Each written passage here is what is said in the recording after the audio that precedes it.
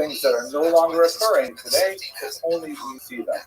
And then finally, perhaps the most sophisticated brain, great lover of each people, wrote, history doesn't repeat itself, but it often rhymes. Meaning we don't necessarily have one-to-one relations between the distant history and our period, but we often find that there are elements that we can look at and understand some. And that's essentially what my goal for today is. Over the next 15 minutes or so, I would like to specifically look at the Roman-Jewish War, the first great revolt that erupted in the year 66 and ended with the fall of Masada in the year 73 or 74. And I'm real today. Most of my apartment down the hall where I did graduate studies, it's very hard to translate those skills. I am very comfortable for our reflections for our current day. I think one of the areas that we have to look at first is, what are our sources? How do we know what happened in the past, and how do we know what is happening today? And there is perhaps one of the strongest correlations between the distant past of the first Great Revolt. By the way, there were several Roman-Jewish wars, at least 3 of them, depending on how you want to count. The Great Revolt is the one that we commemorate today on Tisha B'Av. But we have tremendously unreliable narrators telling us about what exactly happened. We begin with Josephus, who is arguably the most important Jewish historian of all time. He was a tremendous raconteur who was able to recreate, perhaps create, whole speeches of important personages in his great history of the Jewish war. But he is a deeply complex and difficult character. His background is he was born in the year 37 to an aristocratic Jewish family. He was something of a spiritual seeker.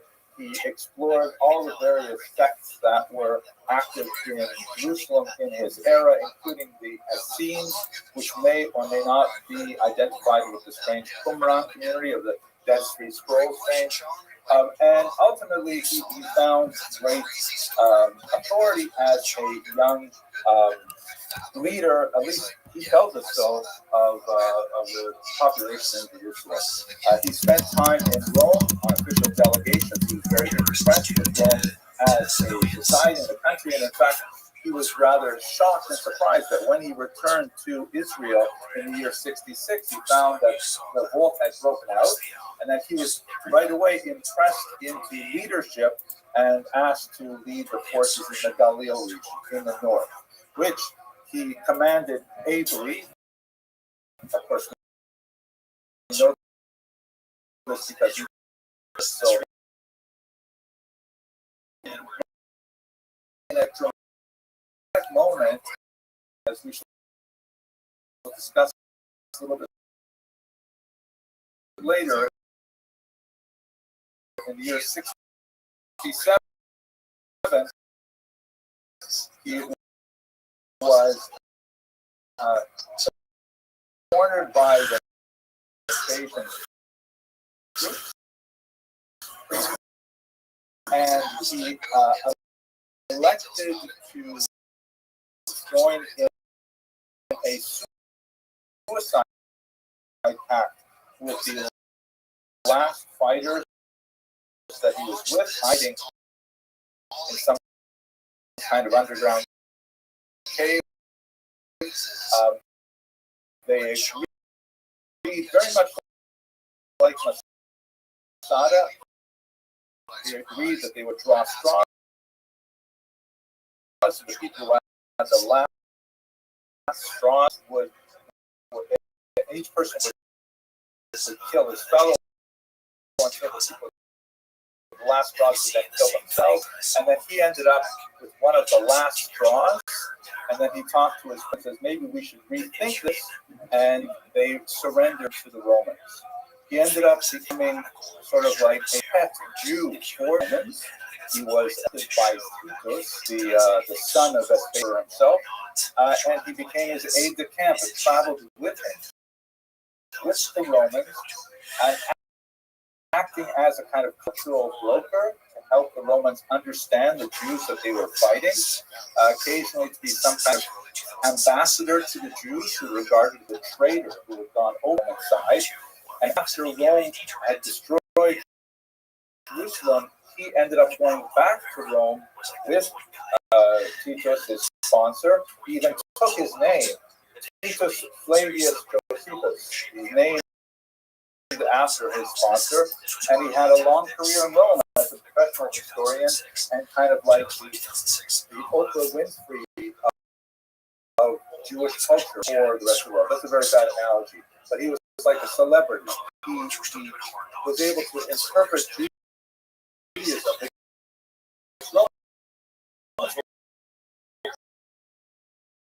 Quite fascinating. With four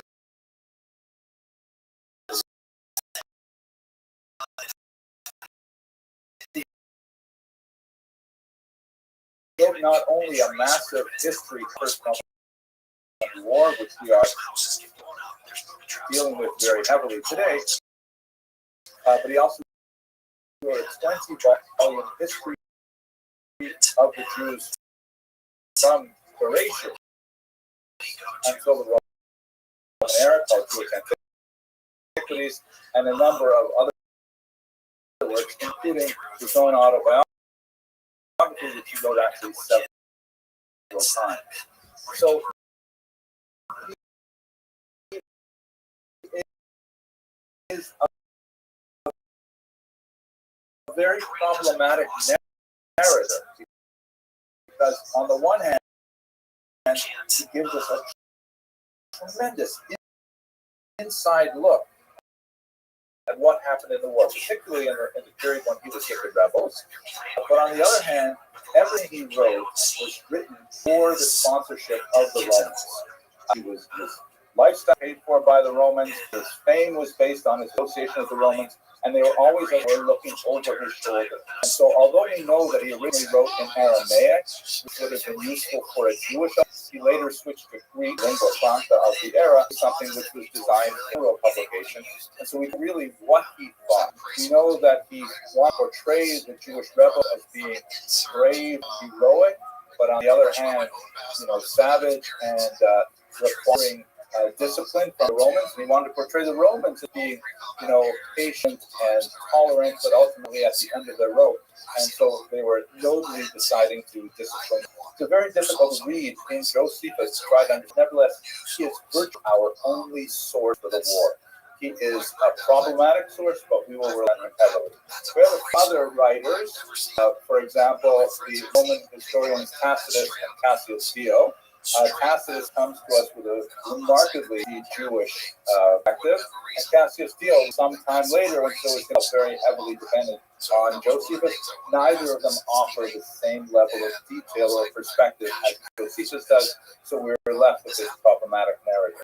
We also have the church historian Eusebius, also very useful because he's deeply invested in things that happen in Judea, but of course, as a Christian historian, to portray a Christological narrative which justifies the destruction of the temple as part of the unfolding of the divine plan, it's also part for us. But we have to try and navigate through these difficult narratives to try to understand what exactly happened historically. Now, if I can take us to our own times, and that's what I'd like to do over the course of this series, basically alternate between times. We're faced with the same difficulties. We have, I forgot one more very important, I'm sorry. We have some amazing, fantastic, rich descriptions of the destruction of the world. The Gemara indeed, of course, is one of the sanctioned texts that are allowed to be studied on this very sad day. But one of the problems with this particular source as a place where we go for historical information is that it's not a history book. The Talmud is not intended to provide us with academic history as a professor in front of a classroom. The Talmud is intended to edify us, to reinforce our Jewish values, all very wonderful and important and valuable things, but not necessarily the kind of objective history that we would like to get from a more academic presentation.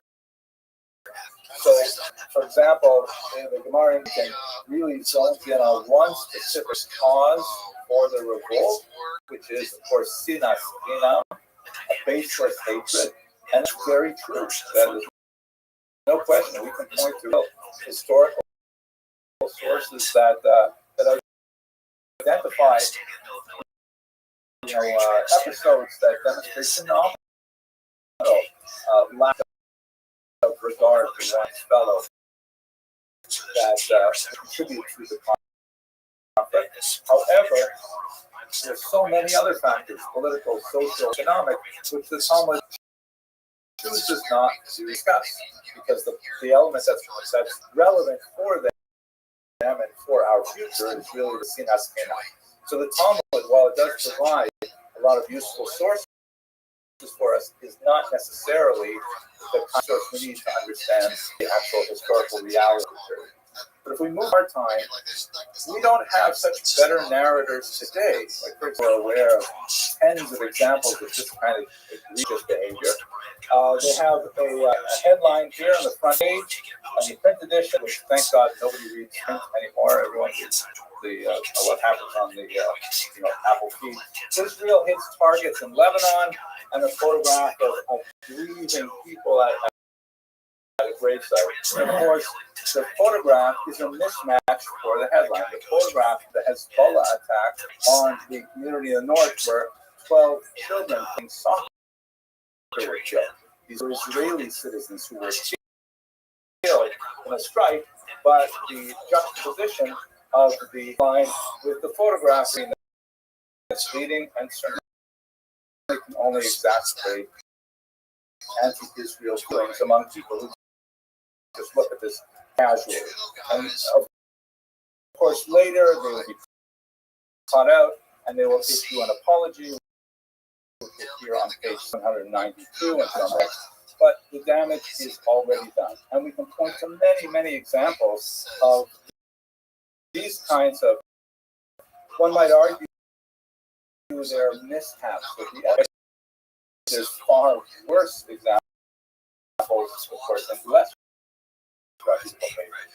Another one, the New York Times, of course. Here you recall the explosion at the Al-Aqsa hospital, I think it was, in which immediately Palestinian sources reported that the Israelis had conducted an airstrike, and then it turns out actually a Palestinian jihad rocket that had gone awry. So you can see here, within the course of a few hours, the time switches from immediately accepting the Hamas-sponsored account. Israeli strike kills hundreds in hospital, Palestinians say, and then backing off is not correct. At least 500 in strike on Gaza hospitals, Palestinians say, until finally the most harm. At least 500 dead in at Gaza hospital, Palestinians say. So these are the narrators that we are dealing with as we try to navigate what's happening in Israel. We can go to much more reputable pro-Israeli sources, like I read the Times of Israel quite a bit, for example, and I read, Bernie News on WhatsApp approximately once every 5 minutes. I'm checking to see if there are any updates. But of course, they have their slants as well, and they will say things the way they want. So we lack a clear, objective narrator of these events to negotiate our own assessment of what is actually happening. Okay, so, and of course, we have one other major element that I can't skip over, and that is the fact that if we have these narrators, certain elements which I have to say, I find as a human being very difficult to understand. The mentalities of us in many ways completely escapes me. And I'll just give you a few examples of this. I'm sure you've seen many of these come from Memory, which a wonderful, what basically they do for Middle East Research Institute. And basically what Memory does is they use the Arabic language web for broadcasts. They used to do only videos as well, very well. And they applied subtitles them so you can see what is the Arab saying about what's going on. And quite often, those perspective on the conflict which I simply cannot understand. Fundamentally, we've all seen these kinds of things. This is like a children's, like a sixth grade or a 6-year-old play, school play. You can see parents here with their cell phones, watching their kids reenact the capture of an Israeli outpost. This is pre-October 7th, in which they will capture Israeli soldiers and bring them back to Gaza. These are 6-year-olds here dressed up as soldiers holding fake weapons. This never happened at any of the schools I sent my kids to. But nevertheless, this is part of the culture. It's so foreign to me that I simply can't get a hold on it. Also, examples like this. This is after October 7th. They interviewed one woman who lost several of her children. Says, this is just screenshots, but you can go to memory and watch the entire interview. By Allah, if all of my children and grandchildren are martyred for the sake of well, Mr. Aquarius, how are you? How was your day? I understand that, God forbid, a person loses a son.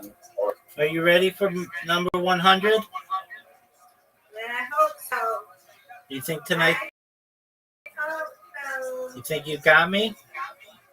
I think I don't know. If I don't get it, I'm just not gonna get it.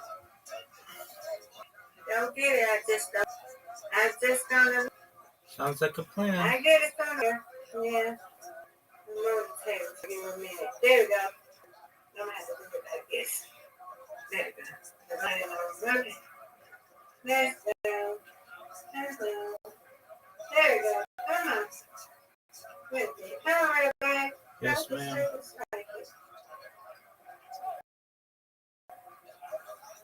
Oh, that was bad. Oh, no. Wow, we both started off badly.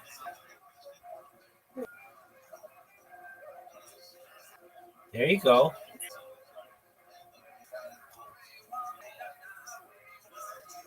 Yeah, you like to do it. Hey.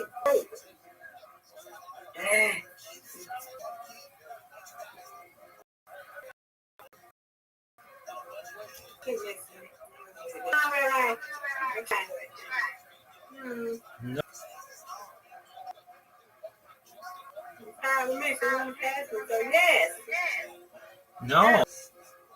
No. Okay.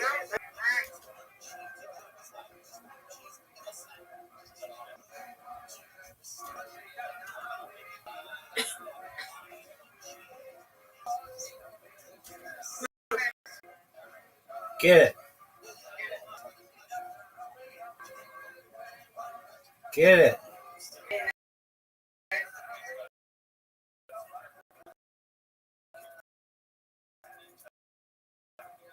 Thank you. Oh, come on. I had to get more than that.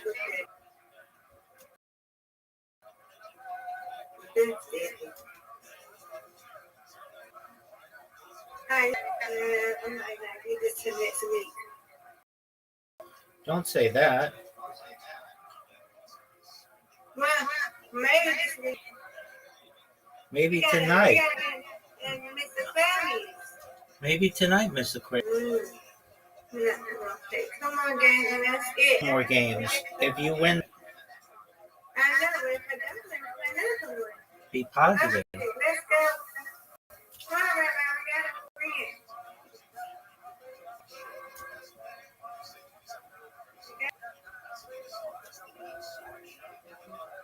Perfect. You've got it. You're gonna beat me this game. Come on, Rabbi. Come on, Rabbi. No, don't let me. Oh, I want you win. I just feel like this is your turn. Get it. Come on, Rabbi.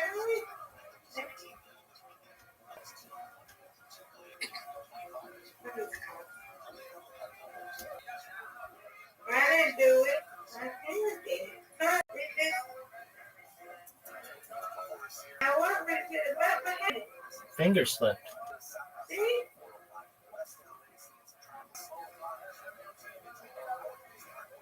Mama, God, keep listening. Get it. No.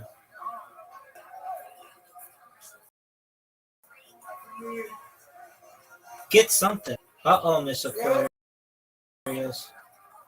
Tab. Okay.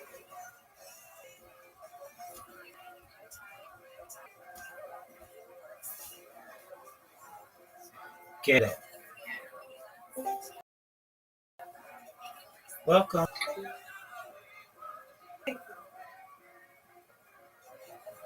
No. Trying to make me. I'm trying to make me man. Thank you. Get it. Yay, good bit. Thank you, ma'am. Call comes down to this, Miss Aquarius. Get a strike. Get this spare. It's a tough split. We have a good. Welcome. How are you?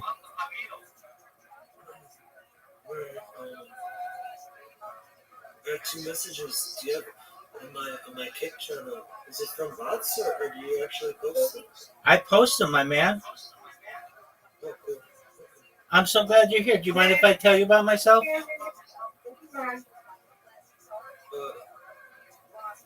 I'm not so good with Discord. Sorry, man. I don't use it too often. I'm just trying to see. Oh, I see. Okay, now okay. Okay, cool. Do you mind if I tell you about myself? Oh yeah, go ahead. I'm Rabbi Rothschild. I stream my life 24 hours a day, 7 days a week, 365 days a year for world peace. I've been streaming since the pandemic, more than 3.5 years of 24/7 content on more than 22 different YouTube streams. I have more data archived than any person in global history. Have you ever seen the movie Truman Show or the television show Big Brother Havens?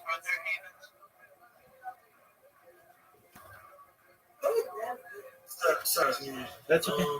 I saw a Truman Show. It seemed like Big Brother. No, that's what I said. So what I do, according to The Economist magazine, is Earth's #1 resource, more valuable than food, water, gold, air. In 2018, data overtook petroleum as Earth's #1 resource, and I have more data archived than any person ever, which may make me an influential person. And if that happens, I'm going to ensure you, Havens, all your friends and family become independent if you're not already. I want to make sure that you have the ability to have generational wealth, and I want you to be able to start charities and philanthropic organizations of your own. How does that sound? You're muted.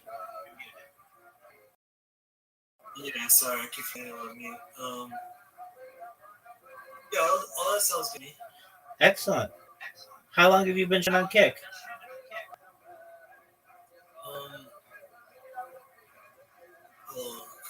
Like 2 weeks, I think. Okay, so you're pretty new to it. Do you stream on other platforms? Yeah, I stream on Twitch also. Oh, very cool. But I have two separate channels. One is like I don't stream the same thing at the same time, you know. I just have two separate channels. One on Kick is it's my propaganda machine. So I just like downloaded a bunch of documentaries and then I just play them.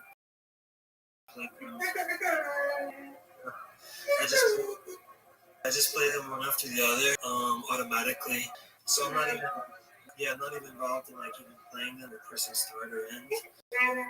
That's cool. So that it's all automated. Yeah. But then on Twitch is like I do more talking stuff like that. Very cool. I haven't even seen anything on the other one. It's the bot power_plot. That's the kick one. Oh, very cool. Yeah. If I may ask, did you see my messages? Or did you see the clips that I post? That's on time. I don't never get I never get it. Heaven post? or did you see messages that I sent in the chat?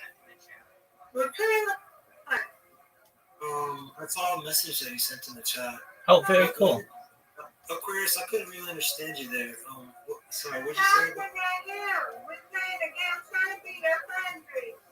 What game? You've got it. So we're playing bowling. Bowling? Which game? Bowling? Oh, bowling, yeah. Do you like to bowl? I haven't been in a very long time bowling. Yeah, I understand. Well, Yeah, not for if you saw my message, then you know that I stream my life 24/7. You know I like to talk about futurology, things like anti-gravity, antimatter, faster than light travel, faster than light communication, things like artificial general intelligence, artificial superintelligence, life extension, and mind uploading technology. Do any of those things interest you? Oh man, I'm sorry. I was just thinking about a question for you. I wasn't sorry. I asked you. You were gonna ask me about things. Don't worry about it at all. I was just like, do you only stream to what's it called, Discord? Or stream to like Kick and Twitch or what? I'm live on 20 right now. I'm live on Twitch. Oh, I'm live on Rumble. I'm live on 3 other platforms. I'm live on everything except Kick. And the reason why I'm not live on Kick is I've been banned on Kick. do you mind if I ask your name on Twitch? Sure. I have a bunch. Just type in Rabbi Rothschild, like my name in here, in Kick, and it'll come up. Okay, cool. Yeah, because I was just looking to watch it. I was just like looking to check. I wasn't actually looking to run a video call or whatever. But then everything just went to that Discord link. I think maybe I just like followed that Discord link. I don't know. That's perfect. I didn't go to the link tree, so that's fine. That's okay. It took you exactly where I wanted you to come, because I wanted to meet you, Havens, and I wanted to be able to talk to you, tell you about what I do. You should know more than making you rich and all the futurology stuff. You should know that I'm just a person here who's very positive. I'm someone who is here to be a positive person in your life, to have an optimistic view on the world, and to just give people hope. So if there's anything that you ever need from me, I'm here for you, okay? Yeah, I mean, I don't need anything, man. Thank you. I appreciate it. Absolutely. Well, thank you for joining my Discord. I hope you continue to stay in it. And, in the future, come back whenever you're bored, and let's talk some more, okay? Are you staying on? Are you closing? Can I just hang out? I don't want to interrupt you or anything. But Absolutely. Absolutely. Please do. You like documentaries? I love documentaries. I'm currently watching Jewish history lectures, and you can stay as long as you want. You can play ball with us. I can win. I'm not gonna never win my husband. Do you want to? If you want, you can play bowling with us. I don't like to concentrate too hard, so I don't really want to play. I'm sorry. That's okay. Stay with me, Haven. Stay with me. I'm trying to get to 100. Stay with me. That's okay. We don't want to pressure him. But yeah. So I'm just watching Jewish history lectures. Miss Aquarius, you want one more? Play one more, and then I'll just have to play tomorrow. Absolutely. And yeah, Havens, to your point, you're always welcome here. I'm always live, so like Miss Aquarius, she'll sleep in here tonight. I'll get people who come in throughout the entire world who come in here, and they stay for sometimes 48 hours to sometimes just people pop in, just depending on how they feel. So yeah, this place your new home, Havens. Thank you. You must know a lot about to stream to all those different things and have all these different accounts and stuff. I'm a certified project management professional. If you would take a look on the left part of this Discord, and you're going to see a red circle that says 24/7 YouTube streams. Do you see that? Yeah, that's it. Yeah. Put that link in your browser and see how many live streams I have currently. It'll blow your mind. Oh yeah, you have a whole bunch. That's awesome, man. Absolutely. So yeah, do you have any questions about technology, or what are your goals? You've got a documentary channel. What's your goal for that? Just to educate the world? Yeah, I like to show. So the documentaries are mostly about these America and social struggles. So they talk about strike, all that type of stuff. I don't know, there's a lot of stuff. But also they talk about MKO because the guy who his aunt was a victim of MK Ultra, so then he made all these documentaries, and one of them is about government experimentation on the population. A lot of it is just like anti. It exposes U.S. government crimes and immorality. That's what a lot of it is. Also, large corporation crime and immorality because it's often like the same thing or whatever. Absolutely. What's your favorite documentary that you show? So what's showing so far? Because his documentary, his name is Scott Noble. His I don't know if there's a chat, but hold on, so I'm just trying to see. Like I said, I don't know Discord too great, but oh yeah, here's a chat. Cool. I'll put into the chat his. No, you're not going to be able to chat. The reason why you can't chat is because people spam me with really nasty stuff. So, if you want to be able to send me something, I. That's it. I'm not gonna never win. If I win, it's gonna be a miracle. Okay? So You're gonna win, Miss Aquarius. Miss Aquarius, you're gonna win. I'll win this weekend. You're good. Okay? Don't you worry. Fight for me that I get it. You're gonna get it. Don't you worry. Yeah, I got the. All right, have a good one. Nice to meet you, Davis. I'll be back in a little while. Excellent, Miss Aquarius. Yeah. Me too. So I can put it. Oh no, you can't put it on channel. Okay. you can show it. You can show it if you want. Oh, so. Oh yeah, sure. Yeah, I can show it. Let me show my screen. Let's see. Oh yeah. Let's see. Share screen. Chrome bypass system. Something or other. Select a tab. Oh yeah, I can share this one. So yeah, so it's just like Metanoia is the name of the company, and then they have all these films here. So, for example, this one, The War at Home, it so then you just go to watch online, and then you can watch these little things, or you could click on the video source to see. But I don't know. This is just about Watch it.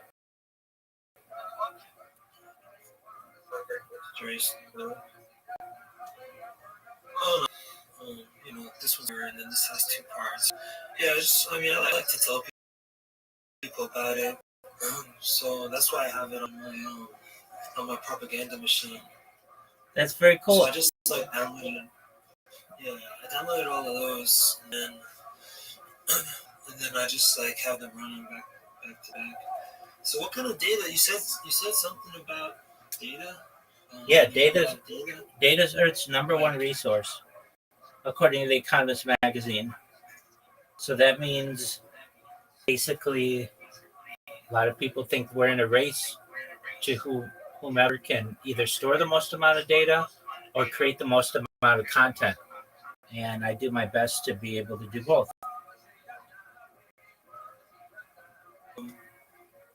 Is it like it about everything, or is it about like specific topics? Well, I mean, it's generally the story of my life, but I watch things on history, I watch things on sports, I watch things on music and singing, and just basically everything that encompasses a human's life. I eat on camera, I sleep on camera, I do just about everything that a human does on camera. No, I meant your data collection. Because you said you had like a lot of terabytes, I think you said, or something like that. Yeah, I do have to. Yeah. So a lot of documentaries and just videos of myself. Oh, cool. That's good, man. That's like a diary, except it's like better than a diary. Exactly. Exactly. As I consider it, hundreds of years ago, I would have been a diarist or a journalist, and in 2025, I'm a vlogger.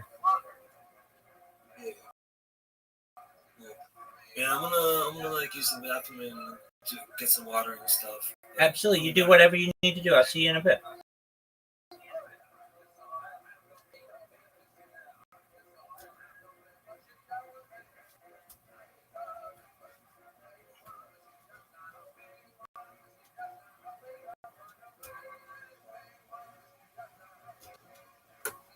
And I forgot I'm actually like super hungry. I'm gonna cook too, but I'm gonna leave you on and Excellent. jump in. I'm going to have these Jewish history lectures. Feel free to listen. Okay, cool, man. Or a daughter in combat, then you can feel that your daughter or son did something valuable. Their death was not in vain. But I'm hard pressed to imagine any Jewish mother or grandmother saying it will make them happy. You can come to terms with it, you can accept it perhaps, but to say it makes you happy is beyond me. And here's one from just yesterday. This is an Islamic scholar from the Muslim Brotherhood speaking in Kuwait. And he goes on and says, if you are a nation of 100 million people and 10,000 people die, it's meaningless. And he pushes further on this. And he says, really, we shouldn't be worried about how many Palestinians are dying in Gaza. I simply don't know how to talk to people like this. We don't have common values. And so even if we have a reasonable narrator to explain to us what's going on, we don't know if we're going to get a handle on it because it's beyond, philosophically beyond human understanding. He goes on, by the way, to say, a bizarre point, why is every single person is so precious for the Israelis, meaning Jews? Why do we care so much about every single person? He offers this crazy answer. It's because we spend so much money to bring them to Israel. And he has it completely backwards. We may spend a lot of money on individuals, but that's because we care about individuals. We're not trying to win some kind of geopolitical point. This is the reason there is a war, because they've captured our children. Okay, so that's it. Believe me, that was actually the introduction. That was the first bubble. We have a few more bubbles left. If it becomes overwhelming, I won't kind of decide you want to walk out. That Tisha B'Av is really long. But let's now go to the war itself. So here's what the geopolitical environment looked like at the time of the Great War in the year 66. This lighter shaded area is almost all the Roman Empire. I couldn't squeeze all of it onto the United Kingdom as well. So this is the massive empire as opposed to the tiny little province of Judea over here, tucked away in the southeast corner. And Judea was important in some ways.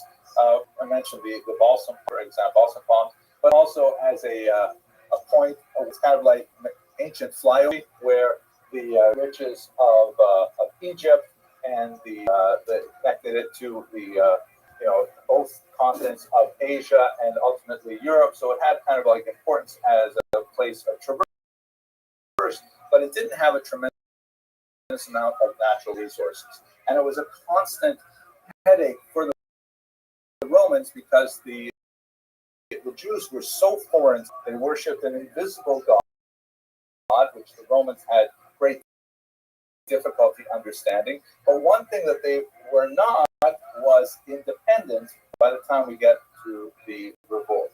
Many people seem to think, based on a very sketchy idea of ancient history, that Israel was independent and then the Romans came and conquered them and destroyed the temple. But that's not at all true. We're there from the year 63 before the Common Era. So in other words, the Romans controlled Judea for 120 years before the Jews' destruction of the temple. So Jews had more or less come to terms with Roman rule because they had been ruled before that by the Egyptians, Syrians, by the Babylonians, the Persians, and so on. Definitely not ideal. Jews harkened back to the golden age of the Maccabean when they had independence for a period of time. But basically, the Jews lost their independence as a result of their own fighting. The queen of the Jewish people was a woman named Zion, and under her reign, which ended in the year 76 before the Common Era, there was it began in the year 76, ended in the year 67, somewhere around that time. Zion had tremendous relations with all the various groups and ideological factions in Israel. The Gemara says that during her reign, things were so good that even the produce were bigger, even the avocados were larger because Zion was such a tremendous queen. However, upon her death, fought over who was going king and who was going to be going gadol. They ended in a very nasty civil war, and both of them, independently of each other, reached out to the Romans that, would you please intervene on our side? The Romans said, fine, we'll be to help you out. They came in, General Pompey, they decided to send Israel for themselves and entered into their empire. This is a scene that's from a 15th century reproduction of Pompey entering the sanctuary. The Gemara also speaks about that. The Romans were deeply curious about what exactly the Jews were worshiping. He simply could not believe that there was no idol in the sanctuary itself. And so he peeked himself in there and also did some atrocious things as well to defile it. But that's great. What's your favorite kind of pizza? The Jews had to live under Roman rule with the kind of disabilities of being a subject. What brand is that? But it was something that the Jews were used to and could tolerate. So let's look at why did they rebel 120 years after the Romans were. So there's several factors. One factor that led to the revolt was a tremendous history of Roman misrule. Do you get many people who chew on kick? Israel way out here in the boonies. Basically, Israel was the kind of place where the Romans, Judea was the technical term, where Romans would send off their second, third-rate administrators, and the expectation was that they would keep things safe, keep things quiet, and they would enrich themselves through various taxes and various types of strong arm tactics. It was not, the Romans didn't go to Israel with a sense of like elevating the society and bringing them up to a higher level of civilization and improving their economy. Basically, it was a place where Roman governors go take advantage of the local population. And so we have a series of Roman governors who are extremely poor and cruel and rapacious. But that held that base for 40 years. We had a very strong Jewish king. By the way, during this entire period, we do have a Jewish king in Israel. The Romans would appoint a king, a giant king, a puppet king, and the king would have to pay tribute to the Romans, but nevertheless, we had our own leadership under the Romans. The most famous, of course, was Herod, who was definitely a maniac who murdered his own children, murdered his wife and brothers-in-law, and so on, and was paranoid and tyrannical. At the same time, he, as it were, kept all the trains running on time as well. He was a very savvy. I don't know who that is, but that's very rude. Opinion. He poured a lot of money into public works, building many cities and harbors in Israel and around the region as well to garner regional fame. In fact, it's somewhat awkward because Herod was such a bad guy as an individual. He's the one who renovated the temple, and when we worship at the Kotel, we're worshiping at that Herod's brick layer. It's his renovations which have died. So when in 4 BC, in a paroxysm of fratricide, killing off his children and his wives, okay, if you want to share what's going on in here, Israel lost is that what the you're saying? strongest client, and a period of chaos where we're very weak kings. You may be familiar from the Gemara. You'll hear of Agrippas. There are actually 2 Agrippases. The first one was actually pretty good and very pro-Jewish in many ways. He didn't last very long. He died in 44. His successor, Agrippas II, his son, was actually just a Roman toady who worked with the Romans throughout the entire period of the war, and essentially was a complete traitor to the Jewish cause, even though he was the king of Judea. So after Herod died in 4 BC, you have especially bad Roman governors who are once again more authoritative than the king himself, imposing phenomenal taxation, not caring at all about supporting public order. So there was a tremendous amount of this heavy taxation. There was a tremendous amount of lawlessness among Jews. That's correct, Jews but become highwaymen, these term is used in the tongue.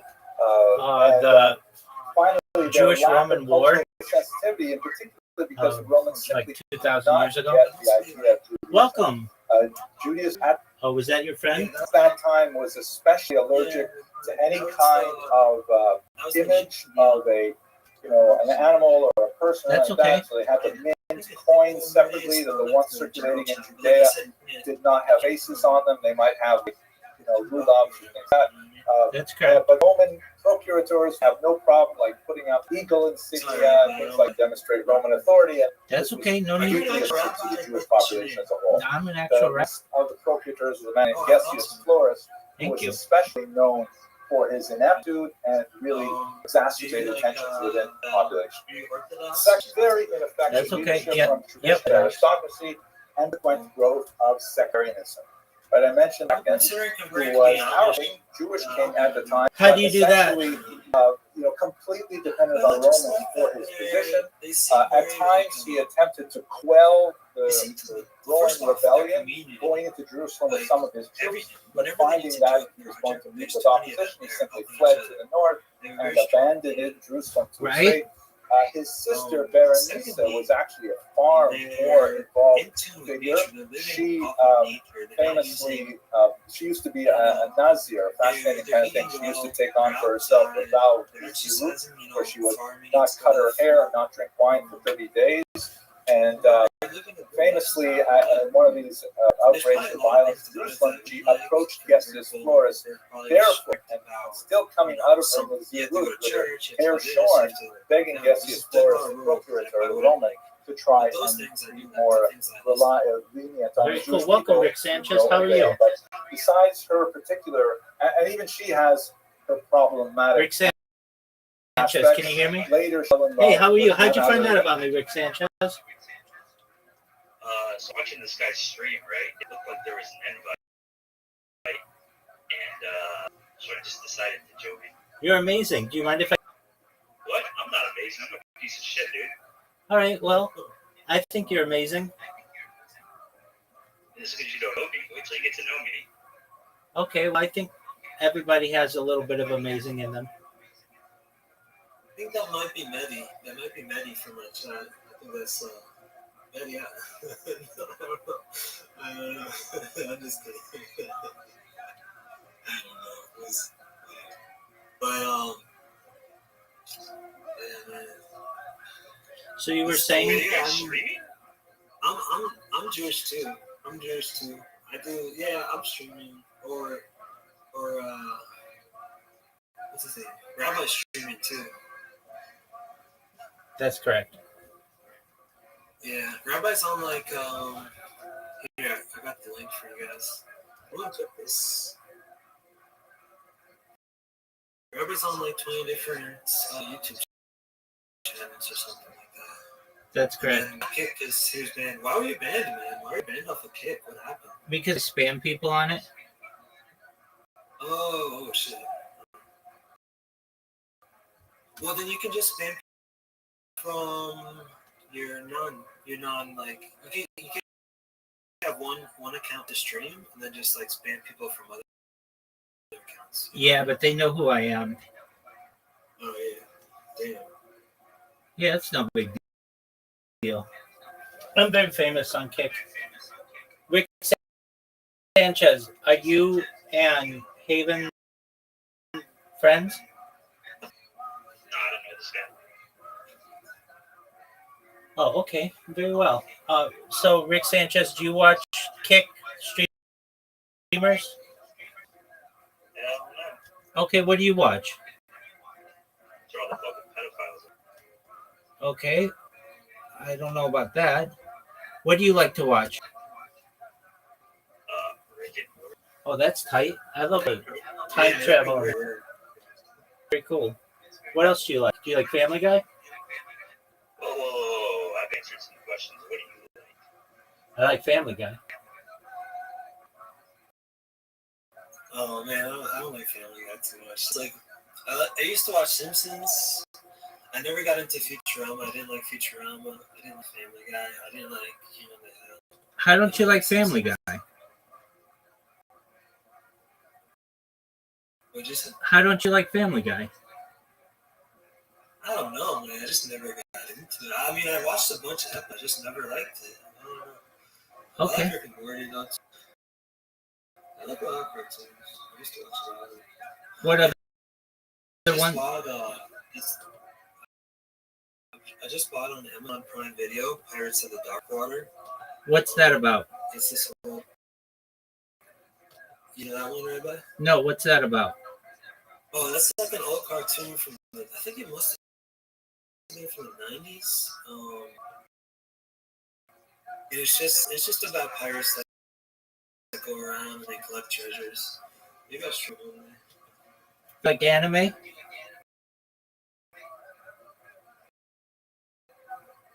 Yeah, anime's good. I like Attack on Titan. What's your favorite anime? A lot about it either. Very little. I would probably Speed Racer because that's like the only one I really know. Oh, okay. Man, how do you have 20 million terabytes but not at least 2 million about anime? I have a river channel that's dedicated to anime, but really anime's not my thing. It kind of wasn't popular when I was a kid, so I didn't get too into it. How about Wasn't Dragon Ball starting to get popular? It was starting to. Whoa, who's got? Welcome. How are you? What up, Mahidi? What's up, big guy? How are you, Mahidi Vampire? Is that your friend? Oh yeah, it's Even- buddy. I'm doing good, thank you. Excellent. I'm just checking everybody 18. Yeah, We're all under 18. Okay. Oh, so you got the 18? Do you have like windows behind that, or is that? Are you projecting? Do you have a projection on the wall, or is that like a window behind you? Action on the wall. Oh, what do you project on? It's just like another. I bet Jewish history lectures. Rick Sanchez, you're not eight. Oh, okay. Rick Sanchez, you're not 18 years old. No, I'm 18. I turned 18 yesterday. No, you didn't. Rick Sanchez, I'm going to ask you. I'm going to ask. No, I'm old, dude. I'm old. Yeah, he's 80. Okay. Yeah. All right. What's Mahidi Vamp? You're not coming in very clearly. Can you repeat that, It please? was like static or something. I said over. How did you guys meet? Oh, no, he's pretty young. Man, you got the like cavern. That sounds like your house sounds pretty cool, man. It sounds like Whoa, that's a lot of stuff. Holy shit. What the fuck even? Yeah. Yeah, I know this guy. Yeah, you know something. You guys know something? Yeah. What do you think about that, Rabbi? To each their own, whatever makes you happy. Yeah. Up to you.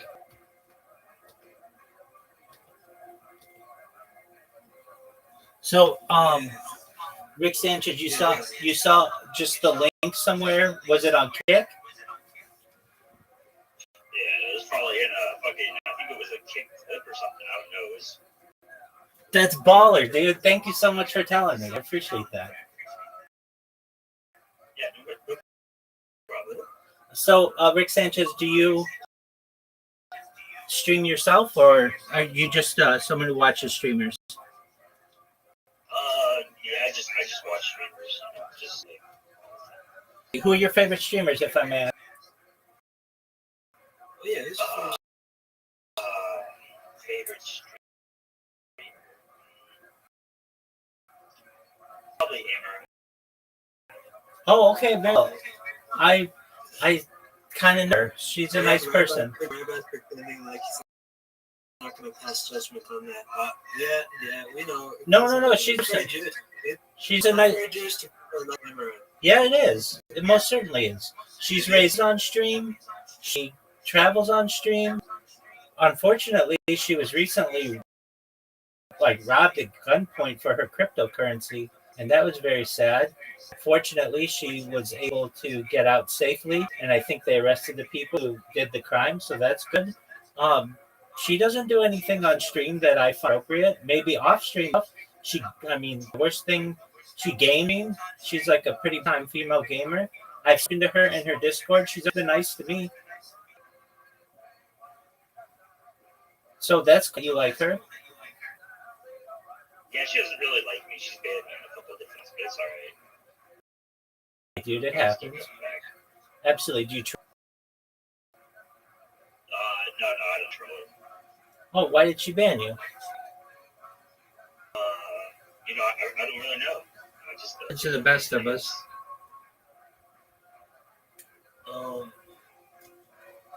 So, Rabbi, let me ask you a Jewish question. Because I'm Jewish too, and I was asking ChatGPT something. Wait, But you guys I'm are on- Jewish? Yeah, me and Rabbi, we both. I think Rabbi we grew up in the same area, maybe. Grew up in Great Neck, Rabbi? I don't know where that Great Neck, New York? No. Oh, Great Neck? No, okay. I grew up right near there. I was always around the street, and, like riding my bike around, and then one time some lady called the police on me, and the police jumped out from behind a bush. They're like, stop. He's like, what are you doing here? I'm like, I'm riding my bike. And then he's like, let me see what's in your bag. So I showed him my bag.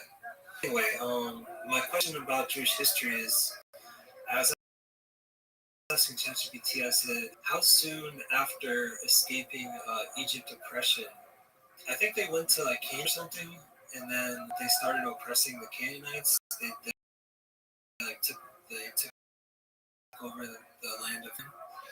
So I want to see like how soon after escaping oppression did they start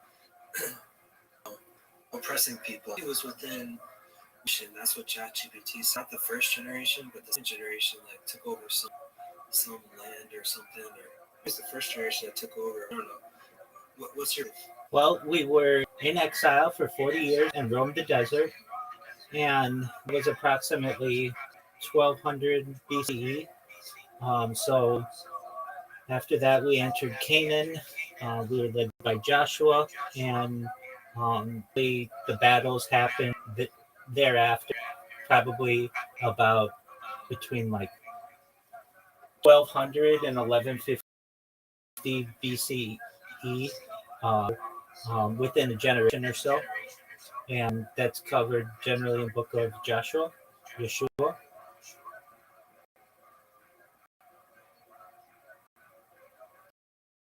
That's cool.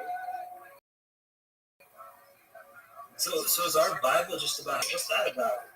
Not at all. It's a story of our people, but it's a story of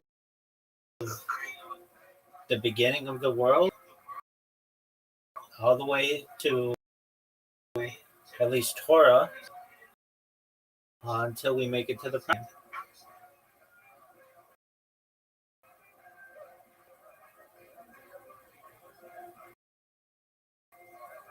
It's a beautiful. Man, I mean,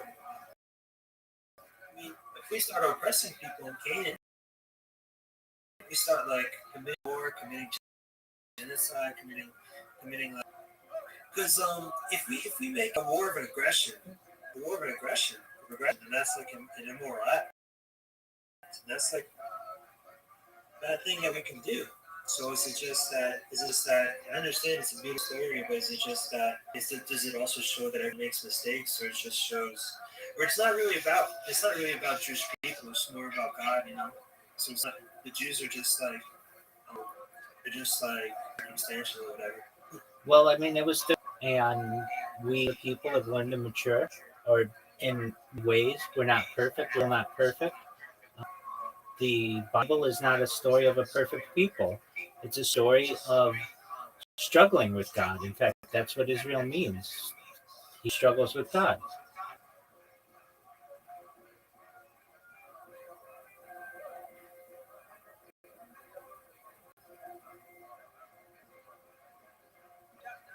Oh man, I had in the middle of peeing to come back to that. I was like, I need to go pee. But yeah, I guess I'm gonna go pee.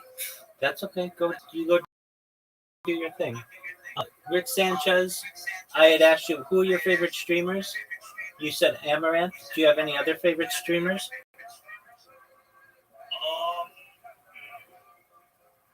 No, I don't think so. Okay, she's the only person. Favorite streamers. That's a good question. I like a lot of people who like are YouTubers, but they don't necessarily live stream. I'm a big Joe Rogan fan. I like a lot of comedians. So Shane Gillis is funny. Bill Burr is funny. Do you know what Kill Tony is? Oh, okay. Kill Tony is the largest live podcast in the world, and it takes place every Monday night on YouTube, and it's also gone to Netflix now, so that's cool. I'm a big fan of that show. I stream it in here every. I have.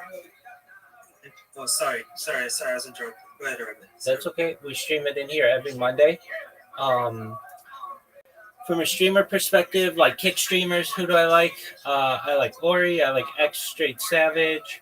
I like Wappy Flanker. I like Amaranth. I like Aiden Ross. I'm the number one streamer all time in Aiden Ross's Discord. Number one streamer all time in iShow Speed's Discord. Number one streamer all time in Kaisenai's Discord. And the number one streamer all time in Amaranth's Discord. So from that perspective. What does that mean? Like number one share in the Discord? Yeah, there's a function that you can see who has spent most time on camera, Discords, and if you do it in their Discord, I show up number one.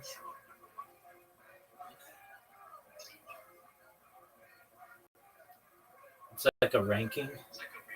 So yeah, those are good ones. Who else do I like? Sam Bond, good streamer. Who else? Like there are some others. Actually, one of my favorites. His name is escaping me right now. Just one moment, I'll get it. He Steve. Yeah, dude. Yeah, I like him a lot. And I like I forget what the ice games that he does. That's really tight. I'm a fan of. Let me find this person's name. He is. Let's see here. So there's Wappy Flanker. From a girl perspective, I like Violet Brandini and Malibu Bailey. She have played chess together on stream. I like Shmed and Orlando Jet. He's great. Odak is cool. Mike's Jr. I like a lot. Slum, like him a lot. I don't know where. Damn, so these are all your favorite. I mean, it's just like some of them. I like Shakti G. Shakti G is really great. He does a lot of streaming challenges um, for charities, so those are really great. What would you say your favorite genre is? Do you like the degenerate shit? Do you like just like gaming streams IRL? Great question. I really like boating. Like that, there are some stream. Yeah, that's okay. But streamers who actually live stream while on the open ocean, that's really fascinating to me.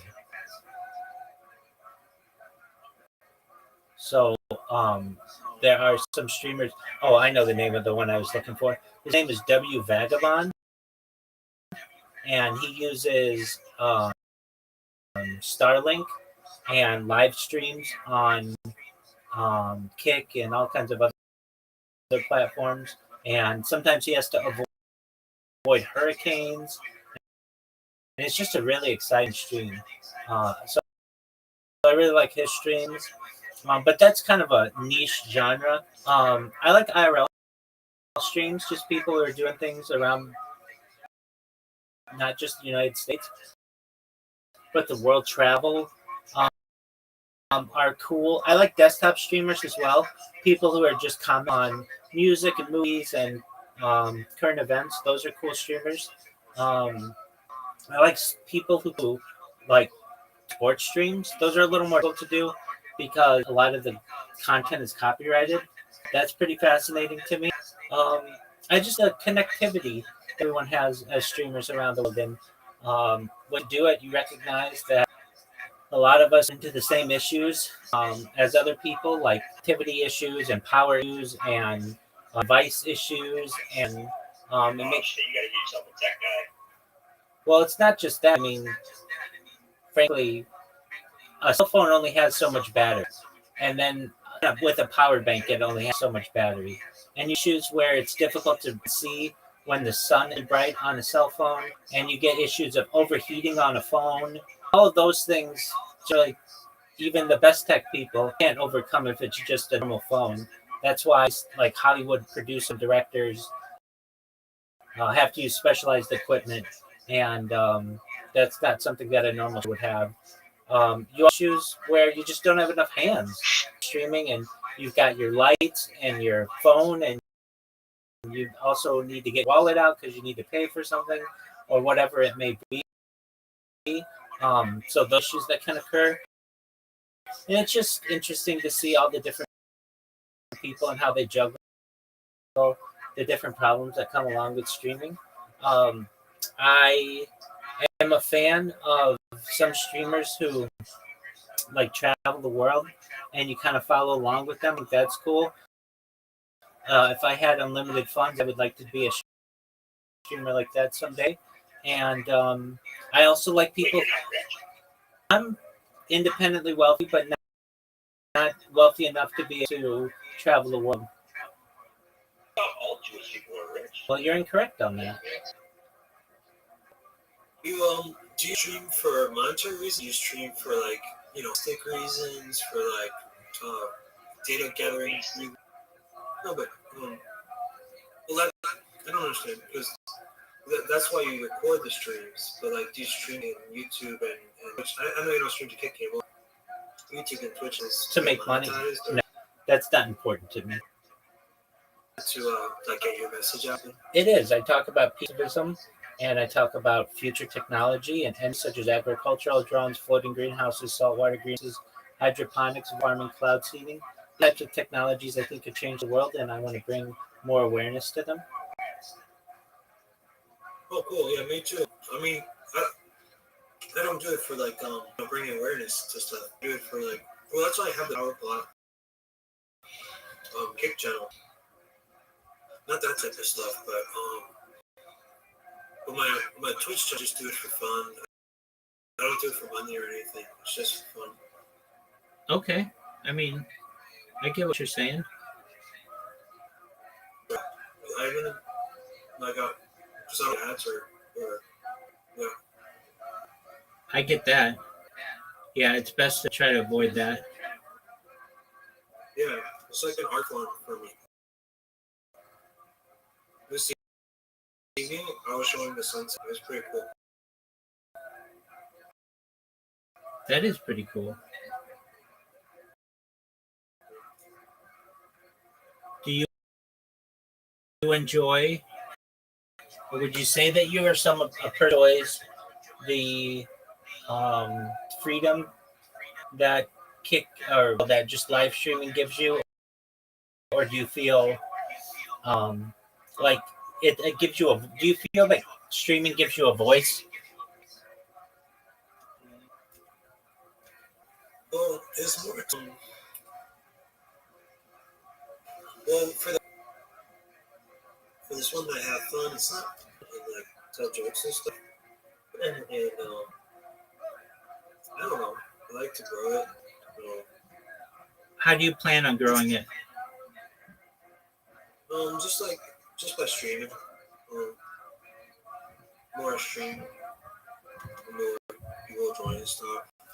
But it's kind of like it's a good medicine because when you're feeling bad, you can just like start streaming, and then people come and they tell you jokes, and you tell jokes, and then it's funny.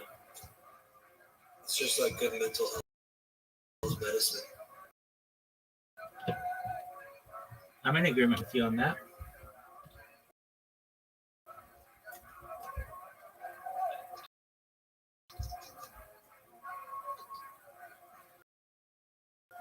How do you plan on growing your channel?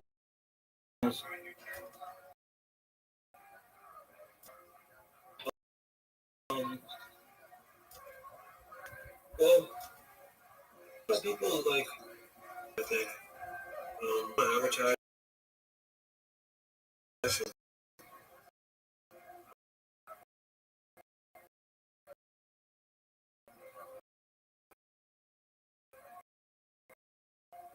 Um, I even turned off raids because I don't know. I didn't want. I just want people who voluntarily go there to go to my channel.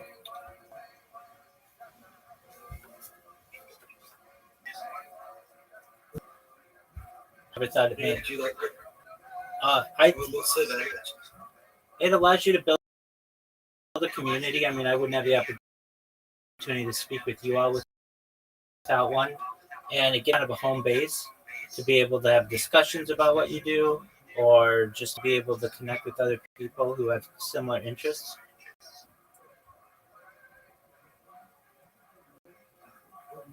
And then you can promote it. And then, like if you get people to become your fans that join and accept, like you can have like little alerts to tell people when you've gone live and such, which can be helpful and get you more people viewing you.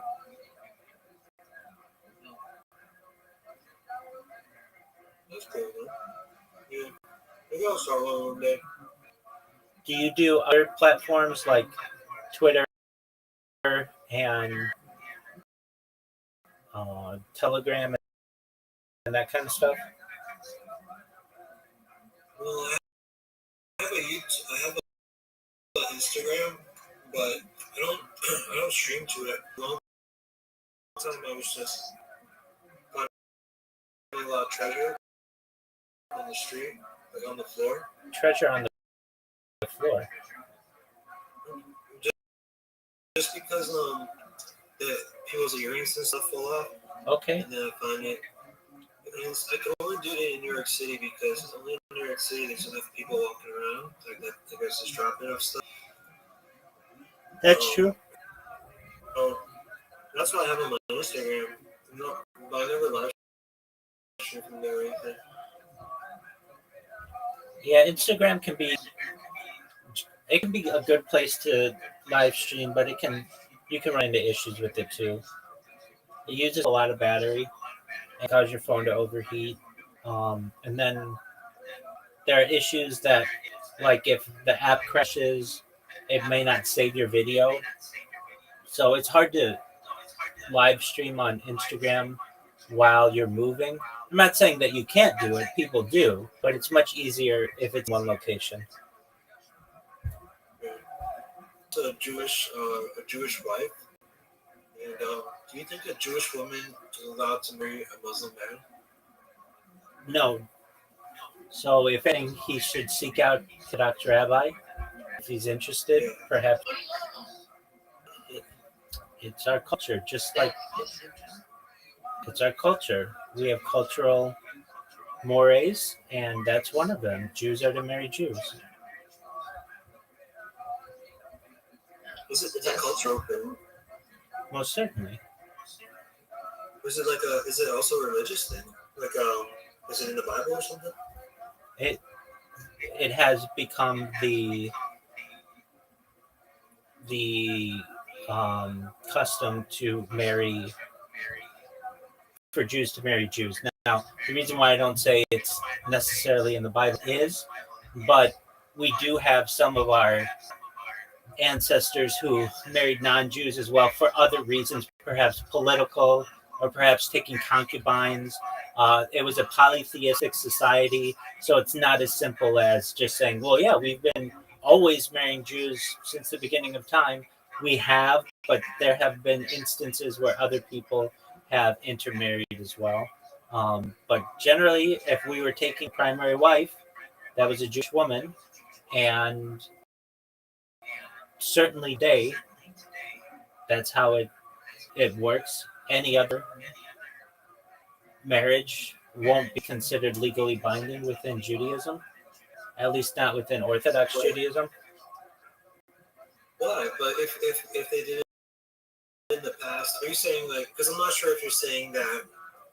Because I don't know the Bible so well, so That's okay. Things have changed. yeah. It's rabbinical decrees of the last 2,000 years that have made and simplified who we can and cannot marry. And the Orthodox view on marriage is that Jews are to marry Jews. There's so many rabbis. How can over 2,000 years? That's like 2 billion rabbis saying all this random stuff. How can you say like this guy said some stuff. Now we should follow what this guy says. Well, it's been recorded in the Talmud, and we generally take our beliefs from the Talmud and Torah, but Talmud is basically the discussions and debates over Torah and the oral Torah. And one of the aspects of oral Torah is that Jews are not to marry non-Jews, and non-Jews are not to marry Jews. If you want to be, yeah, so it's in the Talmud. If we have a situation where we have a non-Jew who wants to marry that non-Jew should seek their local Orthodox rabbi for conversion. But that's not generally seen as an ideal situation. People should want to be Jewish on their own accord, not for another person. Yeah, he just thinks they're hot. He just thinks Jewish women are hot.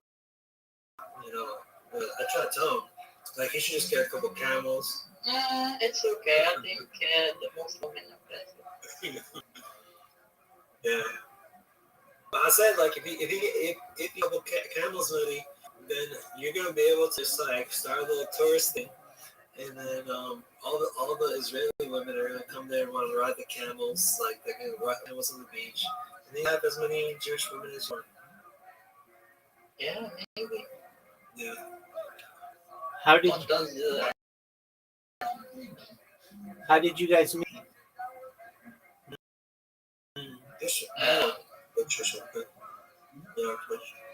You met on Twitch?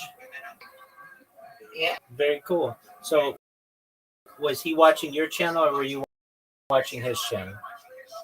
No, we both watch this guy who he likes to get drunk every night under our bunker on the side of a hill, and he drinks a lot of vodka every night. And then recently, his foot got really cold and he lost his foot. He had to take off his foot, so I bought him some food twice. Now this, he just said that social services came to pick him up like a couple of days ago, and they're gonna bring him somewhere. I don't really know where, but yeah, his name is Aaron Tires. You can see him getting drunk on YouTube. Maybe a homeless shelter. Yeah, maybe a homeless shelter. Wow, you sound like he has some issues. I think you'll like him. Yeah, I recommend him too. What about him specifically do you I think I like he is like he doesn't take personal. Okay, so he seems genuine. Yeah. Yeah. Very well. And do you think he is generally a positive person or no? Yeah, I think he stayed positive despite them losing their foot. Yeah. I think especially on the streams, he seems positive. I'm not sure how he is outside of the streams, but on the streams, he's generally. That's good. So he lost his whole foot? Yeah, the whole thing. You have to take it off at the thing was pinned or something. Wow. Well, that's really His unfortunate. foot got wet. Yeah, it was cold that night or something. So does he have like a wheelchair now or something? Well, he was just crawling around because his bunker wheelchair or anything out over there. So he was crawling up and down the hill, I guess. But then once he got to the top of the hill, he got on his wheelchair to go to the stores, I think. But he should be getting a prosthetic foot, but we don't know how or anything like that. Is this person homeless? He is right. Oh wow. Kind of. And he's He still only like as a what do you mean by bunker?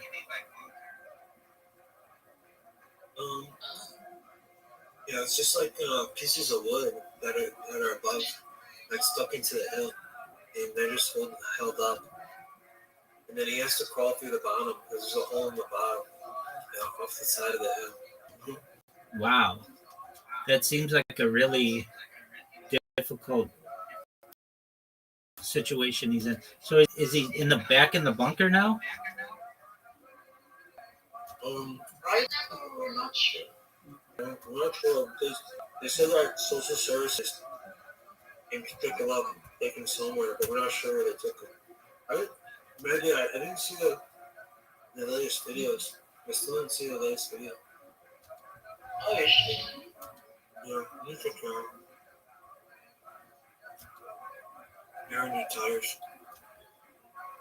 For some reason, is he a Kick streamer or a Twitch streamer? He's on YouTube. He's on YouTube. Oh, he's on YouTube. Okay. He used to be on Twitch, then he got back. What happened to him on Twitch? He got banned. Oh, okay. Why did he get banned? Do you know? I'm not sure. Very interesting. He used there's a way that to call a nut that uses a racist term, but it's the way that Americans like in rural areas type of nut, I guess. So he used that term for the nut. He was just talking about a nut like that you eat, and then someone reported him, so he got banned. And they couldn't figure out like his phone password or something like that to appeal the ban or to get on or to sign into his Twitter. So then, yeah, it's just been using you. He tried to go back to Twitch once, but then the bastards who originally reported him, they tracked him down and they reported him again because they were upset. It was Flannel Houlihan and his evil sidekick Zoom. Wow, that sounds like a comic book. Yeah, yeah. So they were, yeah, they were. Flannel Houlihan was like he was raging every night. He said, "Look what you make me do, you motherfucker! Look what you make me do! I hate this! I hate my life! I hate my life!" And he was like that like every night, drinking vodka.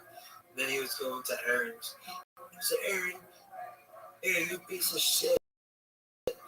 Don't, you don't. Why don't you talk to your children? Why don't you talk to your children, you piece of shit?" And then Aaron's like, "Get out of here! You're banned." And he's like, "Fine, I'm a fucking banned motherfucker." And then, um, and then. And then he got banned, and then Aaron tries to go back, and then Zoom he was always like, always scouting for him to see if Aaron's going to show again. So then, and when he, Zoom, he's from the South, he's from Alabama. So when he's in trouble, he says, "Oh yeah, we're shitting in high cotton. I had to shit in high cotton. Take a shit in high cotton, like all cotton." Right. And yeah. So he says, so when Aaron went back to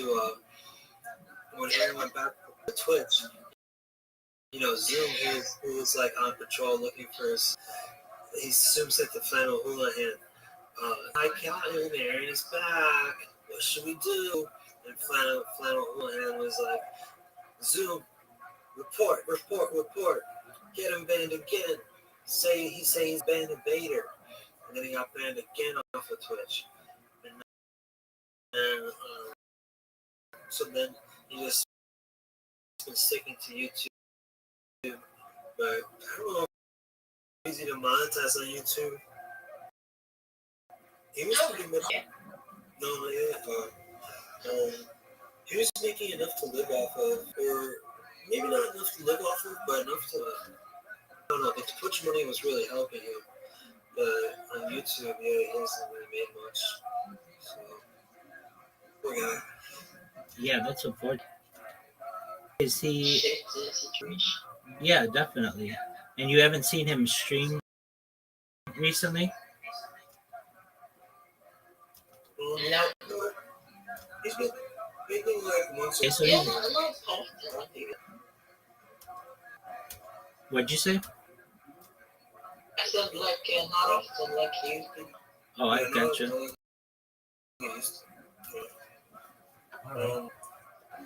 But yeah, he hasn't streamed in. I saw the video, but it's just like a short. I guess I thought maybe he was streaming today, but it's just not short. I feel like he's said it didn't go through. Yeah. Our friend dear Rabbi. You should call me.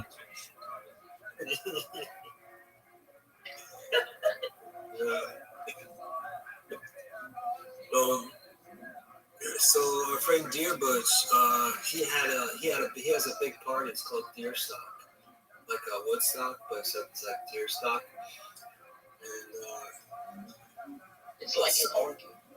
Yeah, it's like an orgy. Yeah. No, we think there's an orgy tent somewhere on there, but so it's going on right now, and I brought Aaron all this food, and I was taking care of Aaron. No one else was helping, and then I couldn't. They don't even invite me to the party. I don't even get invited to the party. Can you believe it? Why didn't you get an invite to the party? I'm just like what's it called? It's only for. What's it called? I think it's only for it. Only for redness? No, Yeah. I'm just a poor, what's it called? I'm a poor, social, ostracization. Ostracism? Ostracized. Yeah, I'm ostracized from all the cool guys. They down on me. All the cool, the girls, they gossip about me. They say this guy, he's so creepy. That's what they say.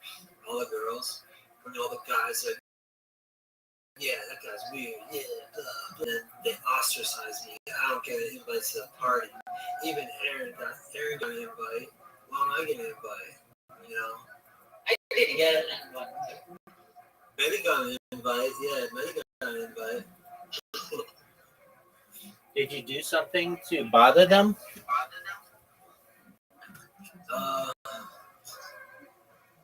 Just like you know, getting picked on left and right by these mean, mean people. Oh, we're boring, chief. Maybe I should do something else.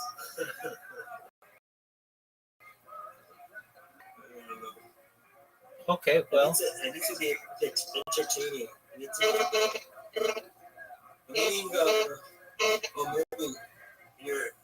Maybe you lost your question. You lost your question there for a second. I was thinking. Oh, my bad.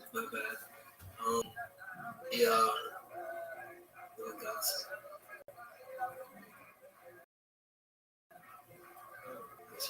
your real name. That's not your real name. You know, dog saying that's not your real name.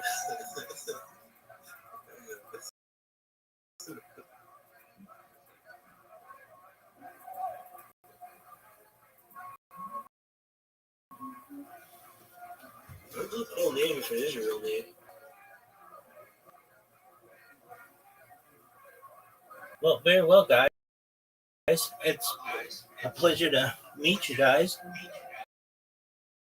If you'd like, I'm going to continue watching some Jewish history documentaries, Jewish history lectures, I should say. If you're interested in watching, and if you need anything from me, I'm here for you, okay?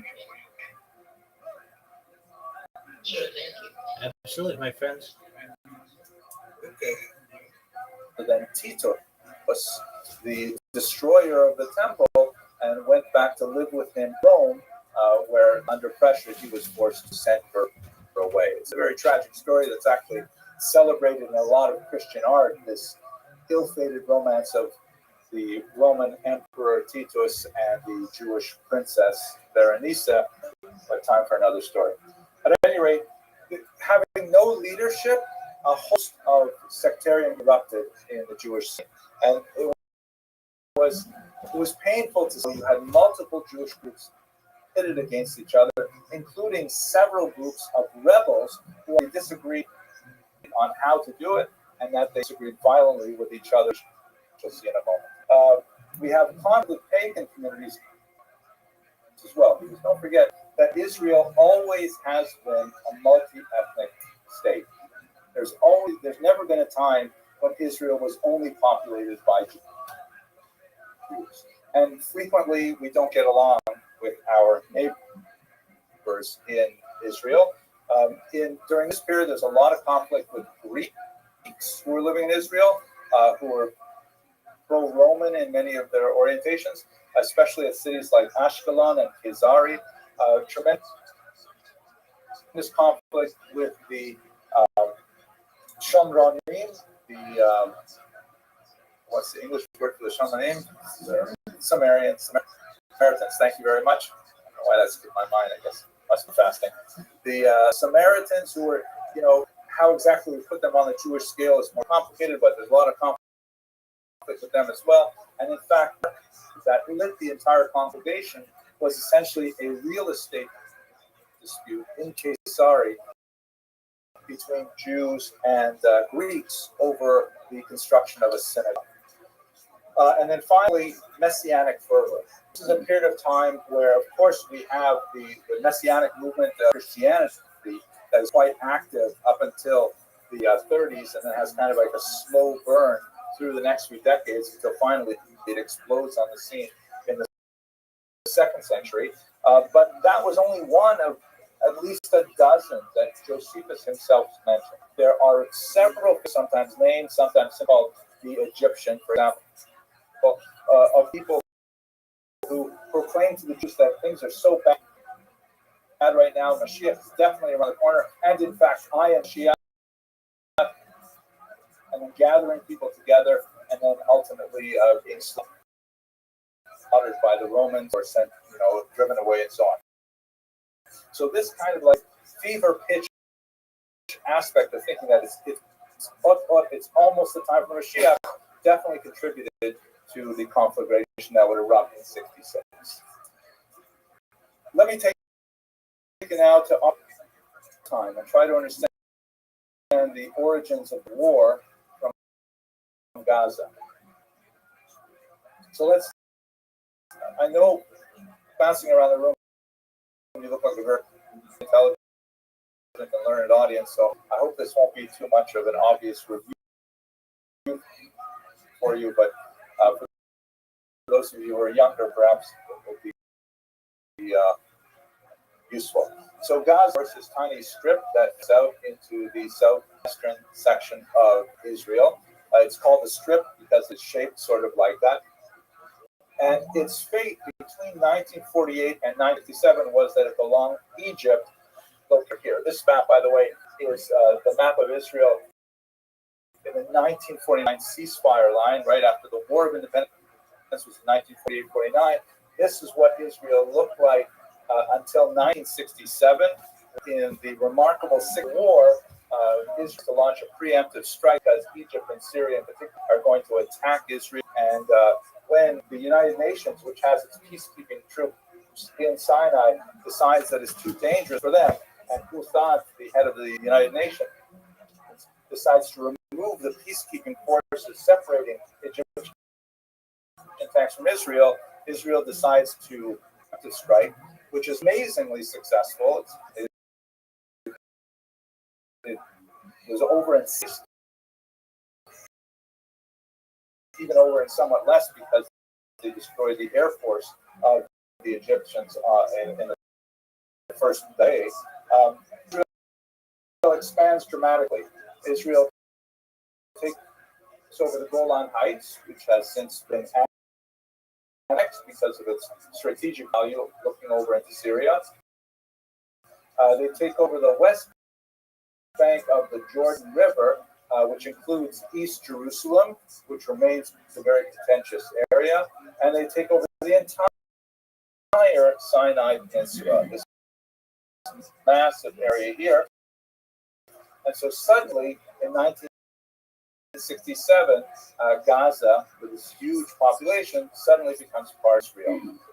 It is, but major things happen in 1978 with the Camp David Accords when Anwar Sadat, shown here, the president of Egypt, and the retarded president of the United States, and Menachem Begin, prime minister of Israel, signed a remarkable peace treaty, and it is not, and especially does that mean I'll be a trailer there? Absolutely, 100%, my friend. and Israel, but it nevertheless has held with minor No, you've done sufficient.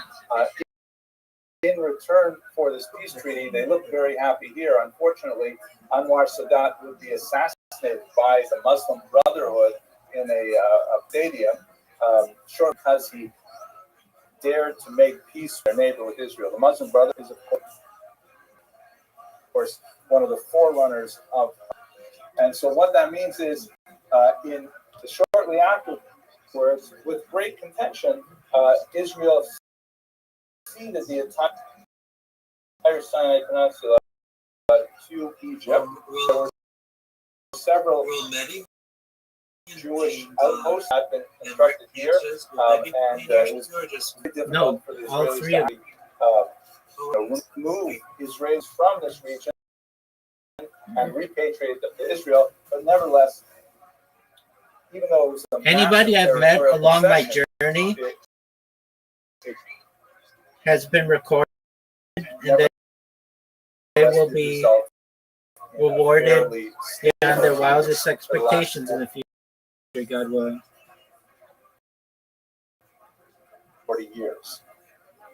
Then, so Israel now,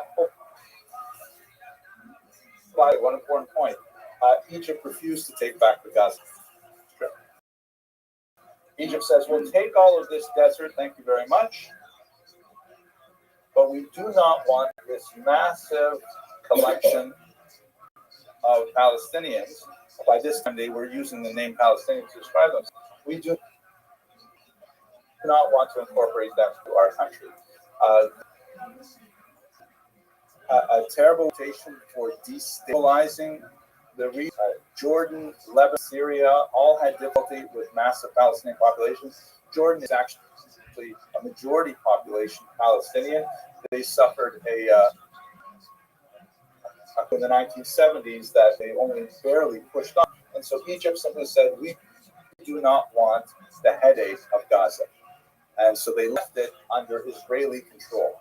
It was not annexed like Golan Heights was, primarily because if Israel were to annex the territory and make it part of Israel proper, they would have to find some way of giving citizenship to the Palestinians, which would create a demographic balance and would remove Israel's status as a Jew with two basic values. It's to do two things at once. Sometimes these values match. Israel wants to a Jewish country. It's designed as a refuge for Jews. That's the way Herzl thought of it. And it also be a democratic country. Absorb the Enlightenment very much like, and that means one person, one vote. And so the challenge is, if you don't have a majority Jewish population, then it could democratically very much vote. And so democracy or democratic values are sometimes sacrificed to preserve the other value of being a Jewish state. This is a highly problematic that Israel is constantly facing. And it's really at the crux of one state versus two states. So Israel is forced to administer the state. They use the term either administer or occupy. Those have different connotations. A small number of Jewish settlements up here, you can see from the satellite images, regions colored blue are where you had Jewish settlements between 1967 and 2005. Some of them were very successful ventures, like the Katif, hydroponics, so on, were developed in Gaza. However, by the year 2005, Ariel Sharon, the Prime Minister of Israel, decided that it was a demographic time, that there's no way it could hold on to Gaza with its some 1.5 million Palestinians and roughly 5,000 Jews. It was an extremely expensive endeavor, not only militarily, economically, but also socially to preserve it. And so, in a matter of great controversy, but supported marginally by the majority of the Israeli population, Sharon pulled out of Gaza in 2005. So it was a very traumatic moment, much more traumatic than when it pulled out of the northern Sinai. But the thinking was, maybe, first of all, Sharon said, we can't keep Gaza because there are too many Palestinians there. At some point, they're going to demand citizenship. The United Nations will force it upon us. What are we supposed to do with them? We don't want to be jailers. And so that's one aspect. And the other aspect was, maybe if they finally have their own region with the promise of tremendous investment from Arab nations, from Europe, from America, they will begin to civilize themselves, and they will, develop a society that we can live alongside as neighbors. That was kind of like the ultimate sort of maybe utopian hope. The Gazans responded very negatively to this, as we see. From 2000 to 2006, he was briefly part of the Palestinian Authority, which was an organization or an entity set up to try and meet the requirements of the Oslo Accords by giving Palestinians a degree of autonomy in both the West Bank and Gaza. It was primarily engineered very much like this photograph with the American president Yitzhak Rabin on the left, the Prime Minister of Israel, and Arafat former who later became the head of the authority on the right, for his effort, much like Sadat before him, Yitzhak Rabin was assassinated in 1990. But after 2006, when they had their first elections, the Palestinians in Gaza voted for Hamas.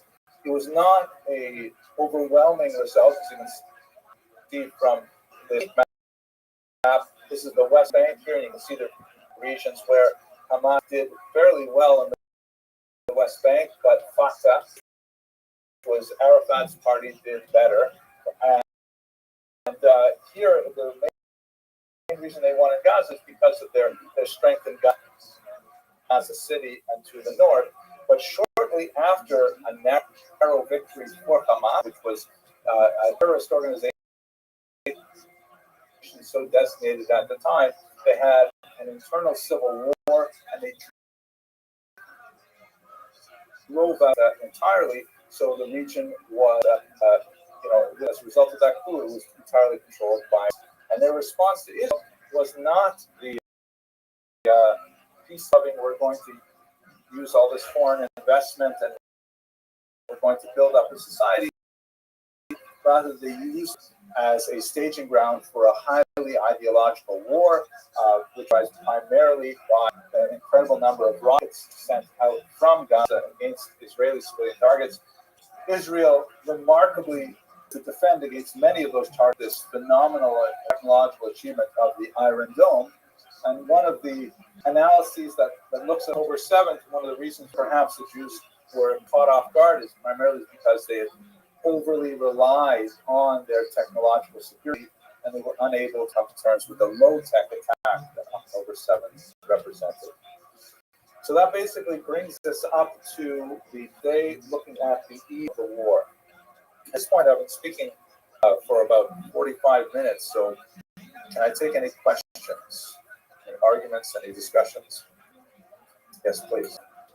Can we have a battle of the Josephus was captured? We made that prediction to escalate. We reconcile that with a similar story, which was actually written later. Yeah, Yochanan ben Zakkai, right.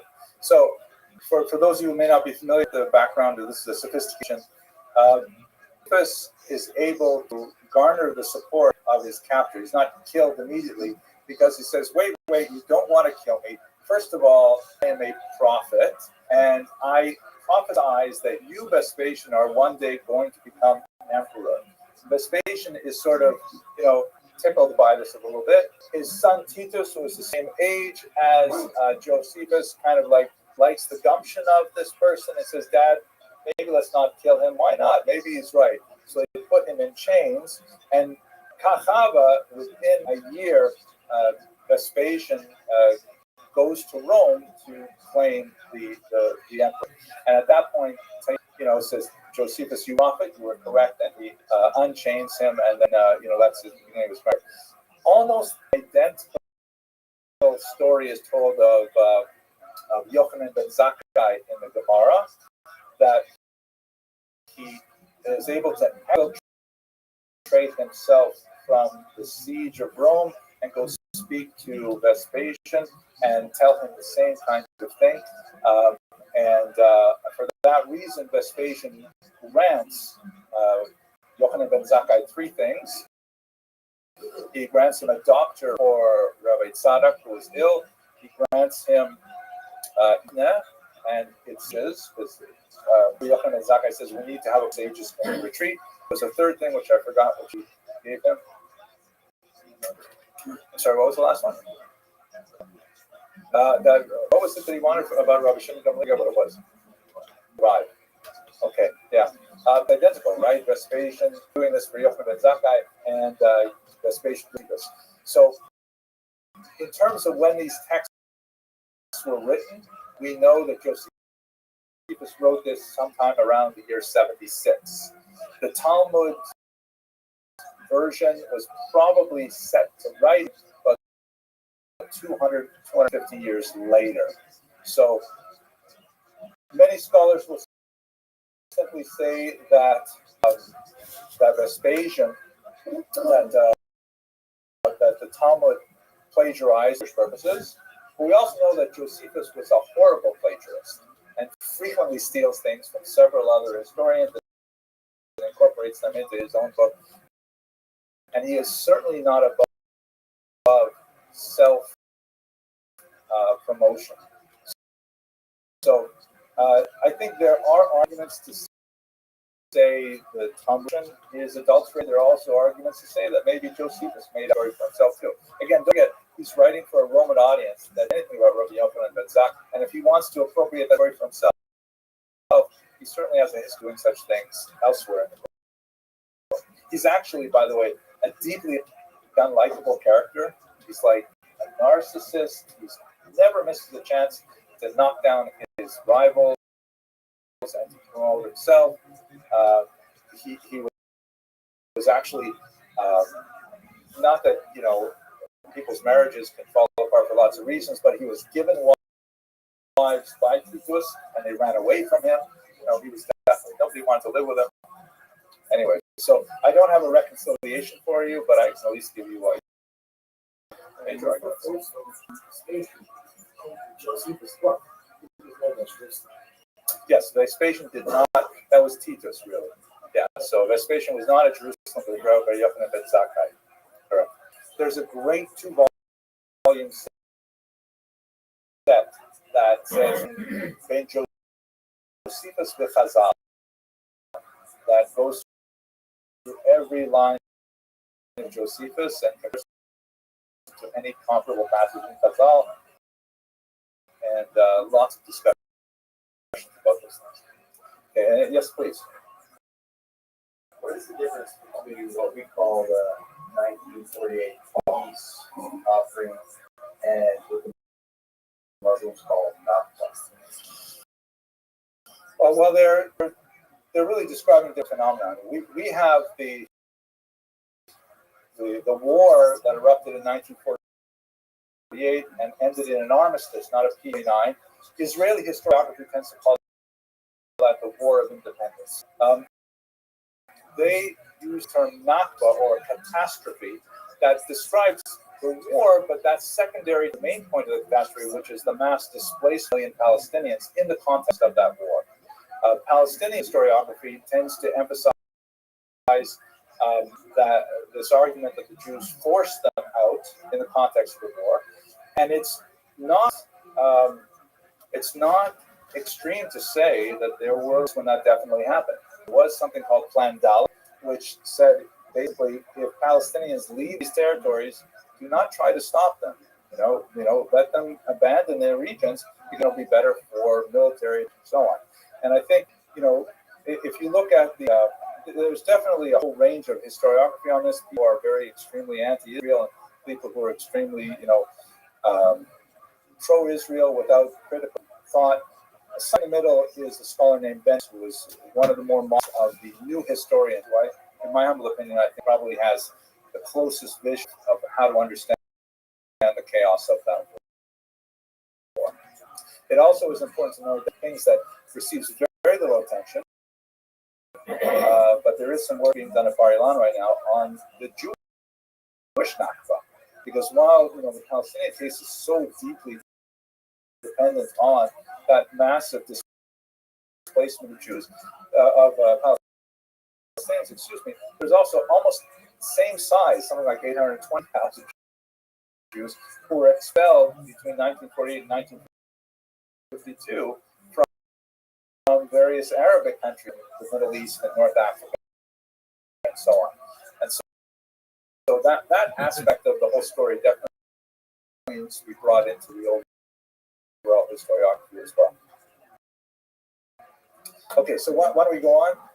Again, it's Tisha B'Av, and I don't mind if you want to leave. That's okay. It doesn't offend me, but we're not going home for lunch, so I'm just speaking slowly. All right.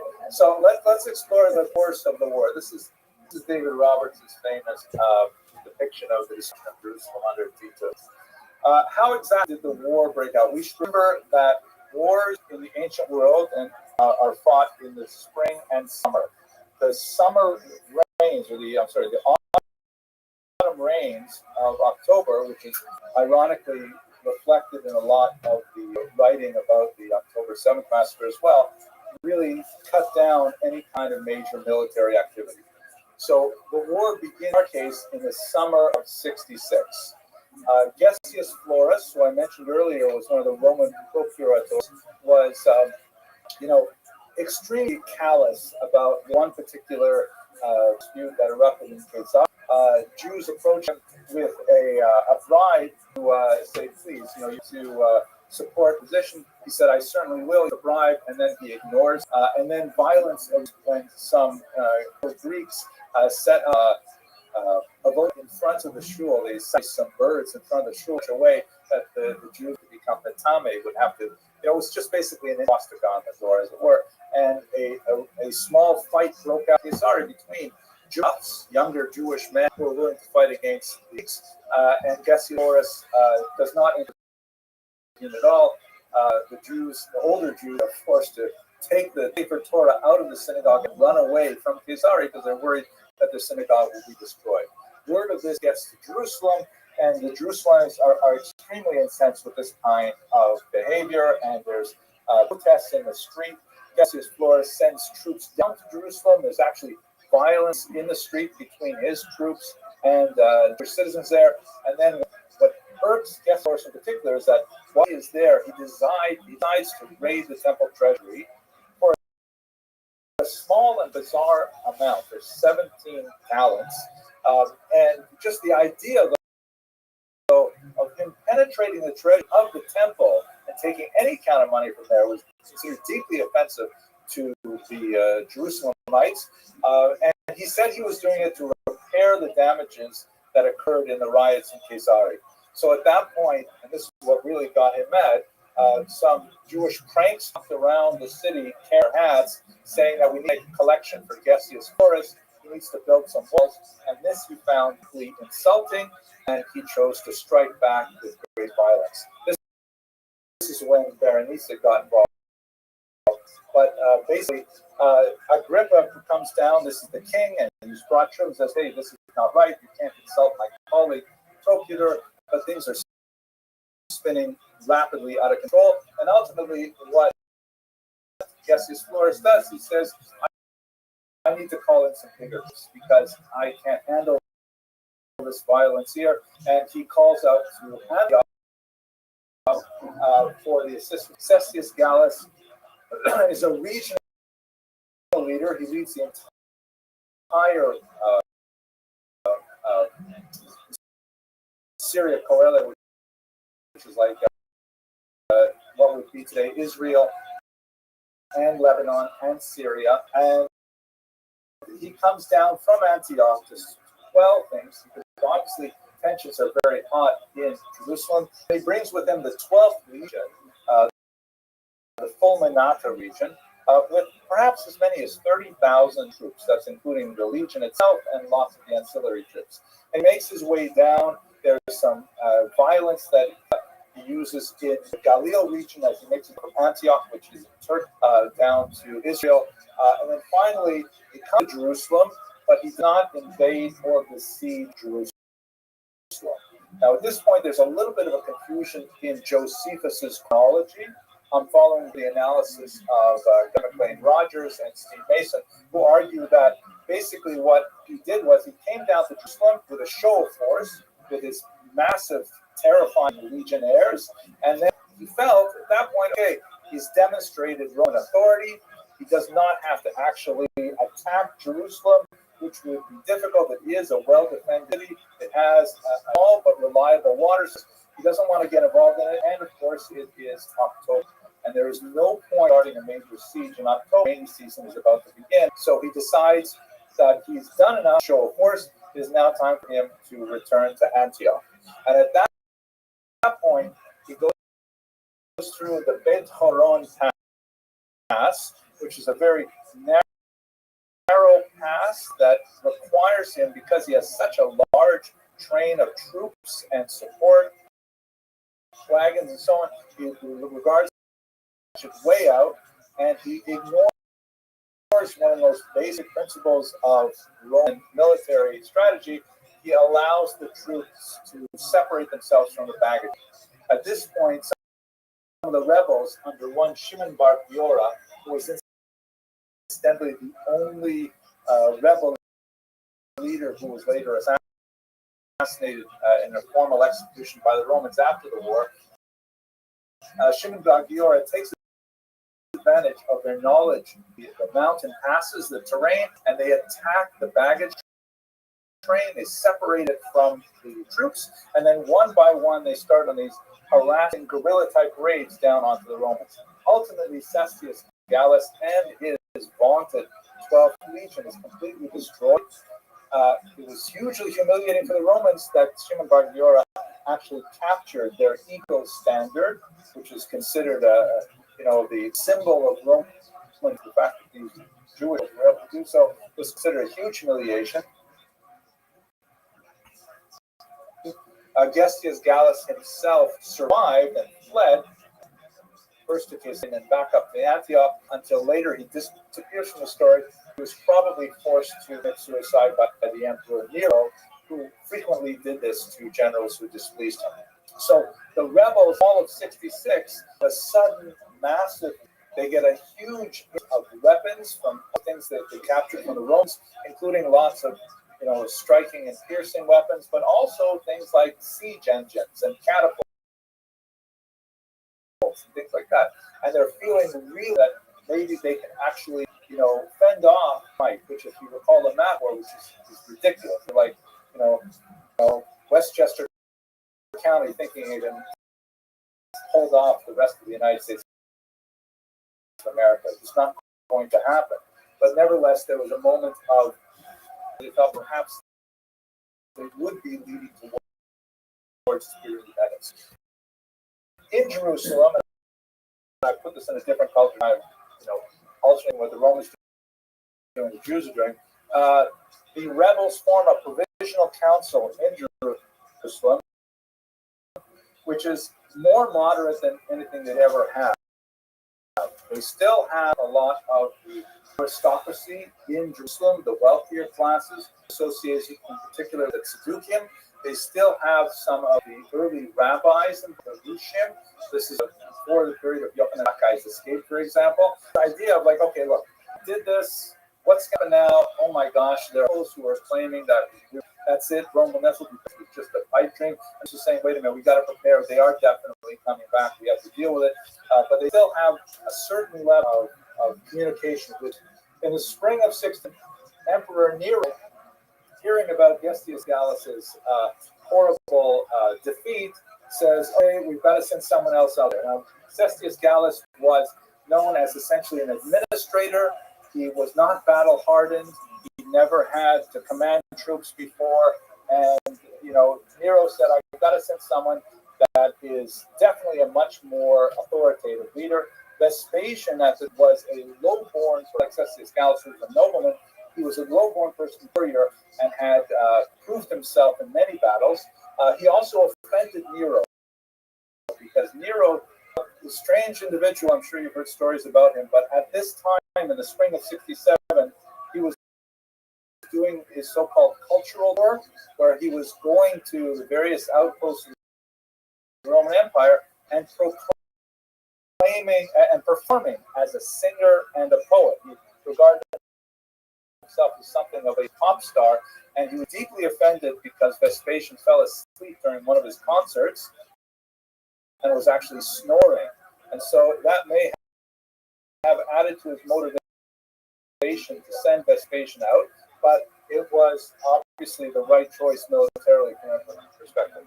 Vespasian assembles his troops, and he makes the same route down from the north, and he leads a very brutal campaign in the Galilee region, methodically,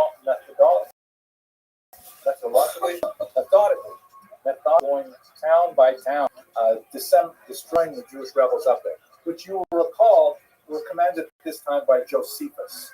Josephus describes his extremely heroic and intelligent defense of the towns, which, if we take him at face value, he was pretty amazing. Like, for example, at Yotapata, where it would ultimately be his downfall, in order to convince the Roman sieging the city that he, in fact, had plenty of water when they did not. He ordered that people do laundry and then hang their wet laundry to the wall. The Romans would see water dripping and they would say, oh, a good water source in there. The siege is going to be much harder than possible. But it is at this point when Vespasian is overwhelming. He has something like 60,000 troops with him.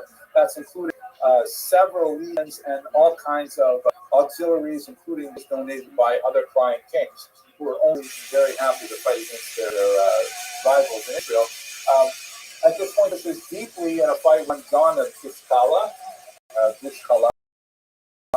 and when Vespasian decimates all these, Josephus surrenders, and John of Giscala makes his way down to Jerusalem, where he would be one of the major rebels at this time. One other point that I didn't want to really raise, because I'm not sure what to do with it, but what I find ironic about the period is that the first century, we had no clear that we all quickly agreed was going to represent us.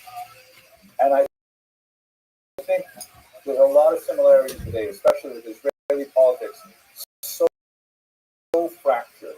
And those elections every 6 to 8 months, because we can't simply decide what do we want as a people. That's an unfortunate parallel that's hard to avoid. Okay. Then in the summer of 68, there's going to be a break because you have to take off, no fighting the winter. In the summer, Vespasian hears about in Rome. Nero has suicide, and now there's a bit of interregnum where there are several candidates for the position of emperor, and he stops attacks because he's waiting to see the Jews in Jerusalem have a period of about a year and a half in the course of this war where they could get their act together. And instead, they do the opposite. They engage in incredible infight in Jerusalem itself. There's one, Elazar, who takes over the sanctuary of the temple. John of Giscala takes over the courtyard. Shimon Bar Giora comes in. Gibeonians come in. And there's horrible street-to-street fighting amongst Jews in Israel, in Jerusalem, for a year and a half before the Romans approach.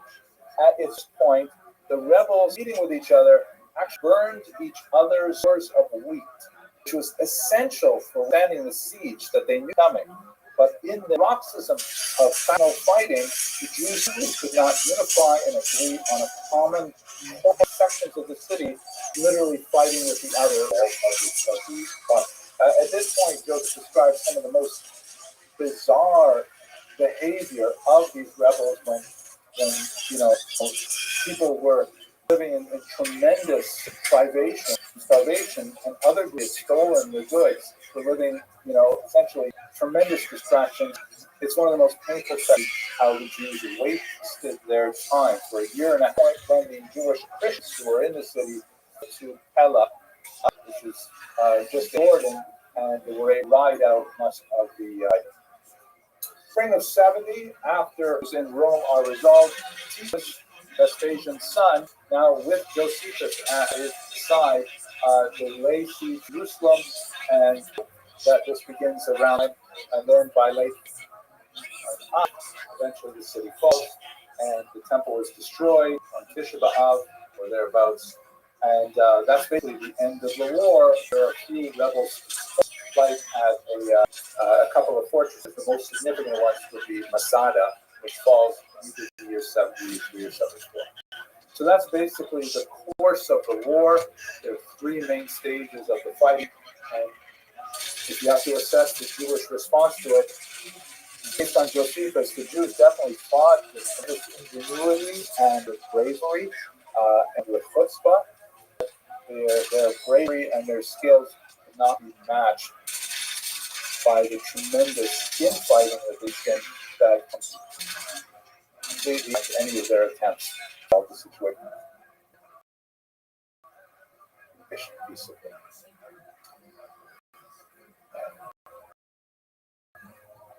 If we look at October 7th, this is one of the most frightening photographs I've seen. I mean, I'm not not going to show you the horrible graphic photographs are unfortunately readily available. This is a satellite photograph that shows you the Mediterranean here. Here's the Gaza Strip. You can see where it's tremendous congestion, as the rabbi pointed out earlier. And this is on October 7th, the fires burning in the Gaza envelope in the kibbutzim as they were attacked on that horrible day.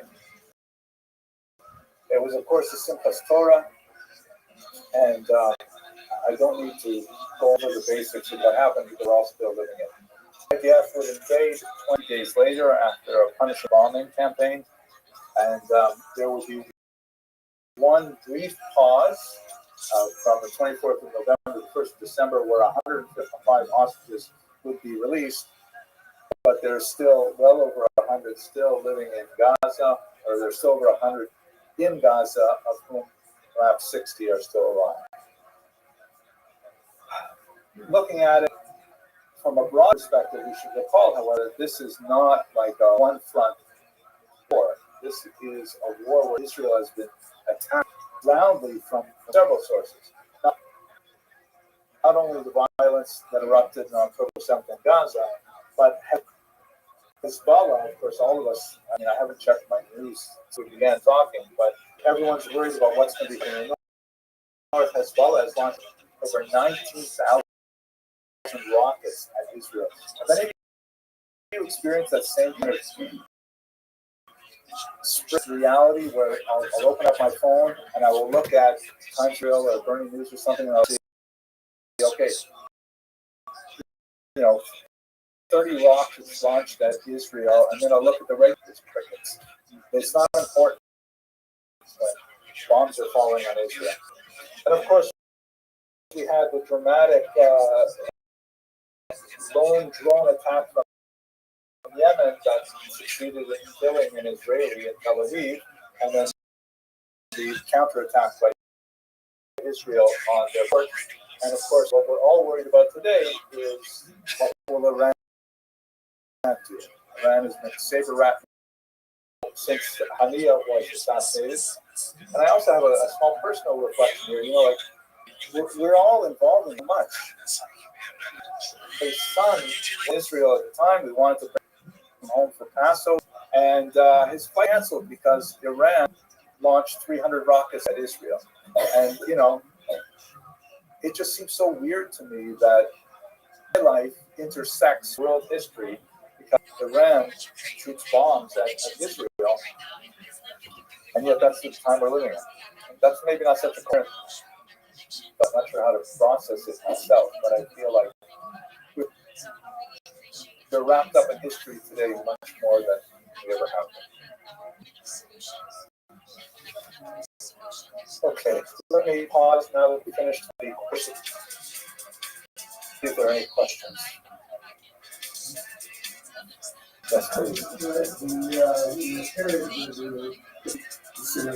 Absolutely. Somebody's absolutely referring to this when we talk about Sinestina regard and ridiculous level of violence perpetrated on each other because we simply could not appreciate common humanity and our common Jewishness.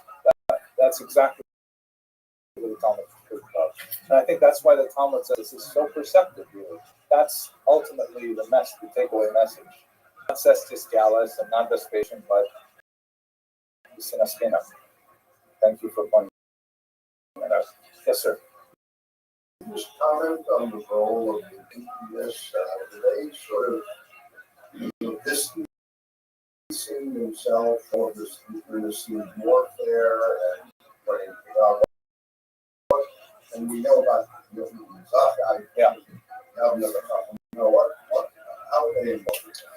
So, as best as we can tell, Josephus himself says he's, and you can't always trust. So he calls himself, by the way, he's under 50. With probably the same as Jerusalem, although some scholars would disagree. And he was not in Jerusalem at the time, So his analysis of it is not necessarily as valuable as what the comment has to say about it. What we can say, for example, if you look at the Yochanan ben Zakkai episode, his own family members were among the rebels. Right? The Yonah who tried to stop her, one of them was his nephew. So this is very much like family politics. Okay? The individual families were divided on many different lines on it, and you have especially younger people who are attracted to the hot-headed rebels of various stripes. The Pharisees, as best as you can tell, tend to be a populist group who are largely pacifist. Not pacifist necessarily on a principled level, but on a more pragmatic level. But their approach was this: we have to deal with Rome. We can't. They're not strong enough to push off Rome, and any kind of open rebellion is going to result in disaster. So my best assessment of the solution is that there's still the people. They still have great connections with people. They're not alienated from them like the Sadducees were, for example. And in the case of Rabbi Yochanan ben Zakkai, they definitely have connections with the rebel groups. But they want to cool the jets of the hot who want to fight against Rome. And that's why the Jerusalem strategy, as articulated by Yochanan ben Zakkai, is Ten li Yavne b'chachecha. Give us a place. We're going to leave and we're going to establish ourselves there and focus on Torah. Because we can't win this. That's my question.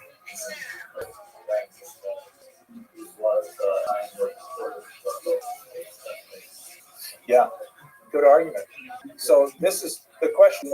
This may have been, as at least my assessment at this time.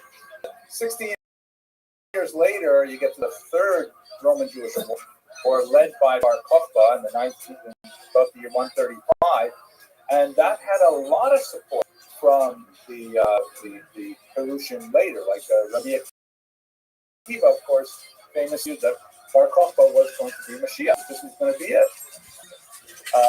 So the Perusian, if they're such peaceniks, how come they could support Bar Kokhba? It was certainly not a uniform support for the Yosef Bar Gaga, for example, in Yerushalmi says to Akiva, wrath will blow from your cheeks. Definitely, there are lots of Tanaim who are not of Bar Kokhba, or at least not to the extent that Akiva was.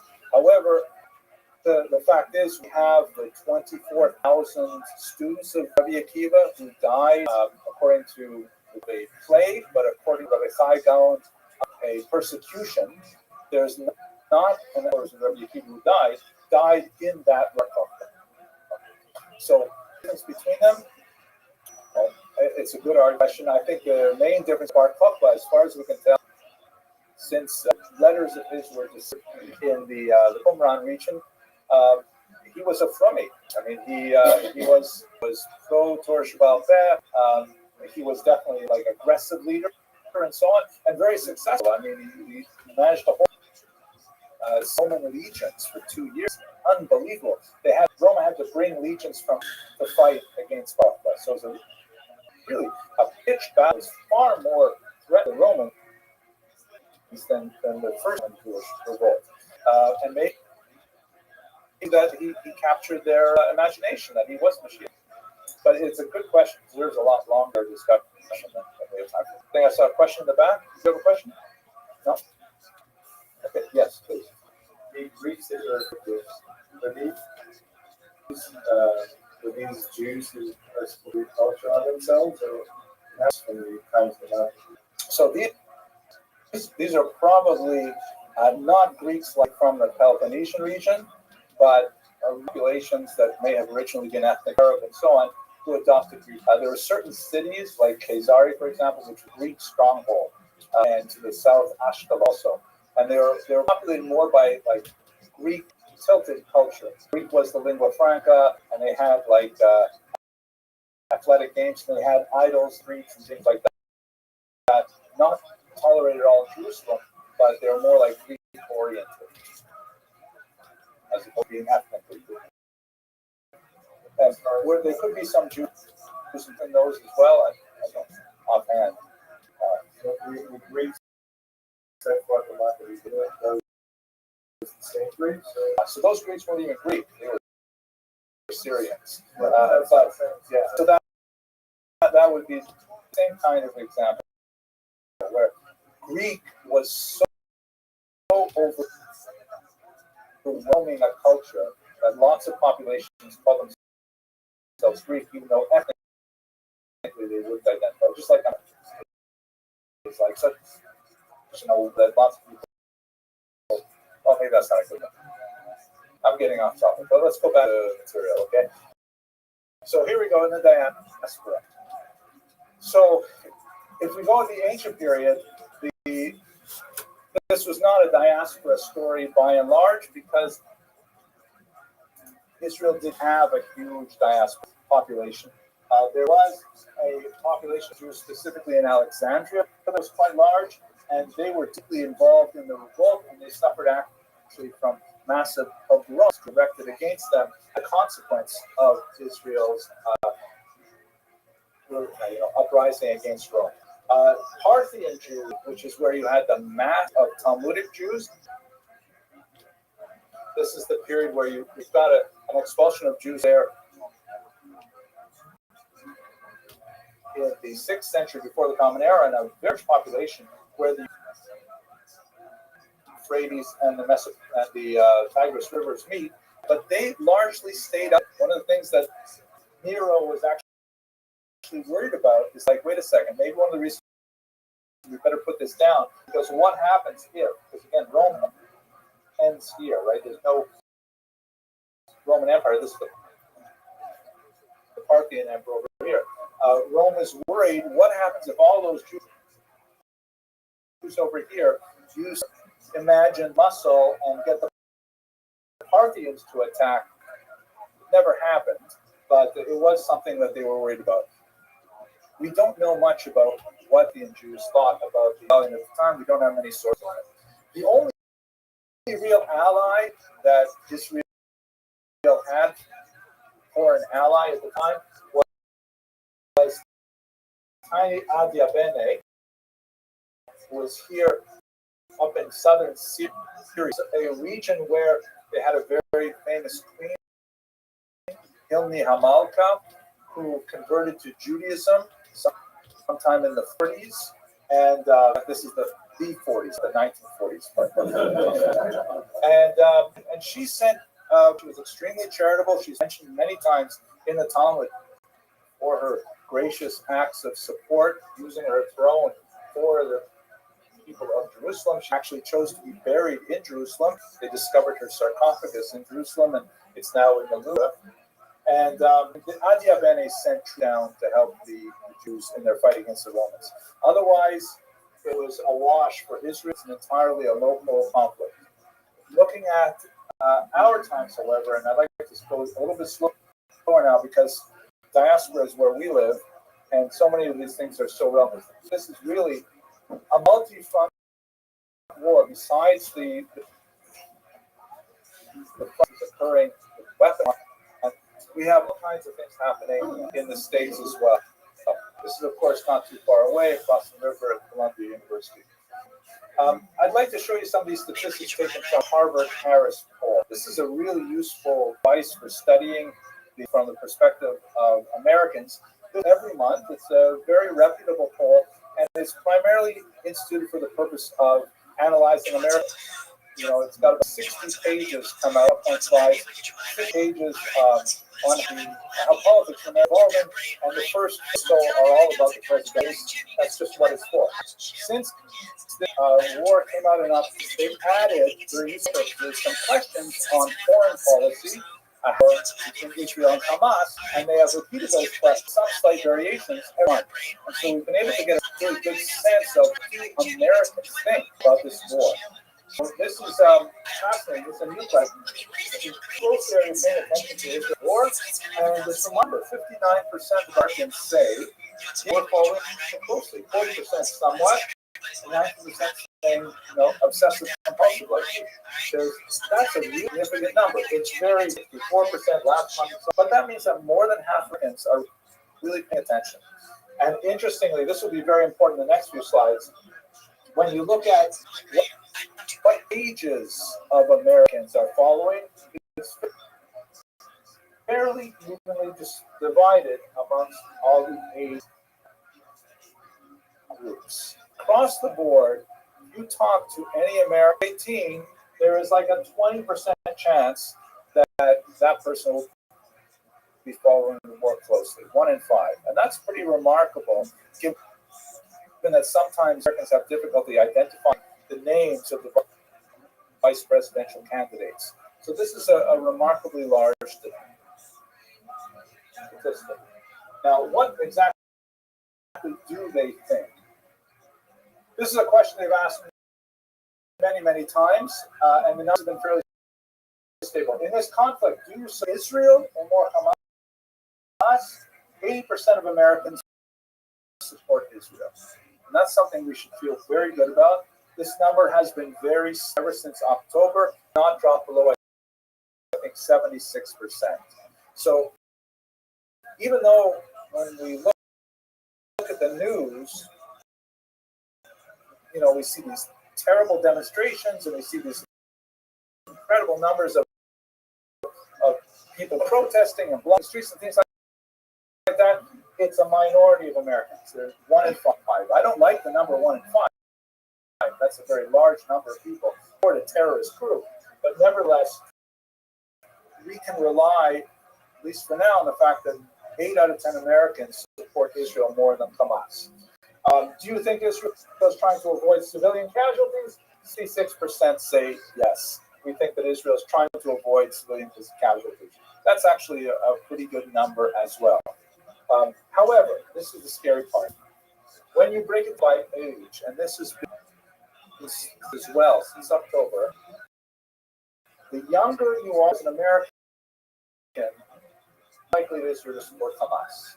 If you look at this crucial issue, 18 to 24, 46% of children, young adults, 46% of them support Hamas over Israel. That's a terrifying number. 1 in 2 Americans under the age of 24 think that Hamas has the right in this fight. As you get older, of course, that number drops. When you get to like my age range, you're 90% correct. 65 plus 93% correct. Hashem. But this is a troubling number because it's not the kind of number that's going to go away. Obviously, these people are there, and their values are going to be spread up along this side as well. Right now, this is the millennials. They're not in power. They're the future, and it's deeply troubling. Over here, is Israel trying to avoid casualties? 54%. The millennials say no. Israel doesn't care about civilian casualties. These are really scary numbers. And this is why I feel that one of the most terrifying fronts of this conflict is what's happening in colleges today. And, I tell you that at Touro University,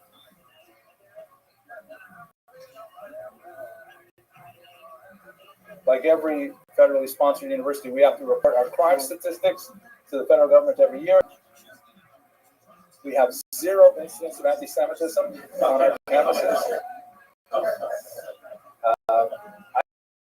I hear there's another university in New York that also has similar statistics. I forget them. But I fear for regular campuses. One of my sons, who is studying to be a marine biologist, which is not one of Touro University's strongest majors, therefore he's gone to a college that has a strong marine biology program, and he describes to me just horrendous things, like people who are friends on Instagram suddenly writing the most vile, horrific, anti-Semitic things on his page, simply because he identifies as a Jew.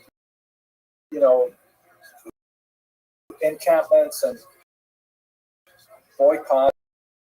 And I myself was speaking at the University of British Columbia a few weeks ago, and they have a beautiful Hillel house on campus. And I was speaking in their Hillel house on the second floor, which has windows all around it. It's in the middle of campus. And they asked me if I mind, can they close all of the window shades? And I said, sure, that's fine, but why do you want to close the window shades on a beautiful sunny day? And they said that because when they see there's a speaker here, they're around and they chant and they shout profanities around on the building. I've never experienced anything like that before, that you could have a spontaneous eruption of hatred just because there's a Jewish speaker in Hillel House. And by the way, the Hillel at UBC is like extremely, a liberal use of the conflict as well. Nevertheless, it doesn't help. These numbers are terrifying. This is front, and it's not us who are facing it. We are, most of us in this room are older. We have our circles of friends. Maybe we see people at work, but going into college campuses, this is a terrifying kind of statistic. Here's another one. 7 in 10 voters say they only favor a conditional ceasefire with Hamas based on the release of hostages.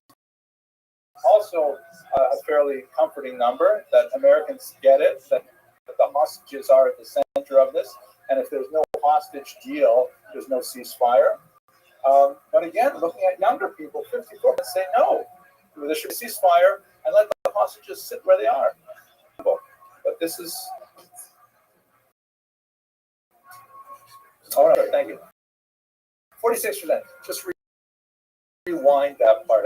40 is a scary number. 46%. So this is really front that we have to be aware of. Our kids are really in danger. Our kids are in deeply hostile environments that I haven't experienced anything like this. This is something that happened actually just last night. This is an ad that appeared in the Jewish Standard this past week, and it's a Krav Maga class, and this year, learn essential skills for college life. Now, as a university administrator, I think essential skills for college life, I'm thinking, okay, math literacy, I'm thinking English composition skills, but it's self-defense as essential skills for college life. This is the environment that we're living in today. Dramatically had it on the air about, but it shows how serious it is. Anti-Semitic level, it's not a joke either. I don't have to prove this to you, but the level, it's so hard that you would think after Jews attacked, there would be kind of like a backlash sympathy. There would be kind of people saying, no, we shouldn't be making civilians like this. But Adarab, we see that it inspires more attacks. And the number of anti-Semitic attacks, this is just until the end of 2023, skyrocket after October. As I'm sure. But what I find, I think, most frightening about all this phenomenon, and I'll speak a little bit more about it in a bizarre as Jew phenomenon that has really doubt that it has statistical. The as a Jew term was coined by a scholar whose name escapes me right now, who's looking at this conflict, begin the statement beginning with the phrase as a Jew. And the next part of the sentence is going to be, I condemn the actions of the state of Israel in Gaza and so on, whatever it is. But they feel that their Jewish ethnicity somehow, gives them special authority on this deeply complex conflict that has gone on for centuries. And this particular example frightened me very much. Jacob Kornblue is a journalist. He works for the Forward right now. And he covered this. It was actually a video, which you can watch if you like. Go to his Twitter feed, you'll find it. But it's this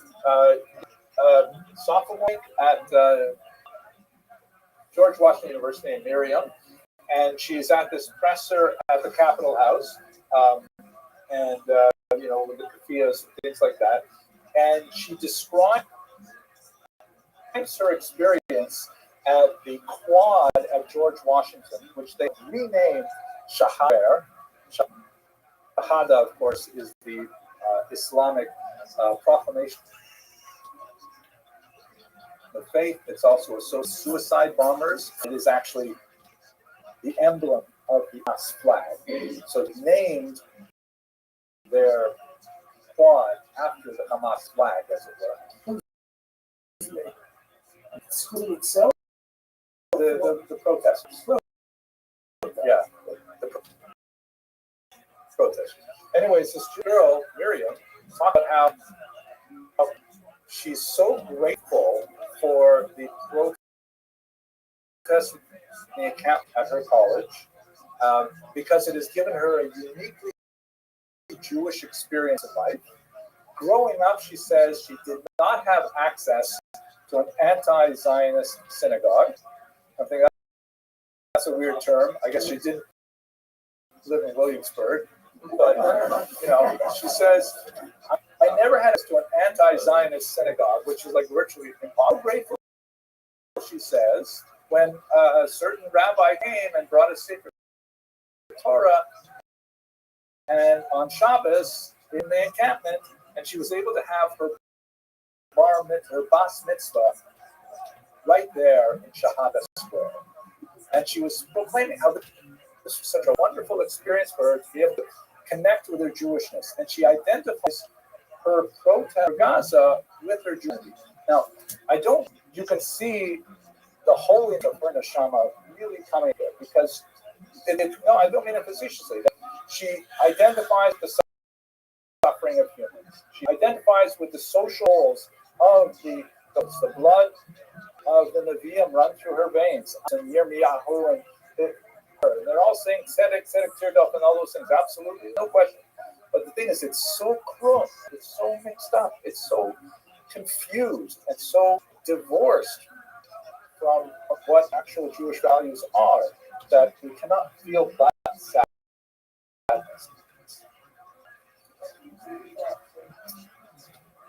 It's an excellent question. But the question is, what do I attribute to?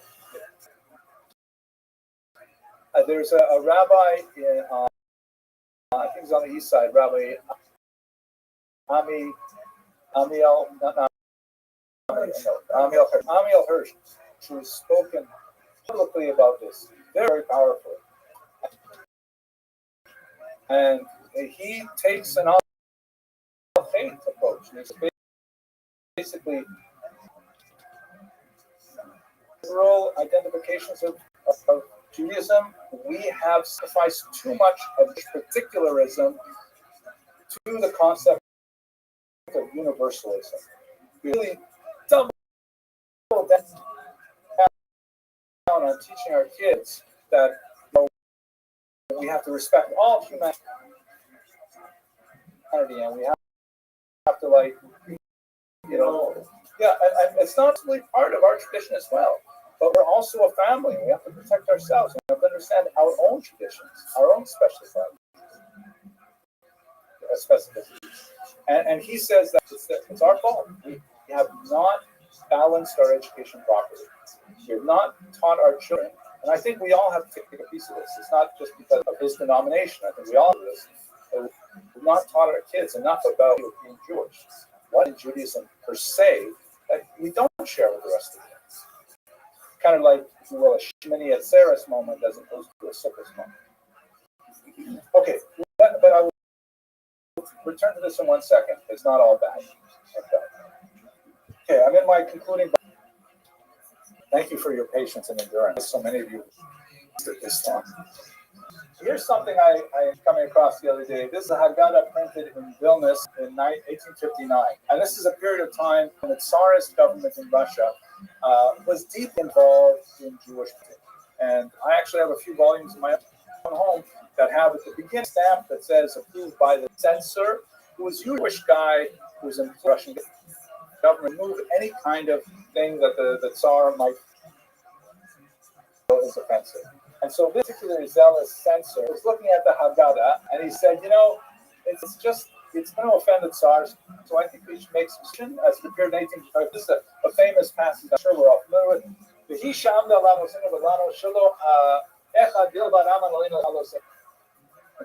And God who stands for us and our fathers, it's not only history that will try to destroy us. The whole door,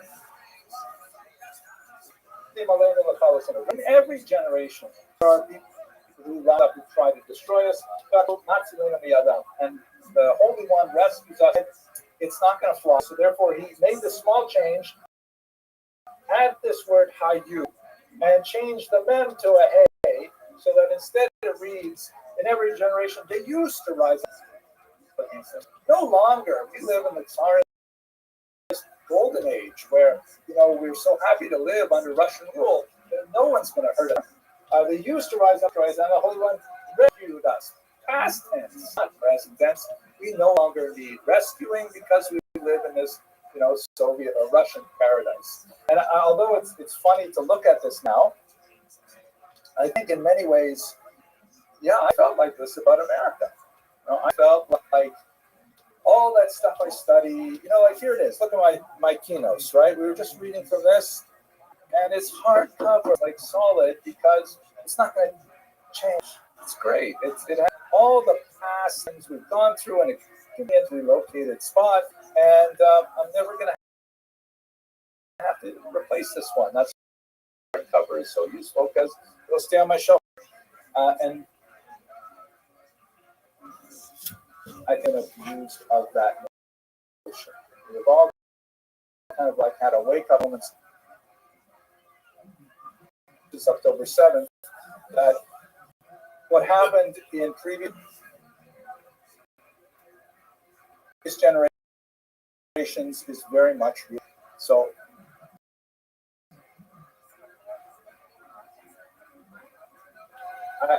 I'm going to step out on a limb here, and I'm doing this for most of the last hour and a half, but I'm going to step out on a limb and go past my historian, boundaries, and think a little bit more about what are we supposed to do about it. And these are just my personal reflections. They are not, any rabbinic authority or anything like that. But I think that if we go back to the sources, this is actually also from a Russian printed Maxa. The advice we have is Shuva Tzedaka Virnus Roa Kazera. Right? We have a full plan that we have relied on for millennia: repentance, prayer, and and that will ameliorate the situation. So if you look at three things in our context, I'm going to point out these three things. So it's called Shuva. This is an amazing story I just read about years ago, and it illustrates a phenomenon that I think many of us have appreciated. This is the Reverend Anna Levy Leon, who was a very successful Unitarian minister in Manhattan. Her parents, who come from Jersey, were survivors. They hid totally from her the fact that she was Jewish. She didn't grow up with the name Levy, which I think would be a giveaway. But she adopted her family name after she found out later in life that in fact she was Jewish. But she was raised without any sense of identity because her parents tried to shield her from her past. But at that point, and she also met a Jewish guy, and she married him. They bonded a shared Jewish tradition and immediately joined the Unitarian Church. But the thing is, she was successful. She wrote a great book, and she was very religious. But after October 7th, a large congregation, influential congregation, the congregation started pushing her on issues of making public statements in support of Gaza, and she was offended by the text. She had to get them to include some reference to the hostages later on, and it was so skewed, and she had so much opposition from her congregation that she eventually had an October 7 wake-up moment, and she said, I can't stay here any longer. And so she quit the church, and now she's in rabbinical school. Maybe not, there's probably not an opening here for her yet, but nevertheless, there is a phenomenon that we have seen with the Azad phenomenon. There is a centrifugal force that when there is pressure on Jewish people, there are some Jews who will be pushed away. They're not attached firmly enough to the core of our values that when there is pressure, they will disappear. But there's also a centripetal force. There's also a force where, we saw this on Instagram. A friend of mine, Naomi Nasman, who's she does food. She says right after October 7th, there's all kinds of people piling onto her Instagram trying to find out recipes for challah. Everybody wants to get back in there, even though they'd be so far away. When we are under attack, there is something that draws us together as well. And I think we welcome that, and we should encourage that. And when we meet Miriam, whose Jewish experience at Shahada Square gets just a little bit more interested in Judaism, I think that's also a small tikkun, tremendous dis that we demonstrated at the first Jewish War. Secondly, tefillah. We read this upstairs just a couple hours ago. I referred to my keynotes being a hardcover. Now I have to awkwardly add a photocopy into it because I know that this is new history. This is history in creation. That commemorating the disasters of the past,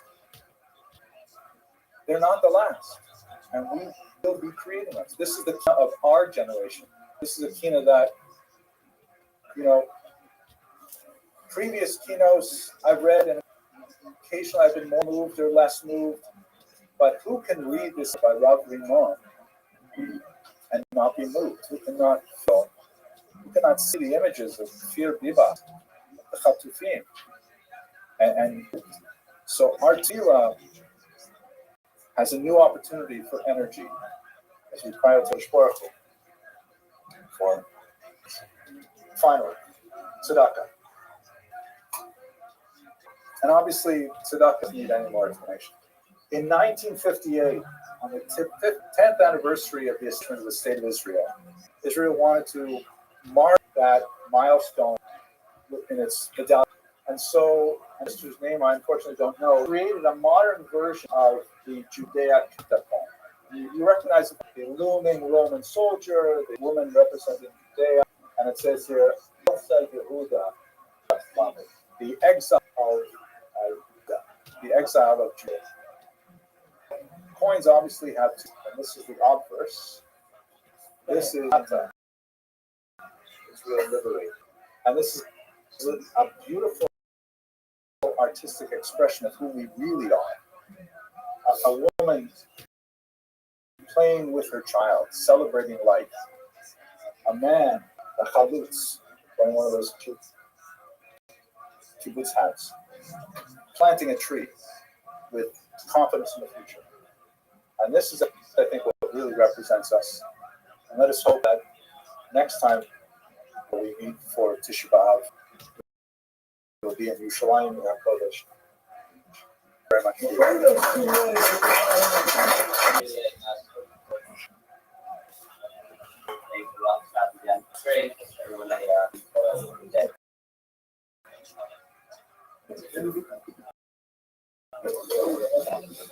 There's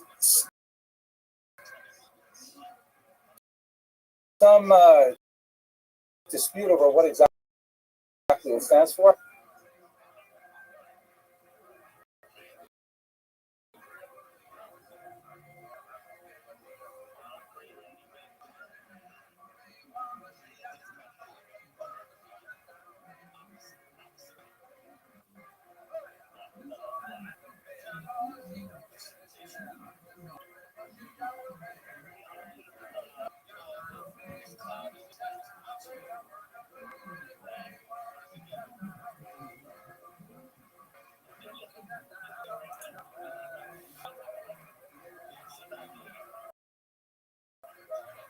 My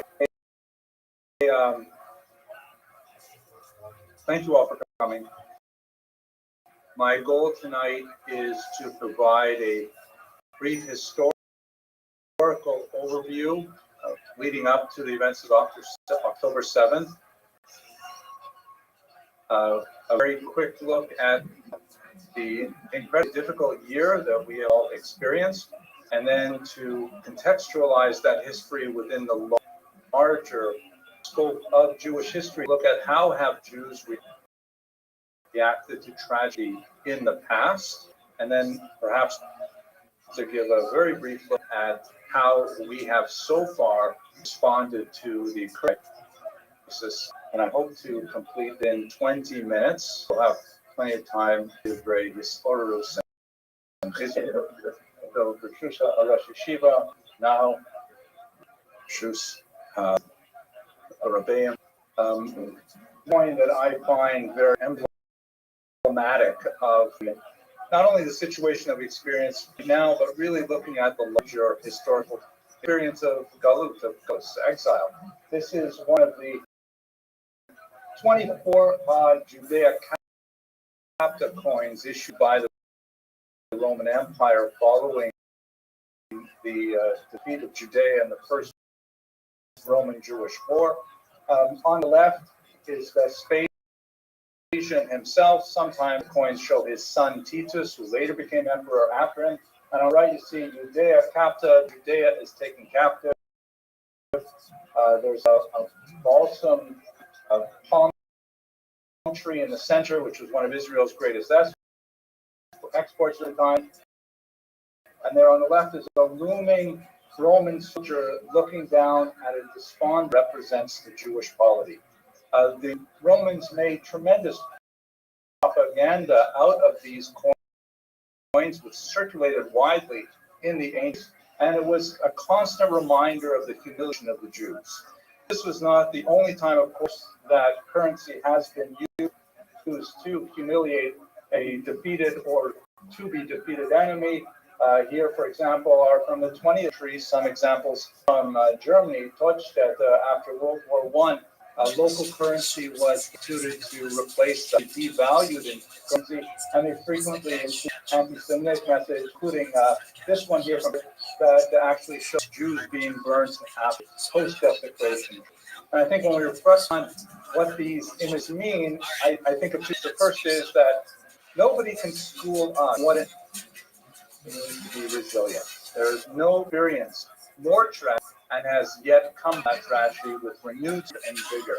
There is no people that can be compared to the Jews in that regard. But at the same time, we all have to learn lessons over and over every generation. Not automatically absorb the lessons of resilience from our parents. Perhaps we look to them for models, but the challenges are always different, and the responses always have to be tailor-made and titrated to individual situations.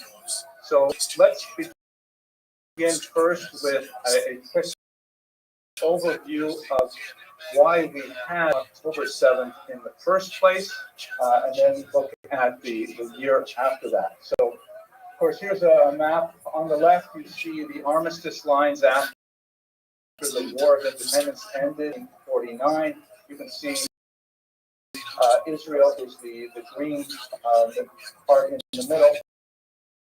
And then on the right, you have after the remarkable Stay War that Rabbi so eloquently alluded to. Gaza is, of course, a little strip that is on the bottom left. We're all familiar with the map now. Now, in terms of the ownership of Gaza, between 1948 and 1997, it was part of Egypt. But then after Israel conquered those large territories, it was taken over by Israel temporarily. And then in the Camp David Accords, in which Anwar Sadat, the president of Egypt, and Billy Carter, president of the United States, and Menachem Begin, Prime Minister of Israel, signed a historic peace treaty with Egypt, which, although it is a tenuous peace treaty, it nevertheless is holding, then the peninsula was entirely given back. For his efforts at creating peace with the Jewish state, Anwar Sadat was assassinated by a member of his own bodyguard, the Muslim Brotherhood, which is actually an ideological forefather of the Hamas movement. But Egypt's entire Sinai Peninsula, the entire bottom there, which was conquered by Israel in the 6-Day War, but Egypt refused to take back Gaza. Gaza was simply too much of a demographic, economic headache for Egypt. They were also quite unenthusiastic about taking so many radicalized people, especially associated with the Muslim Brotherhood, into the boundaries of itself. So then between 1967 and 2005, Israel controlled the territory. There were some very isolated settlements. As you can see here, the sections in this satellite photograph are the Jewish settlements in Gaza before 2005. But there was a tiny population, about 1,000 Jews, inside of a population of then about 1.2 million very angry, unhappy Palestinians. It is demographically one of the most crowded spaces on earth, and huge unemployment, and into the population is under the age of 18, and it proved to be extremely difficult to hold on to this territory militarily, economically, and socially. So under Ariel Sharon's leadership, with a very, very close vote, and the polling in Israel was highly divided, they decided to simply disengage from Gaza. That is the term used. In other words, they simply said, okay, we are going to remove any Israeli controls over Gaza in 2005. It was a very, very difficult thing for the Israeli government to do, but essentially that was the moment that Gaza had to create a new future for itself. So the thinking was that they would elect to pursue prosperity and, if not peace, at least not hostilities with Israel. That turned out to be the case. So after 2005, it was given over to the Palestinian Authority, something, an entity that was created as a result of the Oslo Accord, once again brokered by an American president, and this time with Yasser Arafat, leader of the Palestinian Liberation Organization on the right, and Yitzhak Rabin, Prime Minister of Israel. Like Sadat before him, Yitzhak Rabin was also assassinated, sadly, by Israeli extremists. But what Gaza did to that territory since 2006 is basically they had elections fairly early on, and in those elections there are two major parties, Fatah, which is the PLO's party, sort of mainstream party, Yasser Arafat's party, which tended to be better in the West Bank shown here, or Gaza and Shomron, Yehuda and Shomron. But in the Gaza Strip, you can see that Hamas had a very strong presence in the north part of the Strip, and then shortly after winning the elections in January 2006, they had a coup and drove all of the Fatah representatives. So after that one and only election, it was dominated by Hamas. And the principal relationship that Hamas had with Israel from then was basically in two forms. One, work permits. About 30,000 work permits were issued every day for Gazans to enter Israel and to work in their jobs, even on October 6th. And the other way, of course, with rockets, because the hostilities absolutely never ceased from Gaza in 2006. Israel fought several smaller wars with Gaza, but the state essentially developed kind of modus tolerandi with the Gazans, part of which was related to over-reliance on technology, was performed absolutely amazingly well. This is a photograph, of course, of the Iron Dome on the left, responding to rocket attacks from Gaza. But obviously, the Gazans were able to get around that with a low-tech solution on October 7th. And that was essentially a massive incursion into the state. I'm into the details. We're all familiar with what happened on that day. But perhaps some 3,000 Palestinians, half of them complete civilians, normally attached to various factions, stormed in and created absolute havoc. Even using the word pogrom is too limited to describe the atrocities that occurred on that day. We're all familiar with this, and there's no reason to review it any further. What we have experienced primarily by Iran. Iran has a very controlling role in this, and it's quite nefarious. Iran is the primary funder of Hamas, which is especially ironic because Hamas is a Sunni movement, but the hatred of Israel far more significant.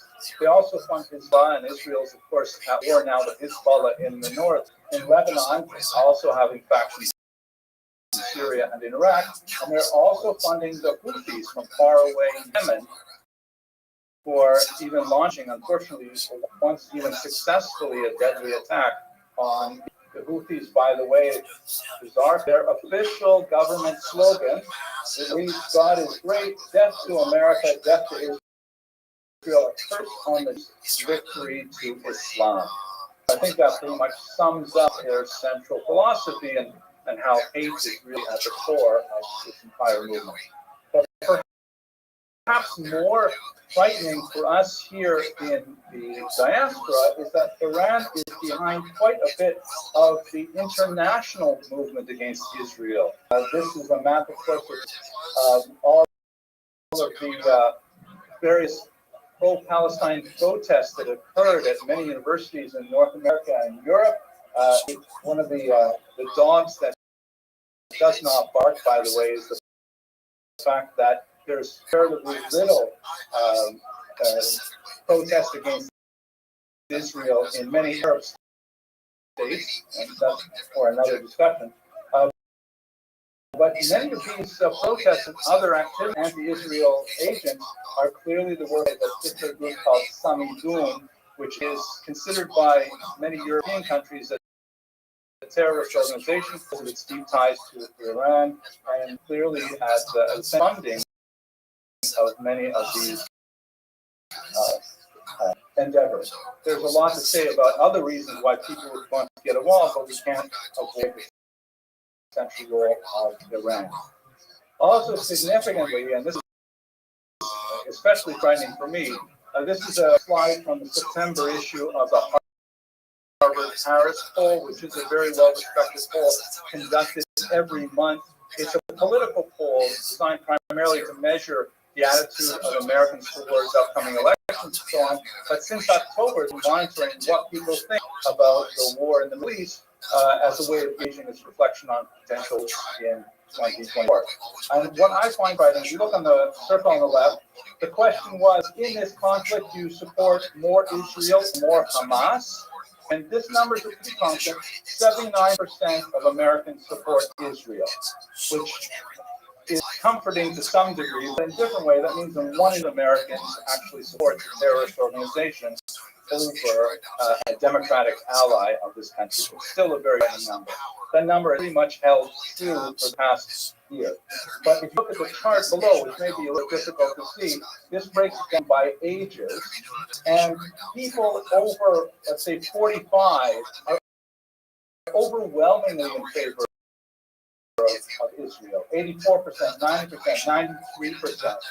But when you get younger than 35, the number drops precipitously. And this is the frightening thing.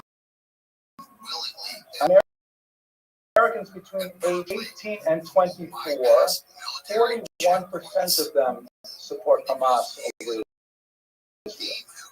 When you think about that in the context of young people in college campuses today, young people in high schools today, public high schools, half of the people they talk to support Hamas over Israel. It's a very environment.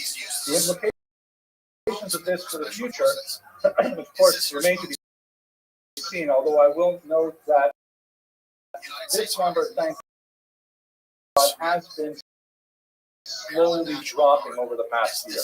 9% in October 2023, it's now 41%, so perhaps younger people are beginning to get a little bit more educated about it, but it's still something for great. So take a minute to think about how Jews have historically responded to these things. This is a page from a Haggadah printed in Vilnius in 1859, where very heavy Russian state censorship by the Tsar. And the censor was obviously unhappy with the classic phrase in the Haggadah that says, in every generation, they rise up against us to destroy us, but the Holy One rescues us from their hands. Classic passage from the Haggadah. He felt that it's not appropriate for Russian Jews to read that even in our generation, in enlightened 1859, year of 1859, that there will be people who would want to harm us, not here in the paradise of Russian Tsars empire. So therefore, in the little white circles, they used to get up, no longer, but back in the distant past, we used to have this problem. And the Hakadosh Baruch Hu was not Maxileno, the president. Hitzilano, back then when we were, beleaguered and we didn't have rights, then they used to help us out. But obviously, we look at this now and it's funny because it's almost 200 years later, and obviously we still experience the same thing. And we have long had three basic strategies for how to deal with these things. I'm just going to sketch them out very briefly to remain within my time. They are, of course, Tshuva, Tefillah, and Tzedakah. And this is my Russian Machzor from around this area. And you can see on the top, there's a couple suggestions. Teshuvah relates to song, to fasting. Tefillah, prayer, relates to coal, voice. And Tzedakah, charity, relates obviously to money. So if we take a minute and look at each of these three, do you think about the complete destruction after the Roman-Jewish war that I did this presentation with? How did Jews react to that? First of all, they came back to basement. They came back to center. They sat in that glorious room that we have downstairs, and they said, we've got to get back to Torah. We've got to get to Avner the Chachamecha, and that we have to do. This is always the root meaning for us of Tshuva is come back. Get back to our center. And we've done that remarkably well over the past year. The statistics are just in terms of synagogue, people attending shiurim, people joining, all kinds of things. It's not just, the learned elites who are already learning at very high levels, like here at LCM. If you look at JSU, which is the student union that serves Jewish kids in public schools, the numbers are also up there. Last year they served 14,500 students. This year they served 18,500 students. And here's something that burned me. They even set up a 7 a.m. Mesilas Yesharim Shir, 7 a.m. for public school students because they can't get enough learning. Do we have a 7 a.m. Mesilas Yesharim Shir? I mean, this is coming out of public school. It's an amazing thing that kids will get up out of bed early to go learn Torah before they have to go to school. This is the strategy of Tshuva. And when we feel overwhelmed with the tremendous amount of our programming that we feel socially, I think in particular Yitzhak Cardozo was a completely assimilated Jew, 19th century, who reached the heights of his career as a medical doctor and poet. And then once he was required to watch the public burning of some crypto Jews in Madrid, and it turned him right around. And he said, I can't do this. And he left his fame and his wealth, and he went to live in the ghetto of Venice. And he wrote a tremendous book there, Las Excelencias, the excellent qualities. And there are many who will turn their lives around as a result of October 7th. We just have to wait to see how that develops. When we look at Tefillah, in the ancient Israel, we see so many examples of Jewish resilience. This is an aerial view of the Tiberia synagogue that was constructed in the 3rd century. And this is 200 years after the construction of the temple. And you can see that in their synagogue floor, got a mosaic that harkens back all the elements of the temple. They are returning to that center. They want back to the idea of Tefillah back to them. And we see that so many things, the piyutim that we read, so many of Shana, we will read on Yom Kippur, they were also composed in the Byzantine era because the emperor had forbade Jews from studying Mishnah, and so they decided they would try to incorporate various teachings into the Piyutim. These were created as a result of the pressure from the environment. And in fact, even the Talmud Yerushalmi was composed of revolt in 352, and the result was that the Romans were cracking down even harder on the Jews, and as a result, they said, we have to start putting these things down on paper, and the basis of what we study every day really comes out of that moment of crisis. And one of the things that I especially appreciate is that we're not calling this the Simchas Torah massacre. It happened on Simchas, so we're calling it October 7th. We are separating it out. It happened on October 7th. We will mark it, but we have, as Jews, a perennial cheerfulness and optimism. That is perhaps built into our DNA. That even though we are in tragedy now, we're memorializing our dead, we nevertheless have a deep-seated confidence that we will dance again.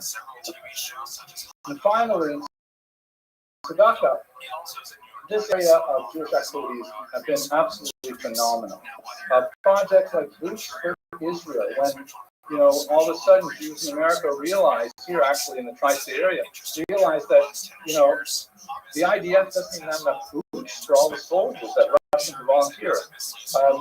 And between October and January, they collected 10,000 pairs, $50,000 worth of boots, and shipped them all off to Israel. Soldiers suggested they might like tzitzit, maybe for the first time in life, and so seminary was all dived in, all began tying tzitzit, combat greens, so that the Instagram clips of soldiers leaving their first pair of tzitzit really dancing around their barracks, wearing them because they felt.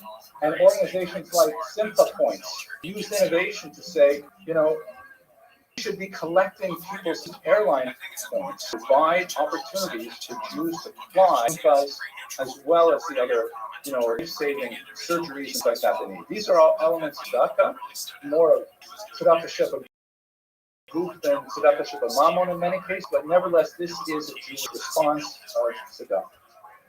So, I'd like to close now with just another thought about October 7th, but not October 7th, 2023, but October 7th.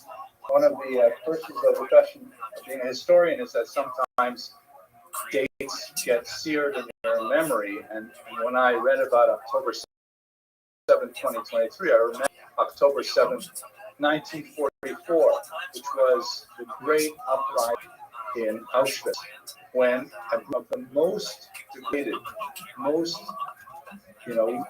lowly Jews rose up and actually destroyed two of the criminals. One of those rebels was the man here, Zalman Gradowski. He was a member of the so-called Sonder Commando. These were people who were given the task of removing the from the gas chambers and bring the bodies to the crematoria for disposal. And he did this day in and day out, including to members of his own family, his own community. And every single night, he would come back to his barracks and he would recite Kaddish for all the people that he had to burn that day in and day out.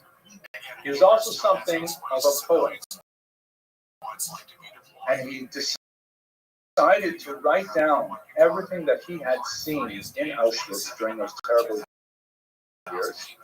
And before the uprising on October 7th, he buried into the ashes of the burned Jews because he said, surely archaeologists will come and they will dig up this place to find the truth of what happened, and they will find my writings. And in fact, they were found. And I'd like to read you one passage from an incident that happened in March. The Nazis had brought together a group of Czech Jewish women, and they wanted to launch a demonstration of the efficacy of Zyklon B, the poison that was used to death. And they had all these young women gathered in a single room, and they all stood there, the Nazis in their uniforms, looking at these women in their last moments of their lives.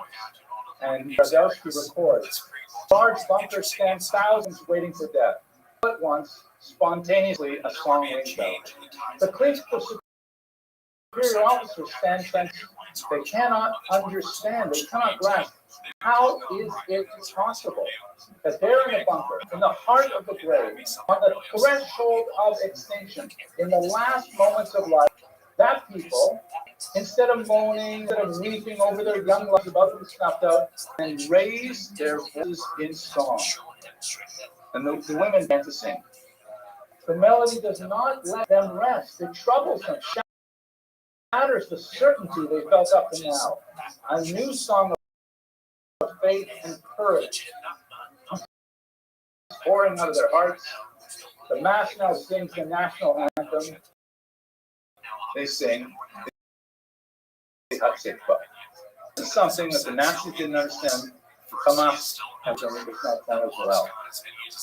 We are fundamentally a people of hope.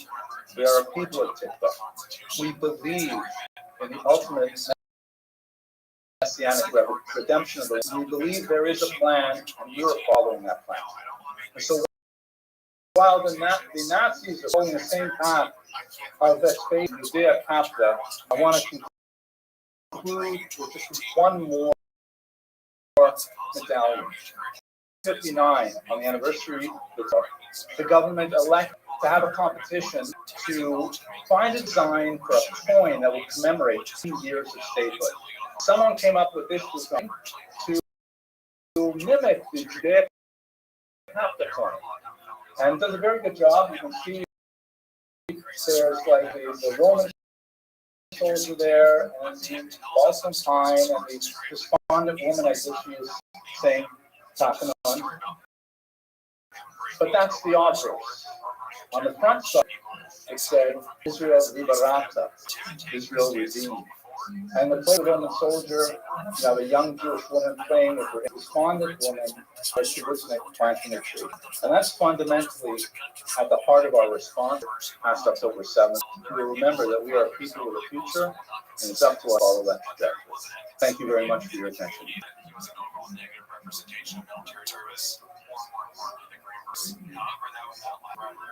So about Purdue, let's look at the catalyst of all the Stars and Stripes. Everything I have to say, I think it was a great book. The best wagon is getting wilder and wilder, and people get more and more open. The tone was definitely that humorous, long-term talk tone that's fighting and unfiltered to the reader. I haven't watched any of his interviews. Hello. This video was intended as a brief open letter to Jewish participants in anti-Israel protests. Perhaps you saw the video I composed a few months after October 7th. I certainly received a lot of feedback, positive and negative. I received a lot of messages.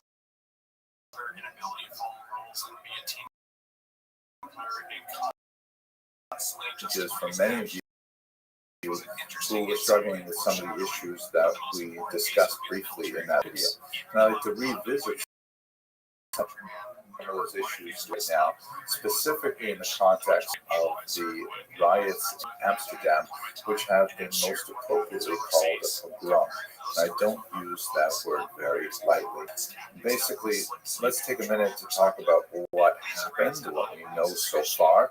I'd like to place in some historical significance, and then I'd like to talk a little bit about the contemporary significance and really what I think this means for you and what I would encourage you to think about. Specifically, last night after a soccer game and 2 days before the anniversary of Kristallnacht, a major pogrom that occurred right on the eve of the Holocaust, there was a mass attack on Jewish and Israeli soccer fans after an Israeli team played in Amsterdam. European soccer fans are not known for their reticence to engage profanity and against teams they don't occasionally engage in violence. So, in a certain way, this is within the culture of European soccer, football, that's nice aspects of that culture, but it's one that they've been challenged for many, many years. But this specific incident of violence was clearly qualitatively and quantitatively quite frank. Basically, after the game ended, teams of thugs arranged to ambush Jewish and Israeli soccer supporters as they came out of trams and at certain corners and certain main streets and things like that. There is some evidence there was some premeditation, some planning, and perhaps involving people riding around on scooters and identifying Jews who had been photographed at the stadium, perhaps involving taxi drivers. We'll see as the investigation goes on exactly how this came out. But in the end, roughly 10 Jews and Israelis were hospitalized. About 60 people were arrested. And Israel even took the extreme measure of sending rescue teams to Amsterdam to bring back the soccer fans that had gone there to watch a game. There's no question that the intended victims of these attacks were Jews and Israelis. The visuals are horrible with, crowd people, sometimes bats, and even attacking small Jews and Israelis. Jews and Israelis being run over by cars. And I think one of the most gripping videos in some ways was when a young man was cornered and he did not know how to speak Dutch or English, and so they challenged him because they thought he was Jewish or Israeli. But when he was able to produce his passport and identify himself as Ukrainian, they left him alone. So this is clearly a directive at Jews and Israelis, and going to social media feeds, a lot of discussion about that. Now, again, on one level, it's not, because this type of violence against Jews is something which has a long and hoary past. It goes way, way back into the ancient period, where there have been these mob attacks, hence the use of pogrom, which was developed at the turn of the 20th century. Amsterdam is a little unusual because, historically speaking, Amsterdam is generally a very tolerant society, known for its liberalism, known for its kindness to its Jewish minority. Amsterdam developed a very, very important center of Jewish scholarship in the 17th century in particular. And a lot of this has to do with the cultural orientation of the Netherlands, which is expressed in this Dutch word gedogen, which basically means kind of like, if it's not bothering anyone, just let them do what they're going to do, a kind of a tolerant, kind of your own business attitude that required social cohesion, literally in order to get canals and working so that Netherlands could literally be above sea level. There are some remarkable moments of tremendous friendship with the Jews, such as for February 1941, when the only example of the entire Holocaust, you have an entire industry rising up and protesting specifically the Nazi treatment of Jews. It turned out to be unsuccessful as the Nazis, tremendous repression and shut their days, but nevertheless, it was actually very important. There have, of course, been very dark moments in the history of Amsterdam's treatment of Jews. Most significant as was captured by Amsterdam's most famous Jewish resident, young Anne Frank, who lived in hiding her family from the Nazis for several years until they were freed, and she was to her death at age 15 in Bergen-Belsen. So, on the one level, this is not historically significant because pogroms happened for a very, very long time in Europe and in America. But on another level, it is surprising, perhaps, with this long tradition of tolerance. Now, let's take it, though, to the temporary period and why I think it's so significant that I would talk to you about it. Except for the fact that it's 2024, it's not especially surprising. There may be some unusual acts to this violence that we don't know about yet. It would not, for example, that as the investigations continue, they may find that there was some nefarious involvement of state actors, like even Iran, which has a very long history of sponsoring anti-Jewish and anti-Israel terror throughout the world. Hezbollah in particular has been involved with that. But why I see this as so important is because this incident is a very clear indication that we have formally moved into a new period of Jew hatred. You may have watched some of my other videos in which I walk through the history of Jew hatred as an ideology. It moves from xenophobia in the classic Greco-Roman period, then into Christian anti-Judaism during the period of the separation of Christianity from the mother religion. Then it goes into medieval Jewry, where you have the development of pathological ideas, blood libel, and so on. And then in the 19th century, you have the shift to modern anti-Semitism, which held sway for a little 100 years, in which Jews were primarily criticized as being involved in some kind of global conspiracy based on a racial concept of Judaism. And that's basically where we were, really up until October 7th.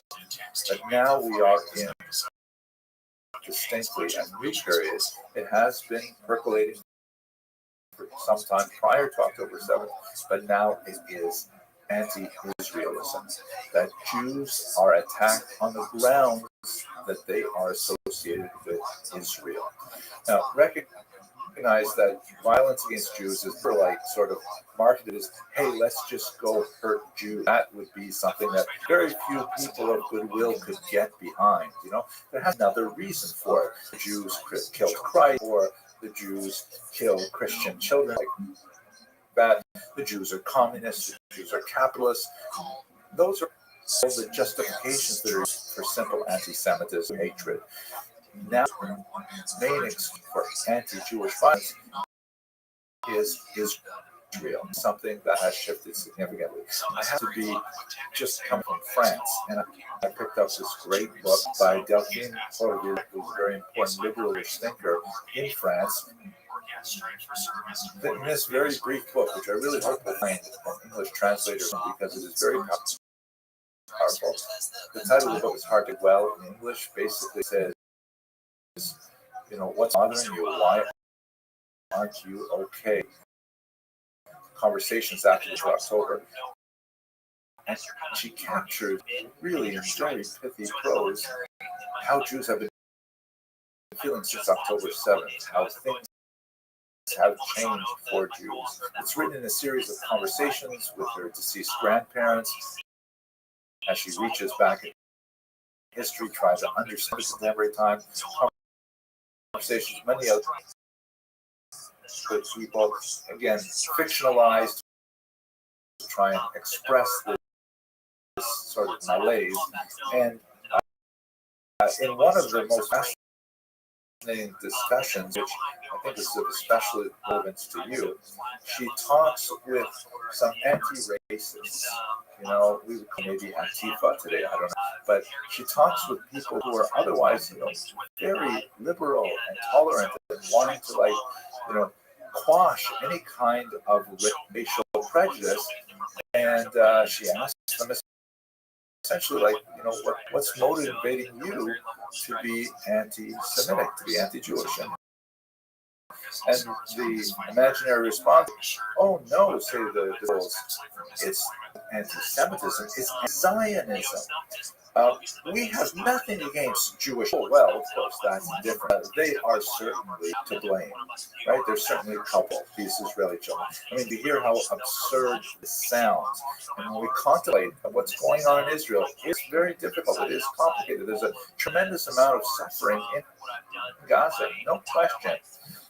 At the root of it is the kidnapping of people like the Bus brothers, who were aged 9 months and 4 years old when they were kidnapped. Now it's 399 days in this war. and they are still being held hostage.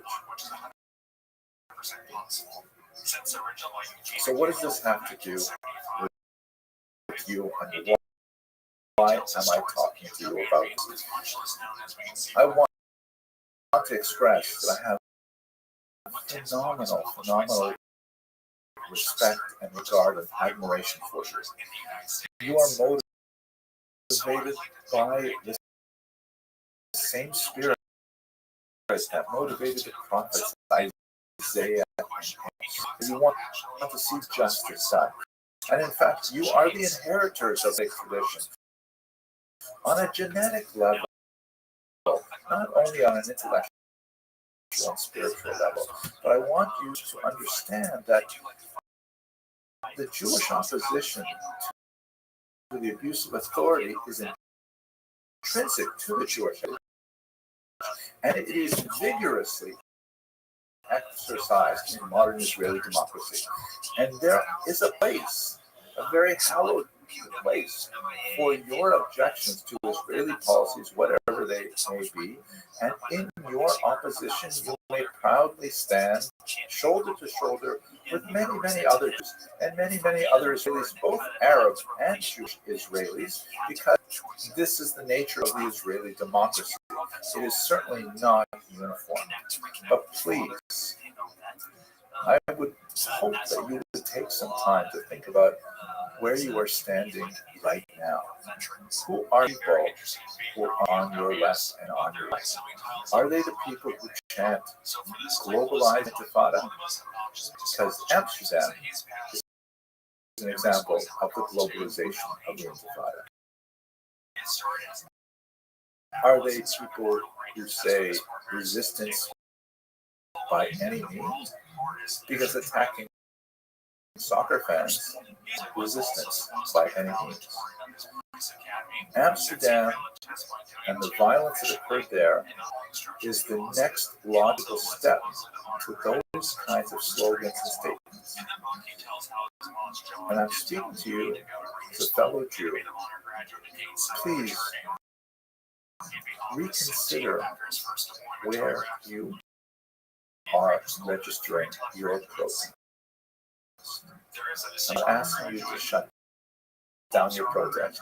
I'm not asking you to reconsider your positions. You can do that all on your own. Please think about who are your fellow workers. Thank you very much for watching. Go to Ranger School. My Team Sergeant John says, hey, if you're going to Ranger School, you can't come back this time or graduate.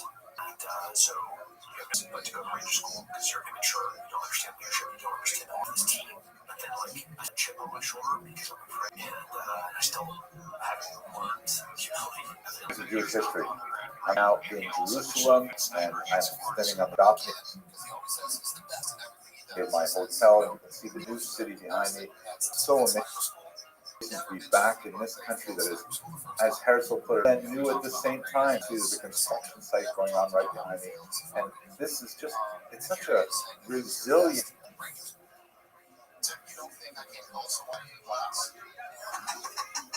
society and bringing in a modern future. I'm delighted to be here in my capacity as the Dean of Lander College for Men, speaking to many yeshivot about the tremendous value of studying in our institution, mostly Americans who are returning to America after their yeshiva studies here.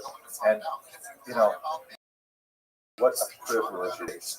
I'm seeing so much strength in here after a brutalizing year of horrific conflict, which is still ongoing.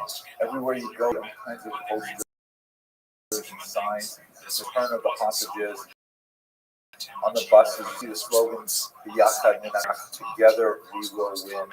And this is a society determined to bring back all of the hostages and to return to a level of peace with their neighbors. especially given the tumult of these 2 days.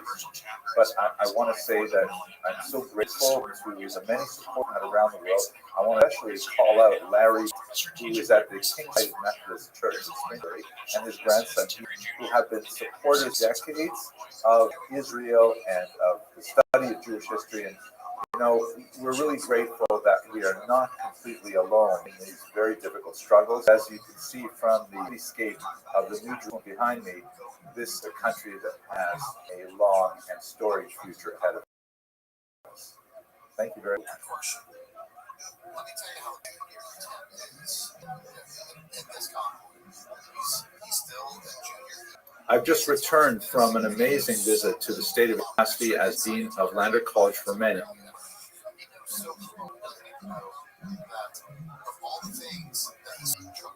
Yeshivot to students, mainly from America, but also from Canada, UK, and other places who are interested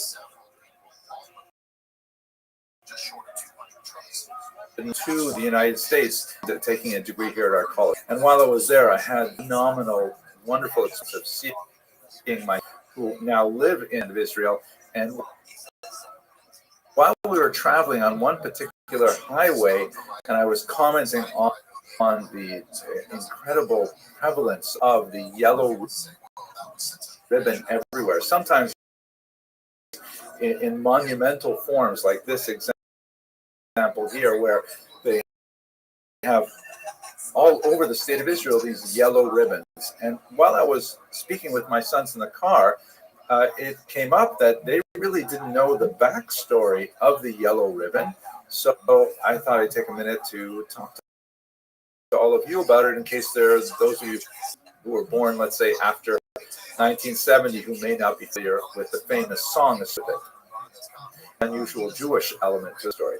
So at the state of it, this yellow ribbon symbolizes a national solidarity with the Chatufim, the kidnapped ones, the 100 odd people who still remain trapped in Gaza after their attack on October 7th. These people, many of them are children. They're children under the age of 5 who were kidnapped, who are still not returned. So as a symbol of solidarity, you see the yellow ribbon everywhere. I myself picked up some of these yellow ribbon pins, and the color yellow is especially important. Often you'll see it like with the yellow chairs, the empty seats placed in installations all over the land of Israel to remember the people who are not at the table. Really very, very moving and powerful kind of demonstration. So what is the story behind that color yellow, specifically the yellow ribbon? So it is a very old tradition. It's been to European colonists pre-revolutionary America, and it seems to revolve around is the idea of women wearing yellow ribbons as a reminder of their loved ones who are far away, often taken off into war. It has a military context. The Americans did it as a symbol as well. And it was popularized in 1917, in particular, by a song composed by George Norton. Here you can see the sheet music. Round, she wears a yellow ribbon for her lover, who is fur away. And there are variations on the theme. In 1949, a film was made of this. She wore a yellow ribbon, starring John Wayne. Really quite fascinating kind of example of this notion expanding in popular culture. But again, very specifically with this military context. In 1973, the group Tony, Orlando, and Dawn came out with a song called Tie a Yellow Ribbon on the Old Oak Tree. And I apologize to people who are my age, because this is such a massive cultural icon that everyone who was, older than, let's say, 40 probably remembers this song very well. It became the top song of 1973. It sold 3 million records in just 3 weeks, and really cemented the idea of the yellow ribbon symbolism within the American mindset, at least. The storyline for that song, and I'm going to look at the lyric, appeared first in a 19th story, later in a 1971 New York Post article, again, elements overlapping one over the other. It was, however, lyrics of two Jewish songwriters from New Jersey, Irwin Levine, 1930, and L. Russell Brown, who was born in 1940, captured a particular version and something that I think everyone age has that basically memorized. Let's have a look at the lyrics and why this song was so popular. I'm coming home, I've done my time. If you receive my letter on you, I'd soon be for me to stop from actually sing, but you don't want me to sing.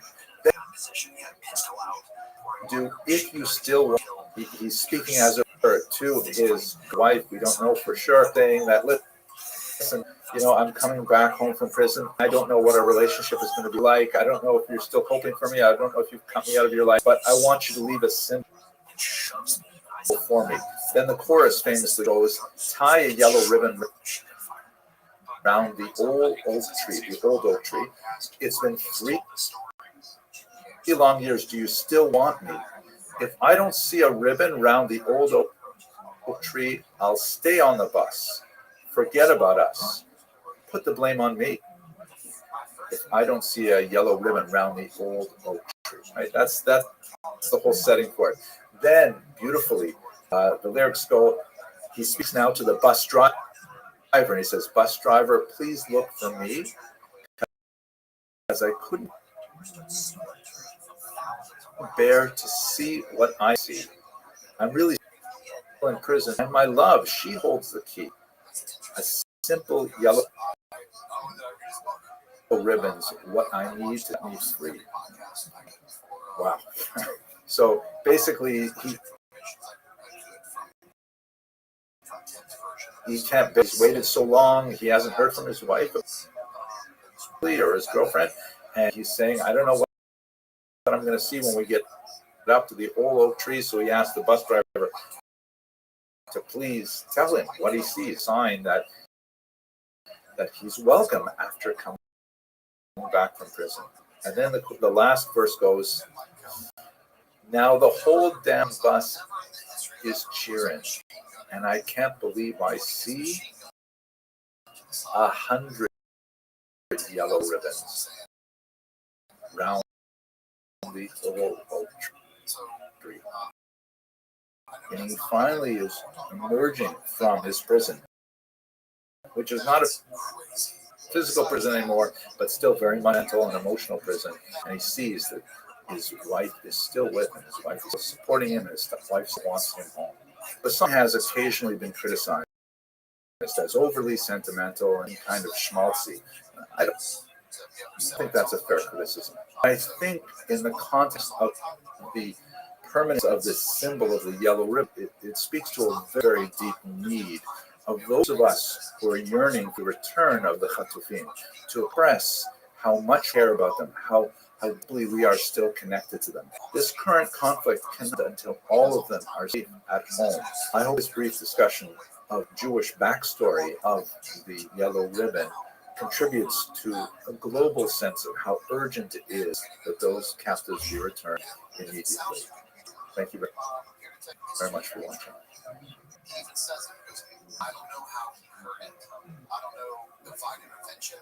He just must have known when we walk in this door that there just start boom, Those students to Jewish history. I'd like to take a few minutes to go through a quick review of unfortunately killed Afghanistan in 2019. Since a lot of the most outlandish stories could be confirmed, like Mike called it, the dark thought is that this could be intentional.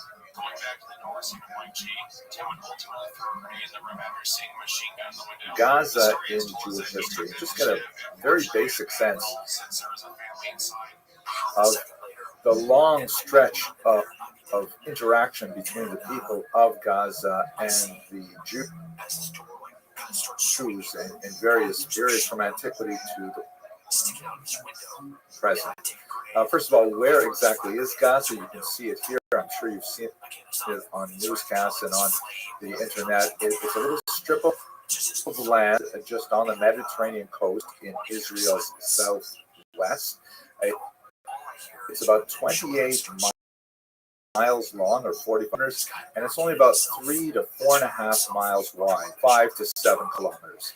It has a very, very long history. It goes all the way back to the Bronze Age, where it was primarily an Egyptian base and an administrative center in the land of Canaan. That is well before the Jews appeared on the scene, the Israelites appeared on the scene. It was, under Joshua, as described in the Bible, assigned to the tribe of Judah. So it really remained under the control of the Canaanites, and then later under specifically the Philistines in the 12th century for the Common Era. The Philistines, in Hebrew, the Pelishtim, are of course the etymological origins of the Palestinians today. That term, Philistine in English or Pelishtim in Hebrew, was later adopted by the Romans in their attempt to erase Jewish memory from the region, and they named the entire land. That's where the Arabs get the word Philistine from the Roman borrowing of this 12th century people living there. Of course, lots and lots of biblical stories about the conflict between the Pelishtim and the Jews. If you have a look, for example, in the book of Samuel, it's constantly going back and forth. I think one of the most dramatic elements, Gaza specifically, is the scene in which the judge Samson is taken captive and brought back to the temple of Dagon in Gaza, that would be, I guess, Gaza City today, and he is publicly humiliated. They didn't have so back then, but they blinded him and they strapped him to the pillars of the temple, and he had this great prayer to God that he should have strength one more time, and he pulled down the pillars of the temple and destroyed all of the people in it. Useful required reading for Hamas right now. Region, although it was basically independent from areas under Israelite control, it was briefly by King David, King Hezekiah, King Alexander Yanai in the Maccabean period, the Hashmonaim, and even under King Herod. But the Talmud considers it as not technically part of the borders of the land of Israel. It's always been separate and recognized for its distinctiveness. That doesn't mean, however, that Jews did not live in Gaza. In fact, we have a very long history of Jews being in Gaza. We have some great archaeological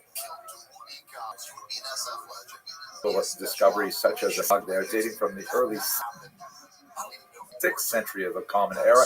You can see that they have King David here labeled in Hebrew, and it's clear that Jews lived in Gaza after the Muslim conquest in the 7th century. It to drop, the Jewish population dropped after the Crusaders entered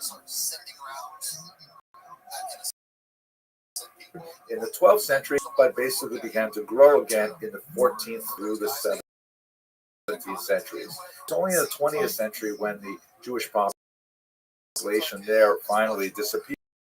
And that was primarily because of the uprisings in 1929. A lot of conflict between Arab and Jews in the Yishuv movement, that is before Israel became a state, and Jews decided to leave Gaza at that time. So when you get up to 1948, which is of course a crucial period in the history of the region, you have about 20,000 people living in Gaza. The vast majority of them are Muslims. There are only about 120 Christians. It was under the British mandate, and they had handed it over. They came up with this kind of a bizarre plan to divide what would become the state of Israel into 7 pieces. 3 of them would be Arab. Jerusalem would be a international. The Arab nations surrounded founding the future state of Israel refused to accept this UN plan, and they attacked, and this resulted in the very bloody War of Independence. Amazingly, Israel was not only able to maintain itself into the sea, but they actually even consolidated their territory somewhat. Gaza, however, was left under Egyptian control. The Arab population of the Gaza Strip expanded tremendously as tens of thousands of Arabs fled the conflict and made their way into it. So it expanded to about 88,000. And then after the armistice, it actually ballooned 360,000, which is characteristic of the Gaza Strip. It is a phenomenally overpopulated piece of. There were refugees camps set up in Gaza for these 1948-49 refugees, and they largely remain there to this day. The area is plagued by huge unemployment. Gazans were not allowed to work even in Egypt until 1952, and the unemployment rate was hovering around 50% at that time.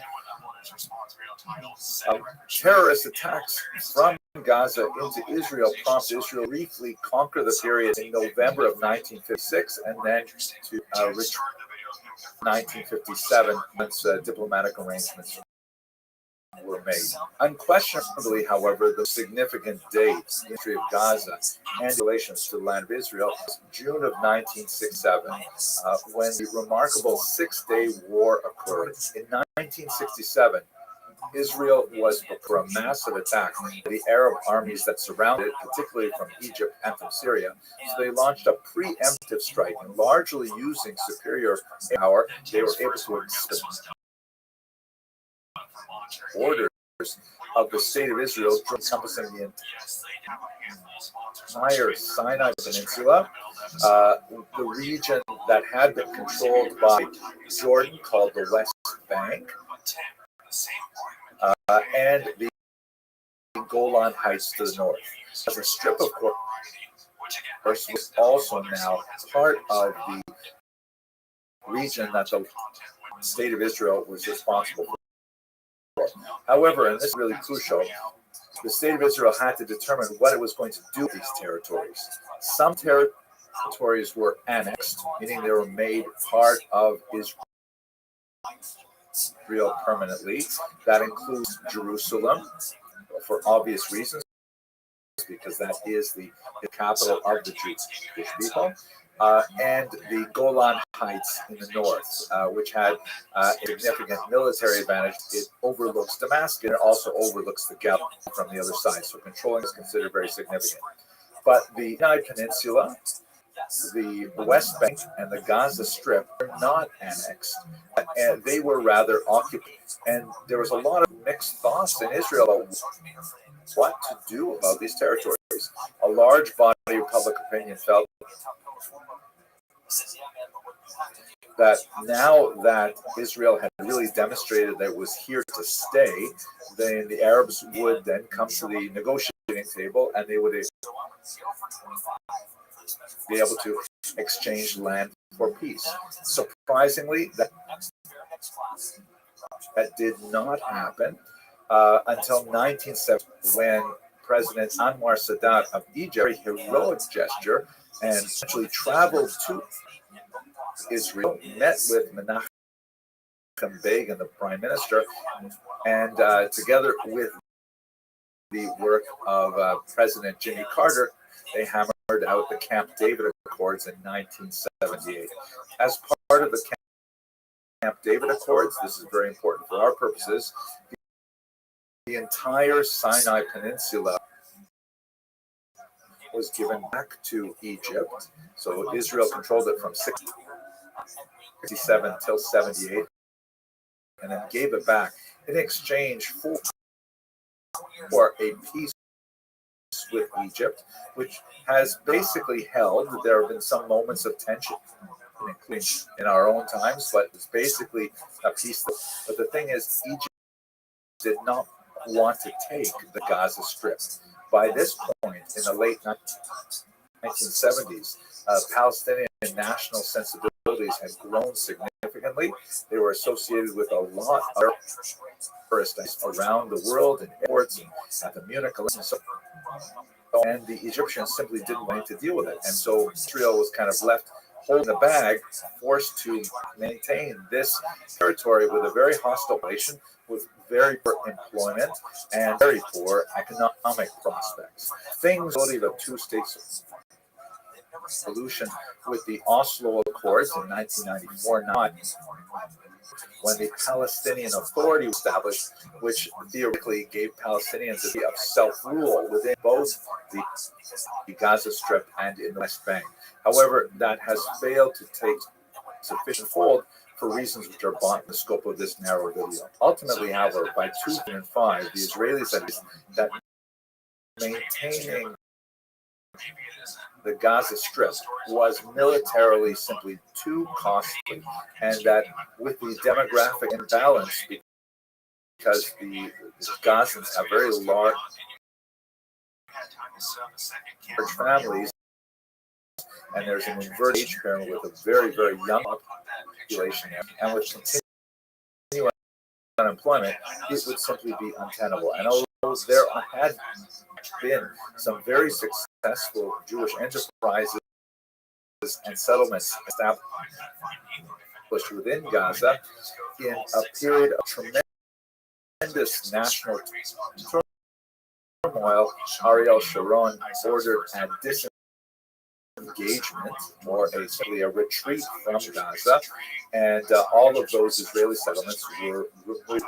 And what that meant was, from 2005, Gaza was technically independent. It was not part of Israel, and they could run their internal affairs however they liked. We will get to the blockade shortly. But the Gazans turned around, and between September and January, they had their election, and they pushed out Fatah, which is the somewhat more mainstream Palestinian movement that is associated more now with the West Bank, and they elected Hamas, an organization recognized as a terrorist organization by most Westerns, including the United States, and Hamas has been in power ever since. So now Israel had a very, very difficult kind of situation. They had literally a terrorist state on their borders, a state that was dedicated to the destruction of Israel's very existence. And Israel had to figure out how they were going to have these very, very hostile neighbors. The blockade was intended to make sure that the Gazans under Hamas did not import weapons, and then later, so they could not import secondary material could be made into weapons. That has proved to be not very successful, because Hamas has taken much of the foreign aid into Gaza, humanitarian, in many building more and more rockets. And in fact, rockets are the primary way in which God interacted with Israel. That and use of work permits. After 1967, there was actually a period of some prosperity for Gaza, as in an attempt to develop some kind of normalcy, some kind of relationship with this population. Allowed Gazans to work in the country, and they issued thousands upon thousands of work permits. In 1971, 7% of Gazans worked in Israel, and the unemployment rate was almost zero. By 1979, the number of Gazans working in Israel had risen to 44%. By 1996, it was at 46.1%. It was a steady increase of economic interrelationship between Israel and Gaza. The Gazans were largely working in mean labor and construction and things like that, but nevertheless, at least funds flowing in the region. In 1987, however, things exploded with the first Intifada, which was kind of a Palestinian expression of disgust at the lack of progress that they had made towards statehood. And Israel, responding to many of these violent demonstrations, began cutting down on work permits. By 1993, the percentage of Gazans working in Israel had been reduced to 20%. basically half what it was in 1980. But suicide attacks increased, and in 1994, 1995, horrific bus bombings and things like that, orchestrated from Gaza, meant that the number of Gazans who were allowed to work in Israel reduced to 3.3%. Now, this is the part that I think is especially significant for what we're enduring today. According to what I think is some quite insightful reporting by Reuters, Israel is apparently caught off guard because they were kind of lulled in security, thinking that, hey, things were getting better. It looked like they were beginning to realize that working for a living and building your home is much better than trying to destroy it with barbarism and with war. And in fact, the number of permits that were given to Gazans was going to be increasing. And so Israel seems to have let guard down, thinking that maybe slowly, as we are with many countries in the region, maybe we're finally getting to a normal kind of relationship, but that in fact was not the case because Hamas was still in control. Hamas, throughout this period, has been launching rockets, particularly at cities south like Sderot, and with newer technologies beginning to reach further north like Tel Aviv and even Jerusalem. And although the Israelis countered with the development of a remarkable device, the Iron Dome, which is the equivalent of hitting a bullet with another bullet, that essentially blunted the impact of much of the rocket fire. But then the Hamas began to of kidnapping. In particular, Gilad Shalit was kidnapped in 2006, was years, and because of the Israelis' vaunted opinion that no soldier should ever be left behind, they actually negotiated a controversial 1,027 Palestinian prisoners, some of whom had been jailed for violent crimes, in order to get back to Gilad Shalit. And that's basically where we are today, going into this particular conflict. Hamas has clearly learned that the Israelis are sensitive to kidnapping, that Israelis value their population, and that they want to get their people back. And all I can see from a historical perspective is that Hamas worships death and wants to increase the suffering of their population, rather than pursuing the route of work towards prosperity. It's that all of their energy is going to more bombs, more violence. I hope you found this video useful. Retired Green Beret myself, 6 books, stuff out there. I've actually known Tim for almost 20 years. It's hard to miss it.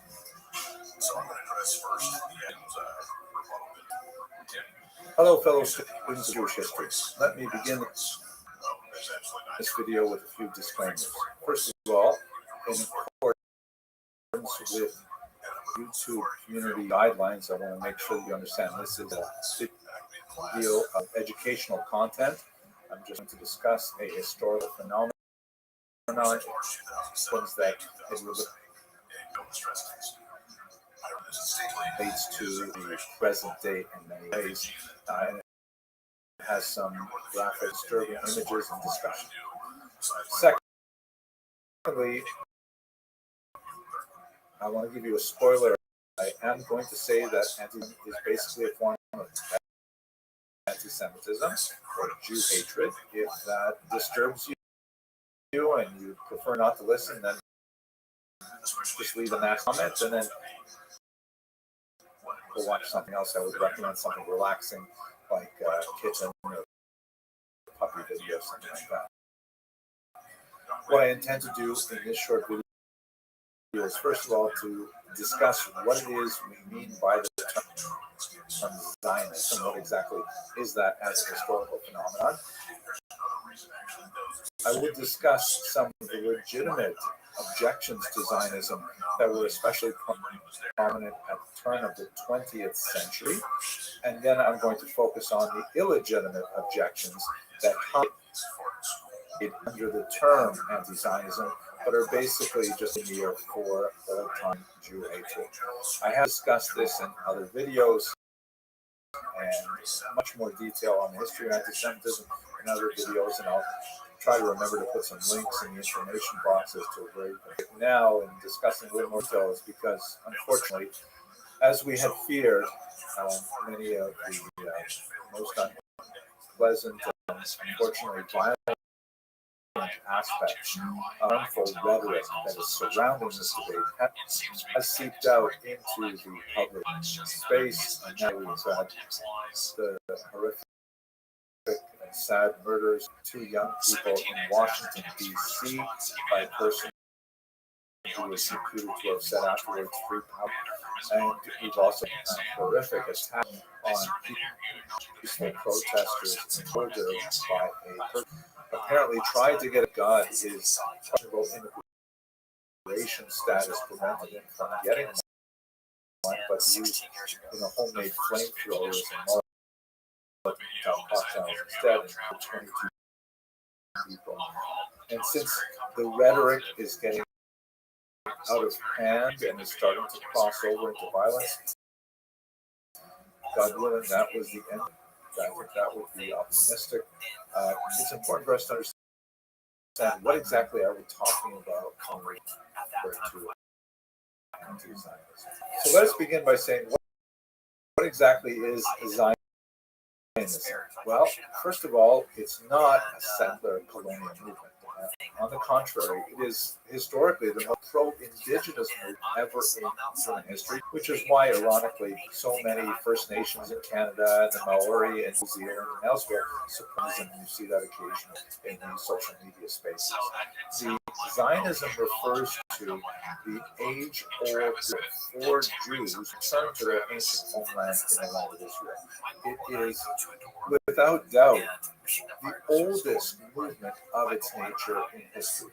As I will explain in a minute, the term Zionism, with a capital Z, was really put in the context of the 20th century when it had distinctly political overtone, and I'll come back. But historically speaking, this is something that goes all the way back to, at the very least, the century before the conquest, when the Jews were exiled from the land of Yehuda, the southern part, or central and southern part of what would be today the land of Israel, to Babylonia under King Nebuchadnezzar.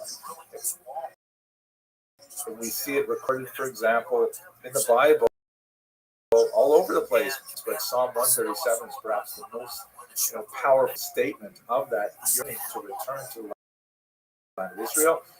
Just quoting here in English, by the rivers of Babylon, there we sat down, yea, we wept, when we remembered Zion, right? What is Zion, or Zion? Zion is one of the hills of Jerusalem, and so it's come in the 20th century to represent this general desire to go back. Very powerful song. Now, in the 20th century, as I mentioned now twice, that's when Jews, particularly in Europe and especially in Eastern Europe, began to be affected by the nationalist movements that were growing at that time, and many began to seek opportunities themselves as national units. Lots of nationalities emerged within empire. For example, the Austro-Hungarian Empire, the German Empire, the Russian Empire, all kinds of or Hungarians, and non-Russians within them. And a lot of those people, the Czechs, the Ukrainians, the Slovaks, the Poles, and so many, wanted to form a state. And so Zionism represented this movement that took hold of this age-old yearning to return to the land. And by the way, I should point out that the vast majority of the time, in fact, had been for the last 15, 18 centuries. You had the bulk of the Jewish population outside of Israel But there was always a small population in the land of Israel itself throughout this entire period. Some can also make the argument the Jews actually never totally leave the land of Israel. They always regard Jerusalem as their eternal capital. It began to acquire this modern national political tone of Theodor Herzl, here, very famous leader of the World Zionist Organization that was established in Atesset, motivating Jews around the world to contribute in a financial way to purchasing land in the land of Israel in order to eventually come back there.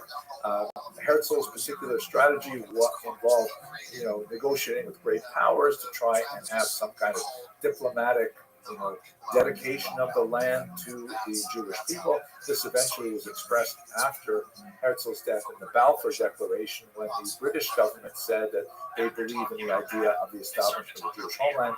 We've talked about this in many other videos. Now, while Zionism was arguably the most popular of the various political expressions that were happening at this point, Jews all over the world began, like many other peoples, to explore their political expression.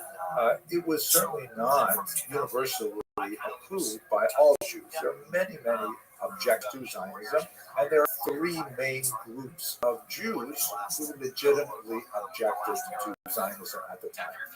The first were the ultra-Orthodox.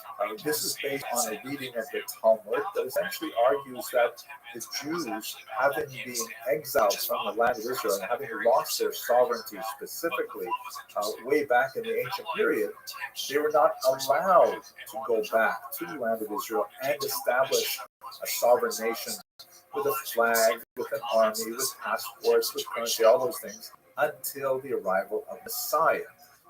And so there was a good core of ultra-Orthodox Jews in particular who felt that returning to the land of Israel and establishing a state there was inappropriate. Returning to the land of Israel, to live there, to study there, very, very beautiful. But to establish a state, these ultra-Orthodox Jews said, no, that has to wait for the Messiah. Ultimately, this group was always a minority of the Jews overall, and again, various election results to indicate how Jews felt about this position, but nevertheless, it was a theologically principled argument. Today, we have a situation where half of the world's Jews have already demonstrated their commitment to Zionism by actually living in the land of Israel, and so only a tiny fringe of that ultra-Orthodox objection still remains. See them showing up in pro-Palestinian rallies, and they have been doing it consistently for many, many years, not just since October 7th. They're associated with groups like Neturei Karta, who are pretty much universally disliked by the rest of world Jewry. And you can see them here. This is in a German protest, and they have a few non-rabbis or non-Jews apparently standing beside them, carrying signs that say, authentic rabbis are opposed to Zionism. Here's a pro tip, by the way. If you believe you are authentic, you are certainly not going to convince anyone by putting it on a sign and saying that you are in fact authentic. And it's especially difficult for most Jews to deal with this kind of thing, because you see the other flags that are being represented here include, for example, Hezbollah, which is one of the most murderous terrorist organizations that is dedicated to the idea, as you can see on their flag, they've got like a gun on the flag. They want to destroy Israel and the Jews who live there. It's just very offensive to most Jews to even think of Jews participating in these kinds of rallies. Enough that they're wearing this kind of keffiyeh, talaisin, and things like that. But anyways, that is nevertheless the modern vestigial remnant of a theological objection to Zionism, which was more prevalent at the turn of the 20th century, but dramatically dropped off after Israel became a state in 1948. There was also a socialist objection to it, and you see this most dramatically in a political party called the Jewish General Socialist Workers' Party, known in Yiddish as the Bund. And this group that said, no, it's a bad thing because it's going time to a kind of bourgeois form of government, whereas we want to move forward with a social democratic government, specifically kind of a communist government. And so they oppose Zionism on political grounds. The Bund basically also disappeared with the 20th century. Stalin got rid of the most leftist section of the Bund. It survived to a certain degree in America as a Jewish women's circle and so on, but that was also in support of opposition to Zionism, is that it was moving in the opposite direction of what society should go. This is social democrats tend to oppose Zionism, and there were Jewish social democrats at the turn of the 20th century as well. Finally, much smaller group, but still nevertheless significant in some ways, the so-called diaspora nationalists, who were led by Shimon Dubno and had some success in implementing their notion of the appropriate form of Jewish political expression in the interwar period in the Baltic states of Latvia, Lithuania, Estonia, and also in shortly before it was taken over by the Russians. Dubno's vision of Jewish political expression argued that they should in fact be invested in their own communities around the world and not seek to go and create a state. In Dubno's vision, he felt existing as a diaspora community actually represented a more advanced form of social organization than would, and that the Jews were in a unique place actually expressed it. So occasionally the diaspora nationalist objection to Zionism. It was especially prominent in the 1920s. It faded away in the 1930s under the influence of integral nationalism and fascism and so on. Nevertheless, these are three principled oppositions to Zionism that existed when Zionism was still kind of like an idea as opposed to an actual expression in a state. Let us move now to what is anti-Zionism and what is specifically Semitic about it, since I've described to you three kind of reasonable forms of anti-Zionism, although they're very hard to find in actual people today. So let us understand that anti-Zionism is unfortunately basically the fifth stage of the evolution or devolution, if you prefer, of a form of ancient hatred. Jew hatred is, arguably the oldest form of hatred to the Jews as a whole phenomenon. But, we see it in much the same ways, and, when it happens, we recognize it. I'm thinking to myself, for example, how many times have I walked the synagogue on a Saturday and some car drives by and someone rolls down the window, yells, some expletive, F you Jews, that kind of thing. Nowadays, they roll down the window and they yell, Free Palestine. It's the same thing. It really is just a different form of expressing hatred of Jews, but I hope to demonstrate exactly how that's happening. Let's go through the first four ideological forms of anti-Semitism, and then we're going to focus on anti-Zionism specifically. The first form of antipathy to Jews is actually the most normal of them, the most kind of like human and understandable.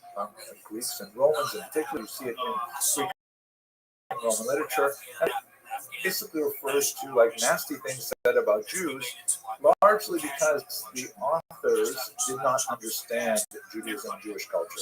For example, the fact that Jews would refrain from work one day a week. They were therefore considered slothful because that was on the Sabbath. That was something that was not familiar to Greeks and Romans. Assume that Jews were lazy because it requires, if you want to do Judaism, it requires a fairly high bar of commitment. For example, circumcision for men. So they felt that Jews were clannish and were like selfish and things like that. And so it's basically represents a form of misunderstanding of the the basic function. So here's another one, for example. Jews people, if you want to invite a Jewish neighbor over to your home and say, hey, we're having pork or shellfish or something like that, and the Jew says, sorry, I can't eat that food. It's like, oh, what's wrong with you? Share with me. So that's just misunderstanding the reasons why they're not eating with you, of misanthropy, of hatred of other people. So this is something that happens when cultures meet up against each other and don't fight on each other. It's still not so nice, but nevertheless, it happens, and it happens to all peoples. The second form of anti-Jewish antipathy is something we see more with the birth of Christianity, because Christianity is a daughter religion to Judaism, and as a result, there's a special mother-daughter relationship that Judaism would not have, for example, with Hinduism, or to a lesser degree with Islam, which is kind of like granddaughter religion. But the relationship of the mother and the daughter is, especially in this context, this early form of Christian and Judaism is basically a theological debate. Are the Jews as a chosen people? If they're the chosen people, what is the Christian relationship? Who is Jesus, and what does it mean for the, we have the Jewish Bible planted at the beginning of the Christian Bible. How do we define our distinctions? That can sometimes express itself in an antipathy to Jews, and that's something that was especially prevalent for, let's say, the first millennium of the Common Era, periods when Jew hatred really off the rails. And criticisms are leveled at the Jews were just, mind-boggling and bizarre, like this crazy idea of Jews must be Christian blood, to avoid some kind of strange smell or, various other nasty things. The idea that Jews must somehow ritually murder a child in order to the bizarre ritual. These are like weird ideas that in the 12th, 13th century, particularly, began to take hold of the European imagination. They connected, especially when printing became popular and it was possible to disseminate these ideas cheaply and widely. Unfortunately, we're still dealing with this form of medieval Jew hatred as well. The fourth form, which unfortunately until recently I believe was likely the final form, but that was optimistic, is what we would call modern anti-Semitism. This is when the term anti-Semitism invented in the 1880s as an attempt to try and, sort of couch these old antipathies in a modern sort of scientific content of modern anti-Semitism. The departure from religious rulings of anti-Jewish hatred and placing it all on two basic ideas. One, that the Jews constitute a distinct race, separate from a religious nation, for example, or a national identification, some kind of quasi-scientific permanent association with their very beings, their very bodies. And secondly, the idea of conspiracy. But the way this race works is that they are all connected in some grand, awful, diabolical plan to dominate the world. And that's where we were living from the 1880s through the entire Nazi period, through the late 20th century up until recently. Finally, we come to this fifth form, anti-Zionism. What is this? How does it differ from the legitimate forms of objections that we talked about earlier? And why is it fundamentally still Jew hatred? Anti-Zionism is basically this position that ascribes a fundamental illegitimacy to the modern, like all other countries in the world. Israel somehow should not be allowed to exist, that it is based on fundamentally flawed principles. That means that it is something that must be eradicated completely, something we don't say about Canada or England or any other state. We only say it about Israel. Not just Israelis, but all Jews around the world are somehow equally culpable for establishing they are so-called complicit in this crime of Israel's existence, and that's really what this anti-Zionism is all about. So what I do now is to walk through a few examples of how we see just how inappropriate and illogical, fundamentally hateful this argument is, how it distinguishes itself from the earlier forms of Zionism that understand based on goodness, whether or not we agree with it. Let's take International Holocaust Remembrance Alliance. It's not, to me, it's not my favorite form. My anti-Semitism is in the news just because a lot of political debates whether or not we should formally accept this definition, not this. But let's just use it as our litmus. So if you look at where I pointed the arrow here, we should say clearly that criticism of Israel, similar to that leveled against any other country, cannot be regarded as anti-Semitism. I mean, if you were to say anyone who criticizes the government of Israel is an anti, you would have to say of the population of Israel is anti-Semitic, because they have a very vigorous democracy. They have protests, they have arguments. It's actually a rock kind of thing. The Knesset politics there's tremendous amounts of criticism of the government, the current government, previous governments, and I'm sure future governments.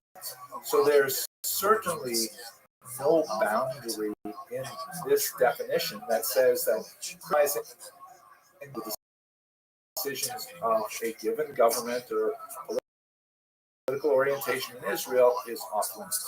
There are, however, some things which go beyond it, and that's what we really want to focus. So here, have a look at the second page, which sort of expands with lots of examples of the definition. Let's look at some of them in detail and see why anti-Zionism really goes beyond the level of appropriate criticism of government and gets into anti-Semitism. First of all, accusing the Jews or Israel as a state of inventing or exaggerating.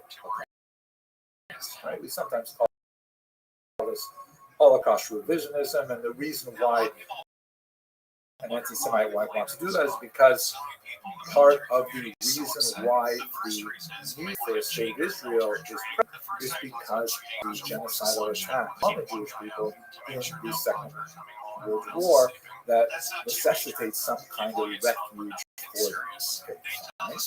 Right? Accusing Jewish citizens of being more loyal to Israel or to the alleged priorities of Jews than to the interests of their own nations. This is also a very old criticism. It's the dual loyalty charge that it's possible for a Jew to, let's say, for example, serve in the United States Armed Force because they're really more dedicated to Israel. I mean, if If that is the case, again, you have to wipe out, you have to remove from its ranks a tremendous number of people. Now, of course, who other countries who have, affinities for other. So we're going to set that one here. Anti-Zionism, denying the Jewish people their right to self-determination by claiming that the existence of the state of Israel is a racist endeavor, meaning all other countries seeking to establish national homelands for their peoples, that's how okay, but for Jews to do that, not okay. We see it perhaps most starkly in the 1975 UN resolution that equated Zionism as the national movement of the Jewish people as a racist endeavor. There's no such UN that French nationalism, American nationalism, Russian, Venezuelan nationalism, that they are somehow racist. But Jewish nationalism is somehow racist. It's a fundamentally flawed argument. And as you can see from this map that indicates the nations that sponsored it, primarily the Arab League, and those that voted in favor it, primarily those who are beholden to some of the petrol resources of the Arab League, a sense of like where this is coming from, as well as those who objected to this particular resolution. Building on this idea of equating the Jewish national movement with racism and not other national movements, applying double standards by requiring of it, i.e. Israel, not expected or demanded of any other democratic nation. And hold Israel to a different standard is acceptable. And we see this especially today, and you can see this in actually a rather brilliant article that was just published yesterday by Zach Goldberg in Tablet. And basically what Mr. Goldberg did was he went and looked at some of the major media resources, and he said, okay, how many times is the word genocide used in connection with, and then he recognized massacres that may reach the level of genocide. I won't go into the details of the subject between us. But as you can see, when you connect Israel genocide, that's a phenomenally popular topic. Far more than connecting, for example, Cambodians to genocide, Rwandans to genocide. When you say Israel in one sentence, you get a lot of hits, and so therefore that has suddenly become a tremendously popular thing, too much of the media space. And he points out here, I'm actually read a quote from that article, which is rather remarkable. He says, if Israel war in Gaza qualifies as a genocide, it will strike the historical, perhaps the first such case of genocide triggered involving the slaughter of civilians and the taking of hostages. The first genocider, quote, permitted food, fuel, and aid to flow into the territory of its purported victims, and potentially the only instance in which the perpetrators lacked any prior plan or ideological commitment to extermination. It may also be unique in that the targeted group's combatants have deliberately embedded themselves in civilian infrastructure and sought to increase civilian casualties for strategic and propaganda purposes. And it could be the only genocide that might plausibly be halted on the spot, not by the genocider, but by the group claiming victimhood, specifically with Hamas to release the hostages and lay down its arms. Israel's military campaign, having at its core objectives, likely cease. And I don't mean by this discussion to in any way diminish the horrific suffering of the civilian population in Gaza. It's a horrible thing. My entire being rebels against it. The bottom line is there's so much focus on Israel saying, stop trying to rescue your hostages, and hardly anyone is saying, Hamas, let go of the hostages. You took civilian hostages, murdered many of them. You still have, why isn't the world screaming at Hamas, screaming at the Arab world that is in league with Hamas and saying, force them to release the hostages, and the violence will cease. That's something that still bothers me. Next, using symbols and images associated with classical anti-Semitism, such as claims of Christ killing or blood libel to terrorize Jews or Israelis. Lots of examples of this, very offensive metaphors of Jews or Israelis drinking blood, harming children, God forbid, these kinds of things. Drawing comparisons of contemporary Israel policies to Nazis, that happens all the time. You see a swastika on the Star of David, things like that. And finally, holding collectively responsible for the actions. And that's why we're talking about this right now. This is something that we've seen for a long time. If it wasn't Israel, it was other things, such as the horrific matters at the Tree of Life synagogue that occurred actually before October 7th. But of course, we see today in the flying murder of 2 Israeli staffers walking out of the museum in Washington, or the events on the peaceful places in Oregon. I hope this video sort of means, what is anti-Semitism, why it is fundamentally a form of Jew hatred, that yes, there is a possibility of disagreeing with the policies of the state of Israel. Yes, there are so many people who disagree with how the current government is waging this war, and that's not the topic of this video.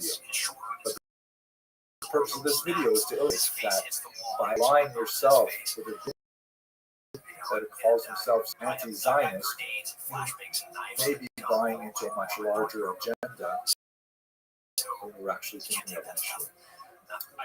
I hope this video is useful to you, and I hope that we see an end to the violence,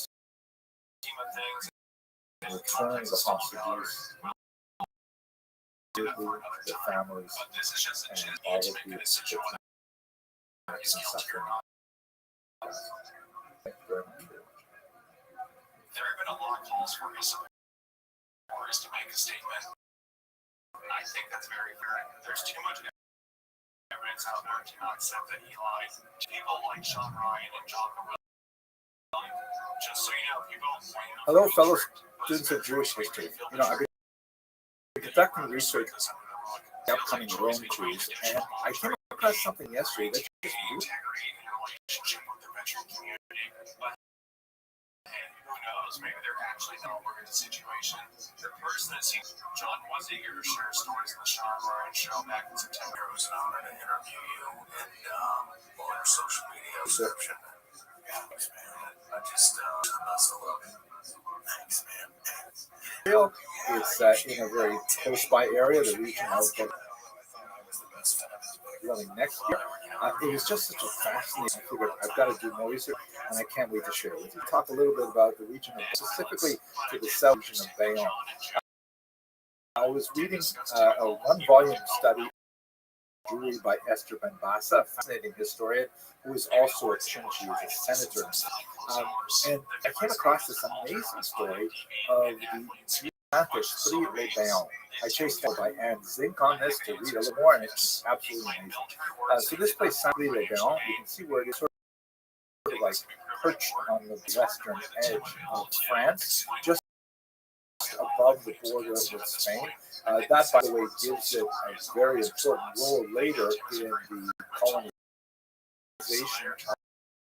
of the Americas. And Jews were part of that story, and I'll get to that in a second.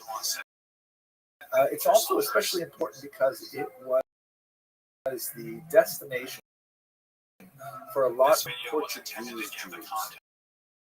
And let's just quickly explore why they're coming to this place.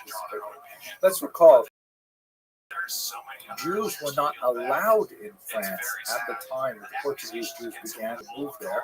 The Jews were expelled from France. Is not unified like it is today.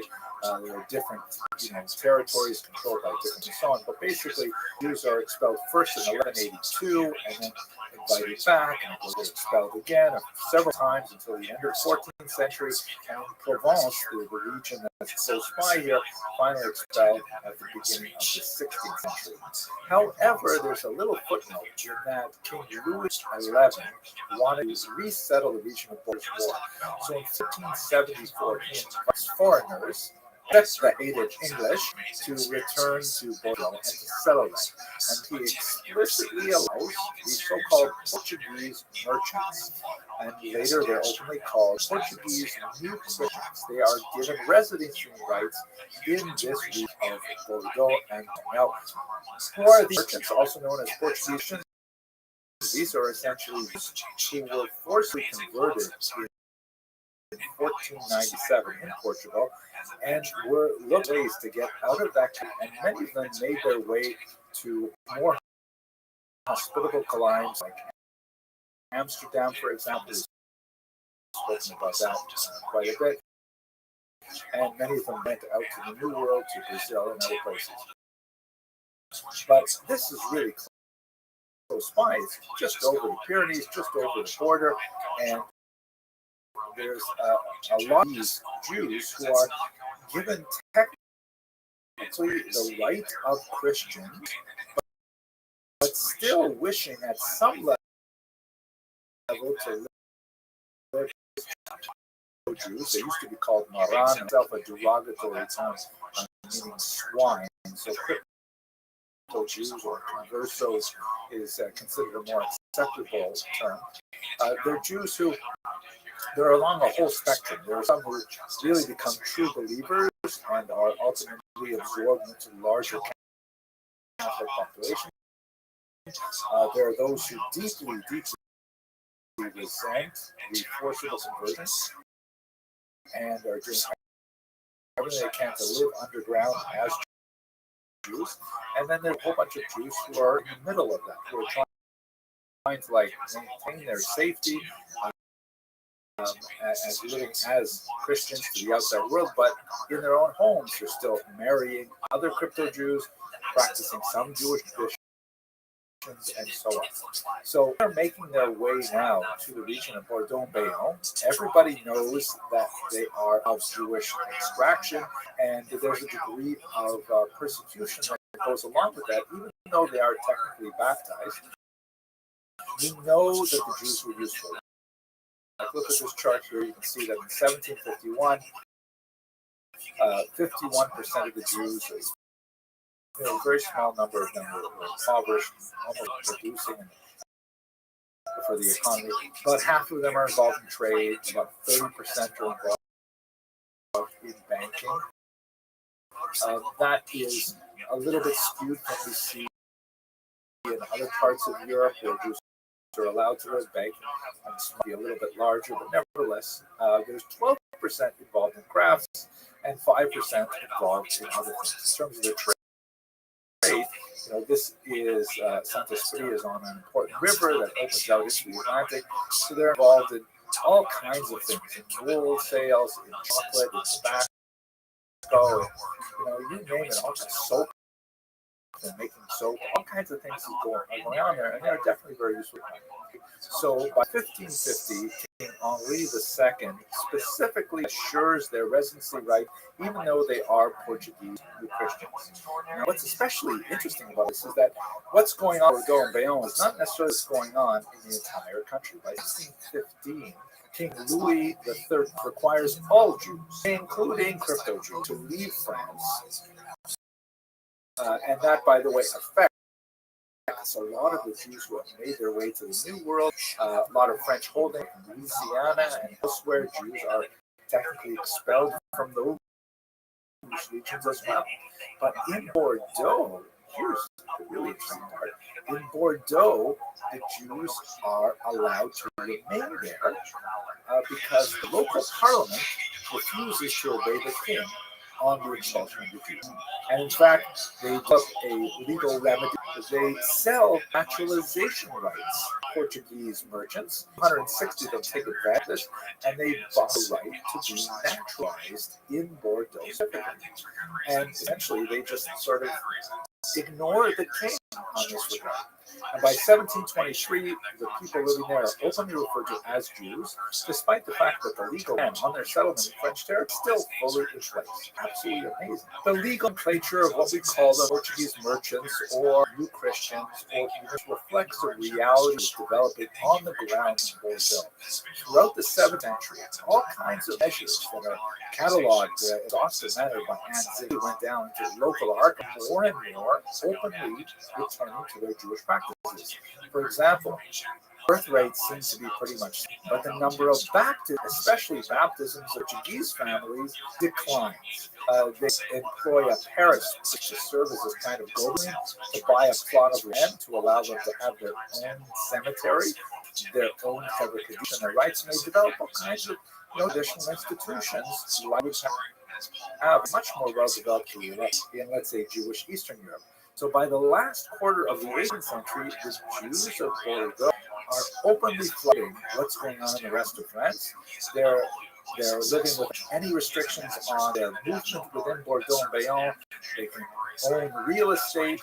They have to wear the ruelle. They don't have to wear the yellow. They have, an incredible amount of freedom within this region. Now, I want to point out one thing here that we can't miss this. Just think about this. I was just describing things that happened at the end of the 17th century. But they were the descendants of people who were forcibly converted at the end of the 1400s. So we're talking about 300 years, right?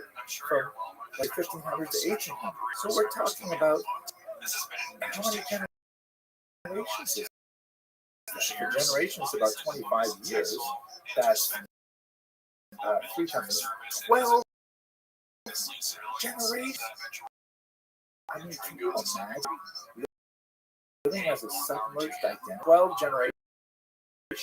And if you want to say that the Jews were sort of coming out of the woodwork in 1800, well, it's been a good century of tolerance in Bordeaux and Bayonne. It's greater, I would think, in many ways, than the famous convivencia that you see in the south of Spain during the Muslim period.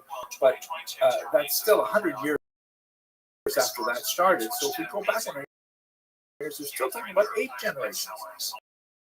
Could you imagine returning to your ancestral identity after generations of living as a submerged individual? It really is mind-boggling. Here's the thing that Anne Zink really drives home in her article on this topic. And maybe she's thinking of the darker history of the 20th century, when this kind of tolerance was sadly hardly in evidence. The fact is that national leaders, kings, and so on, all kinds of pronouncements, so-called political states, they can pronounce ideological purity, like saying, hey, France is going to be Judenrein, be completely Catholic. And it's had a lot of difficulty with Catholic Christians as well. But it only really matters when it can be enforced on the ground. And if there is a gap between these national leaders who are praying to all kinds of different agendas there, together with Jewish neighbors, if there is a gap, any daylight between those two, that's a moment in which you can have real humanity itself. The non-Jewish of Bordeaux and Bayonne saw the Jews in the 17th and 18th century as essentially their neighbors. We know that they're linguistically very well adapted, that looking at Anne Zink's studies of rental agreements and purchase agreements and all kinds of tracts, that Jews were basically treated like citizens of Bordeaux and Bayonne. And so it's especially fascinating to see how these crypto Jews were able to emerge from identity and yet find a place in this corner of France. Wow, I can't wait to visit it. Thank you very much for watching. Part 2 is dated 28 October 2008. This post is fairly generic. Again, it humors Tonazi explains November 2008. This is the most interesting letter. On this one, he refers to himself as a big guy with too many got a peace sign, popping out beating Prince or Madonna. He also stated how he got the green light to go fight in the MMA and stripes. From the amount of detail on minute things to injecting humor and accounting on avoiding dangerous areas. This prequel to his In the course of my research, as I took another Kosher River cruise, Lance Armstrong on the March 2018, they were talking about Rocky during this interview. I came across absolutely fascinating discussion relating to liturgy. You know, many historians have pointed out that one way to study Jewish history is to simply look at the Siddur, the prayer book, because so many of events and experiences of the Jewish people are layered in the fabric of the prayer book, and as you peel away those layers, you can see a lot of fascinating things about Jewish history in general. So I came across this one passage in the work of Gerard Nahum, who is a phenomenal historian, perhaps the greatest historian, certainly of the Bordeaux and Bayonne region, which he's been studying all his life. His family was originally from Algeria, although he himself was born in Paris. He was a student at the Sorbonne, and he taught at many universities. Nahum is especially associated with L'École Pratique des Hautes Études. He was a major scholar of French and Sephardic. I found something really fascinating in his 2003 publication, Judaism à Bordeaux, Jews and Jews in Bordeaux. So here's what it is. So the first part of his book goes into some of the Bordeaux antiquities, like when did Jews first come to this region? Lost in the sands of time, because by the time we first get records of Jews, not referring to their settlement, but referring to Jews that ultimately have lived there for some centuries. Most likely they came in the early first millennium, maybe the first or second century with the Romans, but we'll get into some of the details. We have some interesting archaeological discoveries. For example, in Bordeaux, a gold ring was discovered in the vicinity of streets later called Rua Judaica, Rue Juive, the Jewish street.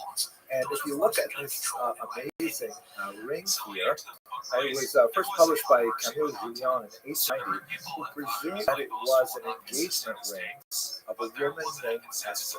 When you look closer at it, you can see, in fact, it does have Aster, which is in fact a Roman of the name Esther. You know that there's a remarkable first century epitaph that was set up for Claudia Esther, who was one of the slaves who was taken from Jerusalem in the first century to Rome, and it was put up by her husband. But looking more closely at this particular image, why would you think that this Esther is definitely a Jewish one? Well, it is obviously the representation of the menorah on both sides of the ring. And you can see that's a classically Jewish symbol. The seven-branch menorah in particular really goes to the heart of Jewish symbology. You see it from very, very early, and it's very popular in the first, second centuries. So, whereas Julien argued that it was an engagement ring, Nahum says that's probably not the case. He says it probably belongs to a man named Asterius. I'm not sure how his argument is personally, because I wouldn't say Asterius, although those last three letters kind of indicates like a nominative case. It really should be in the ring itself, unless it's a short form. But at any rate, everybody is, it's from the century, right? So we're talking 500s. We know that already living there at this time. We also have a really fascinating document that goes back a couple hundred years earlier, and this one is really interesting. It is the document of the Pilgrim of Bordeaux, which is really fascinating. It goes back to the year 333 or 334, and it's regarded as one of the very earliest itineraries composed by a Christian making his way to England. In this case, from Bordeaux, all the way over the northern Mediterranean, and then down into the land of Israel. And it's been studied for centuries and centuries as a history of geography, of piety, and so on. But what's really interesting is that there's this Professor Klein who already published in the 1930s an article saying that, wait a second, are we sure that this pilgrim from Bordeaux was in fact Christian? Because when you look at the itinerary itself, zips right through Galilee, where Jesus was active half years. That's where most of his stuff was happening, or Capernaum, or the important places. He goes straight down to Jerusalem, and he talks and talks and talks about really important Jewish characters like Elisha and King Chizkiyahu and all kinds of people who are really important in the Tanakh, in the Hebrew scriptures. But he only has two references to Jesus in the entire document. One of them seems to be entirely in passing because he was going through Bethlehem. So maybe this guy's actually a Jew, but he left this travelogue, and now we have it in. It was a mistake to ascribe it. At any rate, that's sort of an open-ended question. What I want to Hu Rachum prayer, which is well known in particular to men and women who pray the morning service. In the Orthodox world, typically women do not pray this section called Tachanun, which are penitential prayers that are read immediately after the central part of the prayers, the Shemona Esrei or the Amidah. And on Sunday through Friday, there's a short version. But according to Jewish tradition, since Mondays and Thursdays are the days when the Cajun sits, that is the Jewish Rosh sits, so it happens also in heaven, and that requires additional expiate our sins. So that's basically what this prayer is. And there's this longer section on Mondays and Thursdays called the Hu Rachum, which is the first two words, and he is merciful. God is merciful. Where does this prayer come from? So looking at some of the standard reference works, like the Otzar Tfilos, there is a reference to some people who were once in danger, somehow connected with oaths, but not too much discussion there, and they composed this prayer, and it was considered so beautiful that it was included in regular liturgy. What Professor Gerard Nahon brings forth, however, is a 1407 manuscript from Troyes, elsewhere in France, where a student of Rabbi Yehuda Bar Eliezer Tzvi records the story that occurred much earlier. So we're definitely now talking in the realm of legend. This is something recorded in the 15th century, describing something that happened in the 1st century, but it happened in Bordeaux. The story goes, as we've discussed previously on this channel, there's a legend that Vespasian, as part of his feat with the difficulty of putting down the Jewish rebels in the Great Roman War of the 1st century, he loads up 3 boats full of Jews. He removes the rudders. He puts no skipper on them, and he just pushes them out into the Mediterranean. It's considerably less comfortable to enjoy in kosher river cruises. At any rate, according to which has been recorded in the 12th century onward, these 3 boats went to largely southern France. One went to Arles, one went to Lyon up the Rhone River, and one somehow got Bordeaux, which is hard to imagine because really you had to go all the way around Spain to enter from the Atlantic Ocean. But nevertheless, this is a legend. And the Jews stuck there, and they established really settlements in what would have been Roman Gaul, or would have been Roman territory. So according to the legend recorded in this 1407 manuscript, there was a king in the region of Bordeaux, and originally he treated the Jews very well, but then he died. And just like we have in the book of Exodus, a new king arose who knew not the Jews, and he began to persecute them. There were 2 brothers named Joseph and Benjamin, and a cousin of theirs named Shmuel. It's interesting that the specific names Joseph and adds a degree of this to the whole story. But at any rate, these 3 people get together, and they each compose a section of a special prayer, and they recite this prayer to God, and then the king forgets about persecuting the Jews, and decides he dies. It's a horrible thing. After this, the prayer was considered so successful, and actually it is very beautiful. I will tell you that we tend to rush through it because nobody likes saying Tachman. It's very sad kind of prayers, but it's actually very beautifully written. So I actually enjoy it when I find the time to govern.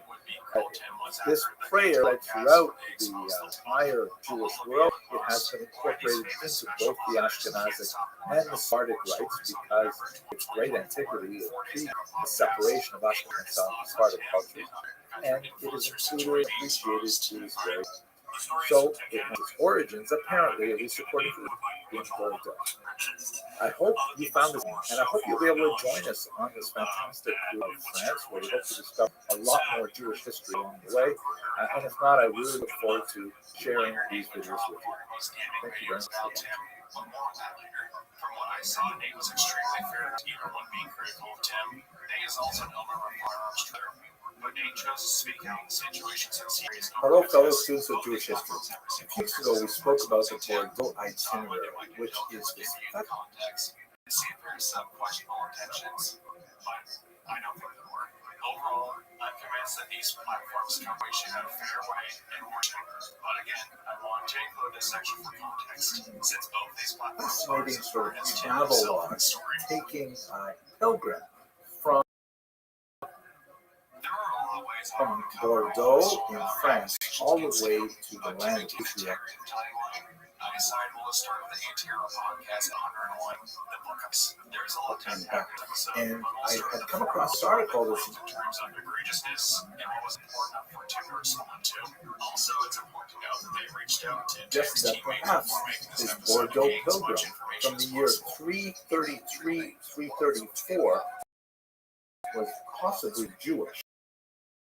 So I want to dive into that just a little bit more because I just think it's so fascinating that we should have some kind of artifact like this all the way from Bordeaux at this very early period of time. So first of all, what is this Bordeaux itinerary? It's known in Latin as the Itinerarium Bordigale or Itinerarium Bordigale usque Jerusalem, meaning the Bordeaux or the itinerary from Bordeaux to Jerusalem. And basically, it's really boring. It's a text of a few pages that basically describes, really dull information, but important if you're traveling, of how far it is to go from stop A to stop B, meaning you got to break this into a lot of stops because you're going to be doing a lot of overnights if you travel by a donkey or by a horse. So how long it takes to get from one place to another one, and where you can change horses. I think it's really fascinating that you have like horse trains, horse trains, places, horses and things like that. The oldest versions of this document that exist today are from the 8th and 10th centuries, and there are 4 of them. 2 of them omit most of it except for the section in Israel itself, which is really relevant to people all over, but 2 of them do describe the route all the way from Bordeaux to Israel and back. Here you can see a map representing the Bordeaux itinerary, both there and back, and with several stops along. The text itself, however, looks something like this, like change at Stomatai, weeks 7, change at Senone, weeks 9, city of Astates, weeks 8. Most of it's pretty boring until you get to the land of Israel, and then of course there's a lot more detailed information about what to see in connection to the Bible and things like that. So it's basically what this really early pilgrimage account is, and it has lots of fascinating things associated with it. Now, there are a lot of questions for scholars, like, for example, are the actual sites as they are described, meaning can we link the sites described in the Bordeaux itinerary that's actually described in the Bible? Or were these places kind of like made up because that was the time when there was a huge kind of like quote-unquote rediscovery of Christian holy sites, which scholars affirm to one degree or another. There's a lot more fascination from Constantinople saying I found the true cross and things like that. So perhaps these sites aren't actually represent actual historical location. And it's also some real literary discussion. Is there a subtle Judeo's tradition here? Is this fitting into church father writings around the same time? perhaps criticizing Judaism by the contrast of various holy sites? These are all great questions. We'll look at one set of questions in particular, which was answered by this tremendous Shmuel Klein. Born in Hungary, he moved to Israel in 1929, where he was one of the first faculty members of the Hebrew University of Jerusalem. He had a rabbinic background, he had served as a rabbi and served as a chaplain and so on, but his real love was historical geography, and especially the historical geography of the Holy Land. His PhD dissertation was defended in 1909, and it was on the graphic and historical material in the poetry of the 7th century liturgical poet Kalir. Absolutely fascinating. And he wrote, a list of describing various historical and topographical aspects of the land of Israel, huge influence on later geographic studies. Now, Professor Klein opined that, maybe we shouldn't take itineraries at face value. For example, he says, why is there so little material in the itinerary on the Galilee? I mean, that was Jesus' main area of activity. Why is there no reference in the itinerary to Nazareth, Capernaum, Magdala, Cana, sites that are so prominent in Christian scriptures? Why does the pilgrim spend this huge trip making his way around Israel and then just skip over all those things, just go straight to the coast and then spend time in Jerusalem? Important question. Second one, why are there so many references to Hebrew scriptures, especially events that occurred to particular kings, as described in the Book of Kings or the Book of Chronicles, and like lots of things which are fascinating, but they're not that closely followed Christian history. Some scholars preceding Klein, and he quotes them in an article on this topic, suggest that perhaps it was a Jewish Christian or a Christian Jew, maybe someone who was part of that generation, was of Jewish ethnicity, but was practicing Christianity. And there's something to be said for that argument, but it's really quite late for that. We're already in the 4th century, and the split between Judaism and Christianity is pretty profound by the 3rd or 4th century. Finally, perhaps most times, lots of references to text, not Testament, Hebrews, but to Jewish legend. Both materials that are discussed in the literature, but a lot of material that appears to be like local popular lore that is not exactly agada in the technical sense of things contained in the rabbinic text, but nevertheless as a tradition handed down in the Jewish community. This is not possible, asked Professor Klein, that the pilgrim is actually Jewish. Now, a spoiler alert, he says no. He says, I don't think so. I don't think the author of this particular text was Jewish. First of all, the text has lots of Christian references to Jesus as Savior, which would definitely be not okay for a Jew. Perhaps the pilgrim was writing for a particular audience and included those things in there for the audience. Possible, not especially convincing, but possible. Perhaps it was added by later copyists, also possible, but if they're going to add stuff, they could have added so much more stuff. Why only add a few toss-away references? What Sir Klein argues, and many scholars believe the same, that it was not actually written by a Bordeaux pilgrim. It was rather written by someone living in Bordeaux, cobbling together reports from other people who had made this journey. And he argues that the author of the itinerary actually collected information from Jews in the of Bordeaux and itinerary, and he pulled material from them into Jews in Lyon in particular, which is fascinating because we do know that there are Jews in the region already from the 1st century, but we have only tiny little scattered references. If Professor Klein's thesis is correct, then there's a lot of detailed information available to the author of that area because there's significant Jewish populations in Bordeaux and Lyon at this time. We know from rabbinic literature some figures. For example, there's someone called Rabbi Menachem Ishalia, Rabbi the man of Gallia, that is Roman France. I mentioned in Tosefta, Erevin. There is a Rabbi Yudan Zim Gallia, a rabbi from Gallia, and he's mentioned in Sikta de Rabba. These are all very texts, which suggest that, yeah, in fact, there are, some kind of quasi-rabbinic compilations there that somebody would produce, at least these two figures who are cited in very, very ancient texts. So this is actually Professor Klein's contribution and thesis, and I think it's really quite convincing that the pilgrim who wrote this text didn't actually make the journey himself or herself, but most likely cobbled it together from at least one Jewish source who traveled to this region from Bordeaux. I think that is absolutely. Thank you very much for watching this short video. I am so glad for this stuff. So interesting.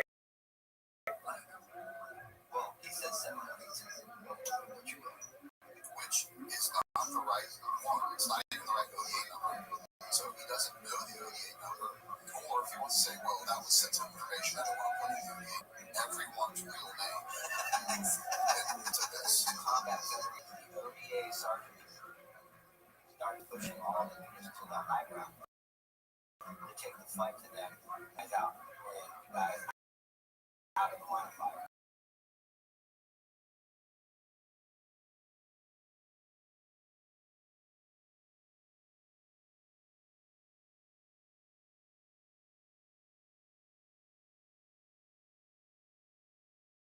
River cruises. It's so fascinating to see evidence of those Jewish communities living in that area over 500 years since the Inquisition.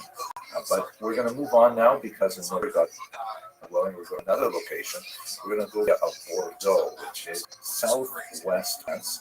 It's new for me. I've never been there before, and I'm fascinated to see that place is like to discover the Jewish history and heritage in this very unusual region. What I'd like to do in this short video is just go quickly over the history of Jewish settlement in Bordeaux. It's quite fascinating and unusual, and very much related to the discussions we had regarding Portugal as well, because a significant number of Portuguese Jews made their way to Bordeaux, particularly in the 16th century. To start with, have a look at this map here. Here's where Bordeaux is. You can see it's on a waterway that opens to the Atlantic Ocean of Jewish civilization. It is an important mercantile site.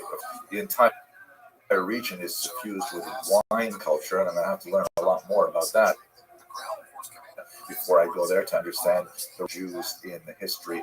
But today, let's just look at settlement. So we have a medieval legend that speaks about 3 rudderless ships being cast adrift in the Mediterranean Sea by Vespasian in the 1st century after the destruction of the Temple of Jerusalem. These rudderless ships wandered throughout the Mediterranean and landed at the city of Arles, located at the mouth of the Rhone River, and made their way upstream to Lyon, a little further on that same river.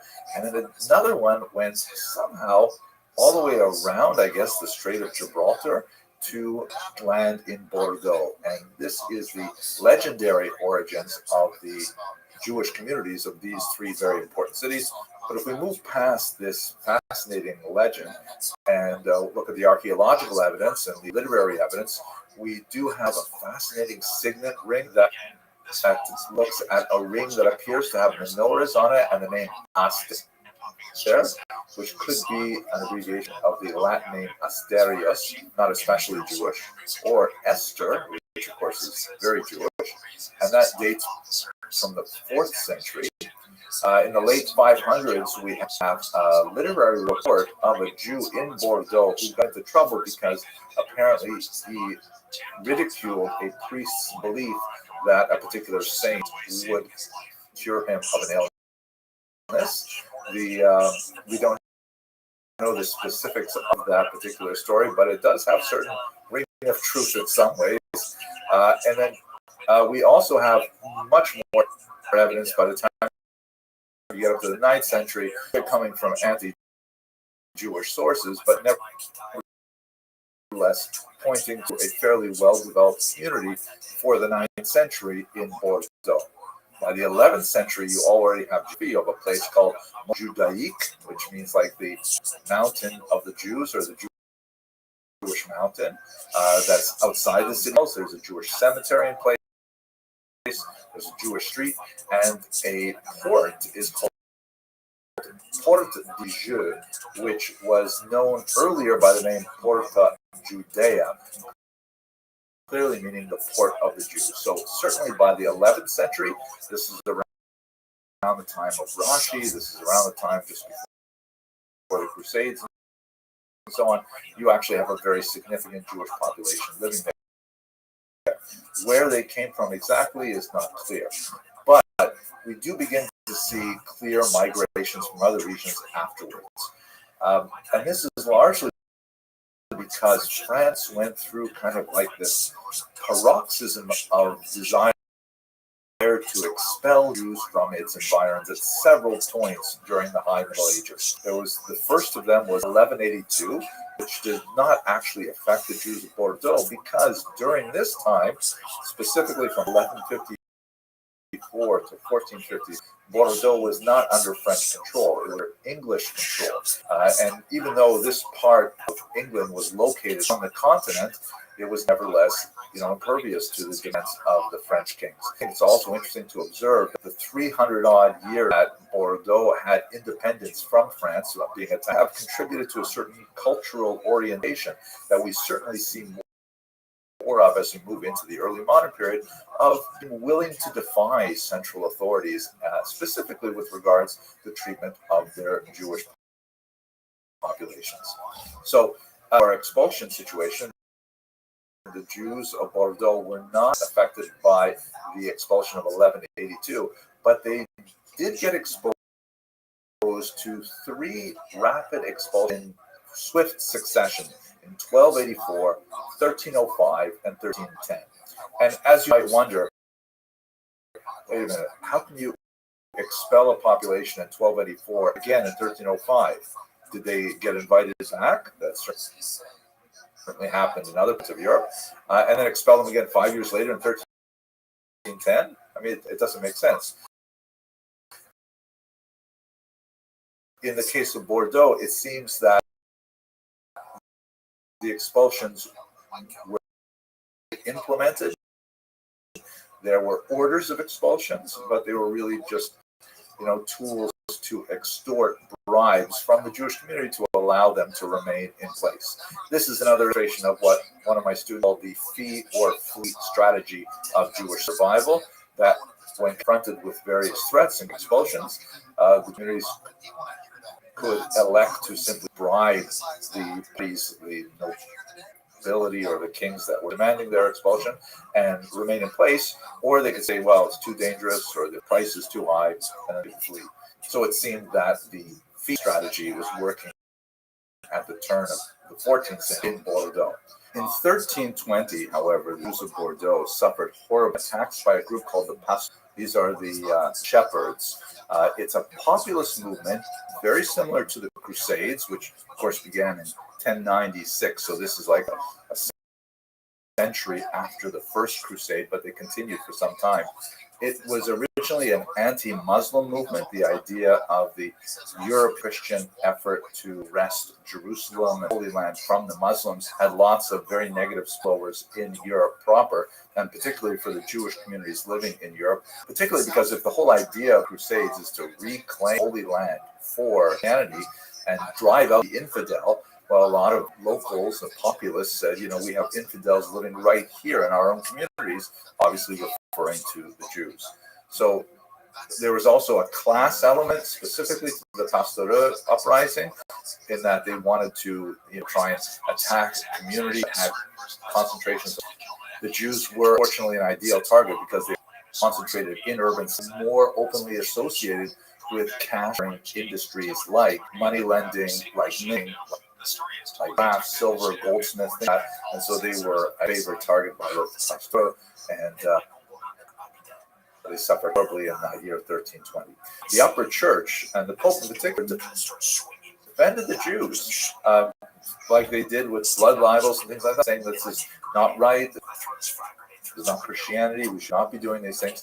However, when the pastor had forcibly baptized Jews in their riot, the church would not allow them to return to Judaism because, as we've discussed many times, in connection with the zeitgeist, the spirit of the era, that baptism being a sacrament meant that once a person was baptized or otherwise, it was forbidden to forcibly baptize someone.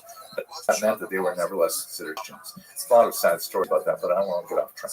So at any rate, 1453, Bordeaux returns to French control, which was this time Judenrein, because there had been a major expulsion of Jews in 1306 from a large amount of French territory, and it's not certain this decree was imposed on the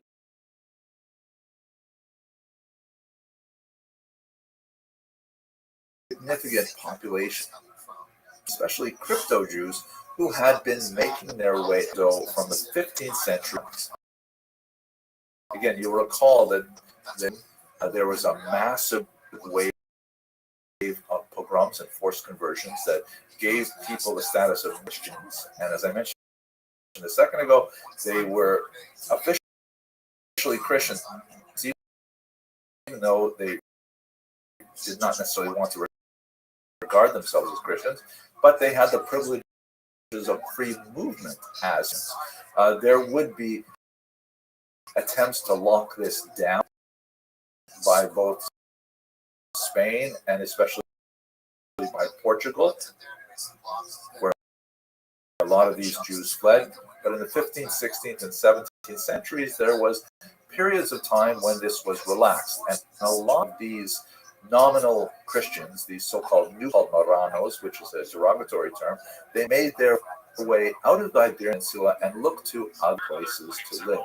Amsterdam, Hamburg, very prominent sites. The New World, Brazil, and also just the Pyrenees Mountains, the region of Bordeaux.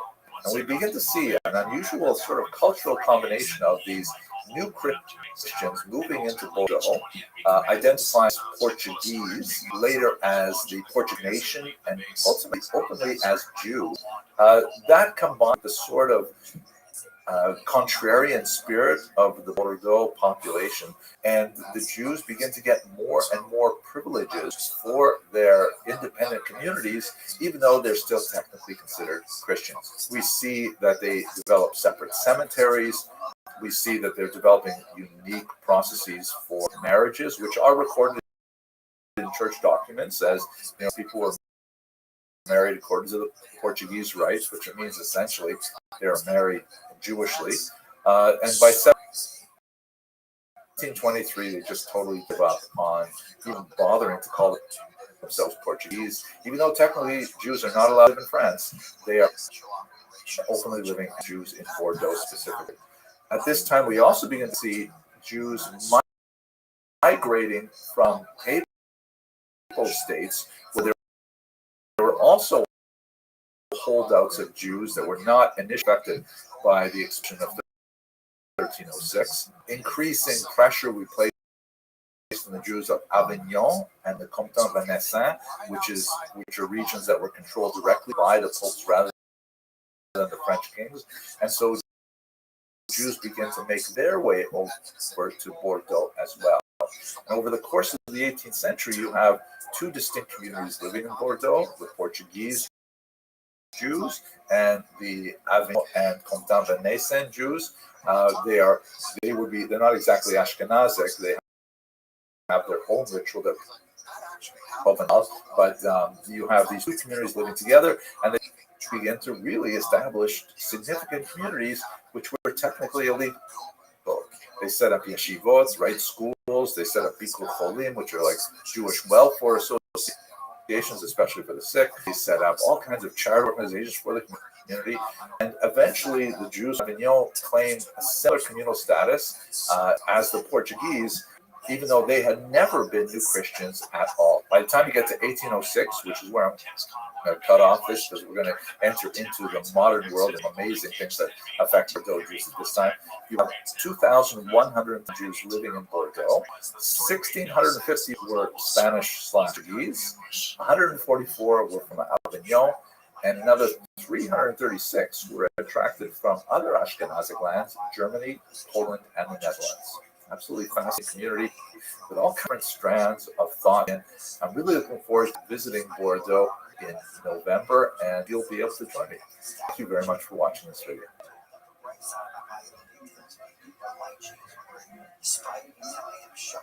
know what metal in there? Purple heart. The purple heart. That's it. You didn't. Is your DD214 a purple heart? You're damn right my DD214 has a purple heart.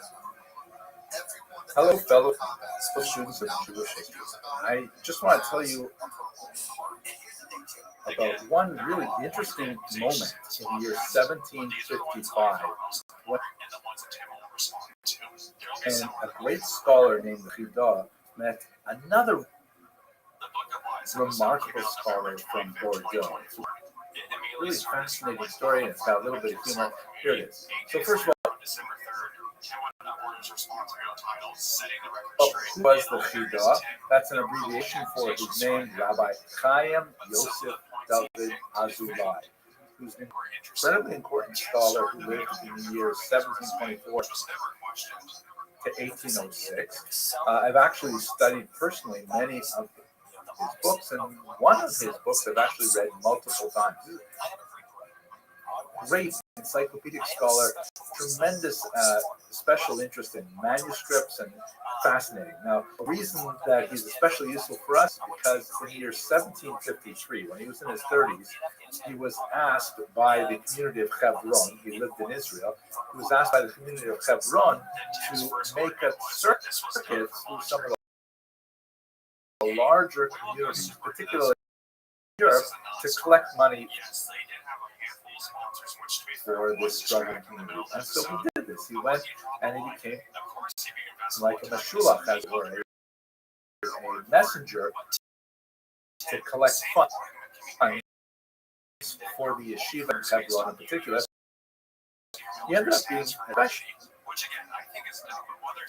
good at it, and he did it for about 2 decades.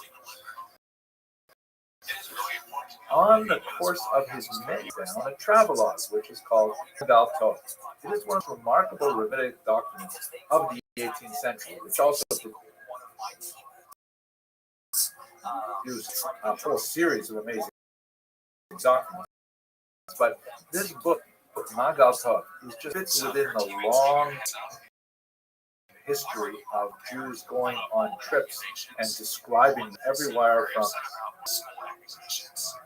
Benjamin of Tudela to, your Aunt Sadie going to Boca about it on Facebook. This is a long Jewish tradition of describing paralaces, and the Chida does it phenomenally.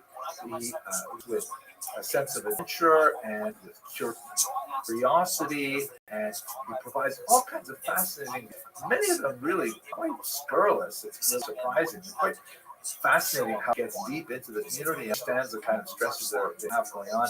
And it's a remarkably important source for an understanding of the nature of Jewish communities throughout Europe in the 18th century. He also has a great, amazing sense of humor, which you would never know from reading his standard rabbinic books. But Magal Tov, this really comes out live. He went to Bordeaux several times. That's the reason for this particular research is preparing for the Kosher River cruise to Bordeaux this November. And he has a lot to say about Bordeaux in specific, but I want to talk about one encounter he had with a remarkable Bordeaux Jew whose name was Jacques Rodriguez Herrera. He was born in 1750, a rough contemporary of the Chizah, and He lived until 1780. His story is like Bordelais Jews came from Spanish Portuguese roots, especially after his father died. His mother fled Portugal, and they ended up in Bordeaux, where they readopted Judaism. Jacob at this time was 6 years old. He was circumcised, and he dropped his baptismal name of Francisco, and that's when he became Jacob. He had a brilliant creative mind, in many ways a lot like the Fida, although obviously without all of the rabbinic background and have the advantage of that kind of training. But he invented all kinds of fascinating things. Like, he's considered one of the fathers of modern computing because in the he invented an early calculator, a mechanical calculator. He met people from Tahiti, where traveled Bordeaux, you recall, as a port, and so he wrote a dictionary of the language of Tahiti. He was an engineer. He designed a method to allow sailing ships to dramatically increase their speed on transatlantic voyages. Really, really fascinating things. He was an educator, and he was also, not only a tremendous advocate for the Jewish community in Bordeaux in particular. We'll talk about that in another video. But he also believed in public education, and he taught the poor children of Bordeaux for free, giving them basic life skills, vocational training, and so on. He was a well-regarded, well-revered Jew. His main claim to fame was that he was one of the first early people to teach people who were deaf and mute. He actually demonstrated the effectiveness of his techniques before King Louis XV, who awarded him with an annual pension of £800, and he was a big hero for inventing it. The method of using finger shapes to represent sounds. He wrote about this in 1778 entitled Observation sur les sourds et muettes. It was published by the Académie Royale des Sciences. Observations on really fascinating. Now, in his travels, the Fida went to Paris and arranged for a meeting with this individual. They met on the 12th of Av in 5515, corresponds to July 1755. And just overwhelmed with reviews. I mentioned that personality was they probably had a lot in common, very curious, very eclectic, and so on. And now I'd like to read to you from this passage of meetings. So it's really quite fascinating. I should mention that Magal Tov is really quite an amazing book. It's been published many times in Hebrew. The original. There's a very, very hard to find English translation, which of course we have at the library. Translation by Dr. Benjamin Zimmerman. Listen to this. Now, an astounding thing of wisdom did the said Senor Jacob relate to me. With his wisdom and by exercise of his intellect, together with painstaking care, he had succeeded in taking a person who was deaf mute, to whom the sages refer, and this is interesting because in the Talmud, a person who is both deaf and mute is considered an invalid in all kinds of ways, not only in terms of ability, but also in terms of legal agency and so on. And there's a question about their level of intelligence and so on. And Professor Pereira really changed that dramatically. Let's go back here. Who could not hear and could not speak from the womb and from conception, meaning he never was able to speak from birth, and bring him to a state of speaking whereby he could reply with his mouth orally to something they would ask him and write yes, and for no, put no. He could also write with his own hand in the French language and in the Holy Language. He's teaching Jewish deaf mute kids to be able to write in Hebrew as well. And with his mouth, he read in the books of both languages. Amazing achievements. And he could understand Tanakh. He could understand the Bible. And he, Rodriguez, was also competent, and he gave with them signs on the joints of his fingers, right? These are the finger shapes.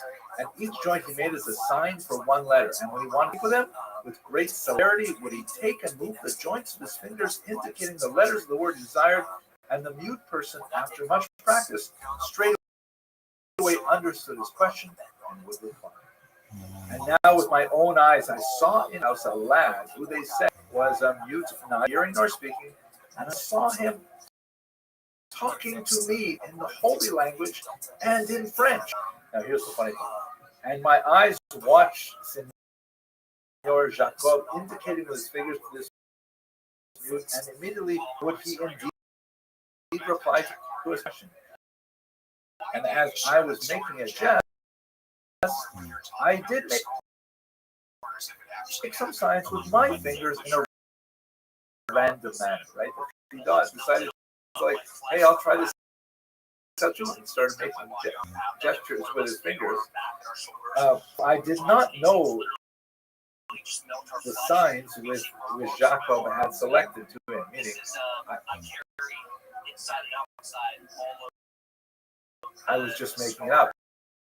I didn't know the system at all. And I saw that the lad was perplexed by the sight and was upset that he did not understand.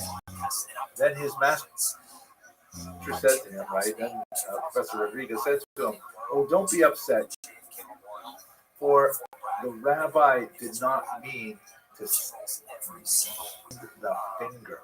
So that is actually sounds like this phrase "send finger." I looked it up in the Hebrew. The original here is shalach. It's a literal translation. The Chidah, with his tremendous version, is quoting from Isaiah 58:9, which has that phrase there. The commentators explain to this stuff. It says that this phrase to send the finger is an aggressive gesture. Kedem Adam Tamarivim, by people who are arguing, one will send the other a finger. And then the Shadal, very important. The Italian commentator quotes a Latin commentator named Marshall, who refers as the digitum, which means the middle. So essentially, what happened was he saw, in attempting to communicate with this person, or at least he's joking about it, gesture, which caused the boy's concernation. But Professor was assuring him that the rabbi didn't mean it. You really get a sense of the humor that the records in this Magal talk. At any rate, the Chidah is clearly very impressive. He ends his descriptive visit to Professor with the phrase, Baruch Honein Adam. Blessed is the one who gives knowledge from God. What an amazing scholar, to be able to develop a method of teaching people who are deaf. It was Jacob Rodriguez. Amazing stuff. Thank you very much for watching. Yeah, for me, that's where I wrote some when I was deployed with foreign land, and people, I'm an okay writer. I'm not that, anyways, everybody's source more on that later. But overall, the podcast was coming and waiting 8 days. Hello, fellows. Really interested in looking at your Abraham for very important.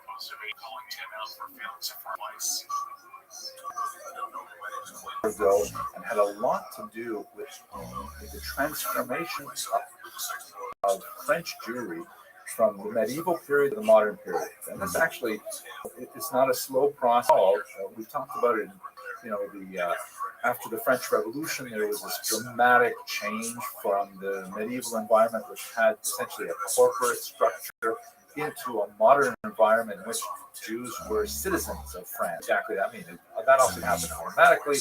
They had a petition for it. It took a couple of weeks to pardon first. Then I said all kinds of interesting things like that. But right now, I'd like to just take a few minutes to look at Abraham Furtado and specifically his role in the last years before the revolution. One really fascinating moment. And I think it illustrates the complexities of French Jewry, which is fascinating. Okay. So first of all, he was born in 1756. There is some controversy over the nature of his parents' experience, but the story goes that at least his mother, possibly his father, left Lisbon after the tremendous earthquake that happened on November 1st, 1755. This was an important earthquake not only because of the tremendous damage that it caused. It was, a fire broke out that destroyed much of the city, and then a tsunami. If you imagine all three of those things happening at the same time, totally destroying Lisbon. It allowed, however, for a creative force to stand and not only reorganize the city and lay it out with modern principles. This is middle of the 18th century, but also there was a kind of a mood in Lisbon that we should just get rid of all of this old stuff. And the Marquis de Pombal, in particular, very, very important political figure, who was one of the major activists who was in the country at that time, and in fact got rid of some of the most noxious aspects of the Spanish Inquisition. However, according to many accounts, including very reliable historical accounts, his father was killed in that earthquake. His mother moved to London, and he was born in July of 1756. Now, this is kind of confusing because if his father died in the earthquake and he was born 9 months later, incredibly tragic moment, his father would have died shortly after. However, Francis, who is definitely the greatest authority on the Jews of Bordeaux, especially the Sephardic Jews of Bordeaux, this great book, she argues that no, the couple left together after the earthquake to London. So it's possible that the accounts are mistaken. At any rate, our protagonist, Abraham, is born in London, and then when he gets married at age 19, he moves to Bordeaux, where he becomes very successful, like many of Bordeaux at this time, in the maritime trade, working in insurance for international companies. That's just burgeoning in the 18th century. Now, let's just recall what's going on with French Judaism. Remember that as of 1306, and then later confirmed in 1394, there are no Jews officially in France. And of course, there are Jews unofficially in France in a couple of different ways. And they're distinct populations with very different rights and privileges, even though they're all technically illegal as Jews. There are, of course, Sephardim, who are largely from Portugal, who are living in the Bordeaux region and also in neighboring Lyon. These are Jews who are technically, well, the Bordeaux experiences, they were largely populated from Jews who were forcibly converted a few hundred years earlier in Portugal, and then they made their way up to France, where they were slowly adopting their Jewish identities, openly or otherwise, by the time we get to the 18th century, as we've discussed in a few videos now. Then you also have an interesting population of Provençal Jews who live at the Rhone River that were originally under papal control. Here, Jews were allowed to live quite a bit longer. You have the important communities of Carpentras, for example. Avignon is an extremely important place, and sometimes the population of Jews, many of them later actually moved to the Bordeaux region, so they're also in Bordeaux. They're in the Sephardim. They have their right, their Provençal right, has largely been lost, but they were never converted to Christianity like the Portuguese Jews were. And then, of course, you have the eastern of France, neighboring, you have a mass Ashkenazic Jews, and they are very, very again, like the Provençal Jews, they have never been converted to Christianity, and certainly, unlike the Sephardic Jews, they have largely no interest in adapting to non-Jewish culture. This would be changing over the 18th and especially the 19th century, where there would be a lot more assimilationist pressures brought to bear on the Ashkenazi Jews. But in the medieval period, they're highly distinct. They speak a different language, Yiddish, which is close to German, not at all close to French. They dress distinctively. They tend to be much more pious, much more scrupulous about observance of traditional Judaism. So they're a very different population and largely considered an undigestible mass in France. And again, all of these populations, as Jews, are technically illegal, but this is a medieval state on the cusp of modernity. They don't really know how to deal with it. A lot was changing in the 18th century, and a lot of the change was a result of the work of this man, whose name I will now attempt to slowly pronounce, Guillaume Chrétien de Magnon de Malesherbes. That's really hard. And I know some French, but it's really hard. Malesherbes is how I'll refer to now. He wrote a really important essay that ultimately resulted in a 1787 edict giving Protestants civil rights. Because although we're focused on the history of the Jews here, the Protestants posed a much larger problem for technically Catholic France. And they executed them at one point, and they discriminated against them later, but they didn't go away, and they constituted a massive population in France. And they had to somehow come to terms with them. So ultimately in 1787, with this edict of tolerance, they said, okay, fine, you'll have civil rights as Protestants. France was still technically a Catholic country. This is before the Revolution, but we're going to stop, like, for example, not registering your marriages. When you get married, okay, that will be marriage, even though you're not getting married in the Catholic Church, for example. So this edict that came in 1787, the Jews to say, hey, what about us? Shouldn't we be emancipated too? So it turned no, we weren't thinking about Jews, although Malesherbes himself may have actually been thinking. But this sparked a whole feverish activity in the last years before the Revolution to figure out what should be Jews, or more specifically, what should be the traditions of various Jewish communities. Because they were all so very different. And this is where Abraham Furtado stepped in. He's a successful man. He's very articulate. He's wealthy. He became one of the most representatives of the Portuguese nation in Bordeaux. Portuguese nation is like the term they use to describe the Jewish population there. They call themselves the nation. So in 1788, he and another man named Lopez Dubec went to Paris to argue for the rights of the Portuguese Jews. They met with Malesherbes, and they explained how they should have the same kind of rights. Now let us recall that because they were technically Christians, because they had been converted, so they were identifying as Jews, they still had the Christian driver's license, as it were, and they could go anywhere they wanted.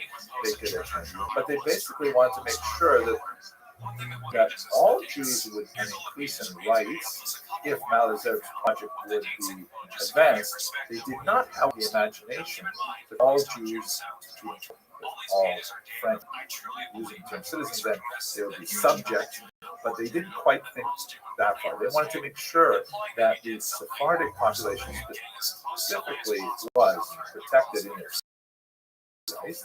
And, thinking maybe some advances could happen to the other populations.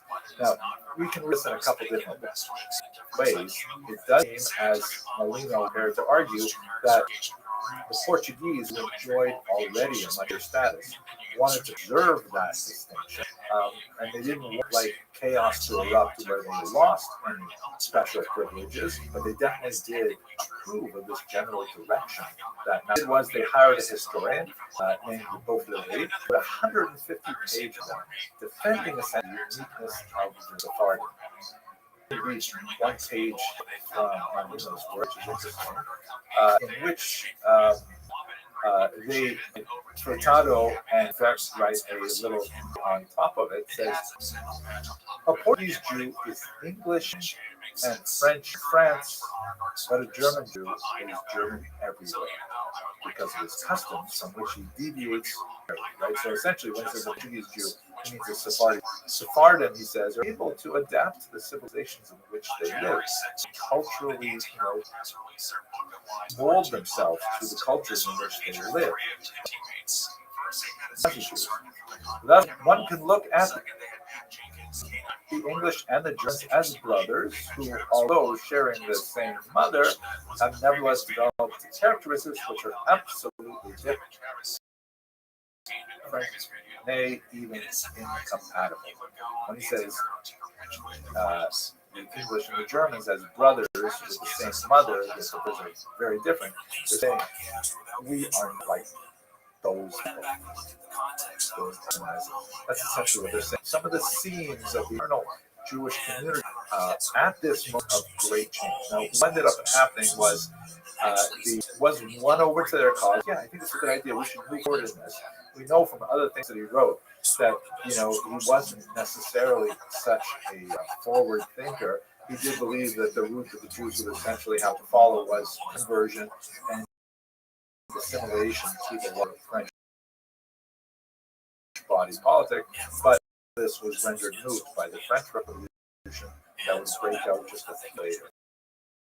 And a much more radical solution would be proposed, and that's what we've talked about previously. We'll definitely talk about it on this cruise. Okay. Oh, fascinating stuff. I hope you listened to this video. And thank you very much.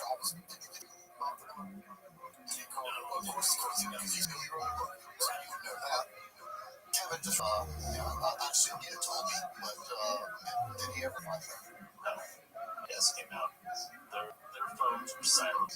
With that, Travis started out with correcting Tim on if he really trusted him out or not, like he wrote in the book. So, I mean, other fellow students one of the reasons why I'm so fascinated with Bordeaux and can't wait to visit that place with Costa Rica this year is because Bordeaux is right at the very beating heart of the changes that affected the Europe and brought them into modernity. Speaking specifically about the movement towards emancipation, which occurs primarily in Paris. That's where most of the debates and discussions were held. The great Sanhedrins, which I'll talk about in a second, is convened and so on. But the transition from pre-modern state, and really a medieval state, to a modern state is so crucial for the development of modern Jewry all over the world. And in many ways, American Jews, Canadian Jews, Australian Jews, we all have to look back to what happened in Paris and Bordeaux in those few decades that traversed the turn of the 19th century to really understand how do we get to where we are right now.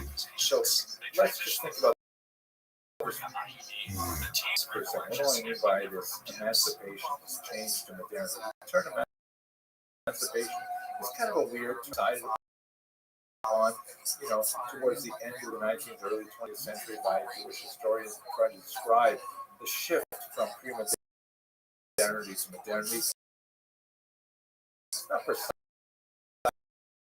That was borrowed primarily from the American context with the emancipation of the African slaves in America, which was happening in the 1860s in the context of the American Civil War. The Jews of Europe were not slaves, but they clearly were of a much lower status. They had all all kinds of legal disabilities, residence restrictions.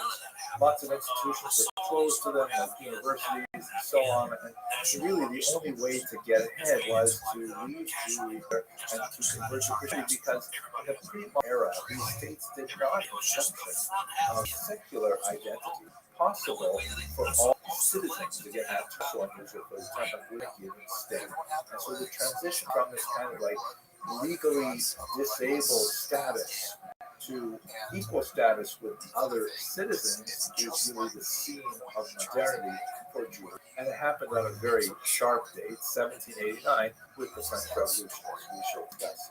Now, the reason why precisely the same emancipation is because they weren't within limit, they had freedom. They could not move anywhere they wanted. They could not even have as many children as they wanted. The laws and so on. All kinds of special restrictions on them. But nevertheless, within those contexts, they did have freedom. This is not the case, obviously, with the African Americans in America, who were enslaved in many far worse than they had been in ancient times. It's not even like a comparable type of emancipation, which happens right around the same time, the emancipation of the serfs of the Russian Empire.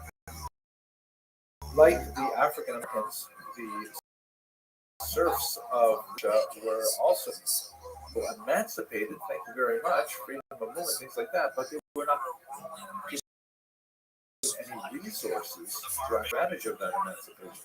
So a lot of the things that were actually supports in the pre-modern era, like the fact that they did have certain privileges on the land, those things all disappeared, and now all of a sudden they were expected to pay rent for their keep, and that meant that, you know, if they weren't producing quite enough in their agricultural output, they had to find other sources of income, which led to slowly burgeoning industrialization of Russia, which took much longer than it did in Western Europe, and it led to the decrease of population in the rural centers to urban centers, a lot of major changes.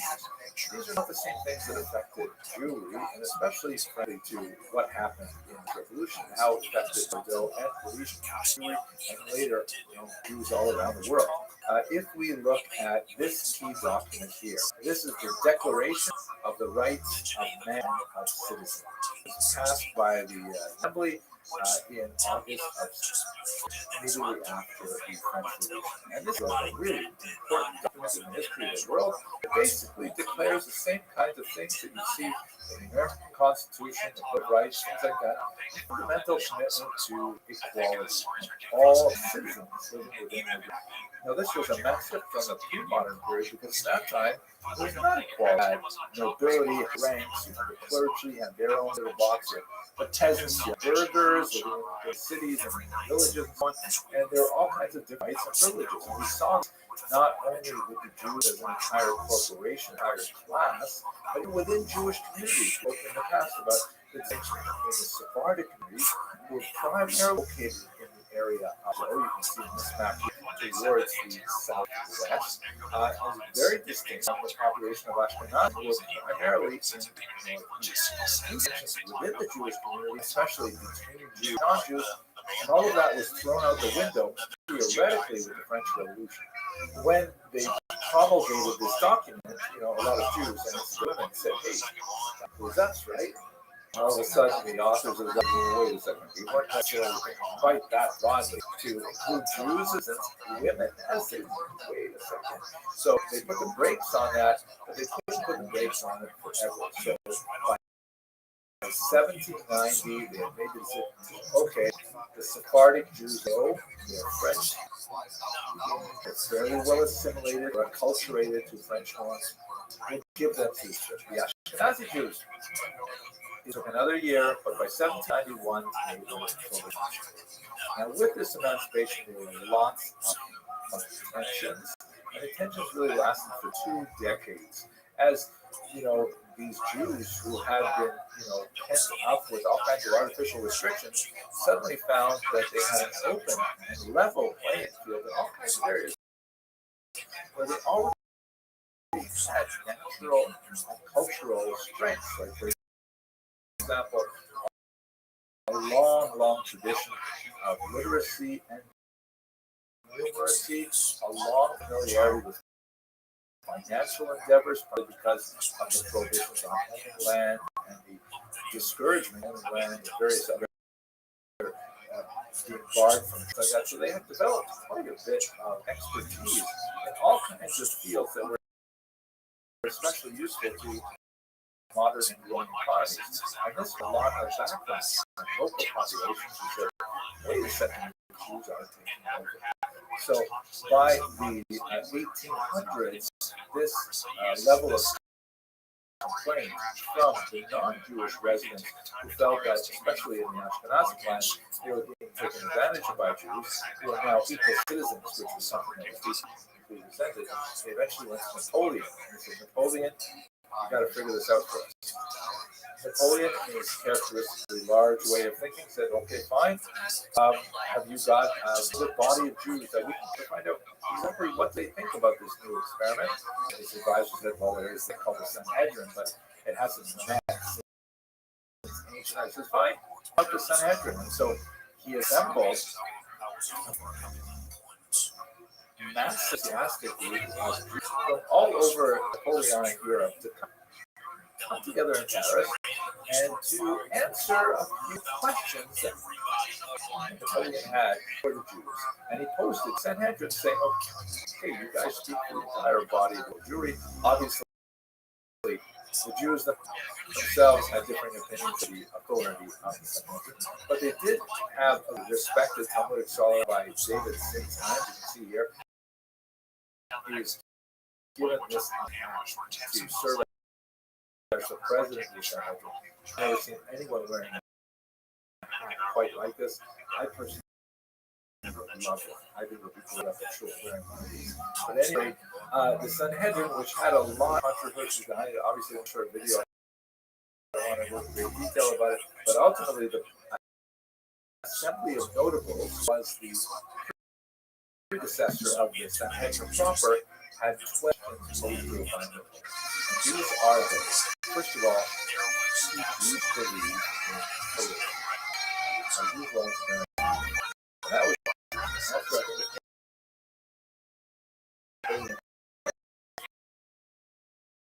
I think the reason is probably because we wanted to kind of assess, sort of reflect on just how prepared are Jews to accommodate themselves to such realities. Now, in the Jewish tradition, of course, if you have any familiarity with the Bible, like Napoleon would have, you know that Abraham had 2 wives, that Jacob had 4 wives, and so on. And he was wondering, what do Jews think today?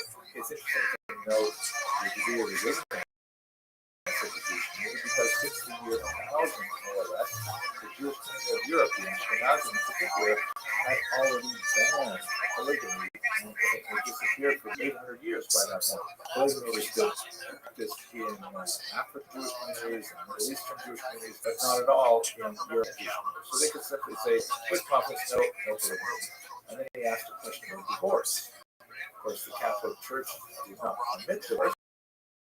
There's something called annulment, some common features, but he wanted to know how close were the Jews to this idea. Jews did permit divorce.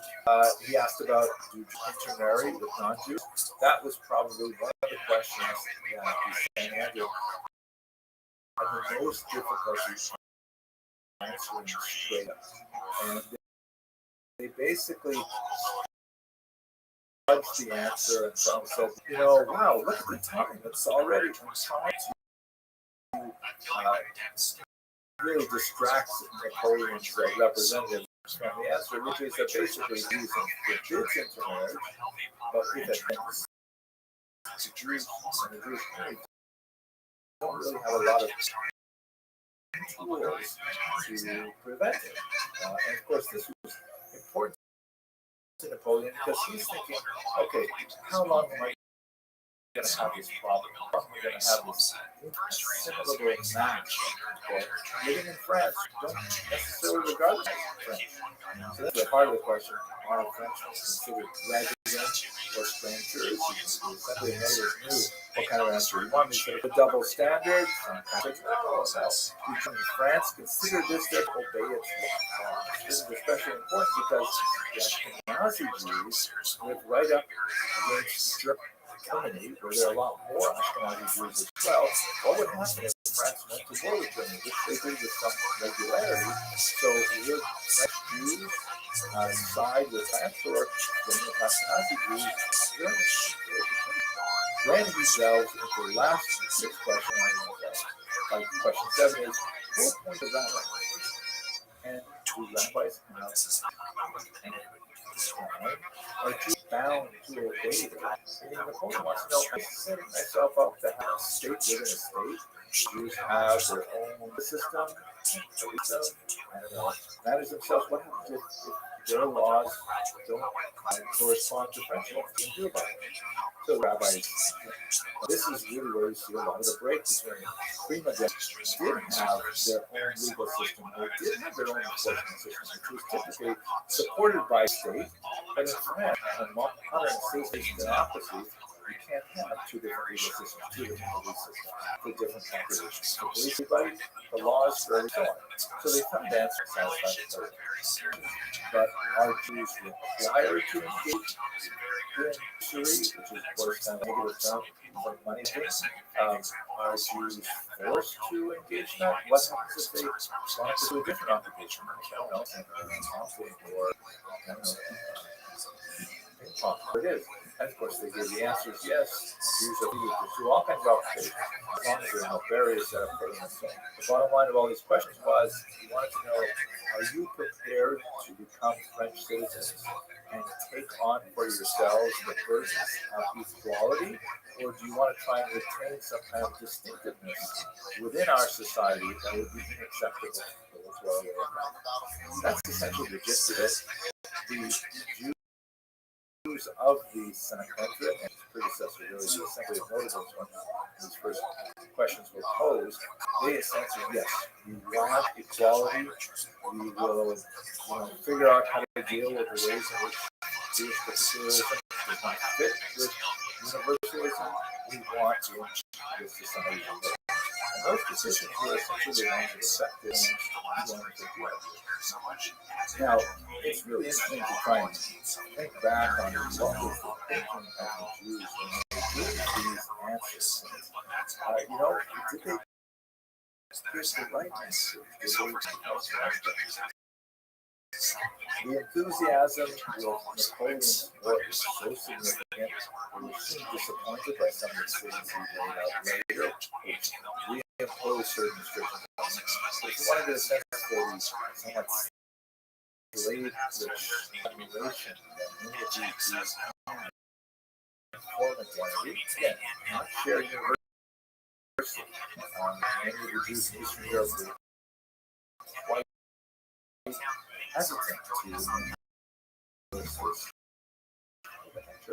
but have a look at this remarkable medallion, which was to specifically celebrate the achievements of Napoleon. On the left, of course, you see the profile of Napoleon himself, and so in French, the emperor and king, and then on the right, you see Napoleon actually delivering the 10 Commandments to an obsequious, genuflecting Jew, which essentially is Napoleon in Moses, mind-boggling piece of training.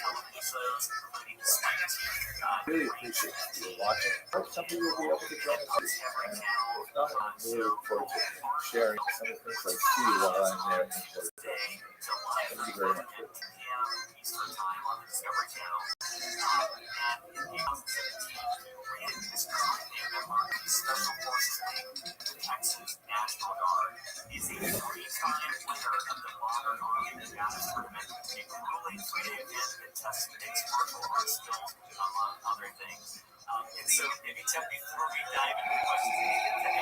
Hello, fellow students of Jewish history. In the course of my research for this upcoming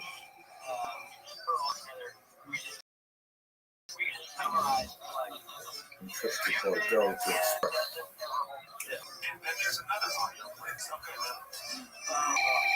Jewish history in this remarkable region of France, I came across another really fascinating artifact. And what I'm speaking about now is the imperial decree of July 20th, 1808, which was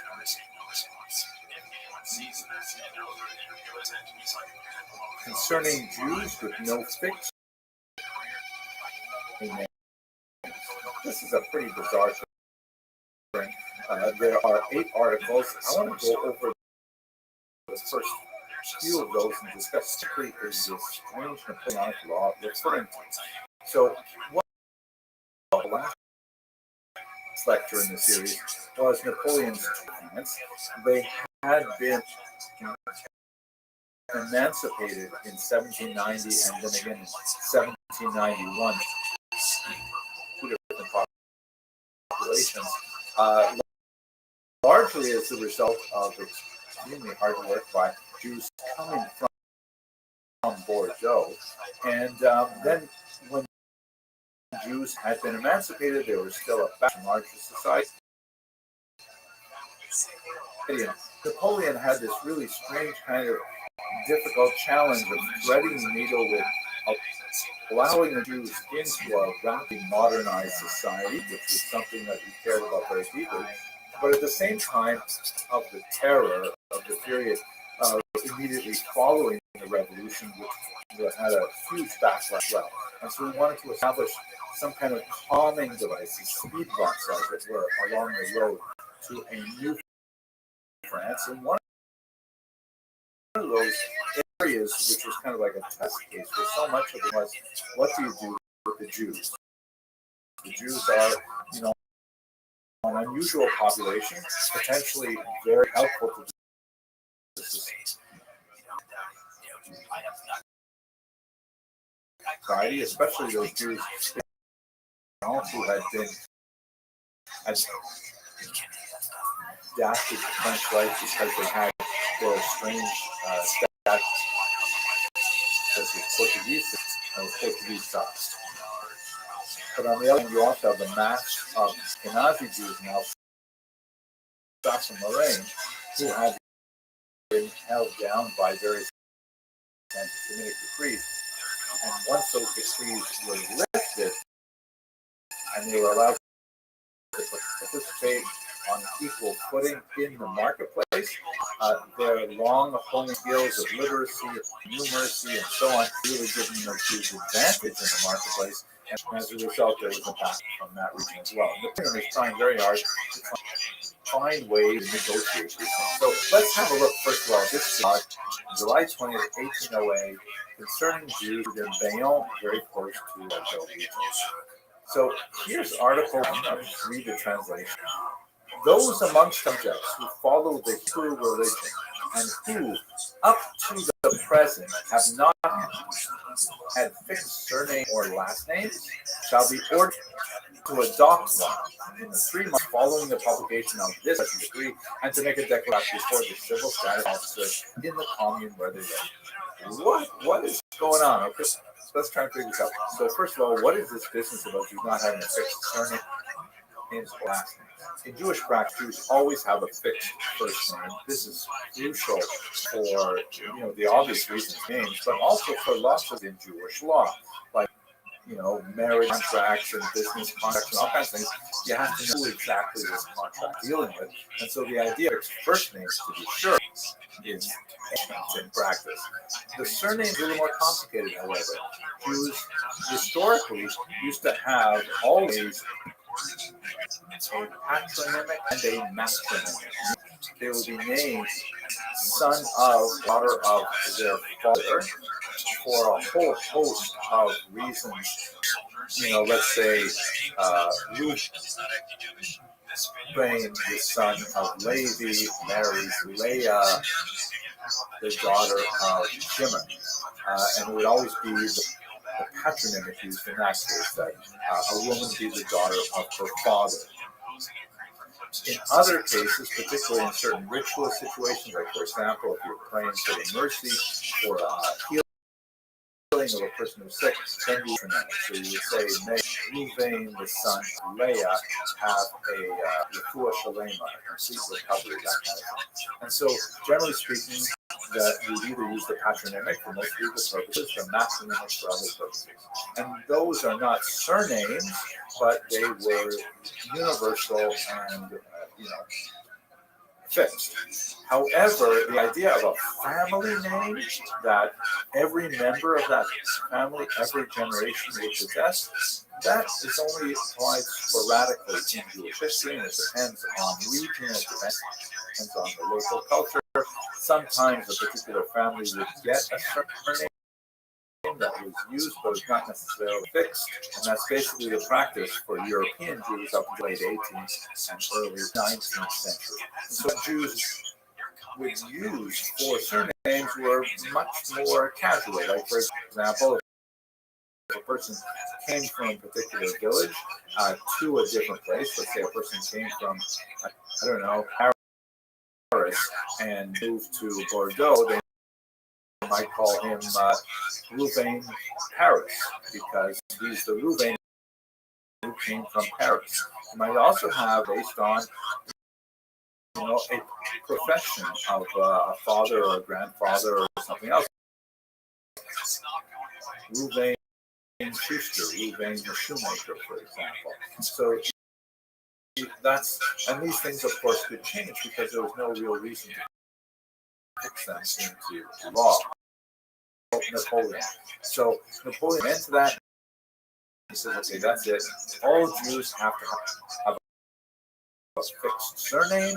All Jews have to have a fixed first name, which of course they already had, and they've got to declare these within 3 months. And this also applied Article 2 to non-French Jews who came to live in the empire. We spoke a lot about what does that mean about immigration rules and how people show up, and you see how porous the borders are, but let's leave that aside because I want to concentrate on the name. Now, Article 3, I think, is so fascinating because Article 3 says names from the Old Testament, which you would think as being a pretty popular choice for many Jews, and names of towns are expressly forbidden. The only permitted are those authorized by the law of the original. What is this article? What are we talking about? It happens that only a few years later, this particular article was mentioned in the Old Testament, especially for their first names. It's unclear exactly why the names of towns were forbidden. Perhaps this was a sense of wanting to make things a little more formal. But to really understand Article 3, we have to go back and say, well, what is this law of 11 Jeremiah of year 11? Let us recall that after the revolution, there was a huge surge of changing everything. Not only our every way we measure things, the metric system, we're going to even change the way we measure time. So a new calendar, a Republican calendar, which was metric in the sense that it had 10 months and it had 10 days in the week, which wreaked havoc, of course, on any Sabbath observance. And all of the names of the month. So this law of the 11th of Jeremiah of year 11 refers to actually in the Gregorian calendar, April 1st, 1803. In case you're wondering, yes, the French abandoned that Republican calendar because it was just crazy and impossible to use. So on April 1st, 1803, I know it sounds like April Fool's, but at any rate, this new law came out. This law of 11 Germinal outlawed all unusual names for French people. The law of 11 Germinal restricted the choices of names that French people could give their children to were recognized from the ancient Roman period, and also names that had been in the Christian calendar of saints and things like that. But they could not use, for example, very popular names that have been adopted in the revolutionary period, like names of particular heroes from that revolution who later have been discredited, or names of particular battles, or even the names of the months of the year under to the Republican calendar. All of those names were considered way too strange, and Napoleon said, no more using those names. You got to focus only on the list, which apparently was never actually published. Then the idea was that by giving people names that people recognized, this would develop stability. This would develop kind of like a flow through from the pre-revolutionary past and things like that. But it left a gap because what about the Jews? The Jews are not going to typically choose names of Christian saints for their children. How do we deal with them? So hence the idea of the law of 1808, which was to pose the same kind of stability on the Jewish population as the law of 11 Germinal did on the French population as a whole. I read a really interesting article on this issue by Pierre Birnbaum, who was professor emeritus, and he said, unfortunately, there's never been any good study done of how this law was. Apparently, many of its provisions were abandoned shortly thereafter, but there definitely was a transformation that was affected on the Jewish population. Women with names like Gil or Gidel became G, Rachel became Regine. All kinds of names were transformed as a result of this law, and it leads to the long-standing practice of Jews having really two separate names. It's fascinating to see Napoleon's attempt to regulate the Jewish community, which really could only happen when Jews believed in the overall project. And in general, this was the case for much of the 19th century. Jews adopted French names with enthusiasm, and with the Dreyfus affair, they'll really begin to see of this trend as Jews became was emancipation really a success overall. I hope you found this as fun as I do, and in the future. Thanks for watching.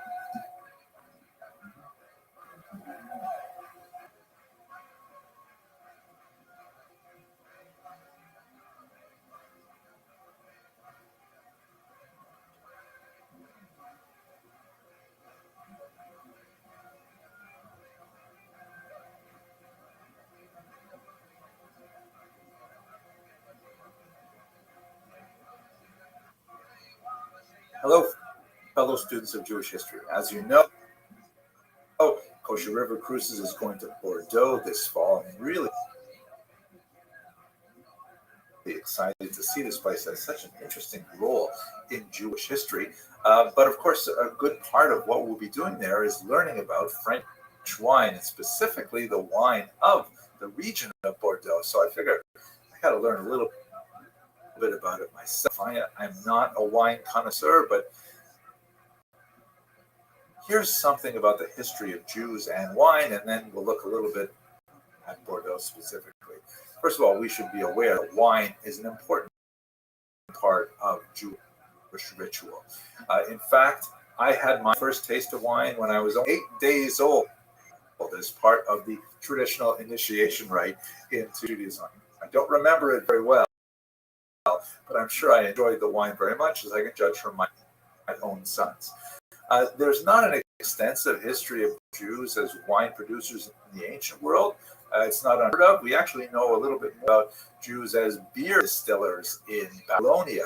We only begin to see Jews really engaged in the production of wine on a significant level in Christian Europe, already from the 9th century. And this, by the way, is another example of the widespread fallacy that Jews were not allowed to own land. The reality is that Jews were allowed to own land parts of Europe. The only challenge is that, especially after the Crusades, and the blood libel, and the host desecration, which is like 11th, 12th, 13th century onward, owning land actually became a very poor investment, because if you were expelled from your region as a result of anti-Semitic activity, then you would lose your invest far less in land by the time you get to the High Middle Ages. Before that, you have lots of Jewish vintners, and it's also interesting because they apparently were such popular producers of it that they would sell their wine to non-Jews as well. In fact, there's significant evidence that Jews were making wine that was very, not only for Christians, but for the churches. That Agobard of Lyon complained in around 825. Pope Innocent III was complaining about it as still in the early 13th, saying that churches, specifically Jewish, made wine for communion. I guess it must have been especially tasty. Jews were also producing wine in Muslim countries where they were forbidden to Muslims, although apparently they had enough Muslim customers to keep businesses open, and they did not have to rely entirely on Jewish consumers. Let's just take a minute and understand what that makes wine kosher, or what would possibly make wine non-kosher. For most people have some sense of what kosher refers to. In general, there's basically two types of rules that could make something kosher or non-kosher. The type of food itself, like for example, pigs, not a kosher food, shellfish, not kosher types of food. And then there are kosher and non-kosher mixtures. Milk in themselves are kosher. If you mix them, not kosher, that kind of thing. So wine typically does not have any non-kosher ingredients. Nobody puts lard, shellfish in wine. So it's not non-kosher on the basis of its ingredients. And if it is basically, grapes and maybe some kind of yeast, which could make it not kosher for Pesach, and water, like how does it become non-kosher there that would render it a forbidden mixture as well? So the basic rule is ritual and purpose. It's back to laws which are explained in great detail in the Talmud, where if wine ever used for any kind of idolatrous purpose, like for example, wine dedicated to a Greek god or something like that, that would ipso facto render the wine, which would otherwise, on the basis of its ingredients or its mixtures, still be kosher.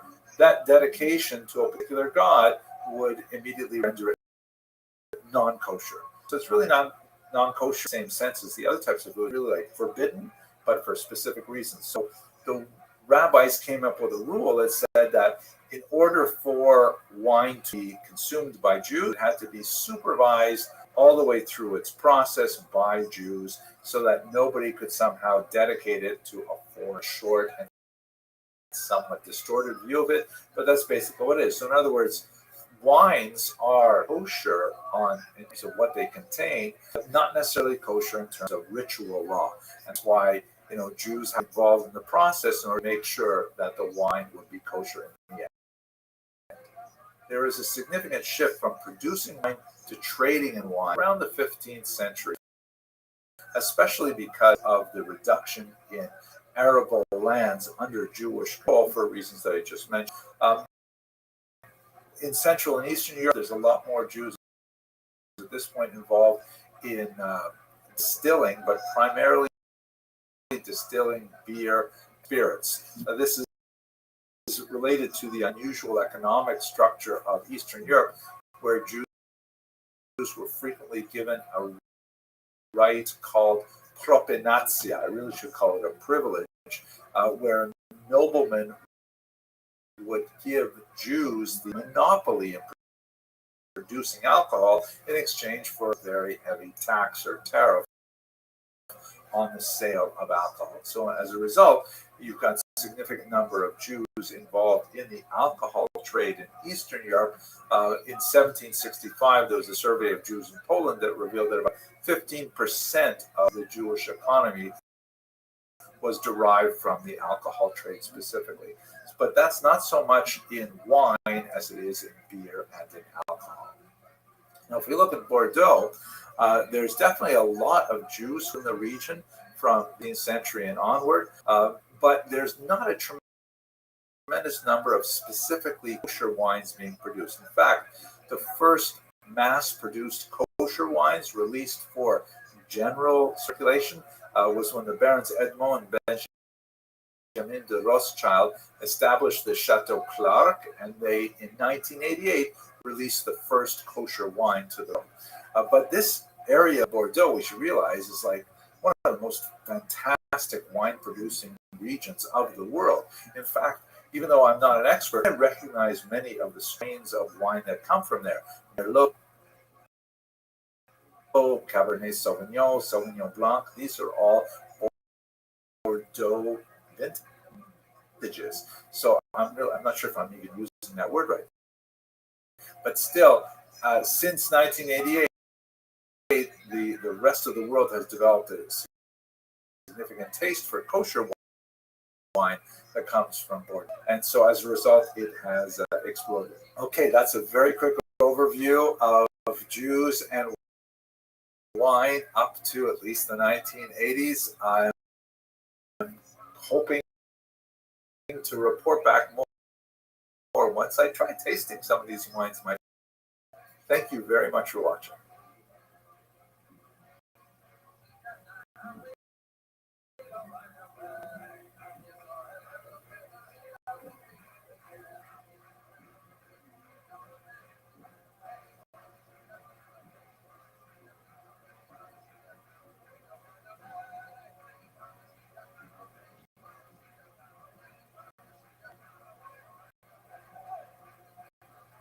Hello, fellow students of Jewish history.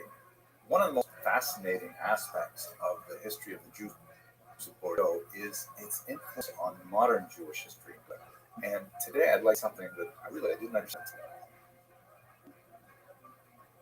until I delving much more deeply into particular Gerard Nah's amazing book,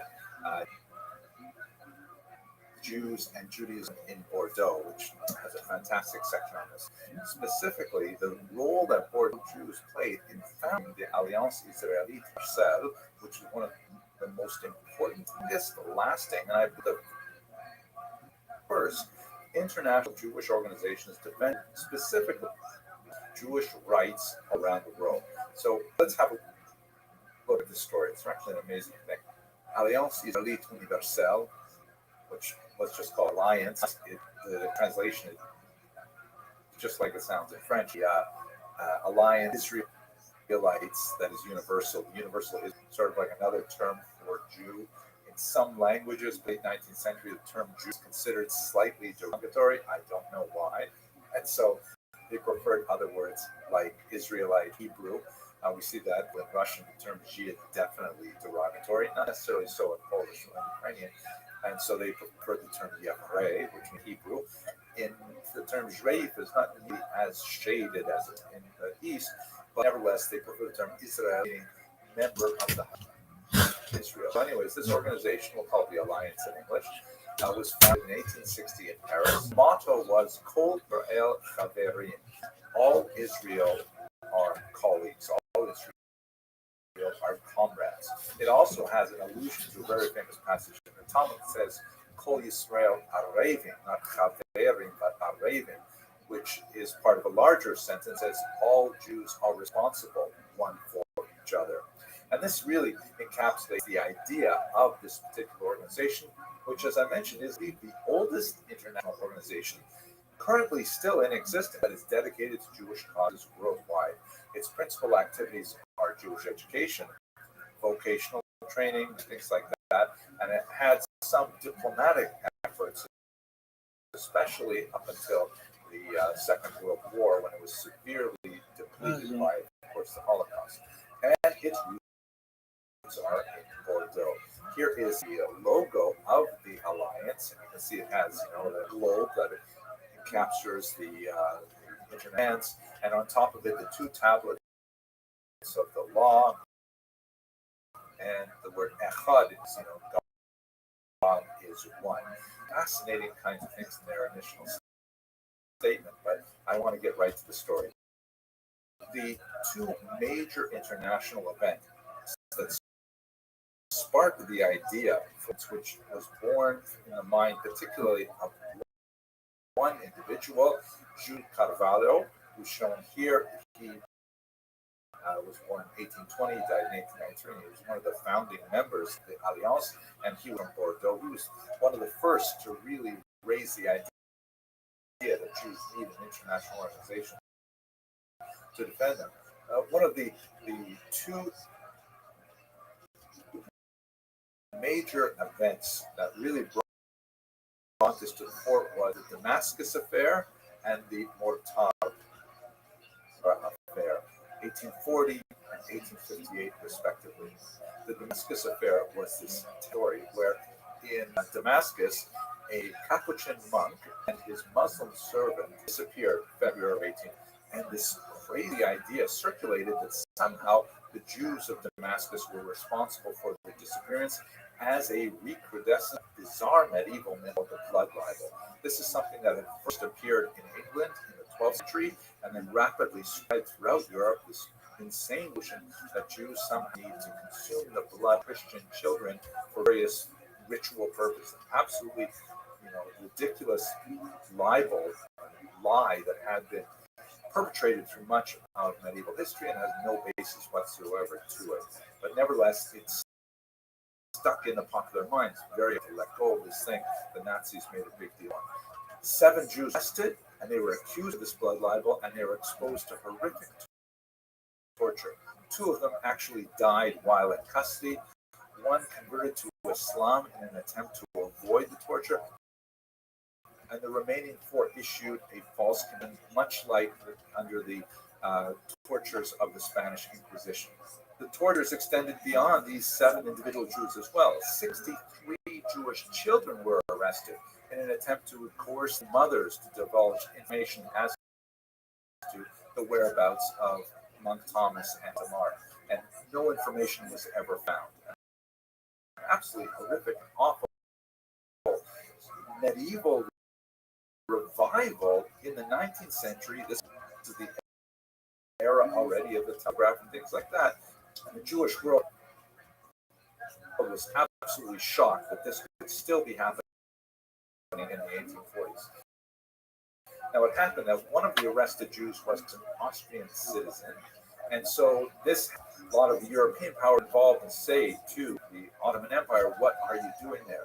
Moses Montefiore, important wealthy British, traveled to the Middle East, and he demanded, together with other prominent Jews, including Kremlin, a very important French Jew, that the case transferred out of the backward judicial center of Damascus to the more advanced Alexandria, where the case could be done properly, and of course they would end up being released. In fact, when Moses Montefiore, Damascus ultimately admitted that this was just a sham, and they released the prisoners, and so they were able to shamble out of after this horrific event. The Damascus affair subsided, but it was a tremendous example of a horrific wrong that was executed on a helpless Jewish community, and only through the exertion of international effort, particularly from wealthier, more powerful nations that had Jewish populations in it, like France and England, was a resolution able to be sought.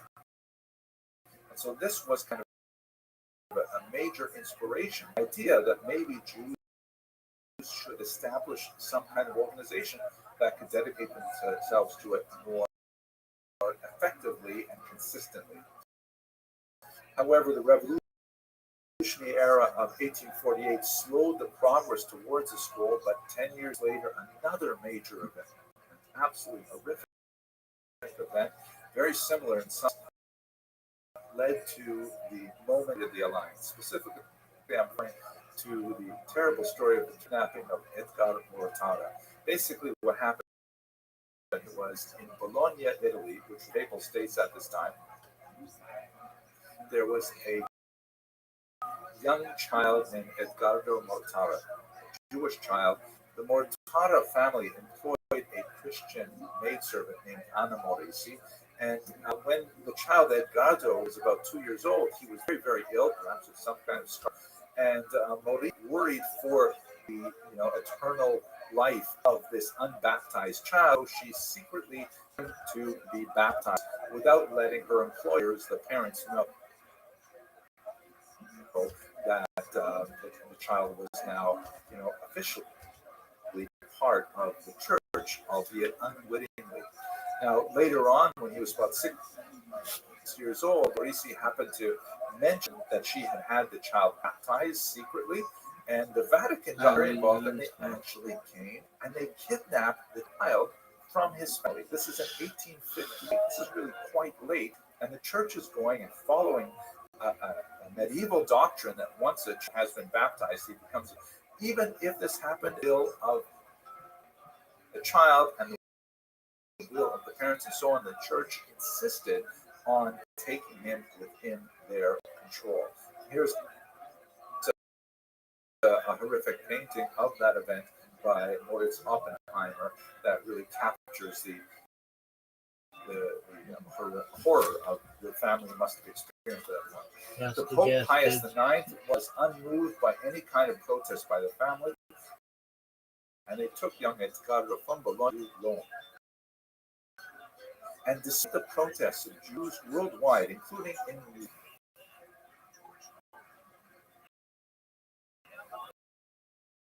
York at this time, and including the prodigious efforts of Moses Montefiore, the hero of the Damascus affair, Pope Pius IX refused to release the child back to his family.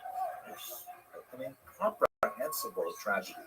The young Edgar growing up and becoming a priest, he specifically dedicated his life afterwards to proselytizing among the Jews, and only as an adult was he finally reunited his family, as you can see on the right, with his mother, his brother. You can imagine what kind of reunion that would have been. Mortado lived the rest of his life as a priest and ultimately died in Belgium just shortly before the Nazis invaded. The Nazis would have certainly considered him a Jew, regardless of his baptism and his Christian heritage. Nevertheless, this example, the power wielded by the church and the helplessness of the Jews led specifically to the Foundation Alliance. Never A gathering chicken. was held in 60 Paris, of course, being the capital of France, was the logical place for the alliance to be founded, and it was the principal center of activity. Of the 6 members, 2 of them were from Bordeaux. Most prominently, he was the elder statesman, expressed the idea that this should be created, and also Elie Aristide Astruc, who was a rabbinic figure. He studied in the seminary in Metz, was very prominent in particular, drafting a lot of the statements of the alliance at this early period. The 6 charter members, Vallo and Astruc, developed 3 main goals for the alliance. Goals that basically they have set for the duration of their existence right up into the 21st century. First, to assure emancipation and moral rest of the Jews, and that phrase here listed a Euro sense. 2, to offer effective assistance to suffering from anti-Semitism. And 3, to encourage all publications calculated to promote the same. Very strong publication-oriented activity that will see the formation of a central library like this. The alliance was especially active a century and a half in North Africa, areas was much more involved. They set up some major networks throughout North Africa, supporting the Middle East, into Persia as well, and promoting the education of women. They're also quite active in helping migrant Jews flee from persecution in the Russian Empire and so on. And their heyday was really the last half of the 19th century, moving into the early 20th century. All of course, would feel horrific blow that would be very difficult to come back from, but the alliance nevertheless continues to be active. You have a look at their website, you'll see, although it does offer an English option, it doesn't seem like there's pretty much translated into English on the website, but they have a relatively active YouTube channel, specific interviewing people who visit the library and things like that. They remain in this unusual space where they are promoting an understanding of Judaism that is faithful to tradition, but is tolerant and open to the modern world, and they continue to do a lot of really tremendous things all around the world. And at its core are 2 Jews from Bordeaux, Vallo in particular, the elder statesman who came up with the idea of the turning it so I hope you'll be able to join on this trip to Bordeaux, and if not, I will be sharing with you some of the research I conducted as I prepare, and hopefully some videos from this amazing part of the world and Jewish history. Thank you very much for watching. How tall is the child yet? She's a 14, she's 3. She's just a little bit. How tall? So I got up, I want to be close to fucking door. And I'm in there, like, wow. this morning. Beautiful, much more rural area than the city of Bordeaux. And we're going to be visiting a vineyard in the region of Saint-Emilion. This is the beautiful river as it empties into the Gironde estuary. And you can see the city or it's really a town of Libourne. It's a rush hour now, morning rush hour, so you can see quite a few trucks and cars and things on the road. And we're going to head up to the synagogue, which is up by the church. It's not at all uncommon to have synagogues near the churches, sometimes cathedrals in large cities, because of the settlement of Jews typically is in the oldest parts of the city, since they tend to be the oldest residents. I think this particular town is especially fascinating to illustrate a widespread phenomenon that we don't stop. We tend to focus our energies on larger centers where you have a lot of Jews concentrating, and you tend to have like great minds involved in creating something amazing. But the truth is, after the Hispanic expulsion of 1492, there's a huge influx of Spanish Jewish refugees part of Bordeaux, where they spread out into a lot of the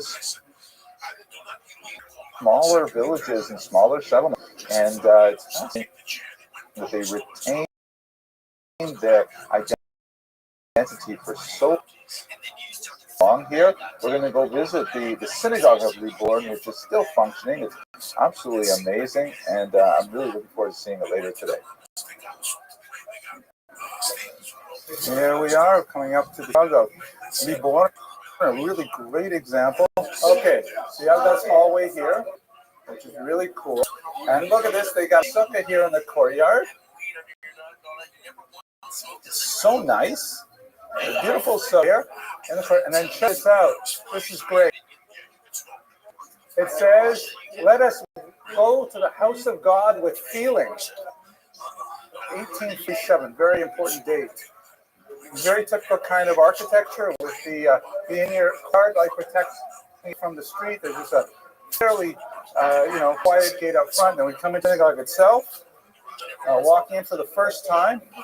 This is the whole synagogue. Very, very excellent example of a tiny provincial synagogue for a community that we know in 1840 numbered less than 100 individuals. They got the women section up there. Wow, just fascinating. Look at this. What an amazing thing.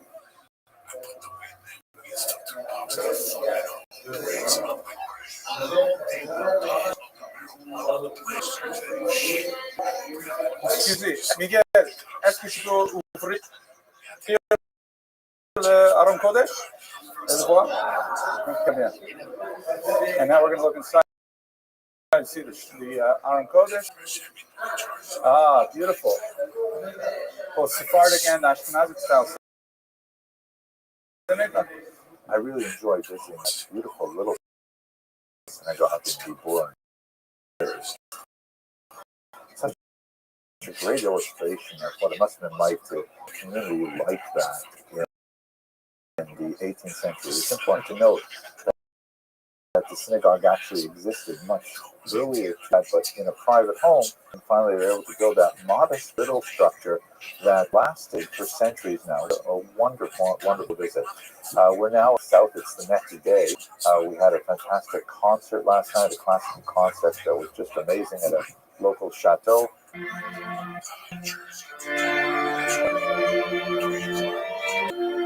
And now we are headed to Bordeaux. We'll contrast tremendously with that tiny little sort of like French steeple. Now we're going to see the grand synagogue, a phenomenal expression of the cultural might and power of the Jews of Bordeaux. I hope you found this video useful. Thank you for watching. At 6 a.m. I'm staying up all night. It's fucking God, that's the dark side.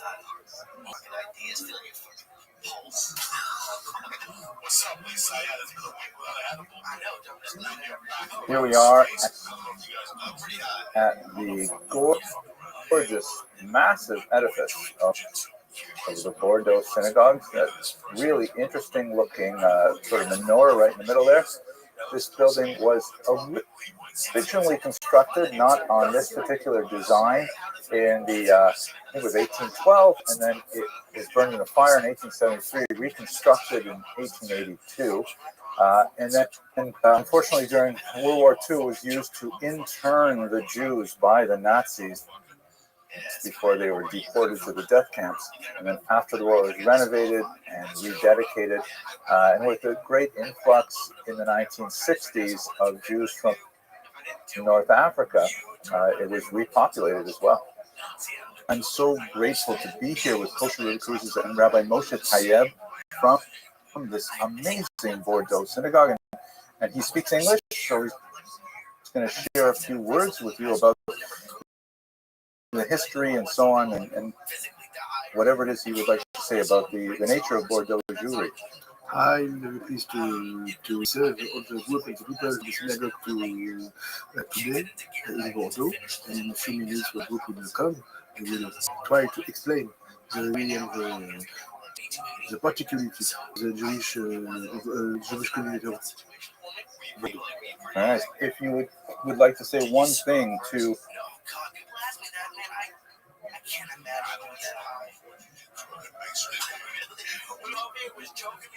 100,000 followers of Jews around the world watching these videos, what would you like to say to them? I say them that we are very pleased to research all people of Jewish to see our synagogue and to come to Bordeaux to see and to learn about the history of the community and the history of the Judaism and the Jewish people in the city.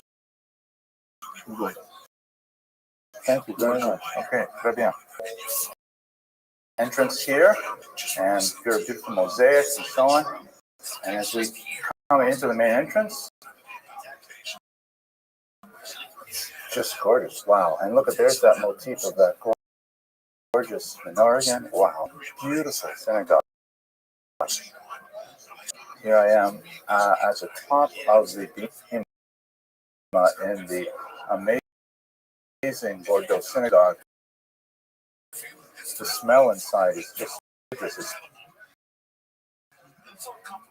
Old wood polished for decades and decades, coming from the seats. And there's a massive menorah right in the center. It's evoking the menorah that's on the exterior wall. And here is the Ner Tamid. This is a really thing on Kodesh. Huge theatrical light curtains that go up. It looks like about 4 stories worth. And there's a skylight bringing natural light in over the Aron. And you can see that the Aron itself has decorative elements of the 12 tribes, and then the stones on the breastplate of Kohen Gadol.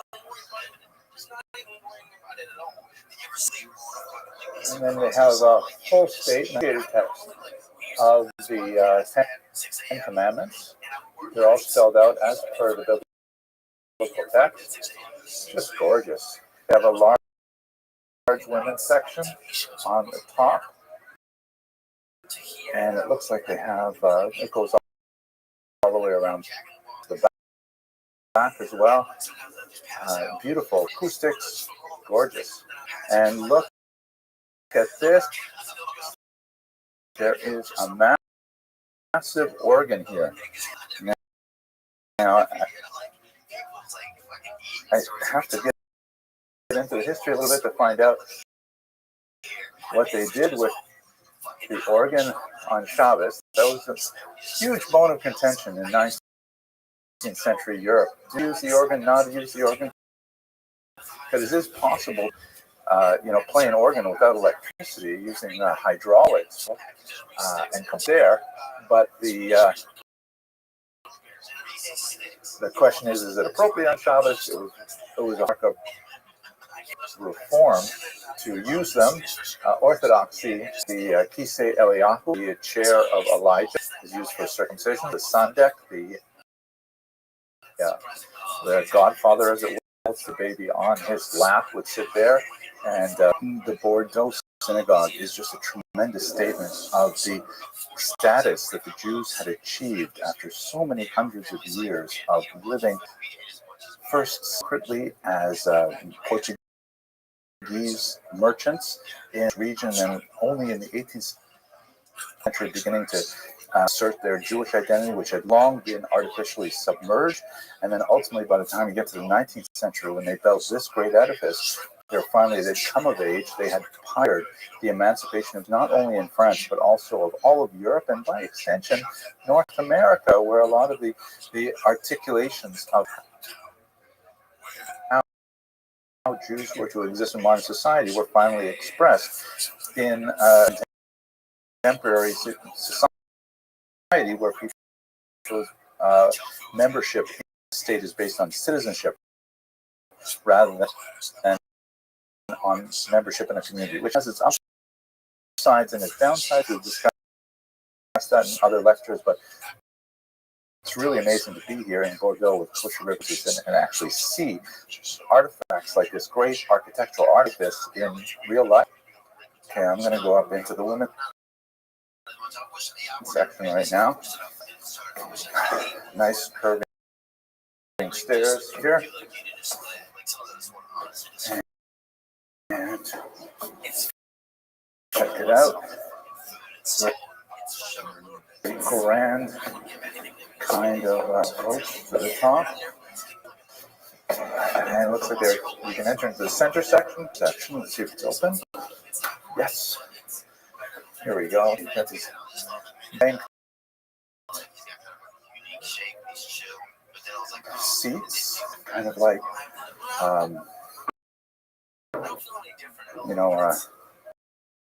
like a bleacher style. Not terribly big. It's like, this is 19th century. People, it seems like we used. We just sitter here, and actually, it looks like this sitter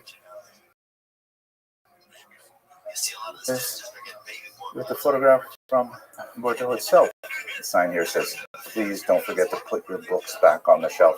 And the synagogue is active. They have a minyan. We just saw them coming out this morning. As I don't think they probably don't pray in this large. Probably use a smaller room somewhere else during the week. But on Shabbat and holidays, they have quite a crowd here.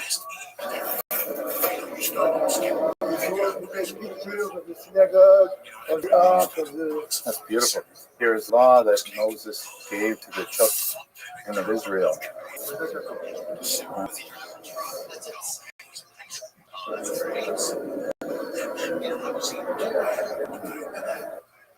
Most of the original Sefer Torahs were actually thrown in the river by the Nazis.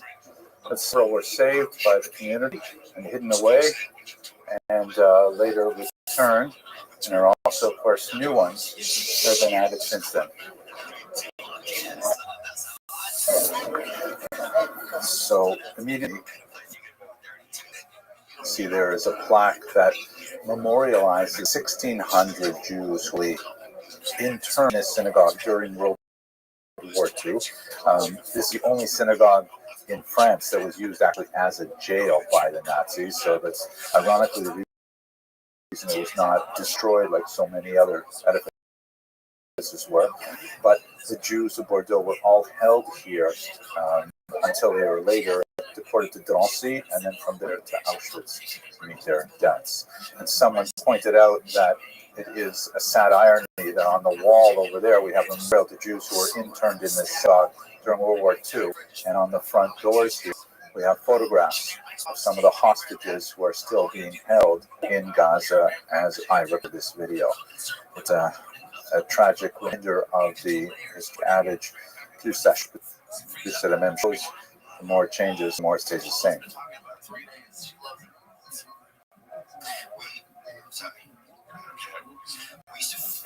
used to this game, we would fill like 2 dudes would fill him up, and then he was It's a thing, bro.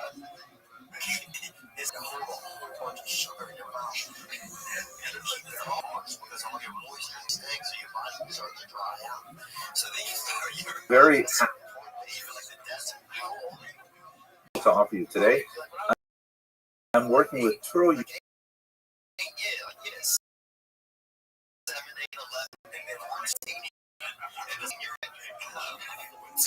University Berlin esteemed faculty on a new track.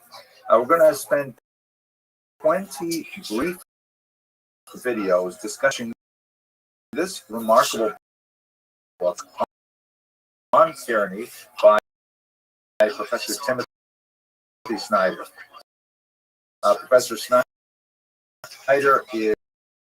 is a professor with a tremendous amount of expertise in 20th century politics and history in particular, and this happens to be a really fascinating book that looks at both the historical devolution of politics in the modern era and applies it as well to our current situation in some fascinating ways. Perhaps controversial, but I'm really looking forward to having these discussions with the faculty of Truro University Berlin. In particular, we want to highlight the really creative and important work that's done by the Holocaust Studies and Tolerance Studies faculty at Truro University Berlin.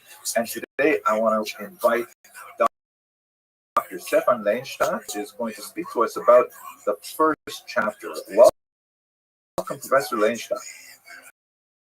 Welcome. Hello. Okay. Want to give us a very brief précis of what Professor Snyder says in this first chapter? So this book is basically a manual how to prevent or how to deal with tyranny. And the first chapter is called anticipatory obedience, and it basically means don't be nice to dictators, and don't have them become dictators if you're not forced to do so. And this obviously makes a lot of sense, and on a general level, it means you should pay attention to the things that are happening around you. But on the other hand, he comes up with some historical examples from the history, especially of Nazi Germany and the Holocaust, but also with on a smaller scale, also with examples of the Soviet Union. But his historical analogies are sometimes a little bit, they are often not convincing, I have to say, or at least this very first chapter. Well, if I remember correctly, because I just reread the chapter this morning, he gives 3 examples, right? He gives the example of Austria immediately after the Anschluss has an anti-Jewish wave of persecution, which is then, of course, repeated by the Nazis' Kristallnacht. Like Lenin rising to power in 1970. Germany invading with Operation Barbarossa, invading the Soviet Union, and then you have that kind of spontaneous wave, like, for example, the of Lviv, the attack Jews, before the Nazis even, impose these things. And I think that's his idea of anticipatory obedience, that it's as if people try to figure out what the new boss wants. They step forward to provide it even before the boss asks for it. So what do you make of those examples, and why do you feel that they're not appropriate? I think it's worth talking about all of those examples.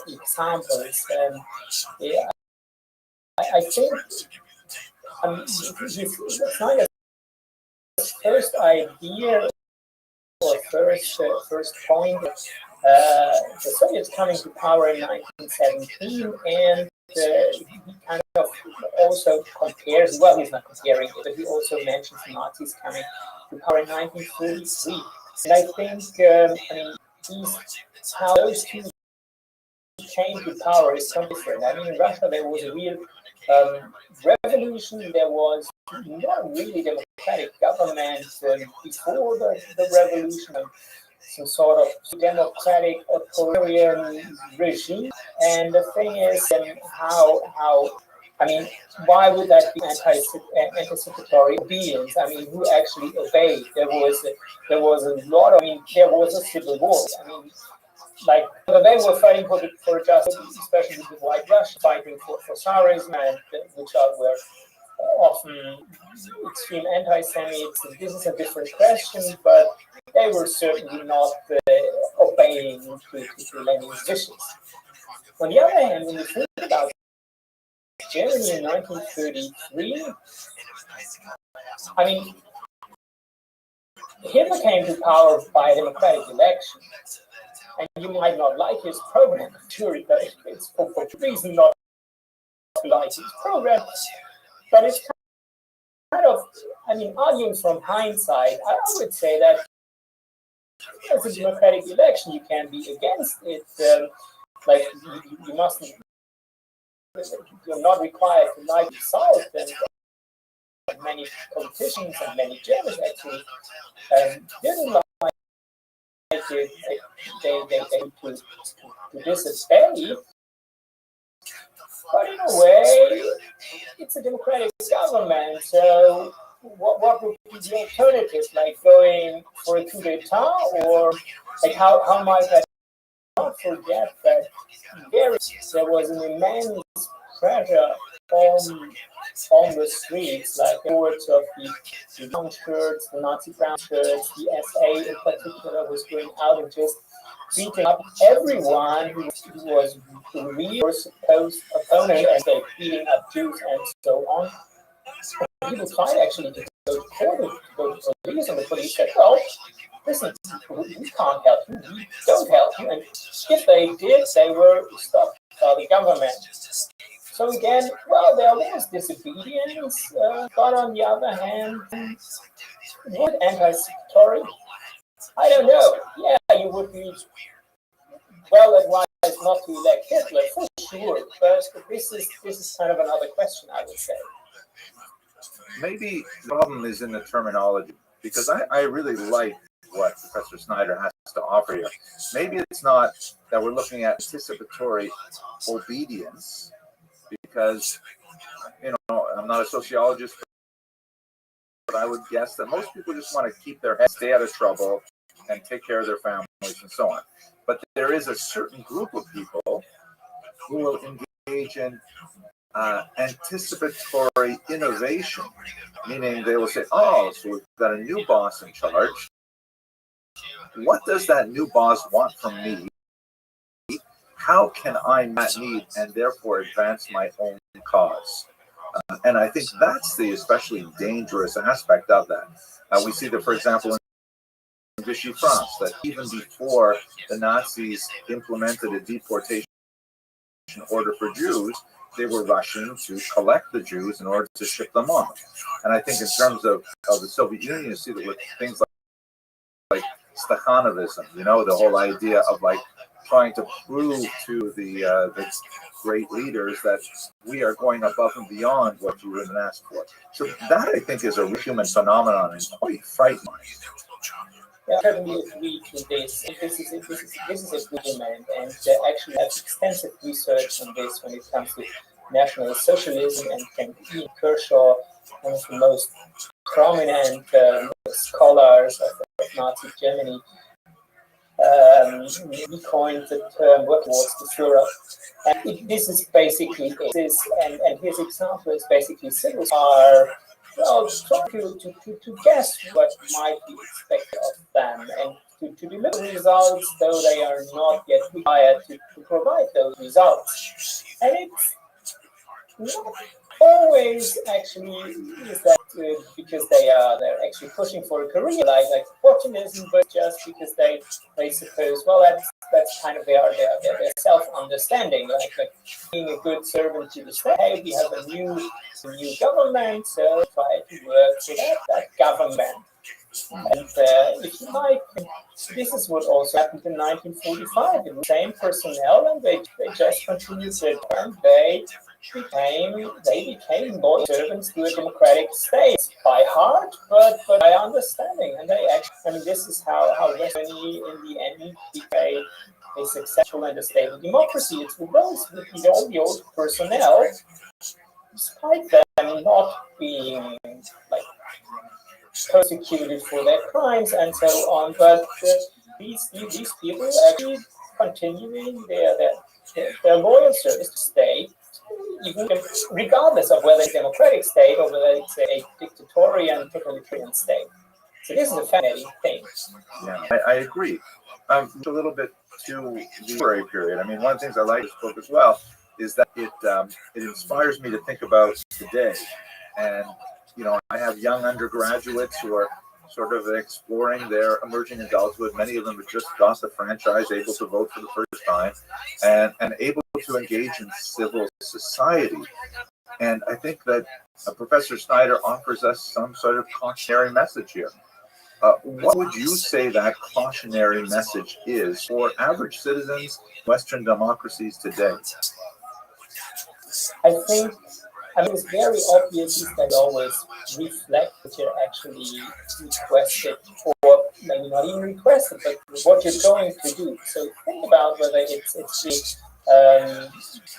like that. What we're doing is actually, well, let's to say good for the people is maybe a bit pathetic, but it's not. It doesn't do any harm, and this is something what really needs pretty. And I think this is something what our students really are interested. I mean, many of our graduates they then move on to work at memorials, and they become educators, not teachers, but educators, like for grown-ups. And they are interested in this kind of stuff, and that's kind of their motivation. How can we get people to critically reflect what they are actually doing and thinking and how they are behaving? I'm really glad you mentioned that, because I wanted to get into promote the amazing work that you do at Tura University Berlin. Do you want to just take a second in our conclusion to say something about why your program is so unique, so valuable? Yeah, I mean, what we actually do with our students then often do is that they actually curate exhibitions. So it's not just about theoretically reflecting also things we were just discussing here, but also trying to get an actual reach, like the practical events of history, and see that the lessons that history teaches it and teaches a lot of lessons, as well as these lessons actually learned, so that we can transfer them in a way that it's understandable, and it's not a book, an academic writing or so, but an exhibition can also be an online exhibition that is accessible, it's understandable, it reaches the audience. We do this together in Memorial, so actually this means that the exhibitions, they are not just on campus, but they are really out there. They actually, I mean, some of them traveling. I had an exhibition that my students did, and it was actually shown by us in New York. So a huge success. That's fascinating. I hope that we'll have an opportunity over the course of these 20 short videos to speak maybe with some of your students. And of course, I'm looking forward to speaking to some of the other faculty at Tura University Berlin.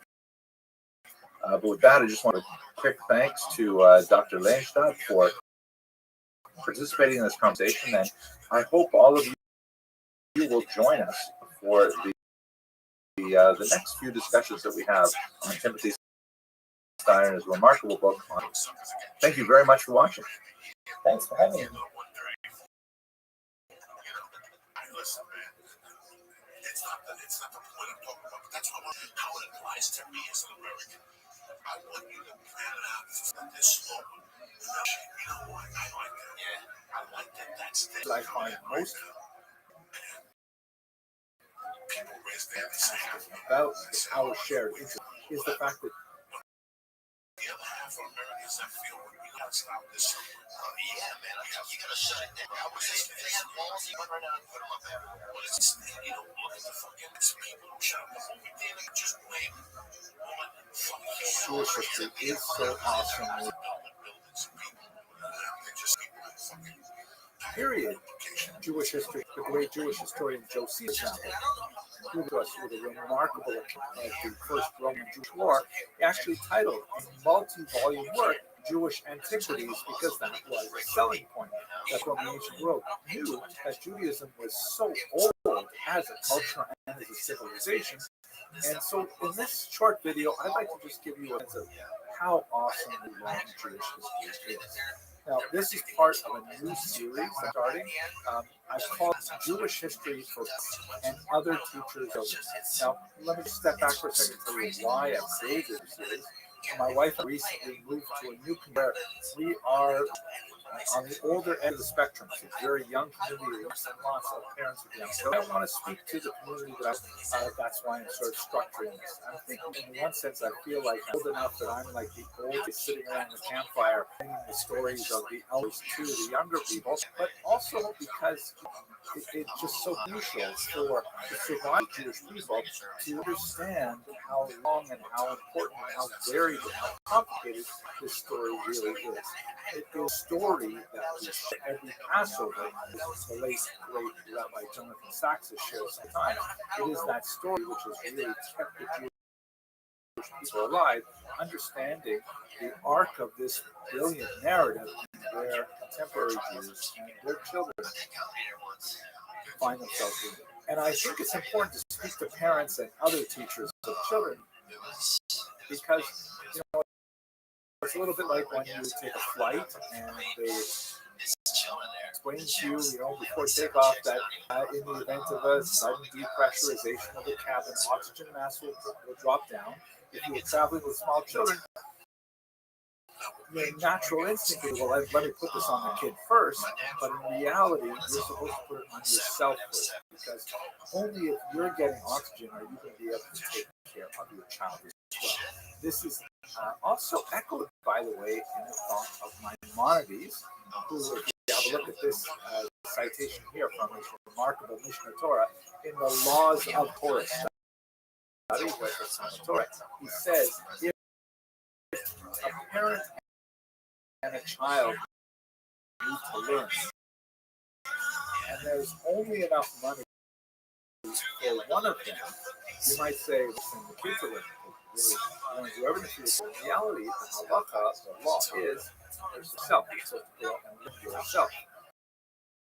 And only when you stop learning, then are you able to share with your children. That's the idea of this series. The way exceptions to this rule, you can reason see for yourself, but that's sort of the idea of what we're trying to achieve. I want to speak to a generation of parent teachers in the hope that you will receive the information you need to do your jobs well. Now, stepping back, you know, to realize this is just another way of packaging Jewish history. I mean, I like teaching Jewish history. I'm so happy that many of you enjoy listening to me talk about Jewish history. So, you know, okay, let's talk about it in this way. It's the same material. You don't have to be a parent or a teacher of young children to participate, but I hope you'll find it useful. Okay, let's go question. How awesomely long is Jewish history? So, okay, we have to start from the beginning and figure out when does Jewish history really begin. So, the earliest date of Jewish history, and there is a certain amount of variation. The Bible rarely dates. There is a tradition that was codified around the first century by Rabbi Yosef Halafta on how to count the years. But basically, around the year 17 before the Common Era, you have the important trip of Abraham the patriarch with his wife Sarah from their home in Ur, which was within the Sumerian Empire. Yeah, look at this map here. You can see that basically he's down in sort of southern Iraq, and he makes this kind of roundabout route to get to the land of Israel, and then he goes into Egypt for a while and is back in the land of Israel. That's considered origins of the Jewish people. Now, it's shrouded in mystery largely because the only source we have for these events, and for the first 500 years of Jewish history, really, is the Bible itself. And from a historical point of view, although the Bible has phenomenal historical data, it is problematic in the sense that normally historians like to find stuff from outside the community to validate the data they're looking at. But not surprising, almost every old civilization has its origins beyond the point where they start to actually record the data. The Bible, however you want to look at it, was not given to Jewish people until hundreds of years after the events described in Genesis. So those first 400 years are largely kind of like in that hazy realm of we know about it from outside sources. The first time we have a reference to Jewish people in any one is the Renektes here, which dates from about the year 1209. 1209, maybe later, but not too much, because we know exactly when the Pharaoh Meneptah lived, and this is an account of his many conquests, and there is one little nasty comment about Israel in this stele, and so that's the first evidence that begins to corroborate the narrative that's presented. Obviously, there's a lot more to say about how to understand the Bible as a historical source, and hopefully we'll speak about it more in future classes. But looking at it the way we understand their history, they would date their origins back to about the year 1750 BCE, give or take a century or so.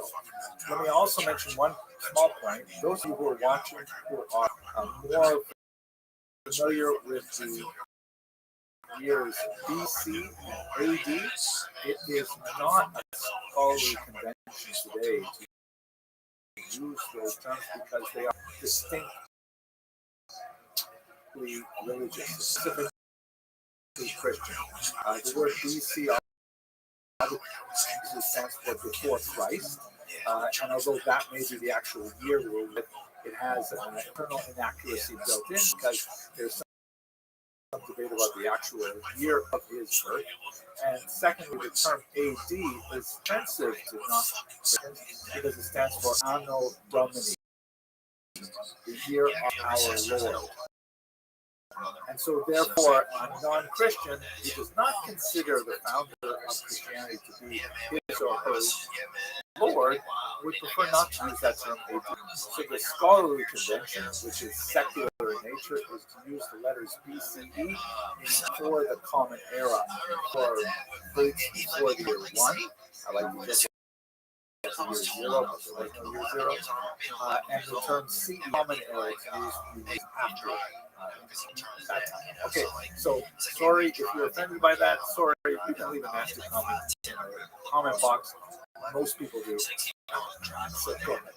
At any rate, so here we have this early start about the year 1750 BCE, which means that Jewish culture is roughly 3,750 years old. If you want to start early extra biblical evidence, that's about 3,200 150 years long, which is a really, really long time.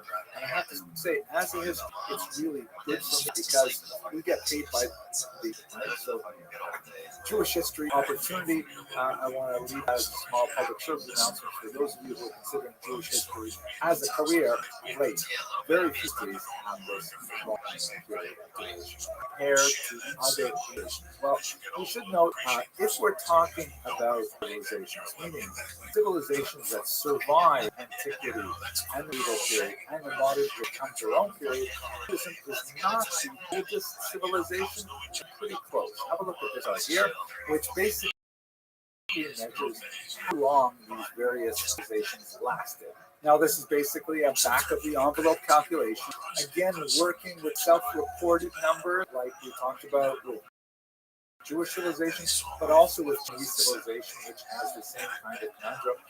Here's that the Jewish civilization is pretty much the second oldest continuous civilization in existence. The Chinese is old. A lot of people make joke how this meant that the Jews had to eat when they began rising, right? That's Chinese food. There is, of course, variations like the Mesopotamian, Assyria, Babylonian, and so on, the Egyptian civilization, European, Peruvian, Mesoamerican, all these are very old civilizations, but only the Chinese one is currently extant.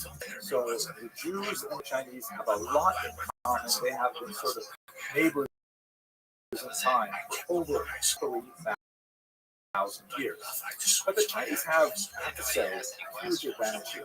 Look at this chart here, which compares the number of Chinese people alive today to the number of Jewish people alive today. It's pretty easy. Oh, yeah, we've got a civilization that stretches back almost 4,000 years, when, yeah, you got like billions of people to count. The Jews we're talking about somewhere around 15 or 16 million people here, a tiny fraction of the Chinese.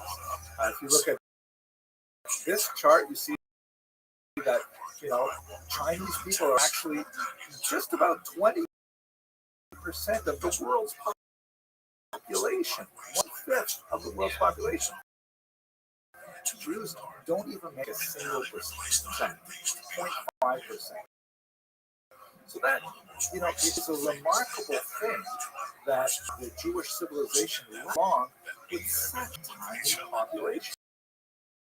And that number, by the way, never exceeds 2% of the known population of the world. Jewish people seem to hang on to all kinds of very, very difficult circumstances and to perpetuate their culture generation after generation. It is really mind-boggling. Another factor besides the sheer number of people is the fact that, unlike the Jewish people, who exiled several times in antiquity, and especially after the destruction of the temple in the year 70 by the Romans, Jews were exiled around the world, living in even smaller concentrations. Whereas if you look at this comparison map, you can see the size of the historical land of Israel is just so tiny within the geographic scope of the country of contemporary time.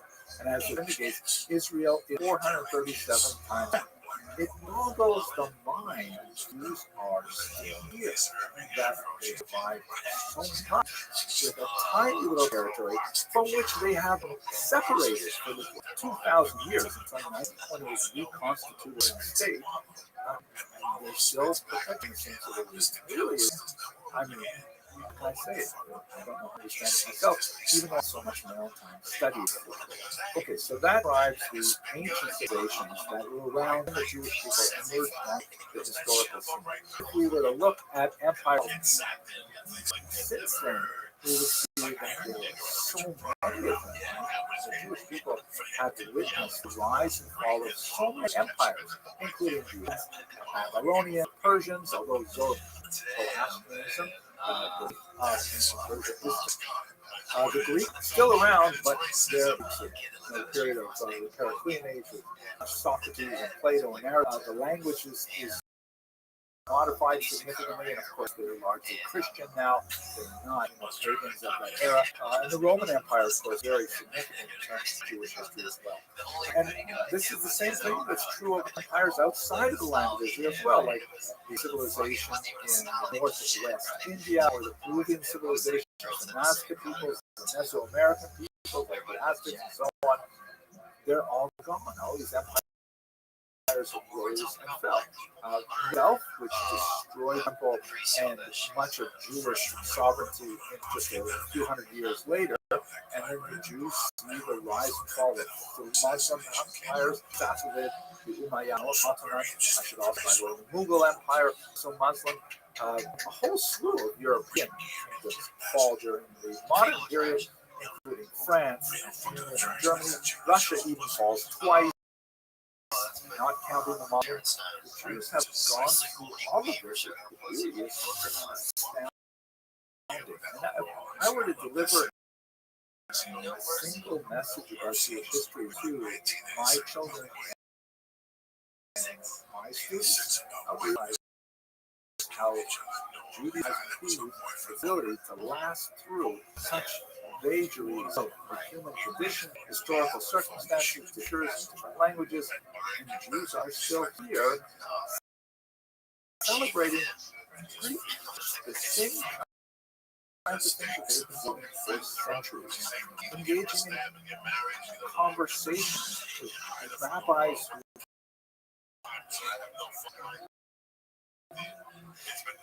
who left their thoughts 2,000 years ago. This is all still part of the contemporary conversation.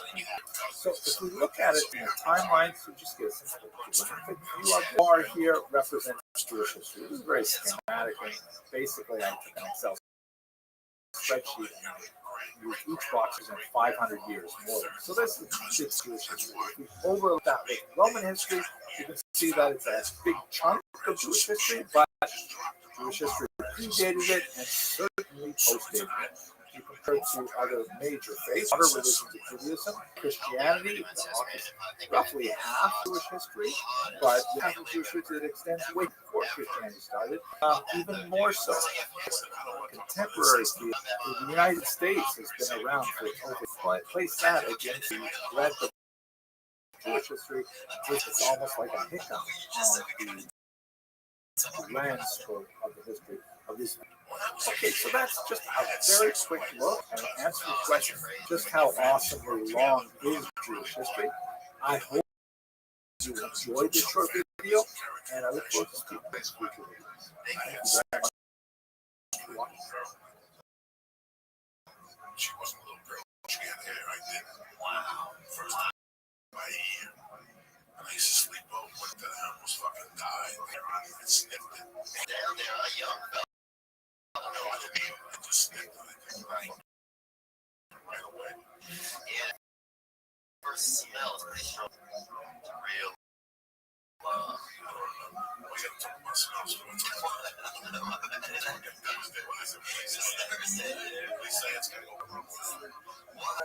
Hello, and welcome to another episode of Jewish History for parents and other teachers of children. You know, one of the things that I find most is valuable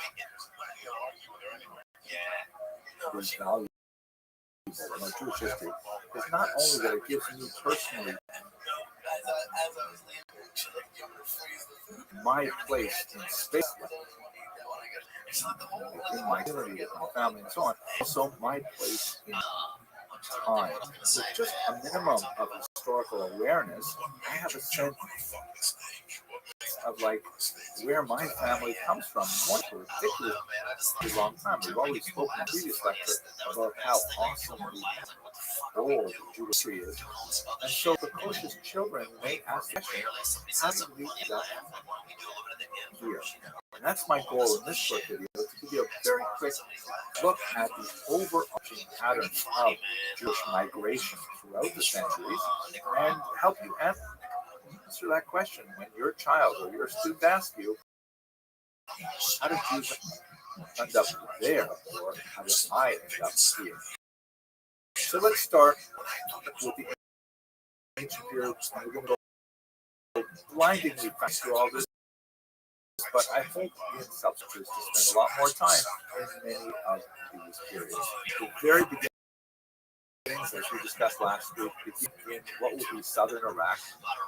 As is described in the book of Genesis, Abraham takes his family and makes this roundabout up the Euphrates River and then makes a sharp left turn to the land of Israel with a very short stay in Egypt. That, of course, will be extended under later generations. And that's the whole Passover story. That's not for our faith. But the end result is that the Jews settle the land of Israel. Here's a map that shows you how the Bible describes the distribution of land according to the tribes. And ultimately, they come together as a monarchy. And this exists under the kings Saul and then later Solomon, where it's expanded considerably. Not only this doesn't last, after Solomon, there is a split between the northern tribes, known as the Kingdom of Israel, and the southern tribes, known as the Kingdom of Judah. And ultimately, that northern kingdom is going to be taken away by the Assyrian Empire. See, in this map here, there are several population transfers from the northern part of Israel in particular and sent off. These are the so-called tribes. A lot more to say about that later.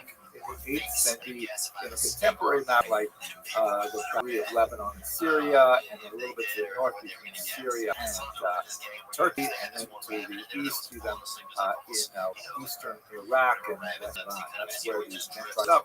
They ended up, however, later combining with another, this time under the Neo-Babylonian king Nebuchadnezzar, who destroyed the temple in Jerusalem in the year 586 before the Common Era. This beautiful image by Rembrandt, who himself was not Jewish, but did have many Jewish subjects for his art. Here is Jeremiah lamenting the destruction of Jerusalem, very evocative. And another evocative painting while we're at it, this is from Edward Beckman, one of my favorites, showing the Jewish family on the banks of the Euphrates River, retracing that route that Abraham took, and in the distance you can see the Babylonians about to cross over, very depressed at having lost their homeland. But nevertheless, even in Babylonia, which again would be based southern Iraq, the Jewish community flourishes. They eventually, hundreds of years later, create this massive document, the Talmud, which is an incredibly multi-generational document involving thousands of voices, absolutely fascinating, but beyond our top here. And also some cool things like these Aramaic curse folds. Again, it's just a little teaser for what we'll talk about in later lectures. By the time you get to the beginning of the Common Era, the land of Israel is now controlled by the Romans. In the context of a disaster that begins in the year 66, Romans ultimately come into Jerusalem and destroy the temple at the here in this very evocative painting by Robert. There is another exile of Jews throughout ancient world that shows you basically where they lived after that major exile of the end of the century, which was not total. There are always going to be Jews living in the land of Israel, but the major migrations really begin after that destruction of the temple. So you see here we've got where this dot is still a population living in the land of Israel. Even more would be exiled after the next Roman Jewish war, the Bar Kokhba revolt of 132. And there's a really large population over in Mesopotamia. That's that Babylonian population, because all the way back to the first exile and replenished with a second exile, and now is really a much more hospitable place for Jews than the Roman Empire at the time. But there are also Jews who have made their way all over the region. There are Jews living in the Italian peninsula. Josephus, the great historian we talked about last lecture, references 97,000 Jews taken off into slavery to Italy, an impossible number given the overarching numbers of involved in the war. But besides that forced migration to Italy, we've got Jews who actually settle all throughout the Mediterranean basin. We have Jews as far away as Spain in the first century. You have Jews in Asia Minor, in particular, very large, well-established by the second century. You have Jews in Egypt, again, ancient community there. And then there are smaller settlements across the coast of North Africa, in Greece, in Tunisia, in Morocco, and in the northern part of the Mediterranean, now it's very important of Jews living in Provence, that would be the south of France. In the Crimea region, the settlers there have some fascinating archaeological finds from the region of contemporary Austria and Hungary, and even in the Rhineland in Germany. There are Jews who are all over the place. Some because of these forced migration, of them because of economic choices, looking for new opportunities and so on. Jewish geography really began to develop around this time, and you can see that they're giving names to places like, for example, the Rhineland region is known as Ashkenaz. France, of course, is Safat, that's the modern term for France as well. The southern provincia we spoke about earlier, that's Provence region, that's Spain. And these are regions referred to by Jews when they want to talk about these, even when they borrow biblical terms like Nahum, Ashkenaz, or Sfarad to describe these settlements. However, the region is subject to a variety of expulsions of Jews, beginning really in the 12th century and increasing over the years.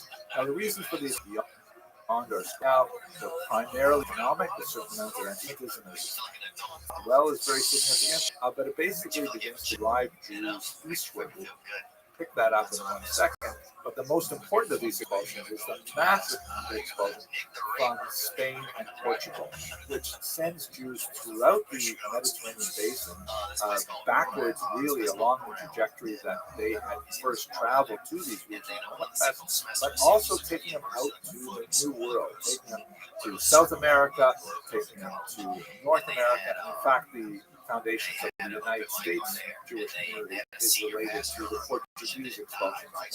And that's basically how Jews are spread out through the region. A combination of migration by choice for economic reasons and unfortunately expulsion for often anti-Semitic reasons. Taking it up to the modern world then.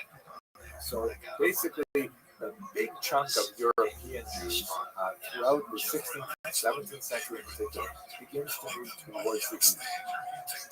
And these are Ashkenazi Jews, meaning they come from the Rhineland in northern Germany, and they move into the Polish-Lithuanian Commonwealth, countries that would today be called Lithuania, Poland, Ukraine, Belarus, and so on. And that becomes a much larger group of Jews who are called Ashkenazi. They eventually, when you get to the 19th century, they would begin to make their way westward because they were taken over by Russia.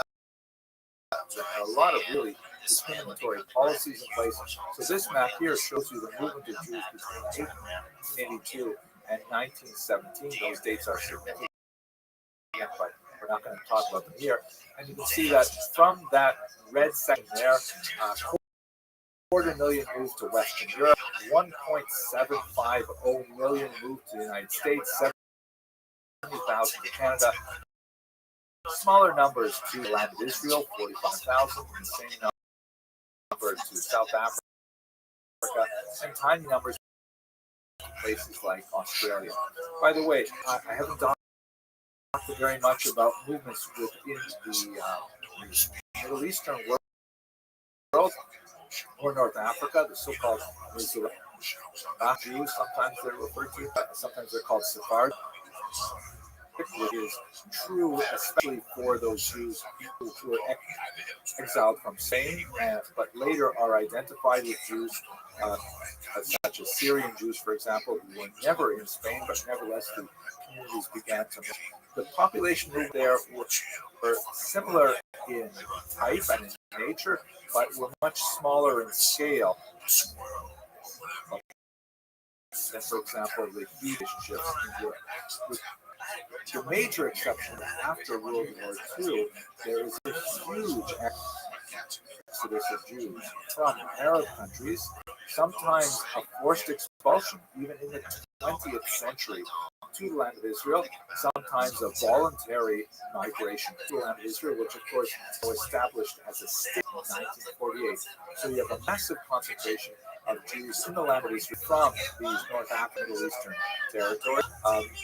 This is something that really is it's a huge scope, and it altered the trajectory of Jewish communities that had been living, let's say, in Iran and Iraq for 2,500 years, and suddenly those populations were reduced to a fraction of their original size, as most of the Jews were away to the land of Israel. And even today, in this very short video, I've given you a very quick overview, but it's important to categorize all of the migration, all the places in the world. It's still happening to this very day. In fact, it's accelerating. And it's very exciting to see a lot of communities that have developed quite differently from the bulk of the Jewish population, such as the Jews of Ethiopia, making their way to the land of Israel. It's a very exciting time to be. I hope you found this video useful, and I hope you have success teaching your children and your students about Jesus. Thank you very much for watching. They had a kid in our town, etc., but something pretty close. Dress him up almost like Jim Cullen. Time, like he's in a pirate costume, like it was always Halloween or something for him. Shadows. He's like, yeah, he's a painter. I want you to show Diaz, Jesse Bryant, Peter Mandy Bach, Jim Jorgensen, Paul, Jack Fraser, what's happening? Bad LA motherfucker. And Matt Henry, so Lowry, you better show up to class this week, cocksucker. And Dustin to wacky. Dustin to wacky, baby. Hello and welcome to another episode of Jewish History for Parents and Other Teachers and Children. I'd like to speak today about the question of anti-Semitism, or why do some people hate. Let me state from the outset that this entire video is intended for educational purposes only. I will be discussing a very distressing topic of showing you some potentially very offensive images. But our purpose here is just to try to understand where this comes from and to get some sincerity. How are we supposed to cope with it? A larger question is, how are you supposed to communicate this to your children or for your students? It's a very difficult question to answer. A lot of it has to do with how old your child is, what kind of experiences they anticipate or may already have had, and I'll leave it to you to titrate the information down to a level where the goal of this brief is just to give a personal introduction about how I come to this topic, and then I'd like to walk you through what scholars see as the four main stages of anti-Semitic thought. What do anti-Semites think when they think negatively of Jews, and show you how that changed over time. And then, unfortunately, I'd like to speak a little bit about the rather ominous implications of the present moment that actually driving me to this topic. Before I intended to. Now, since this series is really directed at parents and teachers of children, I was thinking of talking about a lot more positive aspects of Judaism, uplifting aspects of the Jewish experience and history before we got to this particular topic. But events have overtaken us, and it seems that we really have to deal with it. But it's just remember, however, this is not the central way in which Jews mediate our experience of the world. It is kind of like an abiding background noise, an ambient noise that sometimes influences the decisions that Jews make and the choices that are forced upon, but nevertheless is a secondary, if nagging aspect of Judaism. Judaism, Jewish civilization, is very life-affirming. Just to give you one example, when we toast, we don't say, to your health or to your wealth. Those are nice things, but we say l'chaim, to life. Life itself is something very precious. Hatred is antithesis of that impetus, and that's why it's very unfortunate. The way in which you present this to your children or to your students is very complex. You have to think a lot about how old they are, how well they can absorb this information without being damaged by it. And I'll leave it up to you to titrate this information down to a level which is acceptable for the specifics of your children, your students. This is what the American community refers to as the talk. And to explain the realities of the world, this short video will be helpful.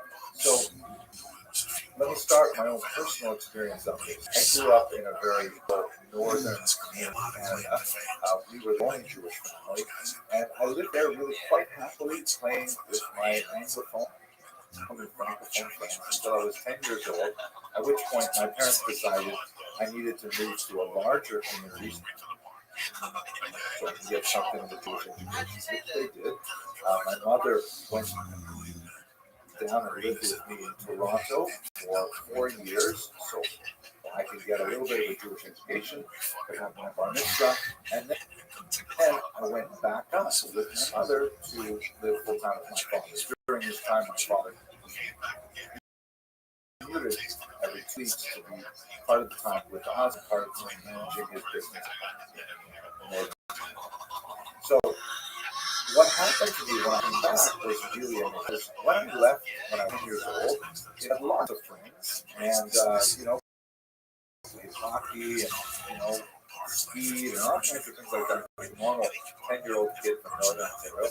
But when I came back, I was really amazed that a significant number of those kids that I played with had suddenly anti-Semites in my house. It was like, wow. They called me awful names because I was Jewish. They called me Dirty Jew or Nosy Juif, and I had lots of fights in school, and I just couldn't understand it. Where did this all come from? I didn't do anything different. I was gone for a few years, and then I came back. But these kids I played with in the streets, and really bothered. This experience was humbling, and contributed to the difficulties of being in the first place, but it sparked a really seated wonder of the nature of the human condition, the nature of hatred that has not departed from my academic agenda ever since. And I had good fortune to study the history of anti-Semitism formally at the University of Toronto with Alan Davies, who's a great scholar of it, and wrote a couple books and things like that. Let me just share with you the two basic rules that the wealth of my experience can be boiled. First of all,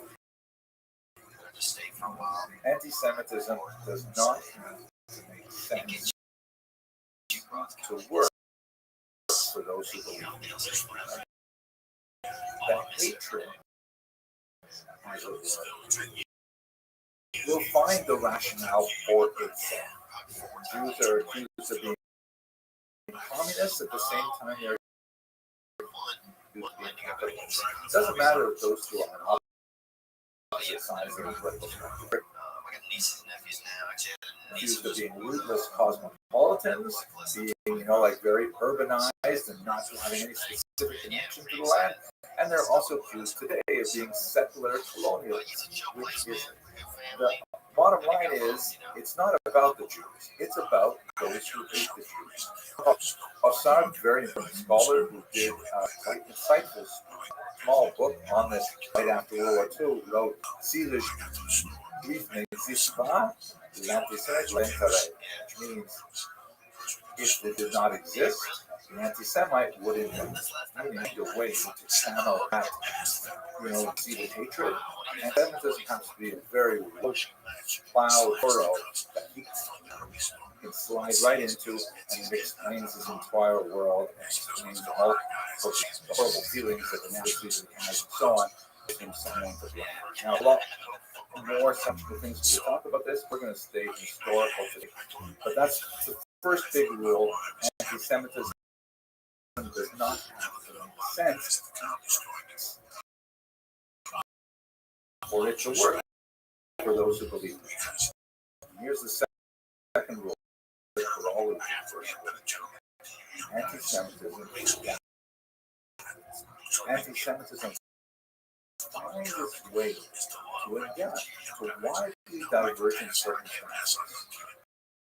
Historical circumstances, to be sure, but also the religious atmosphere, the political atmosphere, the social atmosphere, the economic atmosphere.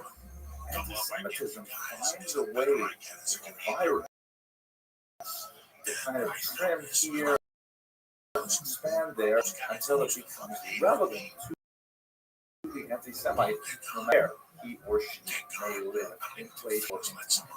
One of the most frightening aspects of this hatred in that it finds a way to express itself in so many different climates. So with that said, I'm going to go over the four basic periods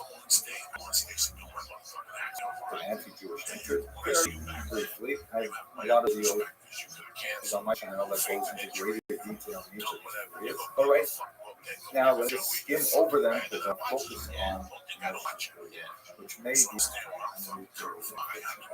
so the earliest traces of anti-Semitism that we have in the historical, primarily from the Greco-Roman world.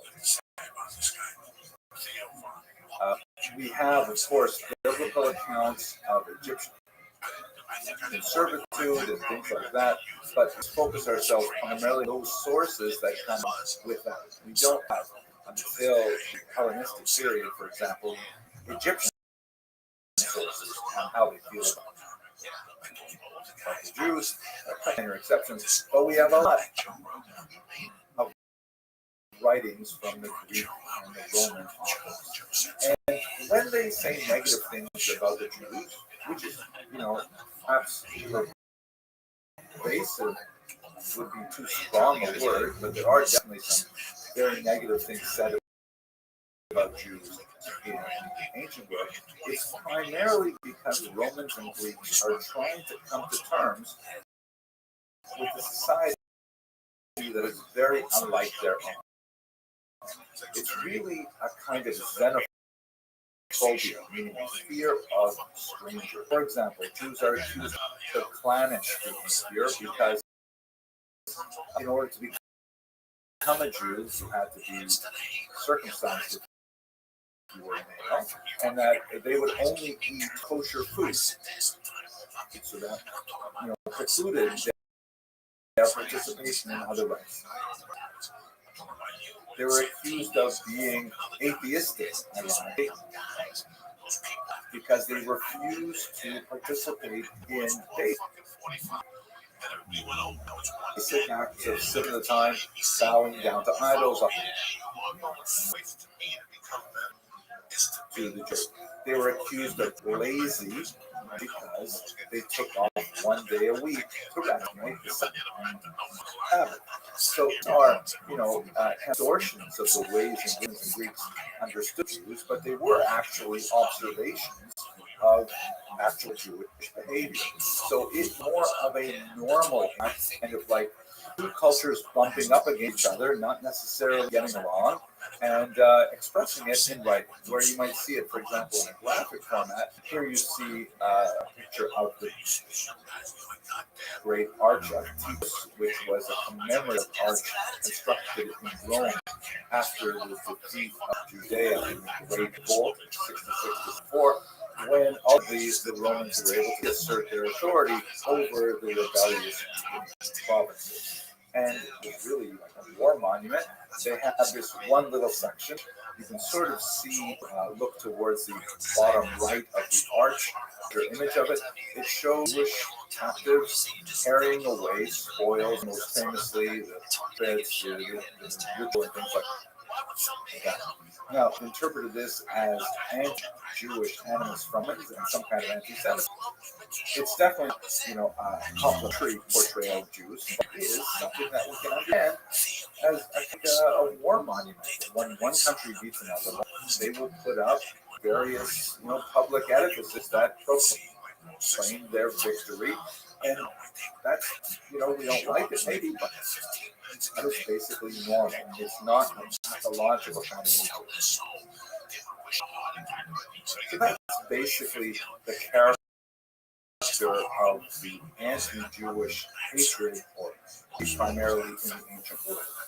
It's kind of cultures bumping up against each other, not necessarily liking each other, sometimes fighting each other, but not the kind of cruel sadism that we see to the same degree in the modern era.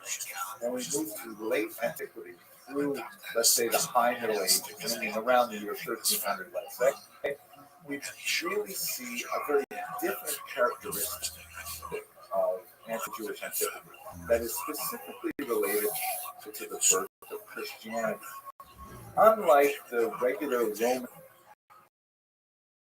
and Greeks, who were pagan, who were of a different class, they were different people than Jews, Christians had a funny relation with these Jews. First of all, the earliest Christians were themselves all Jews, but then Christianity grew much larger, adopted many non-Jewish peoples within its orbit, while still retaining the consciousness of Christianity as a daughter religion to Judaism. There's a lot more to say about how that played out theologically, but basically, for a good 1,000 years, and when I say much longer than that as well, strove to articulate a position that preserved that connection on the one hand. I mean, after all, if you pick up a Christian Bible, the first chunk of it, about 5/6 of it, is the same as the Jewish book, and at the end called the New Testament, the Christian Bible. So they want to preserve that connection, but at the same time, they also want to distinguish themselves from it. They also want to say that we are something new, something improved, something better. God's chosenness has now devolved on the Christian people rather on the Jewish people, like that. It's a kind of a mother-daughter conflict. And we see it primarily in the right church fathers and the decrees of popes. You can see that graphically and show you some images which are a little bit later in the period, but project this attitude backwards. You see, for example, at the cathedral at Notre Dame, one of the most common depictions of this in Christian art is the dual form of ecclesia and synagogue, which means church and synagogue. And they're contrasted very often in manuscripts, but even more importantly on monumental architecture outside of cathedrals, things like that, which is useful when you want to explain complex theological ideas to an illiterate audience. And you'll have, typically on the left, the presentation of the church. You can see maybe churches sitting upright with a crown in royalty and holding a staff, whereas synagogue on the right, which is the less favored religion, God has abandoned synagogue for it. Ecclesia, he's got no crown. Her staff is broken. He's holding on to the Ten Commandments, but inappropriately, like they're falling from her hands. Her very posture is bowed out in decline, and she's wearing a blindfold. She's blind to the truth of Christianity. That's the kind of opposition of Christianity and Judaism that's set up by this. You see it over and over again in manuscripts. This particular one, 13th century, is especially interesting because the synagogue you see on the right there is shown with a kind of blindfold, but it is a transparent blindfold. They claim that they actually can see the whole situation. We've spent a lot more time talking about these. There are hundreds of examples of ecclesia and synagogue, artistically very different, but mainly containing these essential things. So, as you see, this is quite different from the Roman and Greek pagan antiquity of Jews, which is more like cultures bumping up against each other. This is a special relationship of two cultures that were intimate and then split, and that involves a very different kind of dynamic to devotion. However, it's still basically an argument between a priest and a rabbi. It's still theological realm of ideas and is rarely expressed violence. That happens much more as you begin to move into the later years. And we see it especially with extreme noxious charge. It's first born in the 12th century, the idea of blood life. The idea that Jews, they hate Christianity, which is part of that separation that we saw earlier,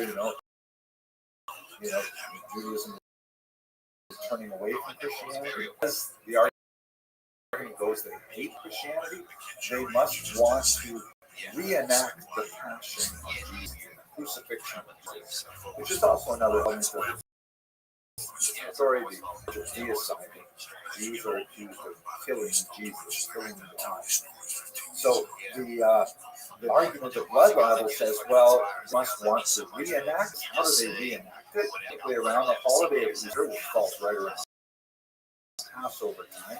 And so beginning in the tree, you begin to see charges that Jews kidnapped a Christian child, tortured and mutilated him, ultimately crucified him, and a kind of mock crucifixion of Jesus.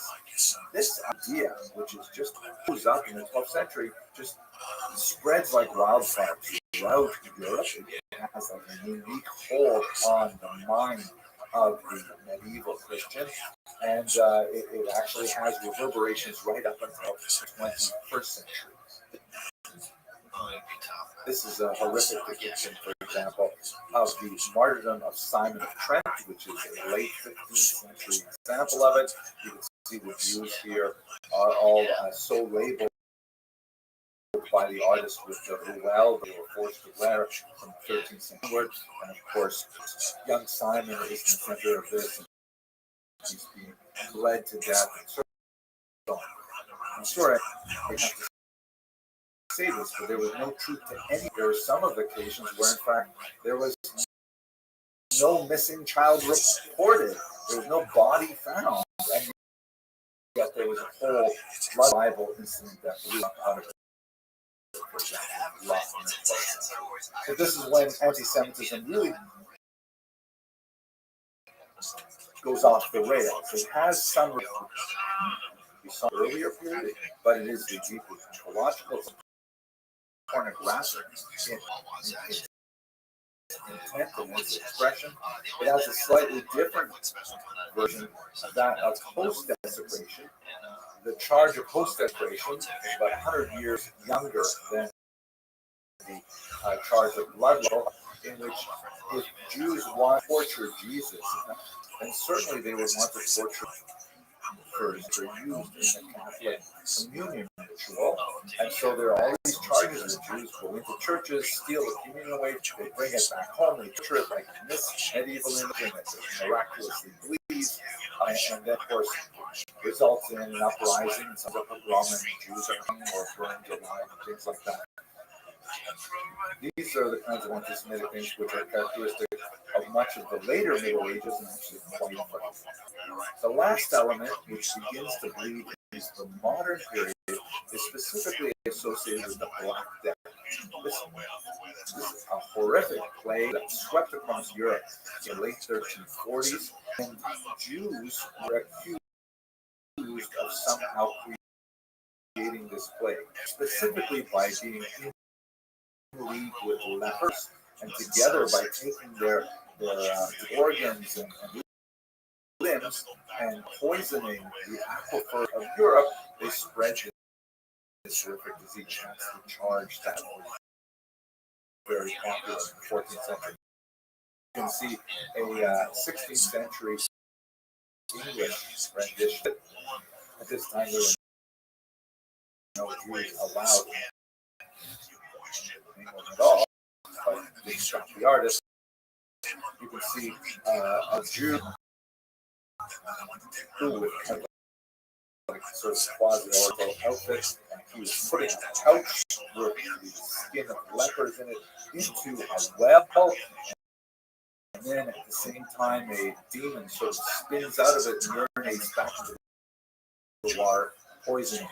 And in case you don't get the overall image, there is a big system of blood libel across the background. All of these, unlike the other two periods, frequently result in popular violence, like the burning of the Jews in Strasbourg shown here,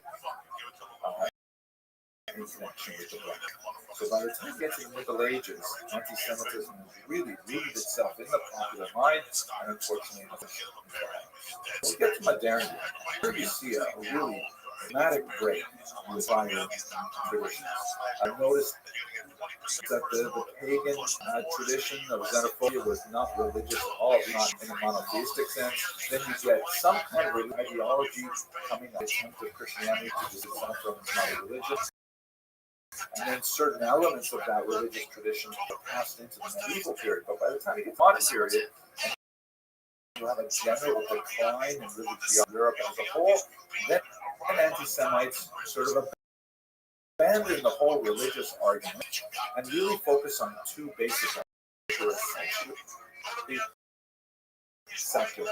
The first is this notion that Jews are a race, that all Jews are bound together by some kind of racial characteristics. Later, that would be more of like genetic characteristics.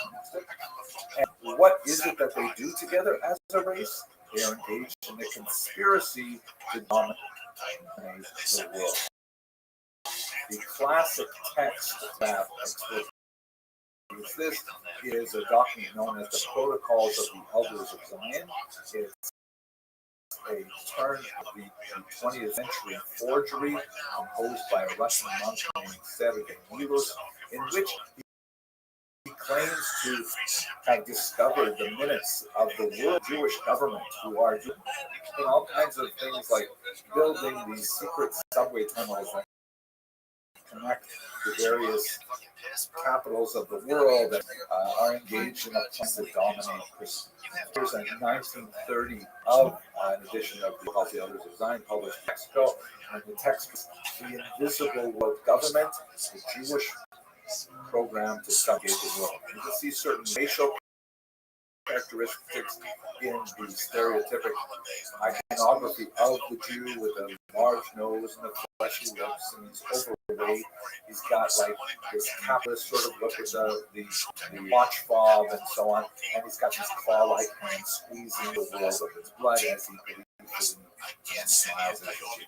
That's really characteristic of the 19th century onwards. This, by the way, is when the term anti-Semitism is invented. An anti-Semite named Wilhelm Marr realized that he needed a more polite alternative, much more vulgar term, Judenhass, which meant basically Jew hate. And so he said, "Oh no, I hate Jews. I am an anti-Semite." And by Semite, he meant those who participate in Semitism, which was a made-up idea. Semitism is this idea of a world Jewish conspiracy. Never mind. I know that Arabs are also Wilhelm Marr, but that's where we get the term anti-Semitism. It was invented by the Semites to try and cast positive light on his hatred. It has later been transvalued and now becomes a negative term. And people speak about it with appropriate degree. So those are the four big periods of anti-Semitism. See how the two rules that I've given you, hopefully, are useful to poke holes in all of these theories fairly easily. And secondly, that clearly adapts to different times. Now let's go to our present moment and why I feel especially constrained to talk about anti-Semitism now so early in this series. The reason is because I think we may be on the cusp of an new devolution of anti-Semitism. I really thought about it a lot when the unfortunate experience took just a couple of watching security camera footage of in the street hurling nasty anti-Semitic at her and then punching her in the face and walking away. Horrific, bizarre, unprovoked attack. I think that, we may be at the beginning. And what I think is now is we may be entering into a form of postmodern anti-Semitism. This is a new period where anti-Semitism will be adapting to the zeitgeist, the spirit of the era. Let me explain that. First of all, what is postmodern? This is a body of ideas that has an unusually caustic basically argues that, there's no way to actually figure out what is capital T truth. Logic, argumentation, reason, those things are free from the coloration of individual bodies into our consciousness. That's why people talk about, well, that's your truth, and this is his truth, and her truth, as if they're different kinds of truths. We can spend more time talking about what postmodernism is, but it is clear that this idea has really made a huge impact on academia, particularly in the humanities, and it has especially on young students, generations. How that adapts to Middle Eastern conflicts that we're seeing today is perhaps the most horrific expression of postmodernism, as it has provided a host environment for anti-Semitism. The accusation that is at the basis of this is, as I mentioned earlier, that Jews are somehow secular and colonialists. What exactly does that mean? So it's such a silly idea. It doesn't really deserve deep, but I guess you have to do it. The conflict right now is over the territory of the land of Israel. Jews are, without a doubt, the descendants of people who lived on that piece of land as far back by non-Jewish sources as the 13th century before the Common Era, and by Jewish sources like the Bible way back into the Bronze Age.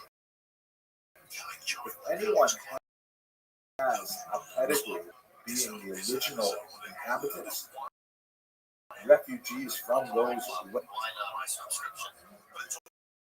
well-documented exiles under the ban, it's hard to imagine one being called a secular colonialist in the sense of being like some kind of foreign import to the land if you're talking about the Jews.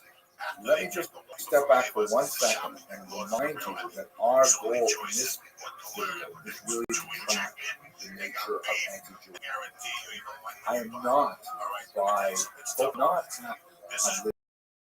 legitimate claims to make about their region and about the way in which they have been treated over 50 years. They might definitely love to many injustices over the last century, and this complex series of profound expression in many wars and also many peace negotiations is not something that can be easily solved with a monolithic, absolutist kind of approach. In fact, I would be extremely wary of anyone who proposes to solve the great problem with a simple general measure, and especially if it involves violence. I think those are the kind of people we need to listen to less and focus more on the actual history and facts and come to terms with common humanity as we try to live it. Let's back to our main topic. One of the reasons why I think that this postmodern approach to anti-Semitism appears to be gaining ground is because there's a certain amount of research that indicates this. So, there is research to support the idea that postmodernism is really gaining ground among Gen Zers, the youngest adult population of Americans, and is having an impact on anti-Semitism has been shown in a number of articles. For example, this article by Brad Colombo that appeared in a very recent issue of Newsweek that's based on this very detailed poll taken by Harvard Arab School. This is a chart that shows how Americans react to the question, Hamas a terrorist group. And as you can see, all Americans overwhelmingly say yes, Hamas is a terrorist group. That's especially so for old Americans, 65 older, but it begins to drop significantly. By the time you get to Gen Z, Americans who are 18 to 24 years of age, about 64% will say that Hamas is a terrorist group. And in fact, if you further and use them, do support Israel over Hamas.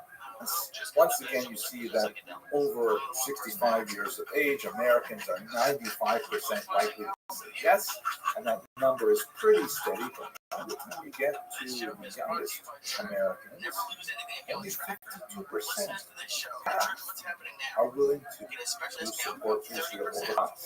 I know that doesn't make sense because we just said that Hamas is a terrorist organization for 64% of them.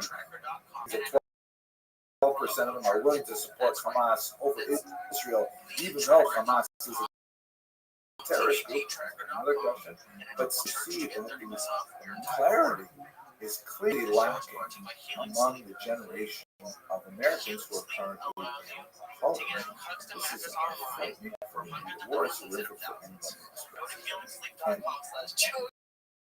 And one can know but have sympathy for children.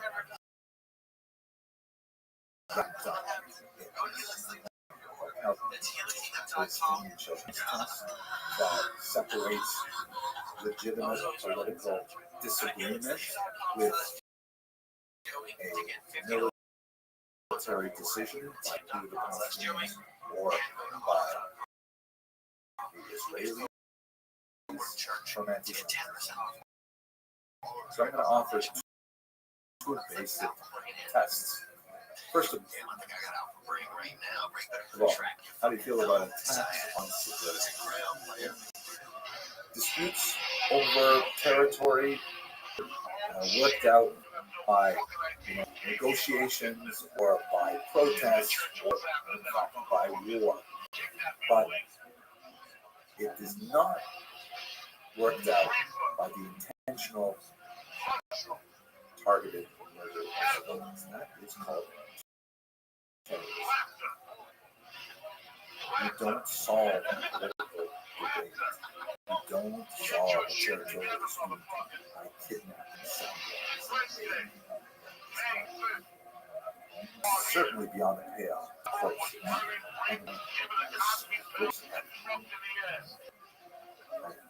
Gen Zers talking about the legitimate aggressive resistance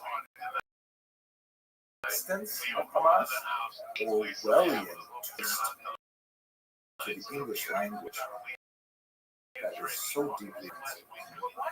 That's not called aggressive resistance. That is called sadism. That's called terrorism. Don't be confused by the false equivalency of saying, well, the Israelis are bombing Gaza and children are sadly killed. If a child is kidnapped and someone puts up a poster to raise awareness that this child is, you feel it is a legitimate political act to tear that down, I think you have to wonder about where is this coming from. Secondly, attacks on Jews. Is a political leanings to you that it is okay to attack Jews who are not specifically connected to the military conflicts in Israel? That is absolutely my student walking down the street, she should be punched in the face because of something happening on the other side of the world. Mob in Dagestan that recently stormed the airport looking 4 Jews who were on a flight from Kyiv. Incredible anti-Semitism that was in universities right now. There's no justification. That's really straight up, that is straight up hatred, and it is not a legitimate expression of one's political feelings or religious feelings. By way of conclusion, I've stepped uncomfortably close to political commentary, which is something that I try to avoid because I'm a historian. I prefer to look backwards rather than look What's happening now? in front of me what's going on today. I do want to say, however, that I do not have the temerity to suggest that I know solve the current crisis, the horrible fate of hostages being held by Hamas, suffering of their families, the suffering of the people of Gaza. They're struggling to out from underneath the grip of Hamas. The global implications, global of this conflict in terms of the history. I cannot help but see that we may be on the cusp of a horrible new period. Let me just finish this story that, the Talmud says that blessing requires a vessel. If you want to receive blessing, you have to have something before you. And there is no vessel, there is no properly suited to receive blessing than that of power. So, if you don't have peace, it's very hard to receive anything. Let us hope the region is so blanketed so that they prosper. All people live together in harmony. Brothers out there front. Thank you very much. First of all, get him, dude. Every black community gotta go to your local 7-Eleven. That's somebody's dad, that's somebody's uncle, that's somebody's... Any 7-Eleven, there's a brother out there right now. Go get him and bring him home, okay? Oh, that's the worst. That guy. Simple brother says, hey, man, doesn't change in the way. Very polite white guys like, hey, we need money, can you help? Hello, fellow students of Jewish history. I had a totally different set of lectures planned for this particular. I go in, I get the water. You know what, man? I refrained because I saw that show where they stand on a little canyon. They fucking drive to their fucking BMW. Series, but since October 7th,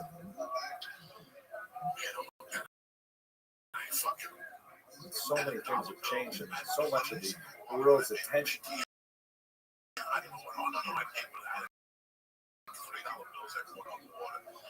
has been on the violence occurring even today, that I really feel like we have to focus on these particular historical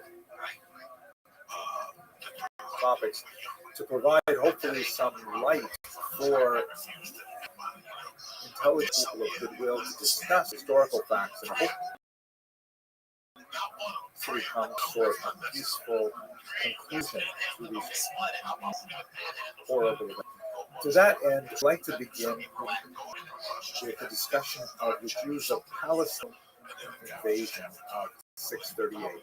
And I want to mention here that I know that word Palestine in this context will trigger a lot of people, and I'm doing it on purpose because the period of history that I'd like to study today is actually the period of time when the region was in fact called Palestine. And let me explain what that means. But before I do so, let's just go back for a second to a very important book written. He was a scholar and collector, and he wrote this book, The 100 Years' War on Palestine, A History of Settler Colonialism and Resistance, 1917 2017. Now, I disagree with Dr. Khalidi's conclusions and his analysis in many places, but this is one of the most sober accounts of the Palestinian view of it. It's very much worth reading if people want to get a full understanding of how to approach difficulty. And I want to focus in on something that he says, right in it, a history of settler colonialism, where in reality, when you look at the history of the foundation of modern Israel, it's actually the most successful anti-settler colonial movement in human history. We're speaking about a movement that brings back people to their ancestral homeland after largely being driven out of it. I mean, it's an amazing thing to really think about. So what I'd like to do today is to look specifically at the period before Islam comes to the region in the 7th century. Now, Dr. Khalidi begins his book, which is very well written and fascinating, with a citation of a correspondence that one of his ancestors had with Theodore, the founder of design, modern political science. Yusuf al-Din Pasha al-Khalidi, and he's very important involved in politics of the era, which was part of the Ottoman Empire. And he wrote this remarkable letter to Adab Khan, who was the chief rabbi of France, and this was in 1899. Rabbi Khan later showed it to Theodore Herzl, who forward. And here's the key phrase for our purposes. He writes, the idea of Zionism, right? This is Al-Khalidi writing. The idea of Zionism is totally natural, beautiful, and just. Who contests the rights of the Jews to Palestine would certainly welcome. This is the money statement. Mon Dieu, historiquement, c'est bien votre part. So that's an interesting statement. And he goes on to say, and what a wonderful sight it would be if the Jews are able to reconstitute themselves as a nation, independent, respected, and happy, able to render impoverished humanity its services in the region as now, Mr. Al-Khalid is going to defend Zionism. In fact, the point of the letter is primarily to protest against the large-scale immigration of Jews to the region. But nevertheless, he offers a very clear historical point. By Irish politicians, hard to imagine politicians region in the Middle East would communicate with each other in such deference, but he writes back to him, addresses him as excellency, and he writes, you see another difficulty, excellency, regarding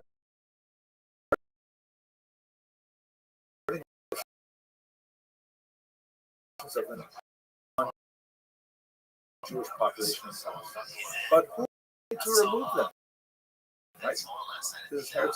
It is their own well-being, their own individual wealth that we will improve by bringing our own.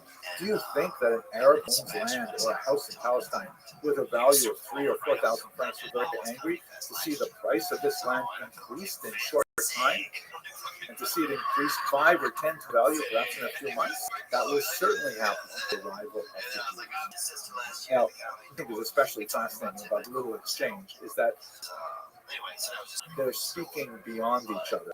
Al-Khalidi's objections are not fine nature. It's not about material gain.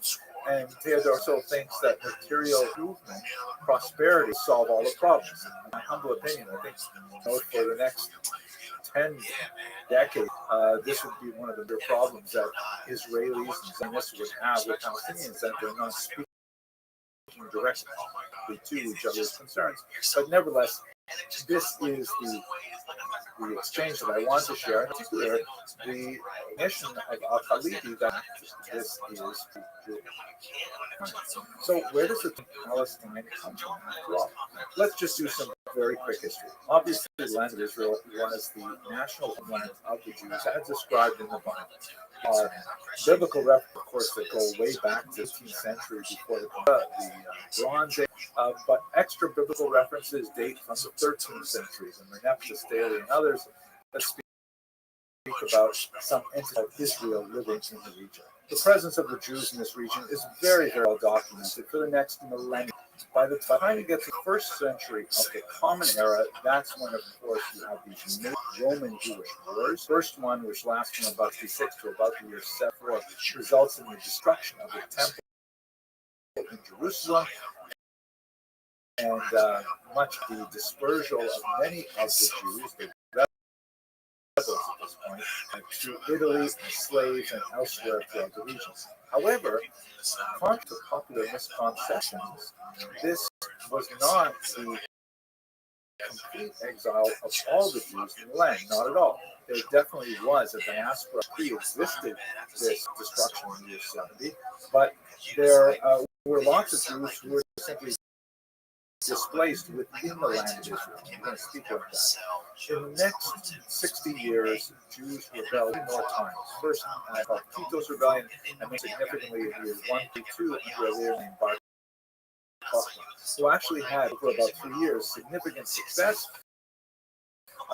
They even printed coins like this, which portrayed the temple on the left with a star that represented Bar Kokhba, and about freedom for Jerusalem and so on. But that rebellion was crushed mercilessly by Emperor Hadrian, who really had to put a tremendous amount of effort, bring in soldiers from far away as England did, put down the Jewish rebellion. And at that point, Hadrian had enough. And he is the who renamed the region Judea, which was a province of Roman Palestine. This is a map that shows what the Roman Empire looked like in roughly the year 2. And you can see that the region of what would be today the state of Israel is called Syria Palestina, is part of the Syria province as a whole. It was not distinct and separate unit. And he divided up Palestina itself into 3 pieces. Prima, which is like the central area, which would be essentially a little bit of Samaria, and the south, Palestina, the third Palestine, was basically the Negev, and north Palestina Secunda, where most of the Jews were actually living, lots of Jews in the lower Galilee region. Now, why did he choose the term Palestine?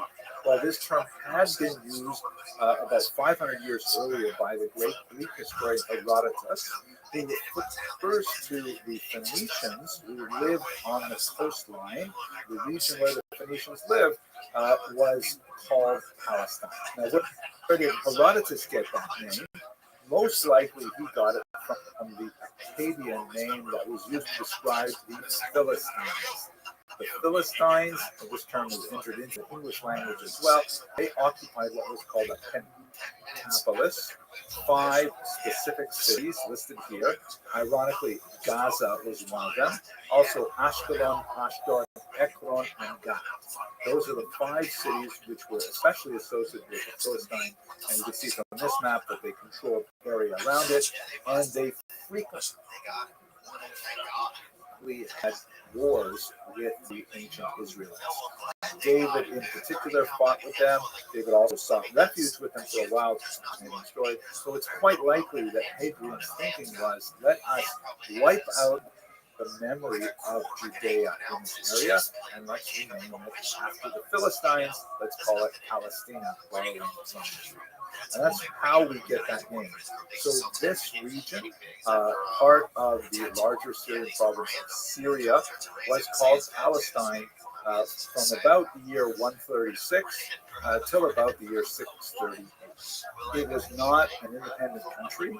It always had a capital elsewhere, but the region was known officially in the Roman law books as Palestine. So that's where the term comes from. But I want to remind you that there are still Jews living in this region. They're living primarily to the north, in the lower Galilee region.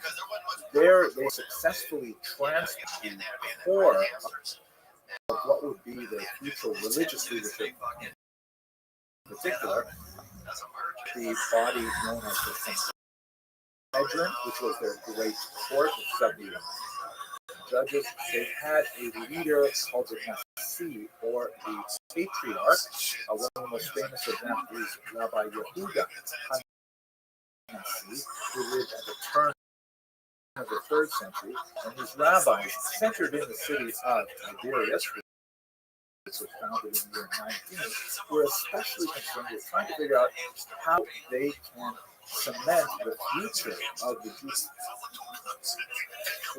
After having gone through disasters with the lost faith and so on, they came up with several really crucial elements. One of them is the document known as the Mishnah, which is essentially a large corpus of Jewish law, stated in a very unusual sort of invites debate, and then followed up with a document called there are actually 2 Talmuds, both commentaries on the Mishnah. The earlier one was written in the 4th century, and it's called the Jerusalem Talmud. That's a bit of a misnomer, so known ironically as the Palestinian Talmud, but it is really written primarily in Tiberias and also a little bit on the coast. Jerusalem was actually off limits to Jews for quite a bit of the early period after the Empire of Egypt.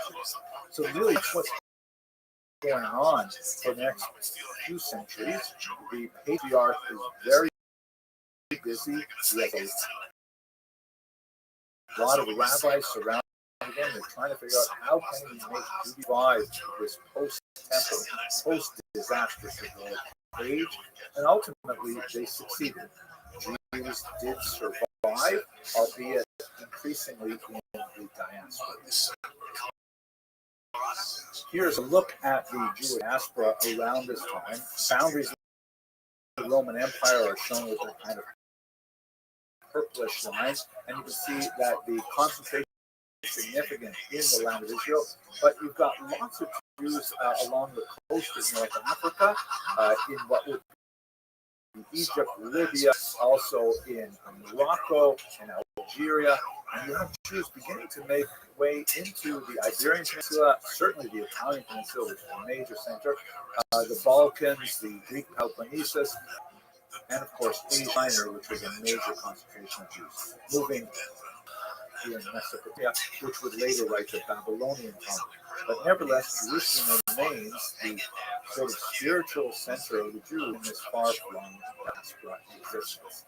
These kind of stars, by the way, I'm not sure I would have designed the map exactly like this. They represent major Christian communities, and I think the starburst is kind of like alluding to the evangelized, but anyway, you get some very Jews are living during this period. Things changed dramatically in the early 4th century as the Roman dramatically for the Jews all over the Roman Empire and the Empire. And we'll speak about that for another lesson. Another thing that tells us about Jewish civilization in Israel before the Muslim invasion is that they're building synagogues. We have some fantastic examples of synagogues from late antiquity. One of the things that's for sure true about these synagogues is, like today, they have plaques. If you've ever been there, and today you know that plaques are a phenomenon. You always have to anchor donuts. This is one of the oldest of the plaques that survived. The so-called Theodotus inscriptions in Jerusalem. We've got these amazing, decorated doors like this mosaic at Tiberias, Tiberias, right? Inside that town, they have these gorgeous, mosaics, descriptions of the idealized temple, and this was built, about 300 years after the destruction of the temple. So we're still looking back to the golden age of one. Frequently you have a lot of zodiac stacks, like here, for example, is the Tiberias zodiac, and another one at the Beit Alpha. One of my favorites here is this remarkable depiction in a Beit Alva synagogue of the binding of Isaac. You can see that there's Sarah there on the left, and there's the lamb, and there's Abraham with the knife, and Isaac, of course, right here is a little boy. The names are represented in Hebrew letters, and it's kind of a primitive-looking piece of art, but it's quite fascinating. Jewish civilization is still thriving, albeit in a far reduced state by the time you get to the 7th century with the spread of Islam. Islam spreads dramatically from the Arabian Peninsula through the entire eastern Mediterranean, coming to Jerusalem in 638 and spreading across North Africa into the Iberian Peninsula, way out to the east as well as Pakistan, and really begins a totally new in the history of the Jews in the land of Israel. But the point that I really want to make is that Jews are always living in the land of Israel in a small number as a minority, but continuously since their biblical placement in the land. I want to add one last appendix.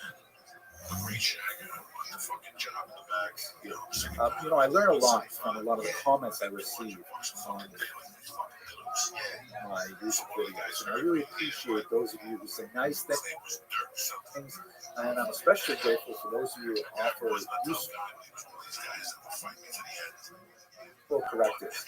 I'm not so enthusiastic about the people who say nasty things about me or my religion or my people and so on, but it's worth it for the positive comments. And one of the things that I've noticed in some of the comments is that people want to go back to the genetic history of the people in the land of Israel. Like, who exactly is entitled to live there on a genetic basis? So the short answer to this is it's really the wrong question, because nowhere else in the world do we determine citizenship on the basis of a DNA test. But since you're asking, we can point to the fact that, amazingly, after 2,000 years, even the Jews of Europe are connected back to the land of Israel. Analysis of the DNA of Ashkenazim from Eastern Europe, where a good portion of the early 20th century Zionists came from, clearly indicates that they have a strong component as Middle Eastern DNA, clearly heavily intermixed with Italian DNA in particular. I have a lot of jokes about choice in cuisine at this point, but nevertheless, they are genetically linked to the people who originally ran Israel. And that's only talking about the Zionists who came from Europe, which is actually a minority of the Jews who live in the land of Israel today. Besides the 20% of Israelis who are of Arab background, either Muslims or Christians, more than half of the Israelis in the land today come from Arab countries. They come from the North African and Middle East countries, many of whom the descendants of those were expelled after it was established in 1948. So the whole question of who has the right to live there genetically, it's the wrong question. If you like, we have the right answer. Okay, I hope this helped clarify basic historical details about the Jews in the land of Israel called Palestine between the Bar Kokhba revolt and the Muslim invasion. Thank you very much for that.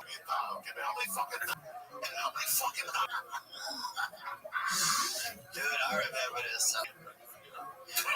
She just got fucked up and she couldn't get out the room, Like, I got fucked. One of my best friends got fucked up one time. He started talking about Asian people. We never even seen any Asians in our life. And he started, knowing, I guess, maybe like in a past life, he might have known some Asians, And so he started bringing up their name, bro, and knowing them and knowing. Hello, fellow students of Jewish history. I'm so excited to be speaking with you again. And this time about a topic that's very dear to my heart. Specifically, we're going to look at the history of the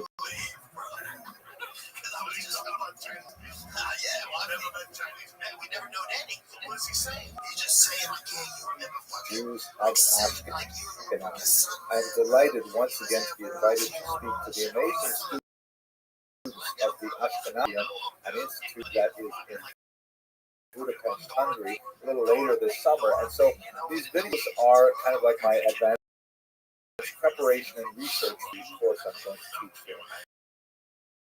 Last year, if you recall, if you visited my before, I gave a big survey overview of the entirety of Ashkenazi history from its origins, let's say in the 9th century, right up until the 20th. For this, however, we're going to focus in a little more deeply, and we're going to look at the birth of Ashkenaz. We had its rise from very, very humble beginnings in the 8th and 9th century, and take it right through its heyday until its decline in the 13th and 14th century, when the Jews of the traditional core region of Ashkenaz would make their way primarily to the east, to the regions of Poland and Lithuania and Ukraine. And then, of course, there's another chapter in the 19th century when they make their way in large numbers to Western Europe and to the Americas. We're going to be looking at a population that was always very small, as you can see from this chart here, at their peak in 1300, there were about 450,000 Jews living in the region of Ashkenaz. These are based on population guesstimates, very, very rough to get good numbers for this period of time, but they're based on excellent historians, the great scholar Whitmire Baron and the great Kenneth Stowe, who's a book called Alienated Language. I took these statistics. And that means that the Jewish population of Ashkenaz was about a couple of hundred years later, just before the great expulsion from Spain in 1492.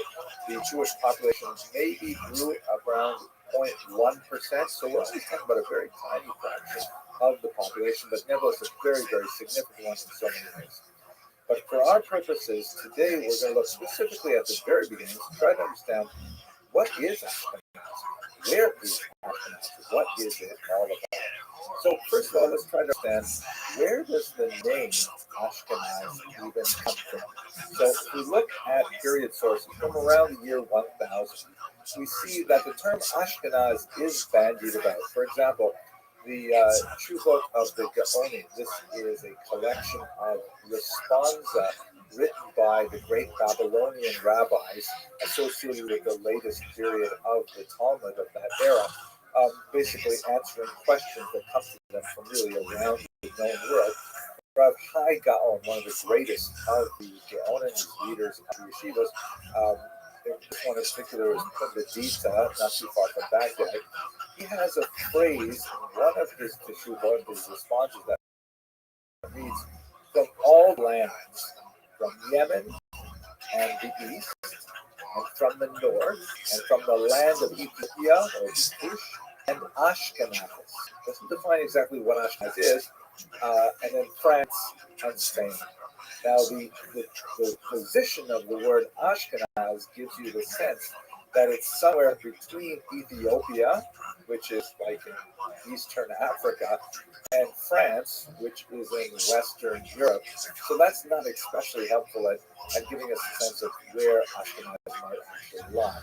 Rashi, the great commentator, is somewhat more helpful. For example, if you look here on his commentary on Deuteronomy chapter 3 is verse 11 here in this citation, but in, for example, the King James Version, if you can look up yourself, it will be verse 9, the verses are sometimes numbered differently. There's a passage that refers to Mount Hermon, which is in the north of the land of Israel. It's the only place where you can get any skiing in Israel, but it is amazing that the entire country in the Middle East does make it possible for people to ski. So anyways, this Mount Hermon, which the Amorites call Senir. So what does that term Senir mean? Rashi helpfully says, Hujalek. That word Senir means actually snow in the language of the Russian. And in fact, in Germany, which sounds a little bit like Senir or Shira, is in fact the word snow. He also mentions Uvoshon Canaan, and in the language of the Canaanites, and this is obviously of the Bible, but the land in Europe that the Jews used to call Canaan, which is basically Bohemia, Moravia, Prague region, or the Slavic language, they call the word for snow sneak. So in other words, Rashi is specifically locating Ashkenaz in a region which seems to be German speaking. Okay, that is much more helpful and gives you a sense of where Ashkenaz is. Now the term Ashkenaz, however, just before we get to the geography specifically, Ashkenaz really goes all back to the earliest part of the Bible. You see, for example, in Genesis 10, Noah has a grandson named Gomer, who then has three sons. One is named Ashkenaz, the other two are Rifas and Garma. But Ashkenaz here is specifically mentioned as a descendant of Gomer. Now, once again, we don't know exactly where this Ashkenaz specifically lived, but the idea is that the medieval Jewish thinkers applied this place name to Ashkenaz because they thought, well, okay, there's a people who are descendants of Ashkenaz, they have somewhere, and so they chose that region in central Germany to essentially refer to the Ashkenazi. That's how we get this name Ashkenaz. So now we see that the Bible specifically identifies an individual named Ashkenaz. We assume he has further descendants. They have to live somewhere.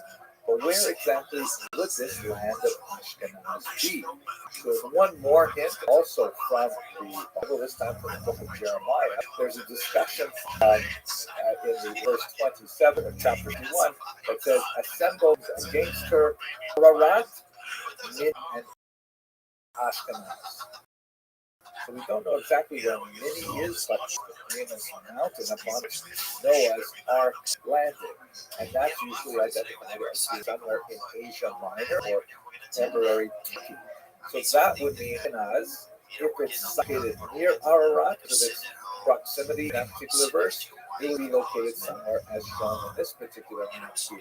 Now, many other biblical scholars have outlined different places, Caucasus region, further north, and so on. But we really don't know exactly where the biblical land of Ashkenaz actually is.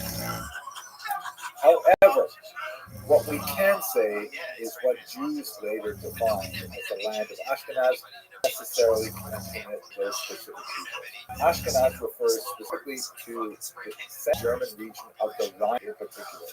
This is where we will see, beginning in the 9th century, although there's some much earlier evidence of Jews living there, we're going to see the rise of a unique Jewish society, very heavily Italian origins, before that from Middle East origins, and grow to a significant some 500,000. Then later in the 14th century, moved to the east as a result of both pressures driving them out of Germany and France, and number of oceans, and rising associated with bloodline, and post-desperation after the Black Death of 1547-49. And they will essentially move to the east, where there is a vacuum, an economic vacuum, drawing them in, because their skills with finance and commerce in particular are very much valued by the Polish Lithuanian Commonwealth, and they will find significant homes there where they will flourish. Later, when you get to the third period, they will eventually make their way not only to the land of Israel, of course, in the late 19th and 20th century, but also to Western Europe and to the United States. That is really what Ashkenaz is. Ashkenaz refers to a people. It's a sub-ethnic group of Jews. They end up in the Middle East, ultimately becoming the dominant population of Jews worldwide. But it would be a mistake to think of Ashkenaz as a specific place or locale. Ashkenaz really is a way of living. It is an imagined country to which millions of Jews have belonged over the centuries. And it's going to be my privilege over the course of several videos and then to a live audience in Budapest later this year, God willing, to discuss the birth of this unique and fascinating community and its story. Thank you very much for watching. He just lost his mind. This guy's 64.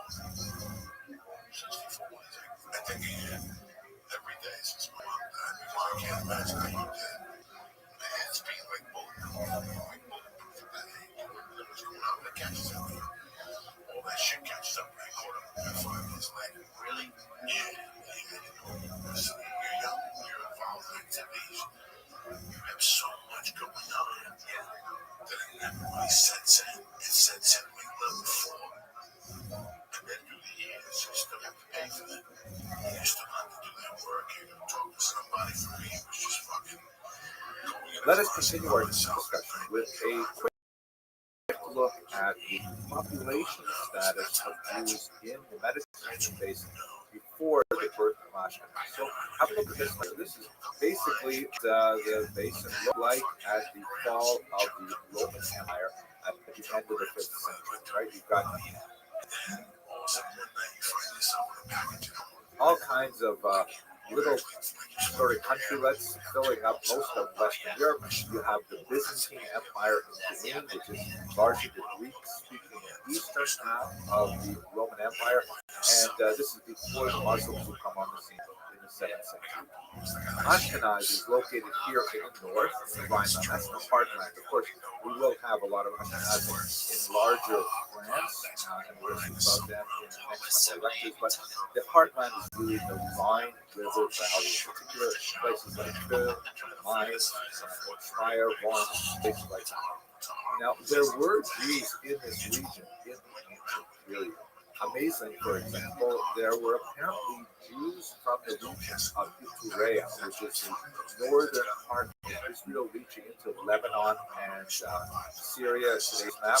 The Iturean soldiers were sent with Roman legions out to this part of the world, and 3 distinct gravestones have been found that seem to have belonged to people who belonged to Israel, and therefore were most of the Jews. I've got a longer discussion of these amazing tombstones in another video, but we have a sense of a very, very tiny population in the northern part of Germany, a little bit larger population perhaps in the south and Provence than we get to soon. But there's no way to tell if there was any sense of continuity between these tiny, isolated populations, which may not have constituted communities. They were probably attached to Roman settlements, and we simply don't know if there's continuity between the Jews living in the region in the 1st and 4th centuries until we get to the rise of really the 8th century.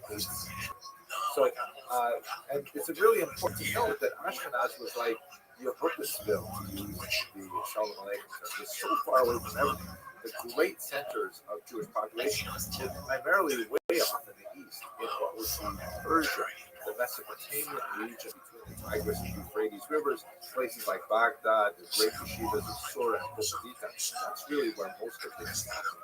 There's also a small Jewish population in the land of Israel, and of course there are a lot of Jews in the Greek-speaking part of the Roman Empire, the Byzantine Empire, and there are Jews who are living in the Italian peninsula since the 2nd century before the Common Era. So that's really where we've got lots of larger sections of Jews living, and then we have this trickle of Jewish migration that goes across the coast of North Africa, setting up in many places, of course, Egypt, but also in Libya, in what would be today's Tunisia, and then all the way up into Spain. We don't know a lot about the sizes of these populations because the Jews left very, very few records of their presence, particularly in Spain. If we were to judge, however, from church records, Jews were like everywhere. It wasn't another lecture. Basically, this is where we have a scattering of Jews throughout Europe. One really important place I want to observe more of our is the region of Provence. You can see that Provence is located here at the south of France. It's where the Rhone River meets the Mediterranean, and it's right at the border in the 5th century of the Visigoth kingdom and the Explorer. Now, this is extremely important because the Visigoths, I have another holder dedicated to that, and we'll have to return to on occasion. But these are basically a population of Romans who were originally Arian Christians, like ARIA, and eventually converted to Catholicism late 6th century. And with that conversion came a ridiculous number of anti-Semitic decrees.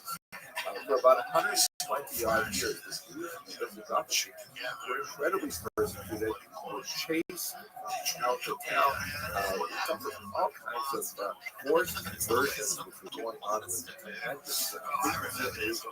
And many of them, although we don't have any records themselves, but it's quite a good likelihood that many of them made their way over the Pyrenees into northern, into the Frankish region, Ashkenaz as well. In particular, one fascinating mention that is actually repeated in several sources, so it certainly may have some basis to it, that a Jewish king rose in the city of Narbonne, largely because of his instrumental role in holding back the Muslims later on in his period.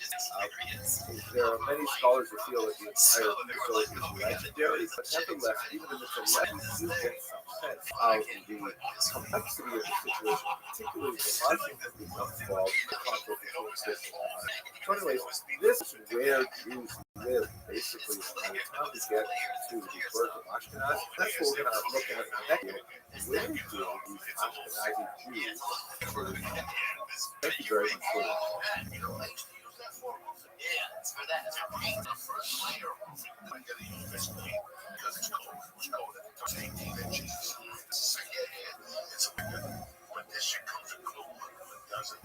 About 30 chicks out there that are want to so fucking physically know who you are. You know what I'm saying?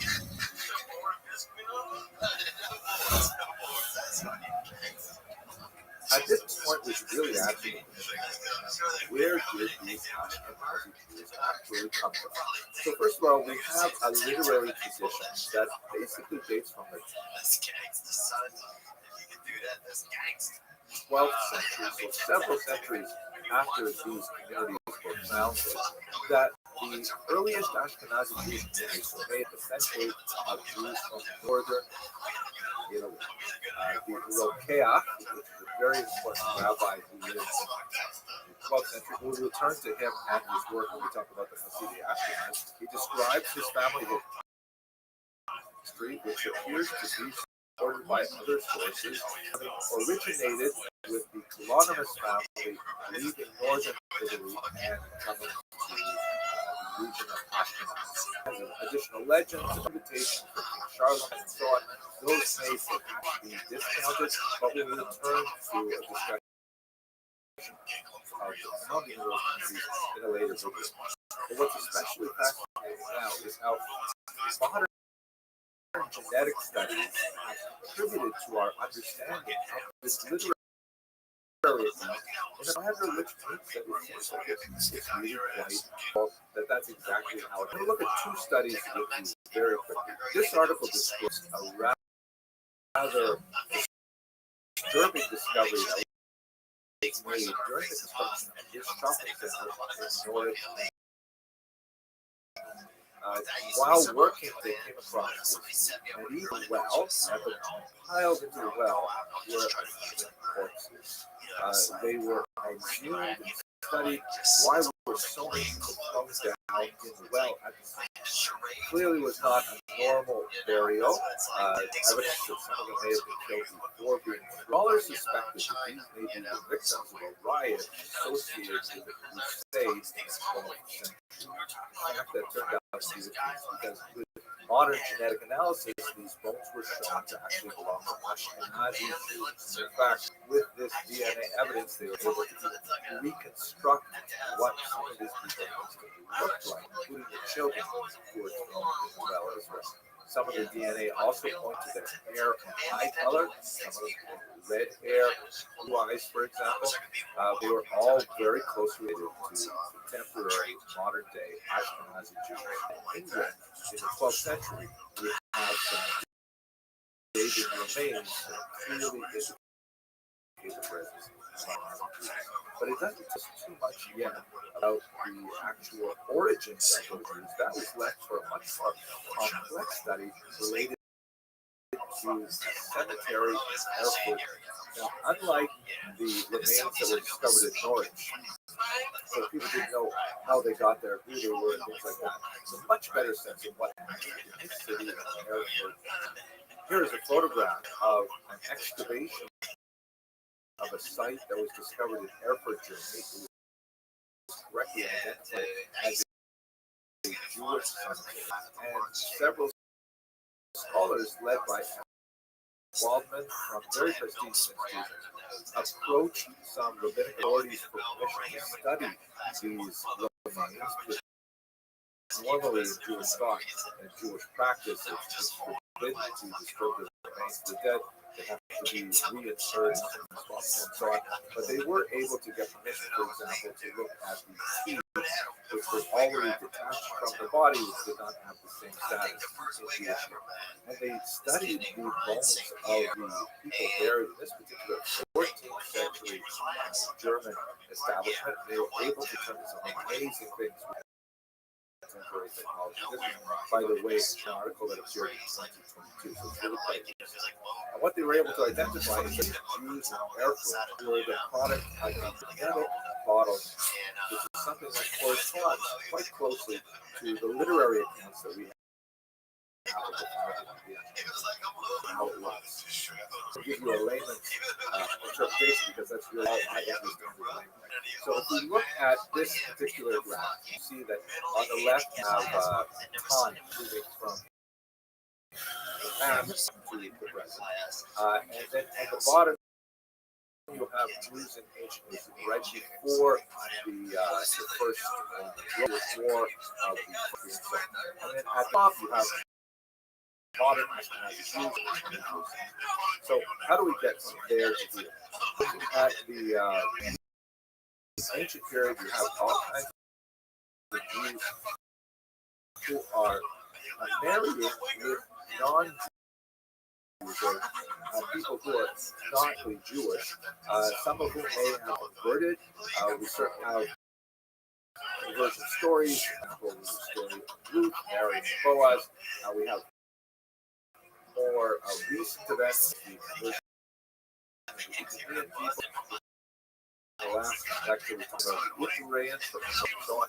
These are people who entered the population of the Jews through various means, conversion or otherwise. Then you have a big disruptive event after the First Roman-Jewish War, the Second Roman-Jewish War in the year 135, where Jews are shipped off to the Italians as slaves, and so the founding of a city population of Jews in the Italian. There you have the same phenomenon of Jews marrying with non-Jews. Through the rabbinic conversion at this point, but also you can imagine all kinds of relationships. And so they're mixing with first South Italians, where there was a very large Jewish population, and later North Italians. Then when you get to the 9th century, you have that story that we began our brief run with, where the Rochef describes a small group of Jews led by the Colonimus family making their way up to the Rhine. And largely with that small group of Jews emerging originally from around Israel, moving through the Italian Peninsula, and then right up into Ashkenaz. That's where you have the foundation of the community. The Erfurt remains were discovered, were dated to about the year 1350. And one of the most stuff is that the Erfurt support the so-called Aryan thesis. This is a bizarre thesis that the majority of Jews are descended from a huge mass conversion that is said to have taken place in the 8th century in Eastern Europe, north of the Caspian. It's a whole discussion of exactly the nature of this version, if it happens at all. But what we can say is that these Aryan Jews existed are not related to the Ashkenazi Jews Erfurt, who are essentially very closely related to modern Jews. So if we look at it on a map, it looks something like this. Is also, by the way, a genetic migration. It looks a lot like what we saw in the the previous video. So here you have particularly the Jews looking at number one, where they're of Middle East origin. They're taken to Rome, and then they make their way up to number two, which is migration to Europe, particularly to. There are also admixtures with 4 and 5. Those are Jews who make their way, of course, to North Africa, and then from Spain, from the Visigothic era into Western Europe. So there are traces of these Sephardic DNA as well.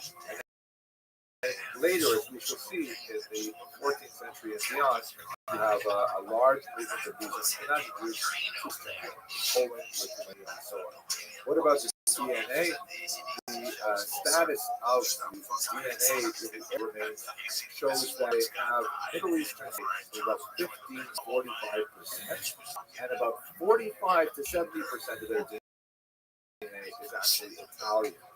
That is both the South and the North, suggesting that the reason for the physical appearance of Ashkenazi Jews being somewhat distinct from North African or other Sephardic Mizrahi Jews is likely because of the mixture of those Italian Jews.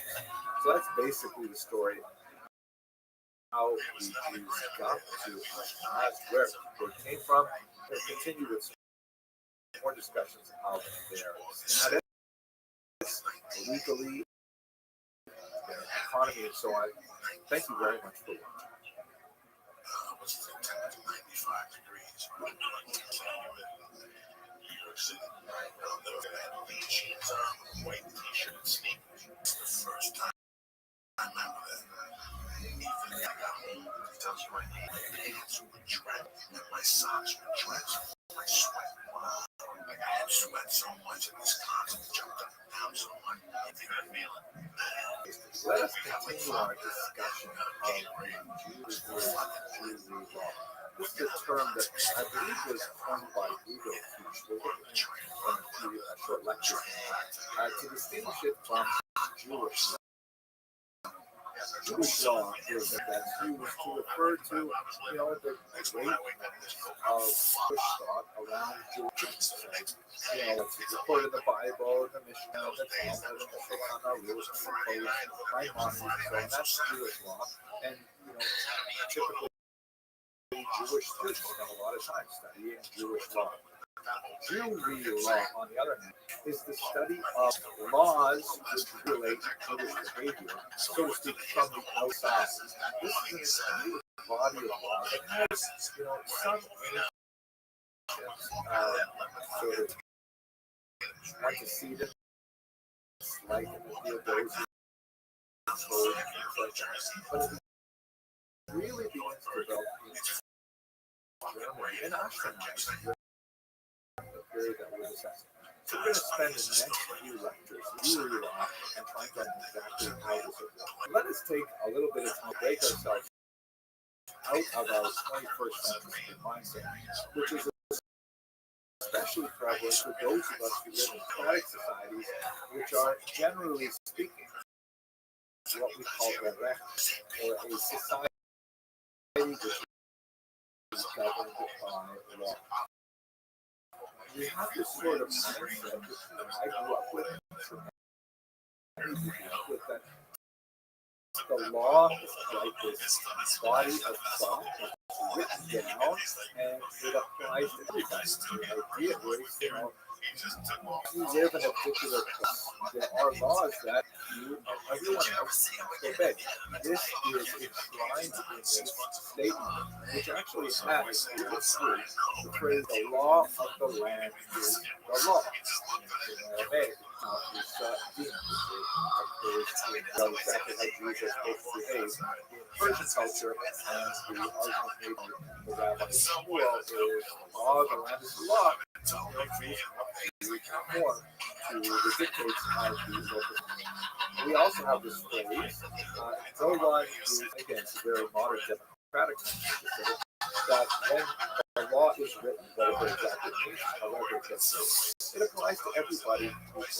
Now, all of this is and all true for most of the medieval law is based not on story as it is on person. That is,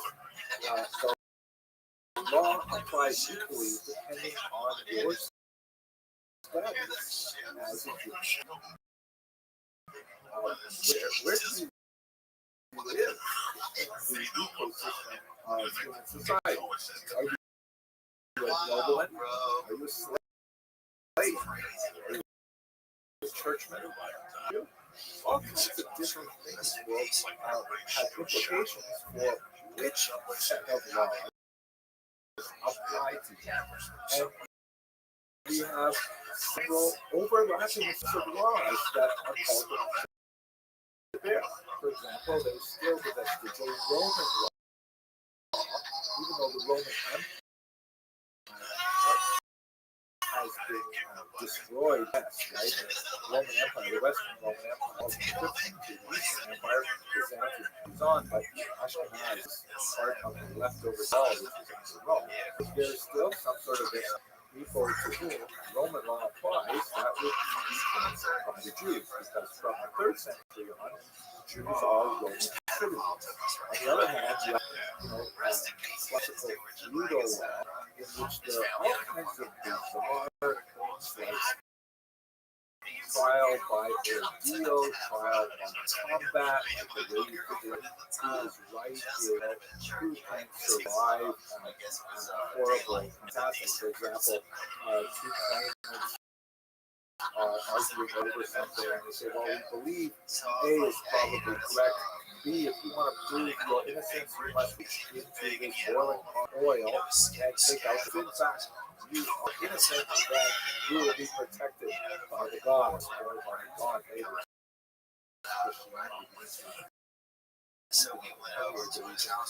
that will protect you and keep your innocence. Or two of you who is right, fight God will protect the one who wins.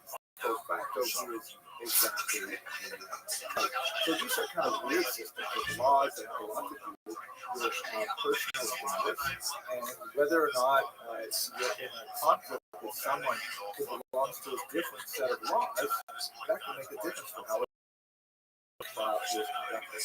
make it a little simpler, don't think of laws as rights.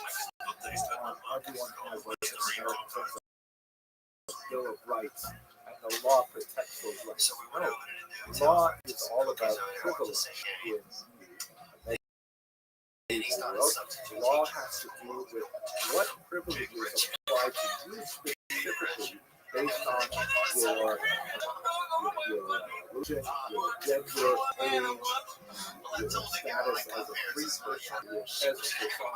All of these things are all meshing together, and now we have to ask the basic question, which will run through the next week, which is, what is the Jews doing? What exactly are the Jews in this context? So we're going to let them thanks for watching.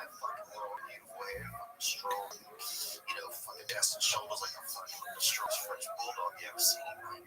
So, we go over to his house, and the next time I see him at substitute at the school, and he's like, "Can you come back over?" I'm like, "Okay, come." He's like, "Oh, there's what to say to me, right?" I come over, brings out a little bit early, it's behind, right? Get my friends out there, dude, and he starts fucking like getting us all stoned, and everybody was smoking out of assholes, and we're doing all kinds of fancy One of the most stuff, important things to understand about medieval society as we attempt to world with news is the notion that medieval society is cultural in nature. Another word that is used to describe this is feudal in nature. And it describes people not as individuals reporting to a general authority. The king doesn't reach down and get involved with every individual citizen, just like in modern society.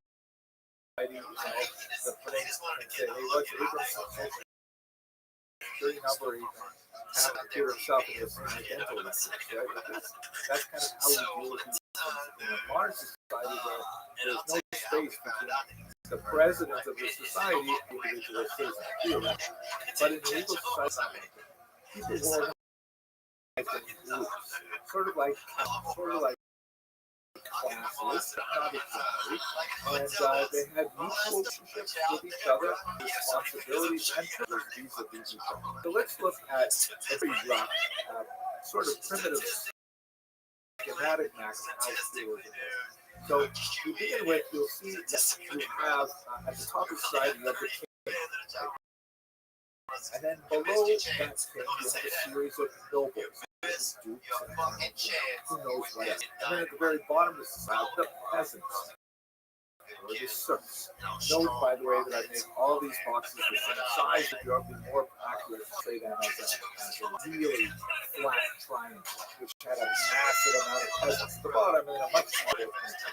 And the idea of feudalism, the way in which the king and nobles, is that the society evolved was because the peasants, they wanted to farm, they wanted to live their lives and do their things the way they normally do, but they're constantly being attacked by these nomadic, first mounted Mongols like that. So they needed someone to protect them. So therefore, selfless, hey, don't worry, we will be full-time protectors. We will go into harm's way to protect you. And then eventually they leader out of that. The idea was the king and the nobles had the duty of protecting the peasants. That was essentially their job. That was a dangerous job, so therefore they got a lot of extra money. They got gifts from the peasants, tithes, and so on. It's a theological term, but taxes is another way of looking at it, and that's basically how this system works. The protection, so to speak, flowed from the top down low, and the money from bottom down up. As we shall see when we talk about the Crusades, what happened when the society becomes a little top heavy and there are too many people to taxes when there aren't enough taxes to go around. Well, we'll get to that when we talk about the Crusades. So that's basically the idea from a secular perspective. It is mirrored somewhat in the organization of the church, which has, at this point, we're talking about the Catholic Church, well before the Reformation. You have the Pope, who is at the head and has king-like functions. He has a whole series of clergy, archbishops, and cardinals, lower clergy, all the way down to individual Christians.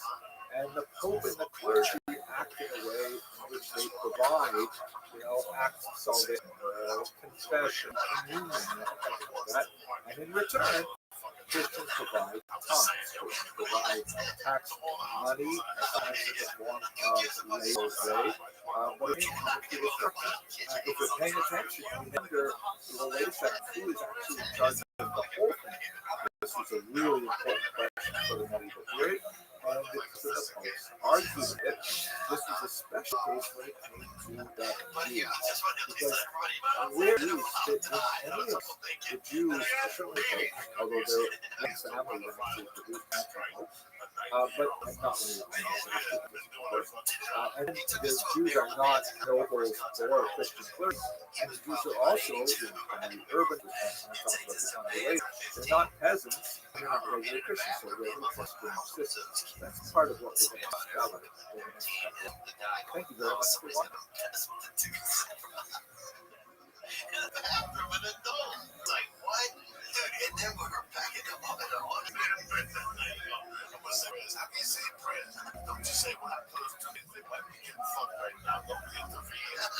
As far as we can tell, if we discount the kind of legendary information, the vast majority of Jews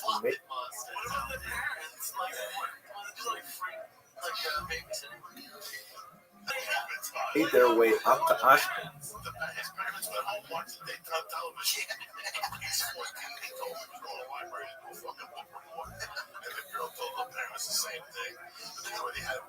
Ashkenaz in the 7th, 8th, and 9th centuries were based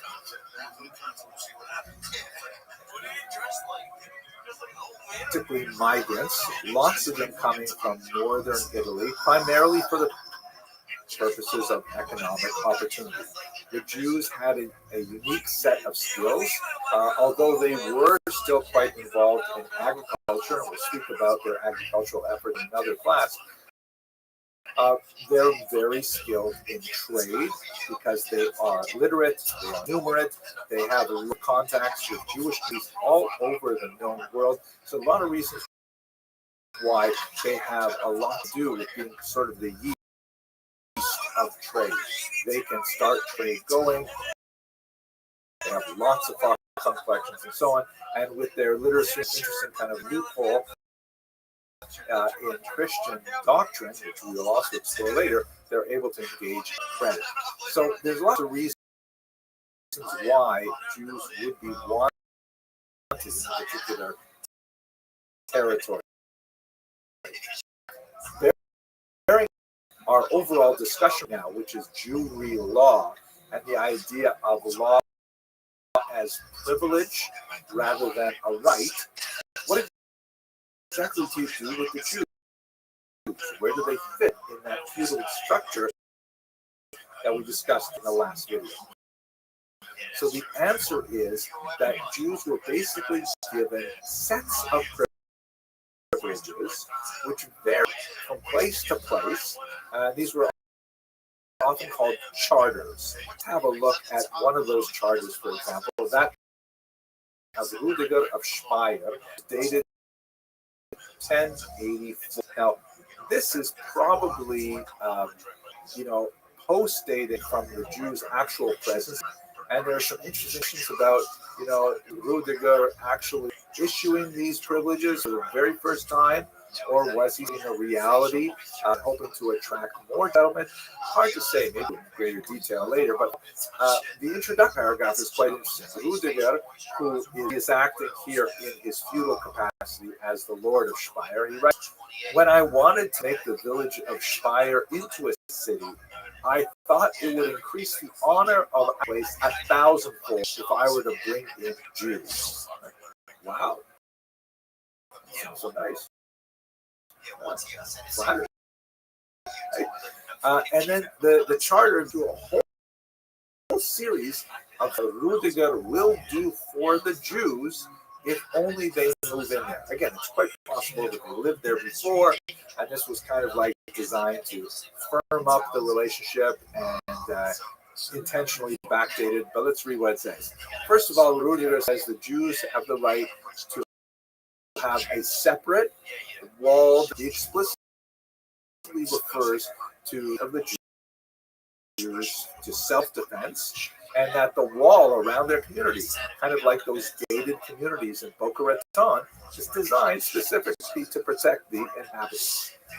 He says the Jews have the right to engage in commerce in city limits right up to the Rhine River, and he specifically says the wharf as well, which means that they can engage in river trade, which is extremely important.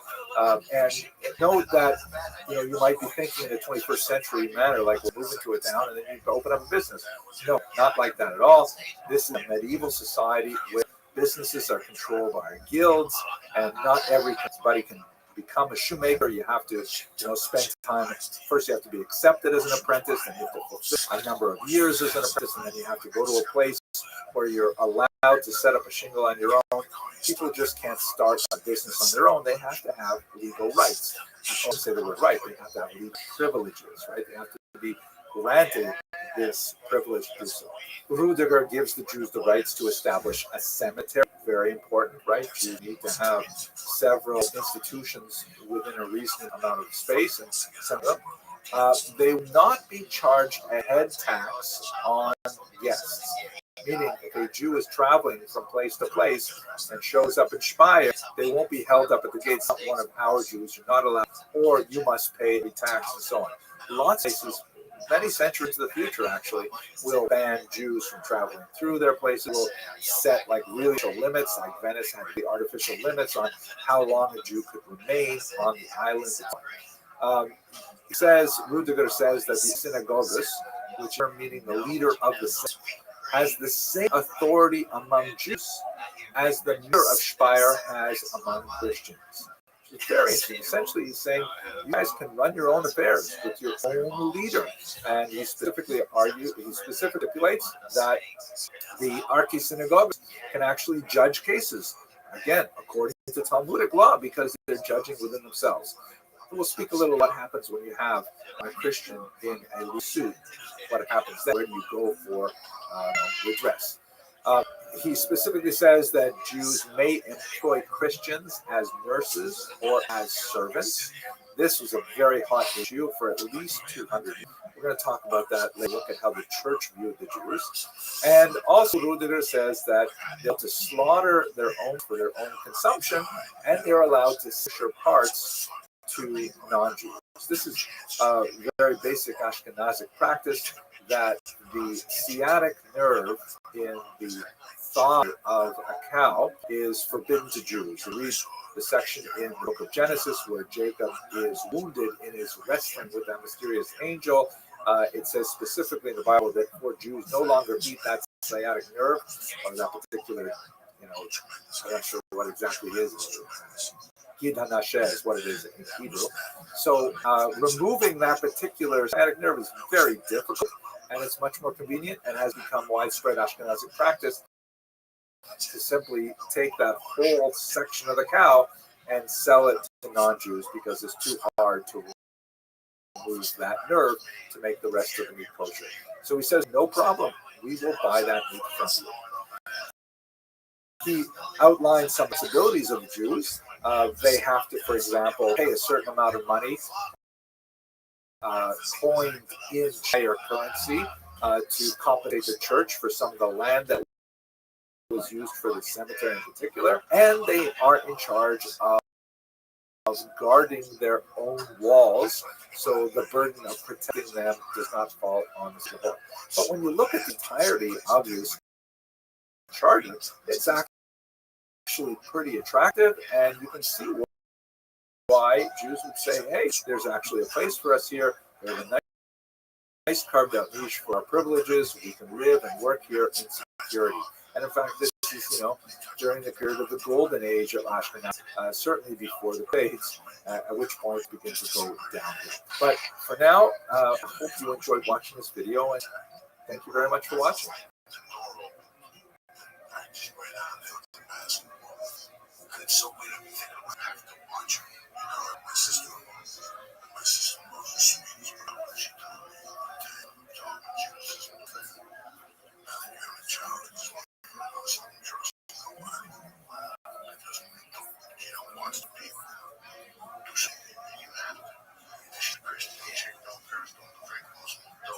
One of the most important people who did research on Jewry law, in fact, I believe he coined the term Jewry law, is the great historian Guido Kish.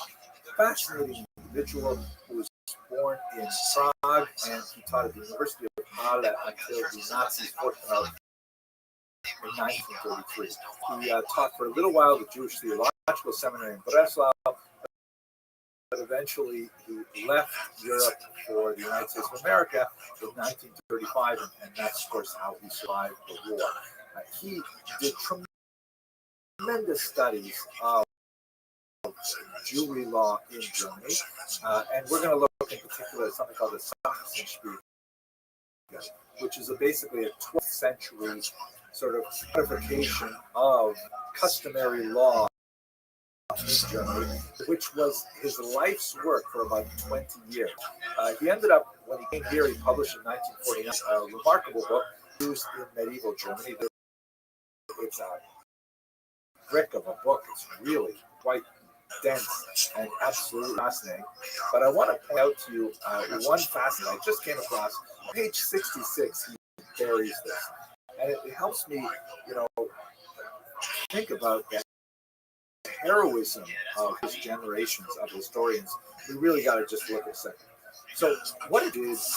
The thing about the law is that you didn't have like a single code that was repeated over and over and over. They said, well, here's our central. We have some of this in the Rome period. We have the Theodosian Codex and things like that. But what you do have is a very important collection called the Sachsenspiel, of which there are other versions of it. And in the 12th century, in which the writer basically tried to collect what he knew about the customary of the 12th century in Early Germany. It's actually quite fascinating. There's a lot of stuff about Jews, and I hope to spend a little more time talking about it shortly. But as this Sachsenspiegel spread, many municipalities said, hey, we really like this. Let's incorporate it. Oh, let's change this a little bit. Let's change that a little bit. But we'll basically keep it.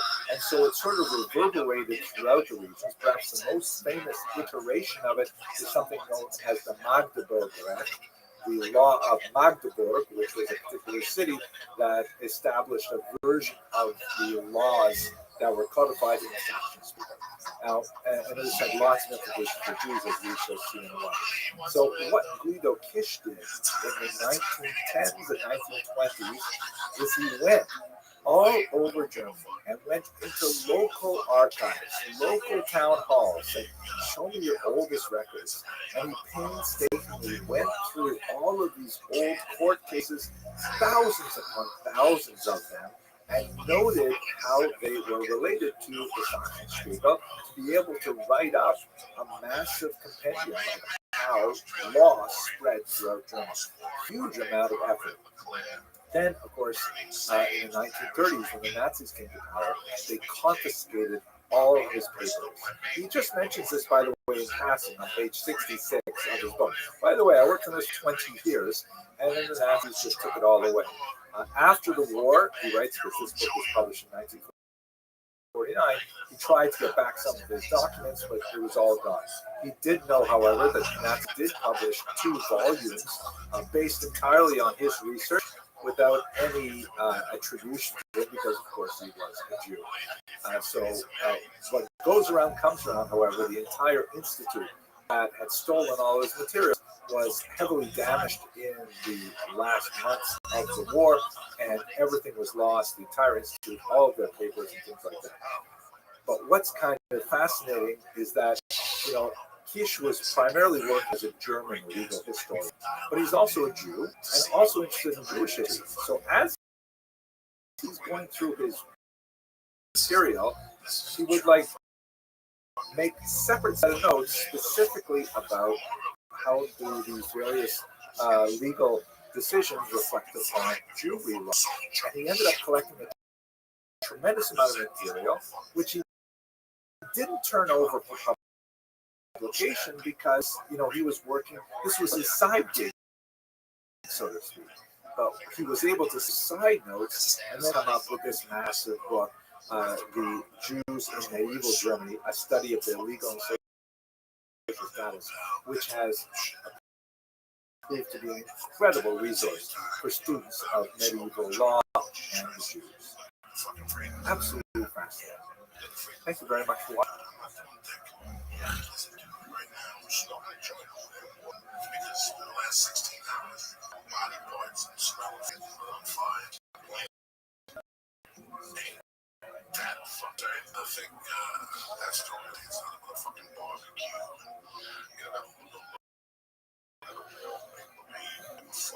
Let's resume a discussion of the status of the Jews by looking at a different charter. This one posted about 100 years later, 1190, by the Emperor Henry IV, considerably larger and more important figure. And what this particular charter is especially good at, it's much larger than the 1084, is that it specifically points to a new status that Jews developing over the centuries while they're living in Ashkenaz, that of servi kamerai, sometimes called servi kameraiis, which means of the royal chamber. What this refers to, we'll get more when we talk about the economics, is that the Jews became, in terms of the system privileges and legal status, sort of like the position of the king. And this was exceptionally useful to the king for economic purposes. Again, we'll get into that in a separate lecture, but not irritating to the church. So let's have a look at this particular charter and what it refers to and what the implications are. First of all, there's a really interesting preamble in which Henry IV says that he was approached by certain Jews, led by Judah ben Kalonymus. This is the famous Kalonymus family, who we see at the very beginnings of Ashkenazi civilization, and later they assume important leadership positions. They come to the emperor at Speyer and they ask for his protection. Right? We talked about feudalism and the idea that the higher classes, nobility, and especially the king, protect the lower classes. And the Jews, not serving in an extensive serf-like capacity, and therefore producing their produce or from their produce, and physically defending the territory. Like, what exactly do they have to return to the king? Well, it turns out they actually have a lot. We'll get to that when we get to the economic. So at any rate, the king says, yes, I will put this protection. Once again, this may be sort of like a confirmation of a much earlier kind of status that organically evolved in the relationship between the Ashkenazi Jews and the state, or it's not impossible, but it could even be a de novo. I think that's unlikely. Most of these things you see, out of it earlier. But anyway, what does the charter actually say? So first of all, Emperor IV says, no one, neither small nor great, neither free man nor serf, will presume to attack or fail the Jews. Right? They live under his protection. You mess with the Jews, you're going to mess with the king. And so noblemen and locals, if they want to get mixed up with the Jews in a way that's detrimental, the emperor will protect their status. The charter goes on to say that no one will be allowed to seize Jewish property illegally, including their land.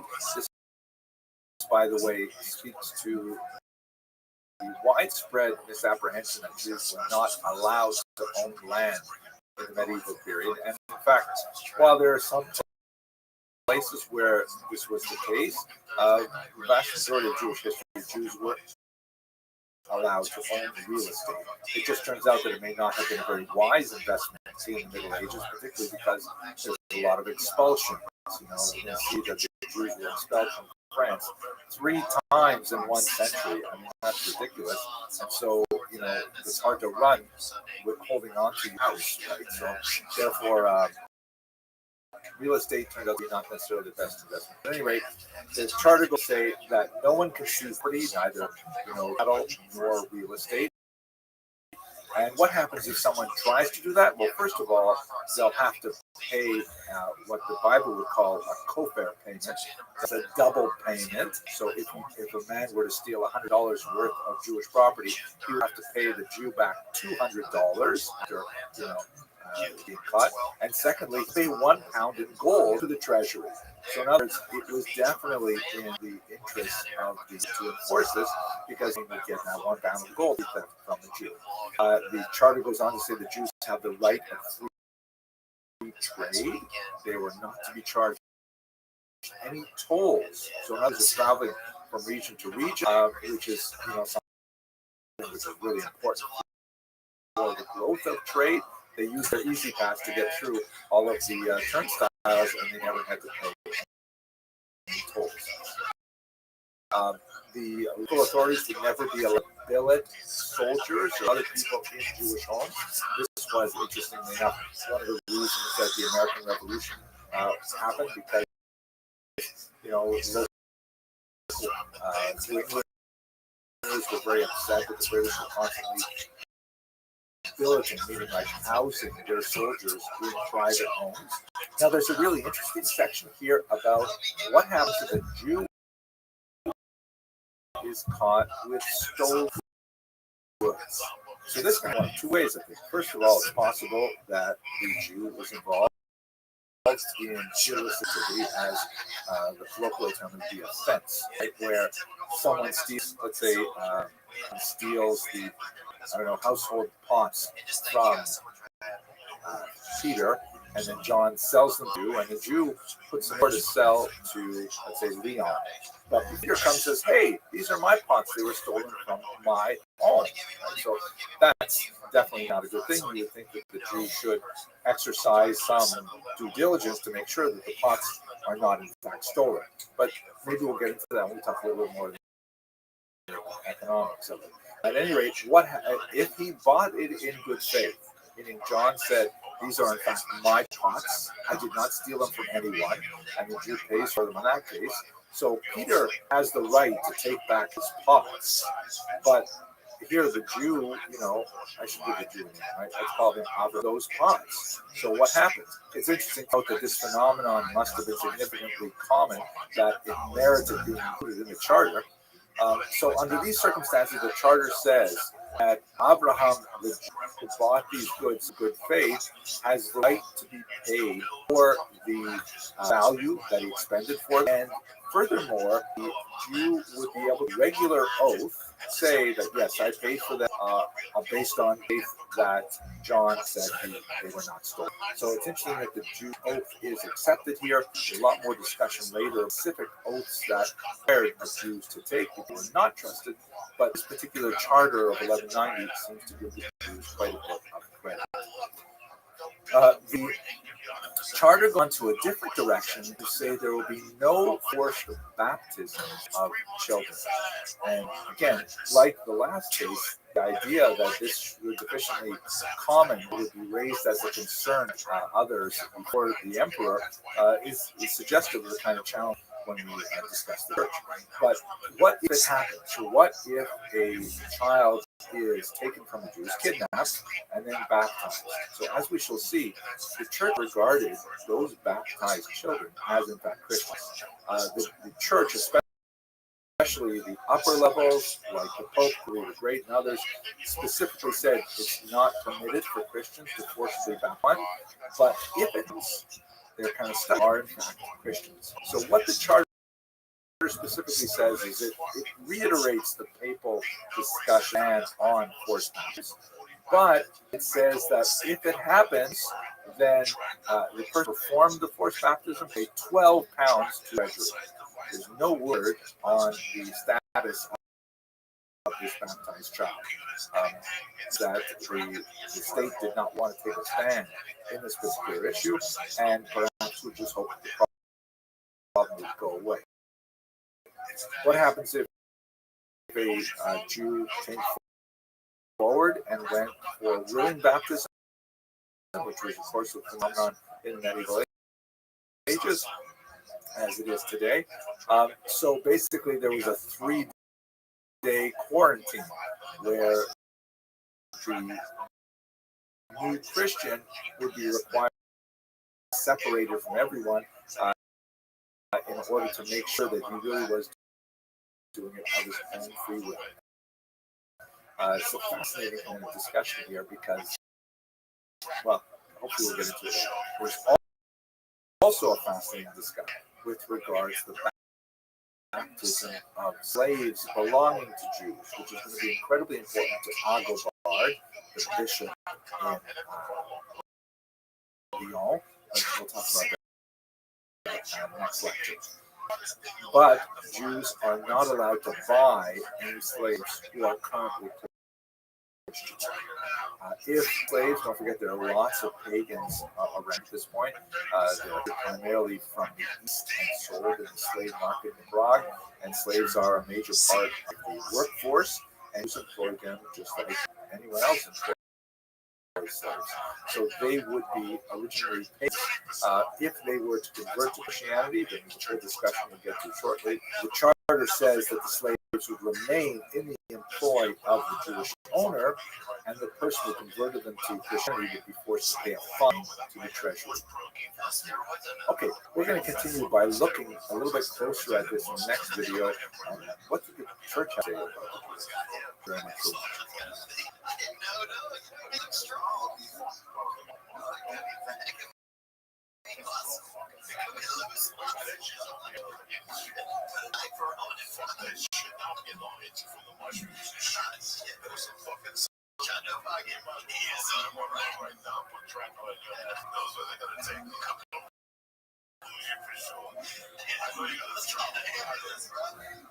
That until now we've but largely confined our discussion to how the state, specifically, we talked about the 360.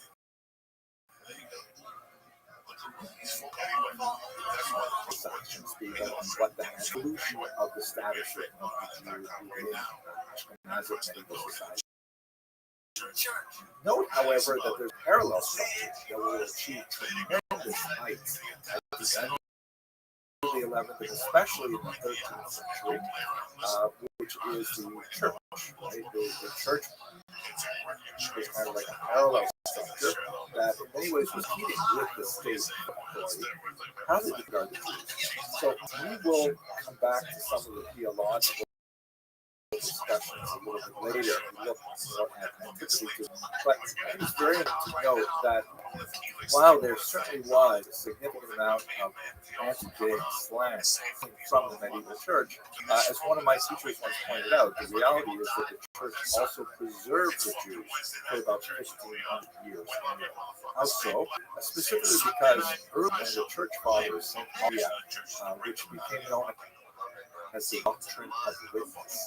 This is a fascinating doctrine which basically states that the Jews must be preserved in society until the second coming of the founder of Christianity in order to testify or witness that he is in fact the Messiah.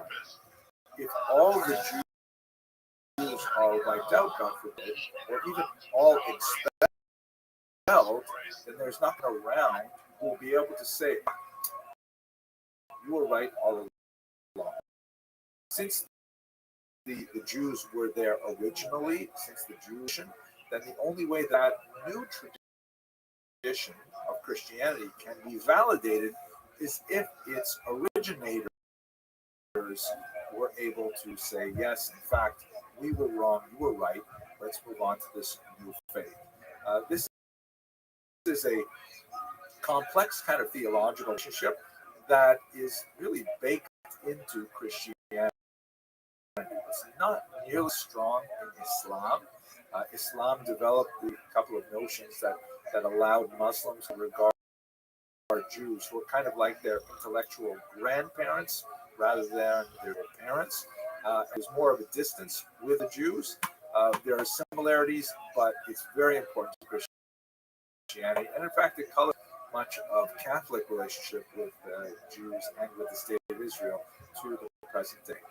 But for now, how is that expressed in reality? So according to St. Augustine, basically the doctrine of witness says that Jews must be preserved, but they should not be preserved in an elevated state. In other words, if the whole idea is to keep the Jews around in order to reinforce Christian belief and to validate the credibility of Christianity, then it doesn't make sense if the Jews are, obviously engaged in a lot of consumption that is conspicuous before their neighbors. You have a Christian peasant walking down the street and he sees, 12th century Jew driving by in a Bentley or something. He says, wait a second, how come I drives a Bentley, right? So the idea is that the Jews have to be sort of so that their success in the material realm is not expressed to the outside world. This is seen in many different pieces of legislation. The requirement of Jews to wear just a humiliating badge, restrictions on their movement, economic activity, and so on, much of which is antithetical to what the king and the state is trying to do to expand Jewish privilege because they bring in a lot of money. The economics are going to be discussed very soon.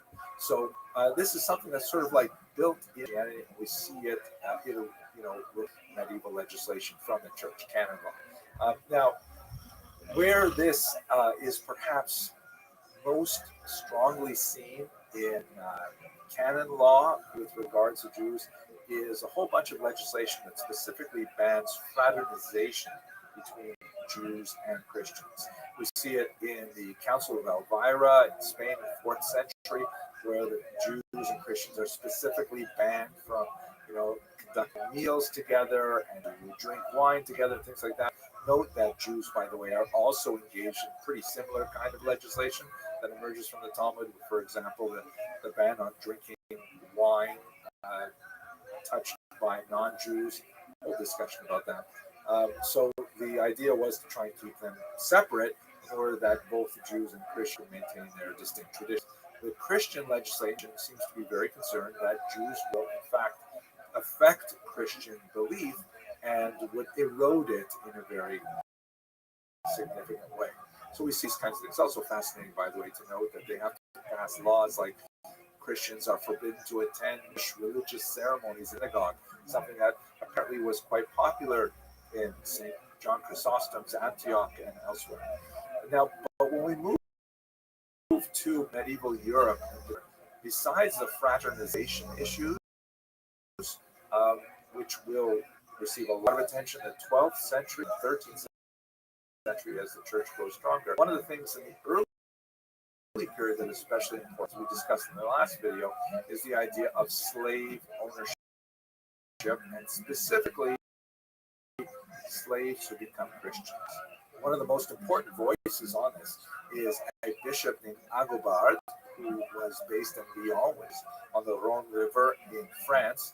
And Agobard absolutely furious with the notion that Jews, who are supposed to be like in a state, according to the Doctrine and Witness, own Christian slaves. Now, Agobard was not against slavery per se. You know, everyone owned slaves. He wasn't trying to change the institution of slavery. What he really objected to is the idea that Jews who should be in a lowly state should own Christians, and they should, Christians should be forced to do what Jews tell them to do, not in a regular employment arrangement, but in a slavery. So he offered to compensate Jews for any Christian slaves that they might own, which threatened the social. We see that for Henry IV's charge specifically forbade this. Slaves could say, "Hey, I'm just going to get myself baptized. Agobard will pay off my debt to the Jew, and then I'll be free." I mean, it's a great out. So the state specifically wanted to stop that because they wanted to keep the social the way it was. They wanted to keep the Jews making lots of money, and bringing their slaves at a moment's notice made a huge difference. And I should also note that Agobard's offer was not quite as generous as it sounds, because the currency had been devalued in his lifetime, and he was offering to pay the old value when the current value of slaves was actually far higher. So at any rate, Agobard wrote a lot of things. His disciples wrote which tended to be increasingly anti-Semitic, and slavery was one of the main issues that they treated. But it's also important to note that there's another phenomenon going on that is especially expressed in the strange story of a church deacon named Peter. I'd like to talk about him a little bit because it's just so fascinating. His story is he was born in 814 to an aristocratic family. He was educated from his childhood in a monastery, and then showed some talent, so he was moved to the imperial court. Very scholarly, high office, and then something weird happened. He asked for permission to go on a trip to Rome. He was given that particular bridge, but on his way changed his journey. He went instead to Spain, converted to Judaism, grew a beard, married a Jewish wife.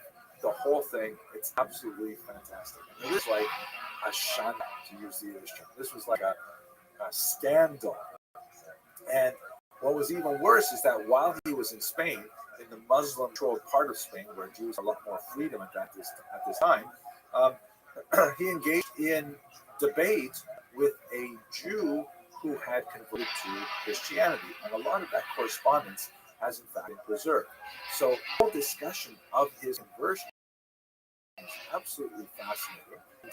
And it points to, kind of an insecurity on the part of the church that what would happen if, Jews were, what would happen if Judaism expands to a great degree and Christians are attracted by it. This is especially true because at the time the church was especially interested in the Hebraica Veritas. They had been in translation of the Bible for a very long time, called the Vulgate. But as scholarship developed, began to can we really rely on this Latin translation? Wouldn't it be nice to know what the Hebrew originals? And of course, if you want to know the original, you've got to go to Jewish experts. All this contact and scholarly Jews posed a risk. Likely, what happened with Bodo, who, by the way, took the name Eliezer afterwards. At any rate, he engages in an extensive debate. This individual named Alvaro, who was apparently a Jewish convert to Christianity, and this was an explosive debate that had a tremendous amount of impact on the society as well. So much more to say about it, but I think this is illustrative of the tensions that erupted between Jews and the church in the 9th century in particular, and we're going to have to see how this relationship would unfold over the Middle Ages. Thank you very much for watching.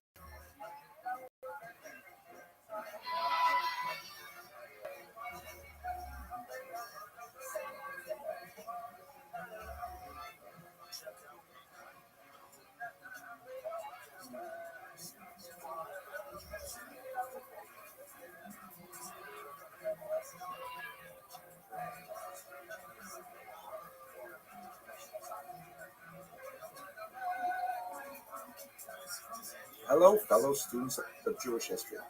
So one of the most important aspects of the development of early Ashkenaz is the remarkable attention that was devoted by these migrants to northern Germany to the construction of the social order of the Kahila. The word Kahila comes from the root kahal, to gather together, to congregate. But it was a term that was used synonymous with the term kahal to refer to the social structure of the Jewish community in Ashkenaz and then beyond. And since they were basically like pioneers in this region to their far north of anywhere where Jews ever settled before, they basically had to make these things up as they went along. Certainly relied on early incidents that were set, for example, in the diaspora in Babylonia and elsewhere, but they didn't have, these large, moderating, centralized like the yeshivas in Sura and Pavita that characterize the development of the Babylonian community. So they basically had to figure out, well, how are we going to organize ourselves?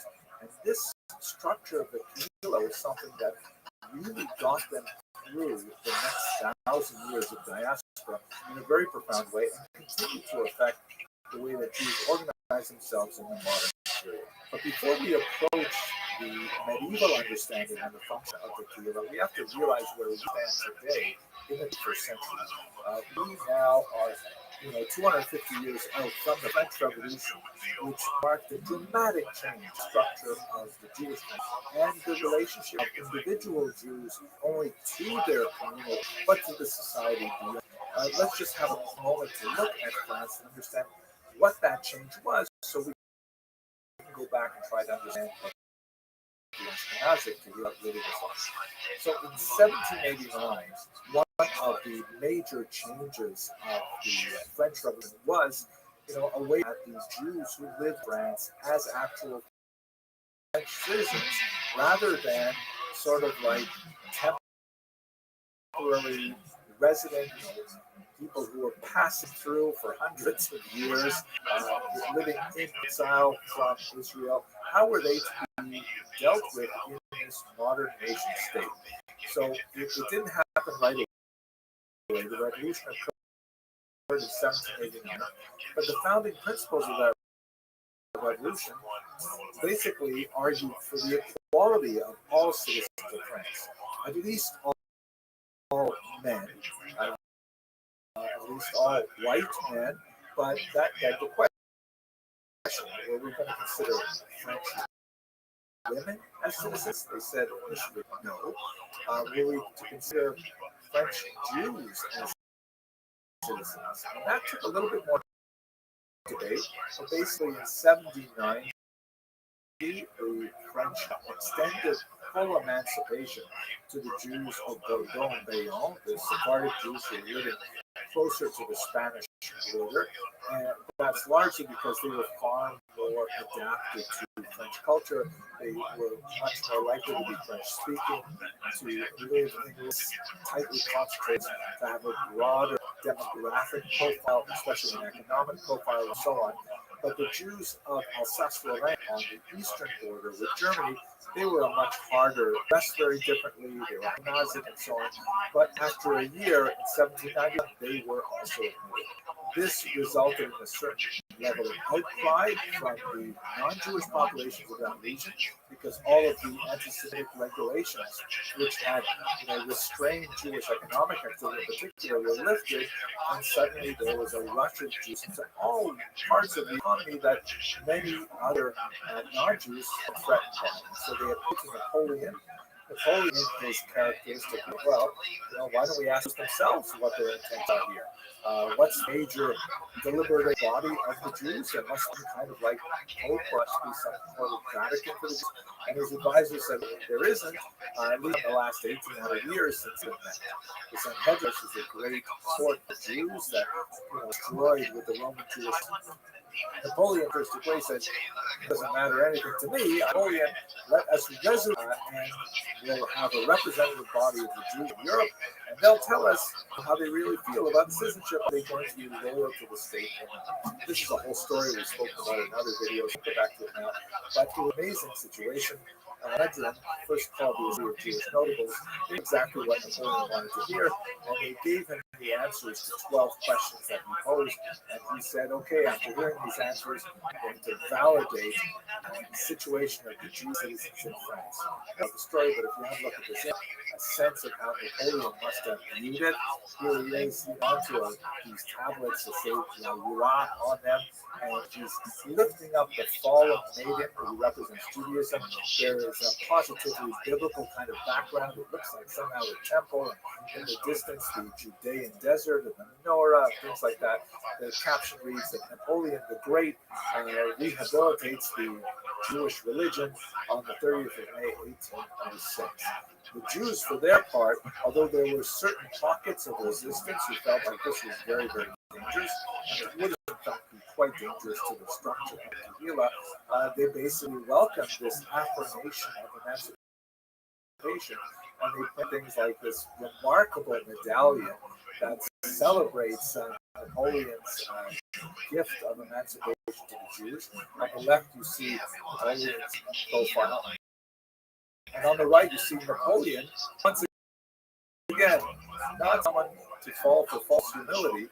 He's portrayed as God himself, presenting the two tablets of the law to a genuflected Moses. Just incredible.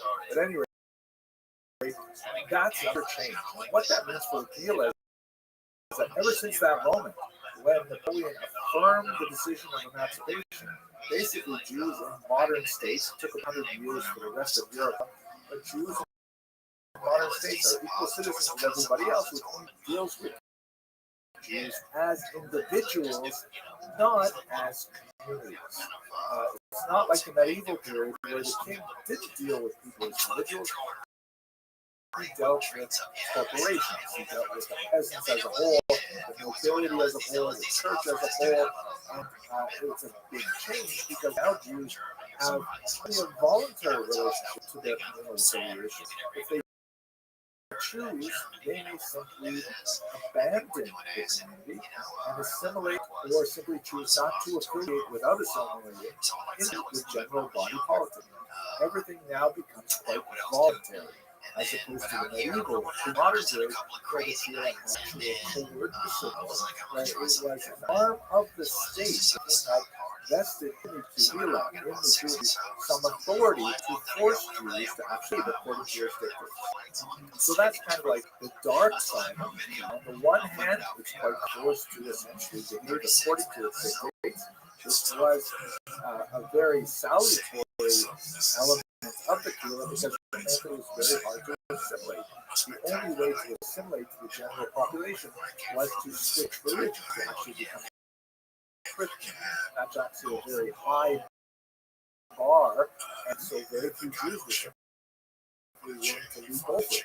Only with modernity do we have large scale assimilation because it's possible to simply not affiliate with the community and into a secular assembly without necessarily.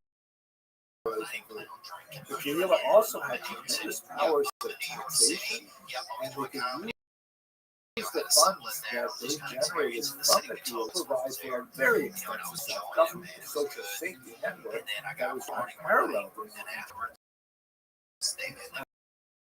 it was not strong on the participation of women, as we shall see, but there were ample rules for women to exercise power, particularly at the grassroots level, and especially in kind of disruptive activities as we shall see. Let's look at how this structure works. So first of all, the Kahila found a group of leaders called the Tule Bahir, literally translated as the good people of the city. This number was typically 7. It was invariably only men, typically wealthy men, who formed this cadre. They were put there by a quasi-democratic election. All Jewish males, sometimes property holders, but not exclusively, would vote for the Tule. Being a member of the Tule was, on the one hand, a great honor and something that was to be pursued, but at the same time, it carried tremendous responsibility. It's not only in terms of actually administering the Kahila, but also in terms of expected financial contributions. It's a lot like the structure of modern synagogues today. It follows very similar patterns. If you're elected to the board of directors, that is a position of great honor and proud of yourself. But at the same time, there are expectations. You will support the synagogue with your wealth, not only with your energy. The here would appoint a Parnas, who is literally the president. The word Parnas means a rider. And that might be the one perhaps the wealthiest among them, but he had the executive powers. And I can say he because these were all men. Also, hire a rabbi, and the rabbi would be in charge of a beit din or a court. Now, this is one of the interesting factors of the Kahila that is replicated again in God's formalities. The rabbi is, on the one hand, an employee of the Tule, and he can be dismissed. On the other hand, he represents rabbinic authority that undergirds all of this. And so sometimes Tule and the rabbi are not in a kind of a dynamic where the rabbi will exercise a check on the Tule and the Tule, because they write his check, they will exercise a sort of thing against the rabbi as well. The rabbi tends to be the most charismatic and populist individual in Jewish leadership, but he is nevertheless dependent on the Tule for his financial well-being, and so the two groups tend to have a kind of a dynamic relationship between the two, which is not always cordial, but nevertheless stable. Under these groups, you have Parnas and the rabbi both control Gabayim. This term Gabay, singular, is used in modern synagogues today, and it's sort of like what's sometimes trying to veto, which sounds like a funny word. Basically, a synagogue functionary who chooses who is given what synagogue honors in the daily services and things like that. In modern parlance, the Gabbai see a fairly low level, but in the Kahila, Gabbai literally means a collector or an enforcer. Both two by year through the Parnas and the rabbi through the Beit Din could enforce their regulations, disagree with his tax assessment. To that, the Gabbai would come and they would collect it. If a person insisted on refusing to appear before the Beit Din, so the Gabbai was there, then they would arrest him. They could actually impose corporal punishment on him for legally refusing to appear for the bacon. So they had real muscle. And muscle was backed by the king because the king wanted the Jewish community to function effectively and to be able to hand over reliably the tax revenues that they generated by the various economic activities that the class that we discussed in the previous classes. So they had real power. It was a coercive position. Anyway, here's the upside. The Parnas would set up a whole network of Hebra. Hebra basically means an association, a group of friends who become a friend or colleague or comrade in Hebrew. And the Hebra were actually, social service agencies, serve a wide variety of purposes for the Kiyah. This is the amazing thing that the Jews essentially set up their own localized municipal service networks that gave a huge level of self-help that allowed the Jews, especially the rural Jews, to rely on their community for support through difficult times. A few examples of the Hebra. Every community would have a Hebdisha, literally the society. This was the most important of the Hebra. Essentially, this dealt with Jewish burial, the preparation of the dead, burial, the wrapping of shrouds, and so on. This particular elevated of all of them, the Hebdisha was the biggest honor. It also represented a very difficult task in which corpses prepared for burial, but considered something that was reserved for people of high dignity and was considered burial. Below that, you would have an example of Hebra Shas, which would be a community dedicated to education, or the Hebra Biko Kolim, that would deal with health and visiting the sick and so on. The Hebra Tomkei Shabbos with a food bank. Sometimes these would change the community, but all of them exist in well-organized Orthodox communities, to be sure, at least to this day. The community for Ozer Dalin, poor relief, for Akasas Kala, the preparation of weddings for brides, Dinat Sek for people who are traveling through it, Hebra Tehillim, religious purposes like Rehab and so on. And all of these Hebras, of course, it will vary from community to community. The density of the Hebras, unlike the higher levels of leadership, these tend to be dominated by women.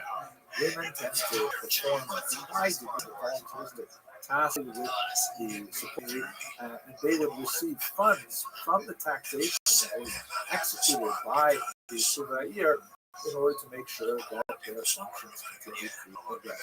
And with remarkable social safety net, the Kahula was able to talk. Now, it is important to note that there were a few options for appeal to the coercive nature of the Bacon and the Tuveyer that include, for example, sanctioned discernment of prayers, which was kind of built in, and was something that could be used by women as well. That, for example, during the daily prayers, if a woman felt that her claim had not been adequately addressed by the Tuveyer or by the Beitin, people could show up could walk into the men's section and refuse to allow the services to continue until she received assurances that she would be heard. This, of course, was subject to a certain degree of abuse. It was a fairly extreme form of, but nevertheless did allow many elements of society that did not have conventional power to be able to nevertheless make sure that their causes were heard. And by and large, this Kahila structure really functioned very well until Napoleon basically destroyed it with the destruction of the corporate nature of Jewish society.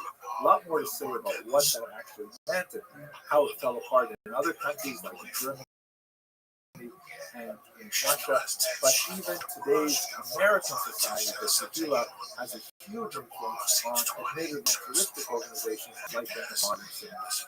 Okay, we'll have a lot more to say about the Jewish community, but for now, I hope you enjoyed watching this video. Thank you very much. Sit down, have a fucking beat, go somewhere else. Throw it at me. I just want to be late. That was always my ideal bar. Once we started going to the before. Let us continue our discussion of the early family life and action experience in particular. So one of the most fascinating family life in early math are the two martyrologies that come to very late 11th century and the early 12th century. The Crusades, which we'll hopefully discuss a little bit later, pretty important event in development of the early Ashkenaz. There were a series of very good memorialized by Jewish writers in a series of chronicles which list in great detail the nature of the violence and their incidentally also has these crusades corroborate a lot of the important details of these massacres. But if we look at these markers specifically for the data, vital statistics families that are representative, you get a lot of how the Jews organized things. Again, it's kind of a weird set because it had lists of families, and obviously this is the purpose for which it was recorded, but nevertheless we can't release some data. And borrow from the great work of Kenneth Stowe, who wrote about this in his monograph. So, if you look at mines, for example, the chronologies list 168 different groups of people. 122 of them are families, and 46 are solitaries, meaning individuals who are killed by crusaders who are probably students or orphans not connected to other family members. So we have very similar data from Durham that seem to be following the same sort of pattern. We don't have any kind of data like this for contemporary Christian families, which makes it difficult to use the Christians at first, unless we can see some internal comparisons. So what do we see from ours? First of all, the marriage rate is close to 100%. Very high stress placed on marriage. That this is something that is an ideal for people who come of age. Surprisingly, however, the average family size is somewhat small. One would think perhaps based on looking at modern Orthodox families, modern Orthodox families, which tend to be fairly large.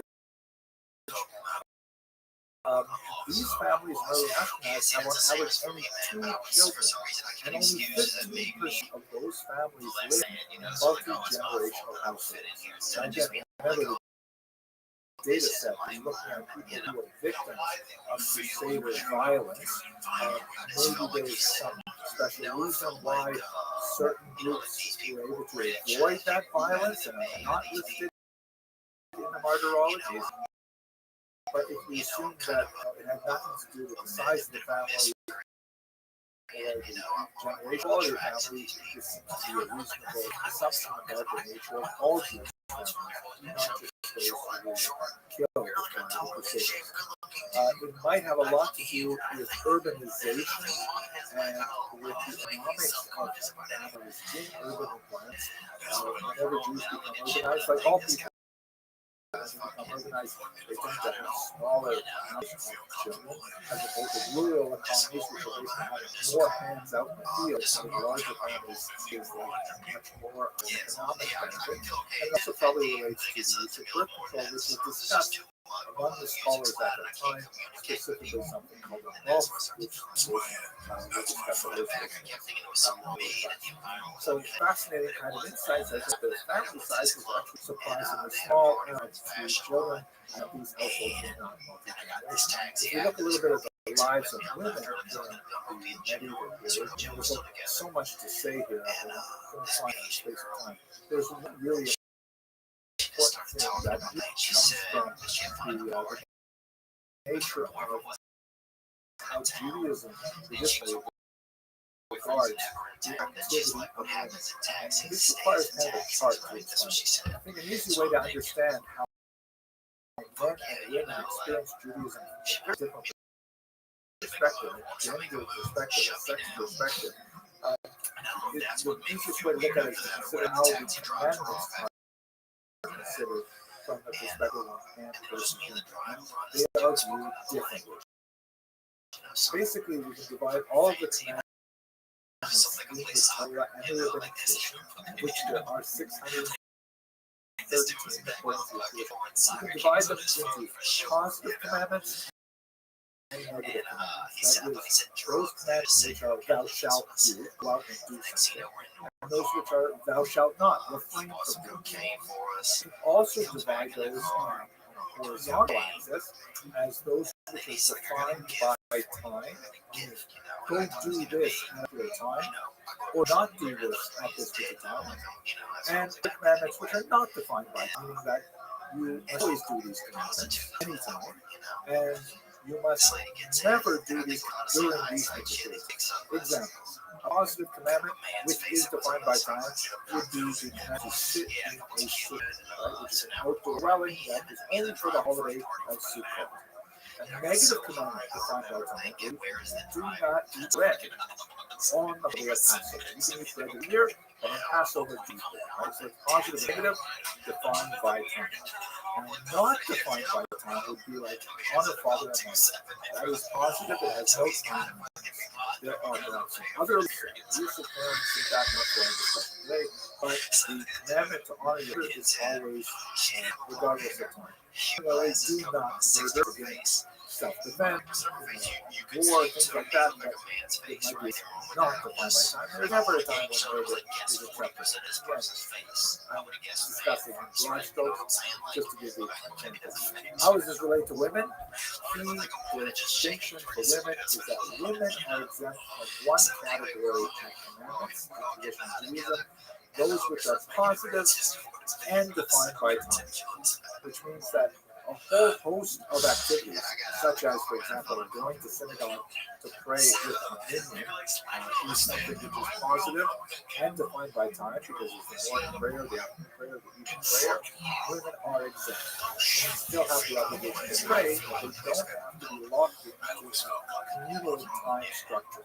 This obviously has huge advantages for putting women in charge of domestic tasks, such as child rearing, which do not admit as someone who is a man of multiple children. There is definitely no time commitment that is exclusive to child rearing. And so this is really emphasize the distinction between being active in the public sphere and being active in the private sphere. The private sphere tends to be bringing children out. There are some exceptions, such as, for example, lighting candles on Friday night. That is positive. You really light the candles. It is defined by time on Friday night. And it is nevertheless associated with women, focusing on Passover and things like that. But in general, that is the overwhelming distinction for women and men when it comes to the commandments. And it led to a very different kind of experience of Judaism for women overall. I don't want to go deeper into this, but we should understand this. To understand the distinction between men and women in the private and public sphere. Economically, however, it's important to point out that since men were involved, Ashkenazi men were overwhelmingly involved in commerce, women were also overwhelmingly involved in economic like commerce, specifically when it dealt not so much with international travel, which would be more public domain, but in terms of private shopkeeping. And money lenders, many examples of very successful money lenders because of the distinction between public and private being something that is open to them. But so much more to say, but let's stop here and we're going to pick up with the narrative. It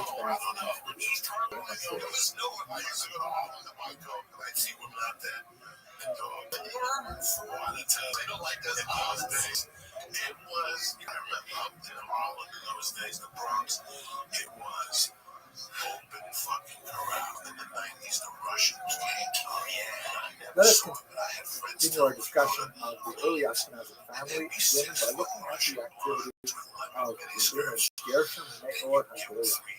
Our Rabbi Gershom, the life of the exile, who had some very important to say about marriage that affected the next 1,000 years of Ashkenazi. So, Jewish women were, of course, married much younger than they are today. It was not at all uncommon to have childhood slavers, even in the single days, although actual marriage tended to be limited to the age of 12 and up. I know that's shocking by modern standards, but by medieval standards, there will be a tremendous amount of emphasis placed on observing the so-called laws of family purity, which involves the visitation of a ritual bath once a month in order to maintain regular family relations. And then marriage, as we saw in the demographic results from the martyrology and crusades, was considered a highly cherished state of being and was pursued the vast majority of our now, we see it just some examples of this, by the way. Some of the most amazing articles from the Airport Ford that we looked at a few weeks ago. One of the marriage lists that was, it's hard to imagine exactly how this would have been used. Hard to imagine a single person who looks like maybe it was used for real marriages and shared, I don't know, kinds of pieces of art. Dating from 14th century Germany, they didn't see the underside. Look at the hands and clasp of absolutely gorgeous. Really, it puts to shame modern at any rate, what did Restream have to contribute to discussion? So he came away from Metz, later he established an important yeshiva in Mainz, and his influence on early Ashkenazim was huge. He a whole generation, and that generation taught another himself, Rabbi Shlomo Yitzchaki, who famously gave Rabbeinu Gershon in turn Mayor Hagolah. As in this quote, Rabbeinu Gershon made the memory of Elijah be holy beautiful blessing. His the eyes referring to Rabbeinu Gershon. He made lots of decisions, but there are even more decisions that are recorded in his name because later authorities would sometimes have an attack on his authority to decisions he may never have actually been involved with because he had such a phenomenal reputation. He had son Eliezer was forcibly converted and later possibly killed in the context of the 10-12 persecutions. We know that he himself was married twice, and his ketubah for his second wife was actually text. Now, the most important thing that Rabbeinu Gershon contributed was, we discussed this very briefly a few weeks ago. I know it literally means enactments or fixes, and these are kind of like rules that the early Ashkenazi community created for themselves to organize their community. As an influential rabbi, he placed an extremely important takana on the Ashkenazi communities, banning polygamy. Polygamy, marrying more than one wife, is something which, of course, is recorded in the Bible. Abraham and Jacob had multiple wives, but it's something that does not seem to be extremely prominent among Jews anyways, so we're not sure whether Rabbeinu Gershon actually made a dramatic change in Ashkenazi society or he kind of cemented current practice. But he definitely was motivated to enact all kinds of rulings which were definitely favorable to women's rights and represent a significant advancement. For example, a ban on divorcing a woman against one of the problems inherent in the way that Jewish law is structured, at least that's very within our constraints. According to the Bible itself, man has control over the dissolution of his marriage, which means that he could simply, if he followed simply the biblical precedent, he could simply say, I want to divorce my wife, no fault divorce, whatever reason it is, and send her away. The ancient rabbi instituted a marriage contract as mandatory and said that if a man wanted to divorce his wife, he would have to pay her a settlement. That in itself represented a huge leap forward. That doctrine is called the ketubah. But there was nothing in place to prevent a man from precipitously simply saying, well, I'm going to pay the ketubah and I'm going to divorce my wife without any grounds for it. So there was a block put in place case, the woman had to consent to receive the divorce before the divorce would in fact take place and actually be fulfilled. There's a say, by the way, about the non-situation of divorce, which is far beyond the scope of our discussion here, but it is a significant problem for years done. The Constitution also enact, by the way, a couple other really important bans. One of them is the Karen Ayishu, which literally is a ban on settlement, which allowed Jewish communities to regulate their own population and to, for example, ban people from coming in and setting up coups, from coming in and setting up competing Jewish industries, like too many shoemakers and things like this, which was somewhat controversial, but nevertheless it was some economic stability in these communities. He also issued a ban on reading other people's correspondence. So letters that at the time, if you weren't you were not allowed to read that correspondence. It had, obviously significant, especially the contemporary period where we have. But nevertheless, Benjamin Gershon made these bans on polygamy that had a huge impact, as well as many other technologies that were related to it. I want to say there's so much more to say about women in general.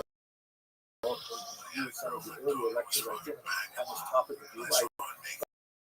But I would like to just focus on one last, specifically Ashkenazi aspect of the treatment of women, and that would be the very unusual zoomorphic representation of women that we have. Some of the things that come out of the Hasidic Ashkenaz culture. We're going to talk more about the Hasidic Ashkenaz in a future lecture, so I don't want to jump too far ahead of myself.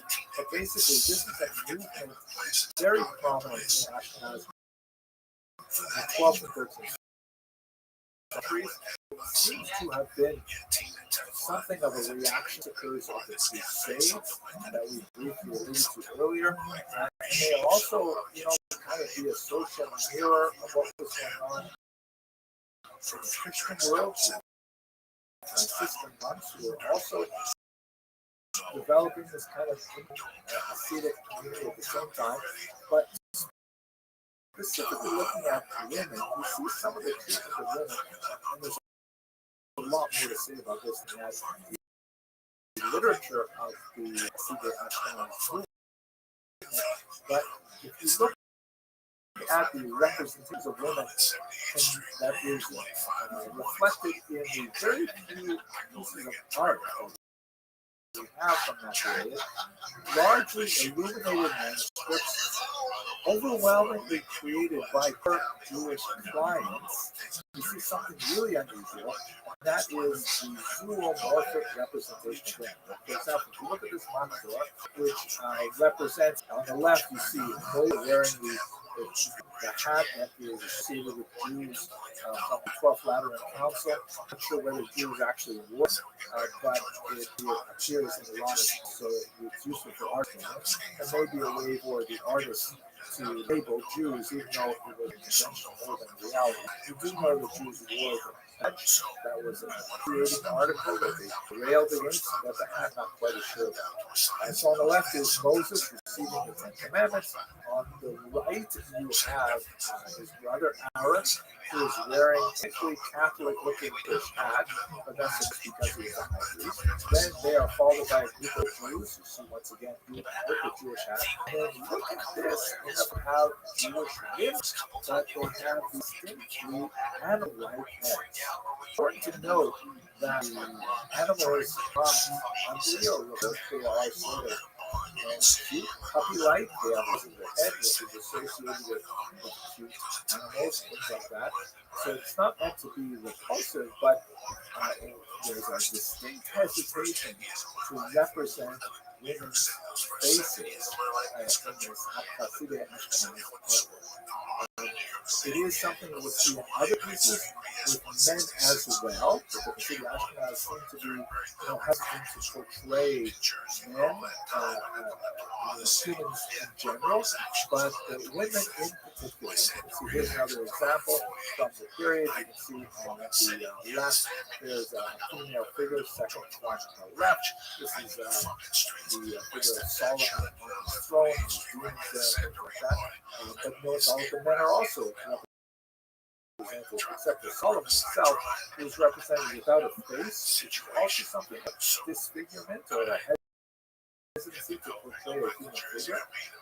There's another example, however, where Gemini, the twins, both males, portrayed with animal heads. On the left, you have what appears to be Solomon again, this time with a face. So it's really very confusing. Here's perhaps the most famous example. The period of Ashkenaz, you have the birds that have got almost all, not all of the figures are represented with birds' heads. These appear to, this is a scene at a bakery. Is a Jewish man, and the center appears to be a Jewish woman who was kneading or preparing the matzahs. On the right, it appears to be a Jewish boy who is poking holes in the matzahs so they bake properly. On the left, the figure holding up the matzah, I always think of him as saying something like, "What? $50 a pound? You've got to be kidding me." But at any rate, this other example of the Hasidic hesitancy portray the human form.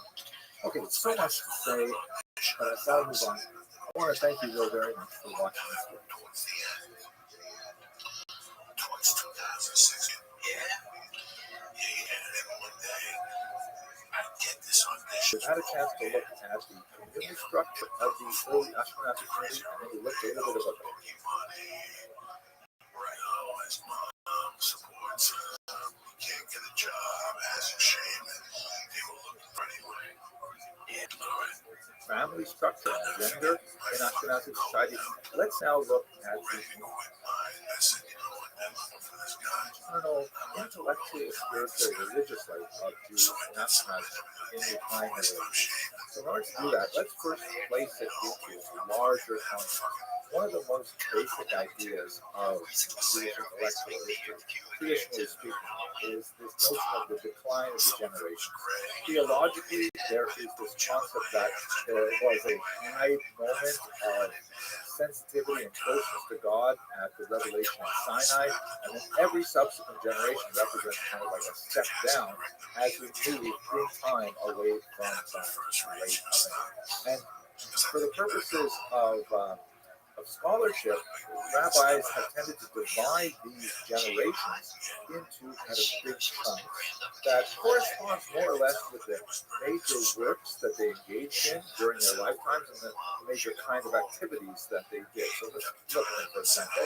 You have a very important generation called the Tanaim, who basically from about the year 200 before the Common Era to about 200 of the Common Era, and their principal product is the Mishnah, really important compilation of oral law that is based on oral traditions, go back much further, but it's a really important foundation for the Talmud. Then you have, of course, the scholars of the Talmud itself, the so-called Amoraim. The word Tana means like teacher, Amora means sayer or speaker. And they're active primarily between the years, they're kind of like ballpark numbers, 200 and 500. Not only in the land of Israel, but also in Babylon. You have a couple of other generations afterwards, and when I say generation, of course, I mean groups of generations. And these are basically people who are building on the Talmud as it has been codified. And when you get to our period in Ashkenaz, that's the period of the Rishonim. The term Rishonim means the first ones, and their years are basically from about the year 1000 to about the year 1500. Really important at the end point is when printing becomes a very important technology of information transfer, and there's a lot of fascinating, but not for today's lecture.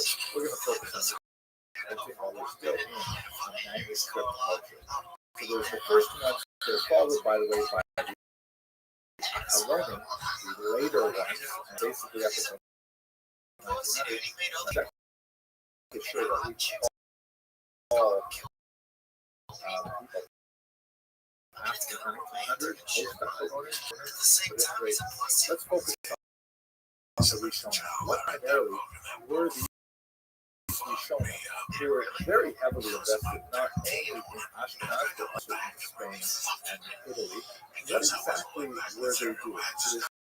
That corresponds the first, there were those who were the greatest of all of them was certainly Rashi, who lived 11th century and is a commentator par excellence, who basically goes to the text of the Bible.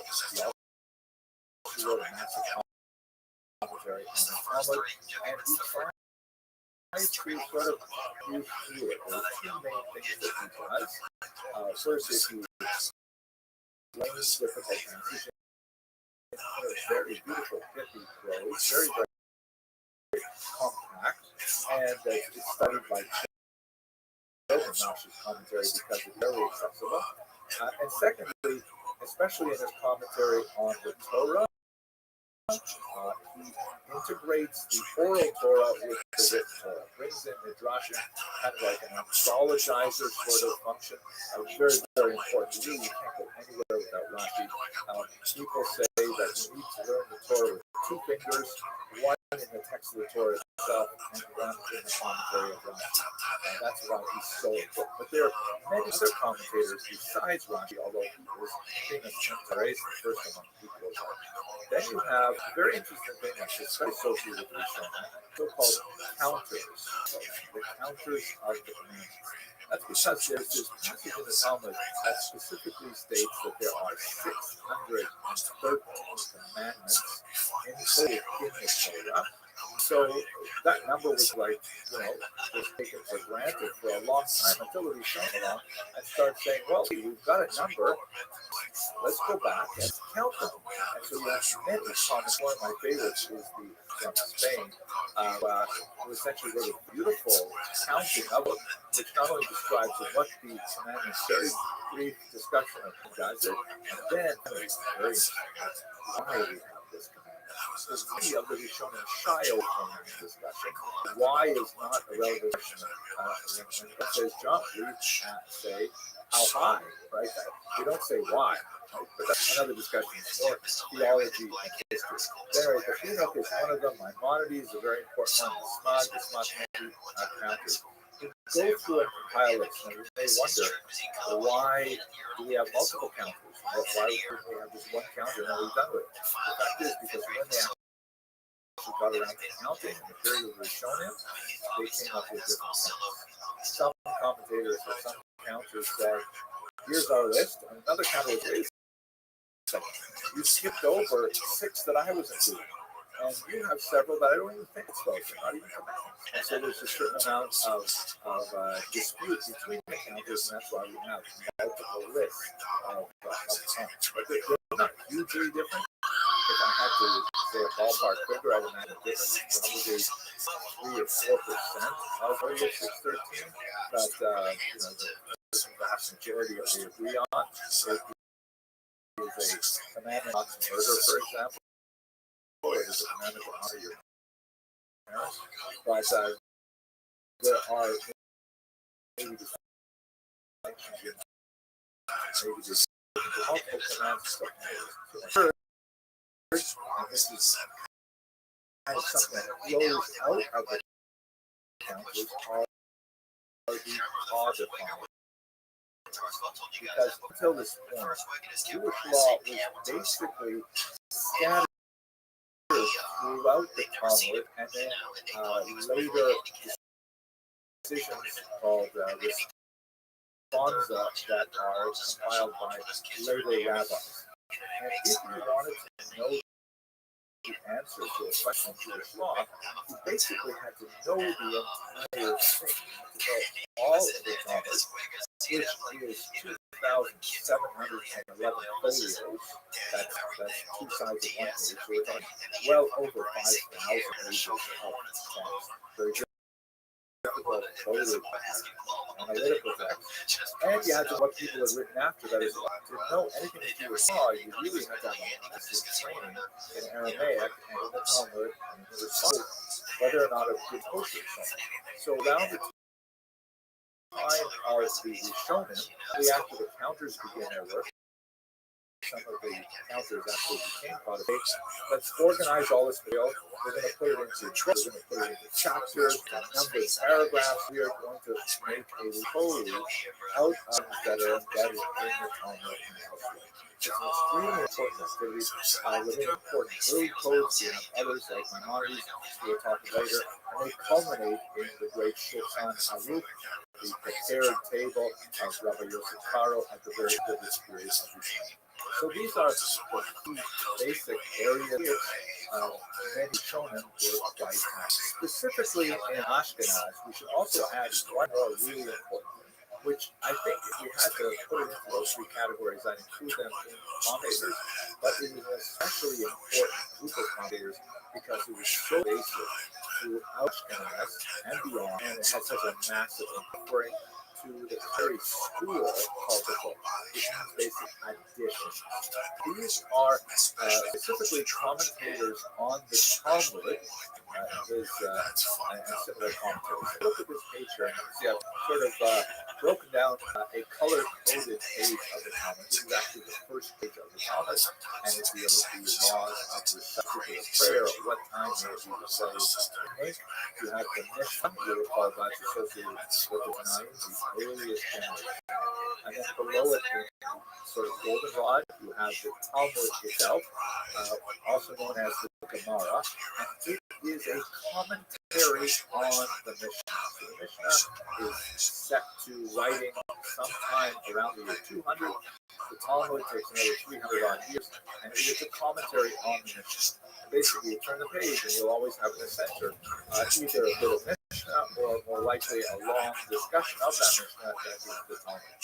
Now, on the inside of the page, towards the binding on the right, this is Rashi's commentary, and you can see, if you look carefully, that there are some bolded letters that are in a bolder font.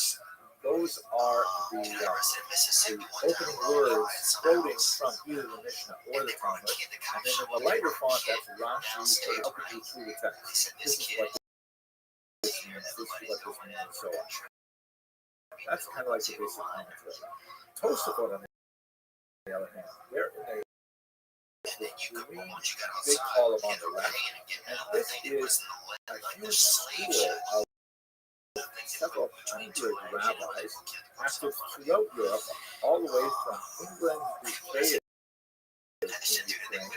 that are doing a very different thing with the Talmud. Rather than just helping you through the text line by line, they're basically taking an analytical approach. By the way, this includes Rashi's grandchildren, who are some of the most prominent Tosafot, and they're not afraid to disagree with David. They will say, we don't understand what they're saying here because it appears to be quite the opposite. But what does Tosafot do that's so unusual?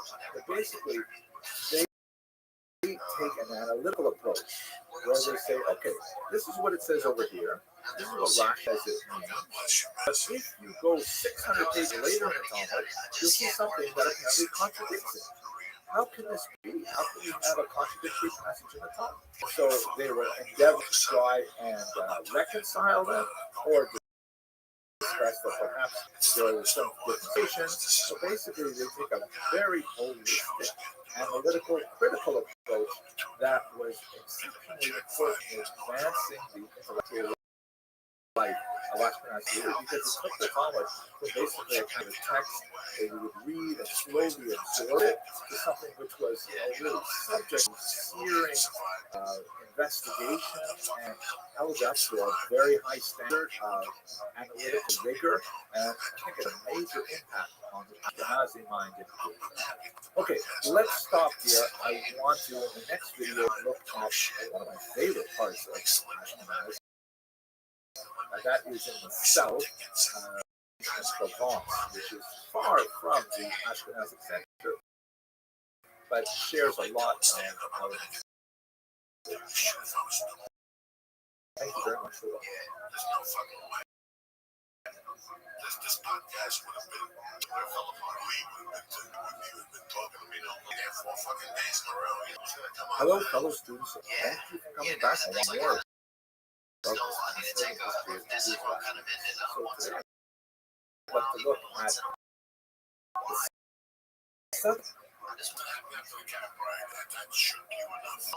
See, there was strawberries. Because he was 13 years sober, and he was like, I mean, it's really only part of it without good.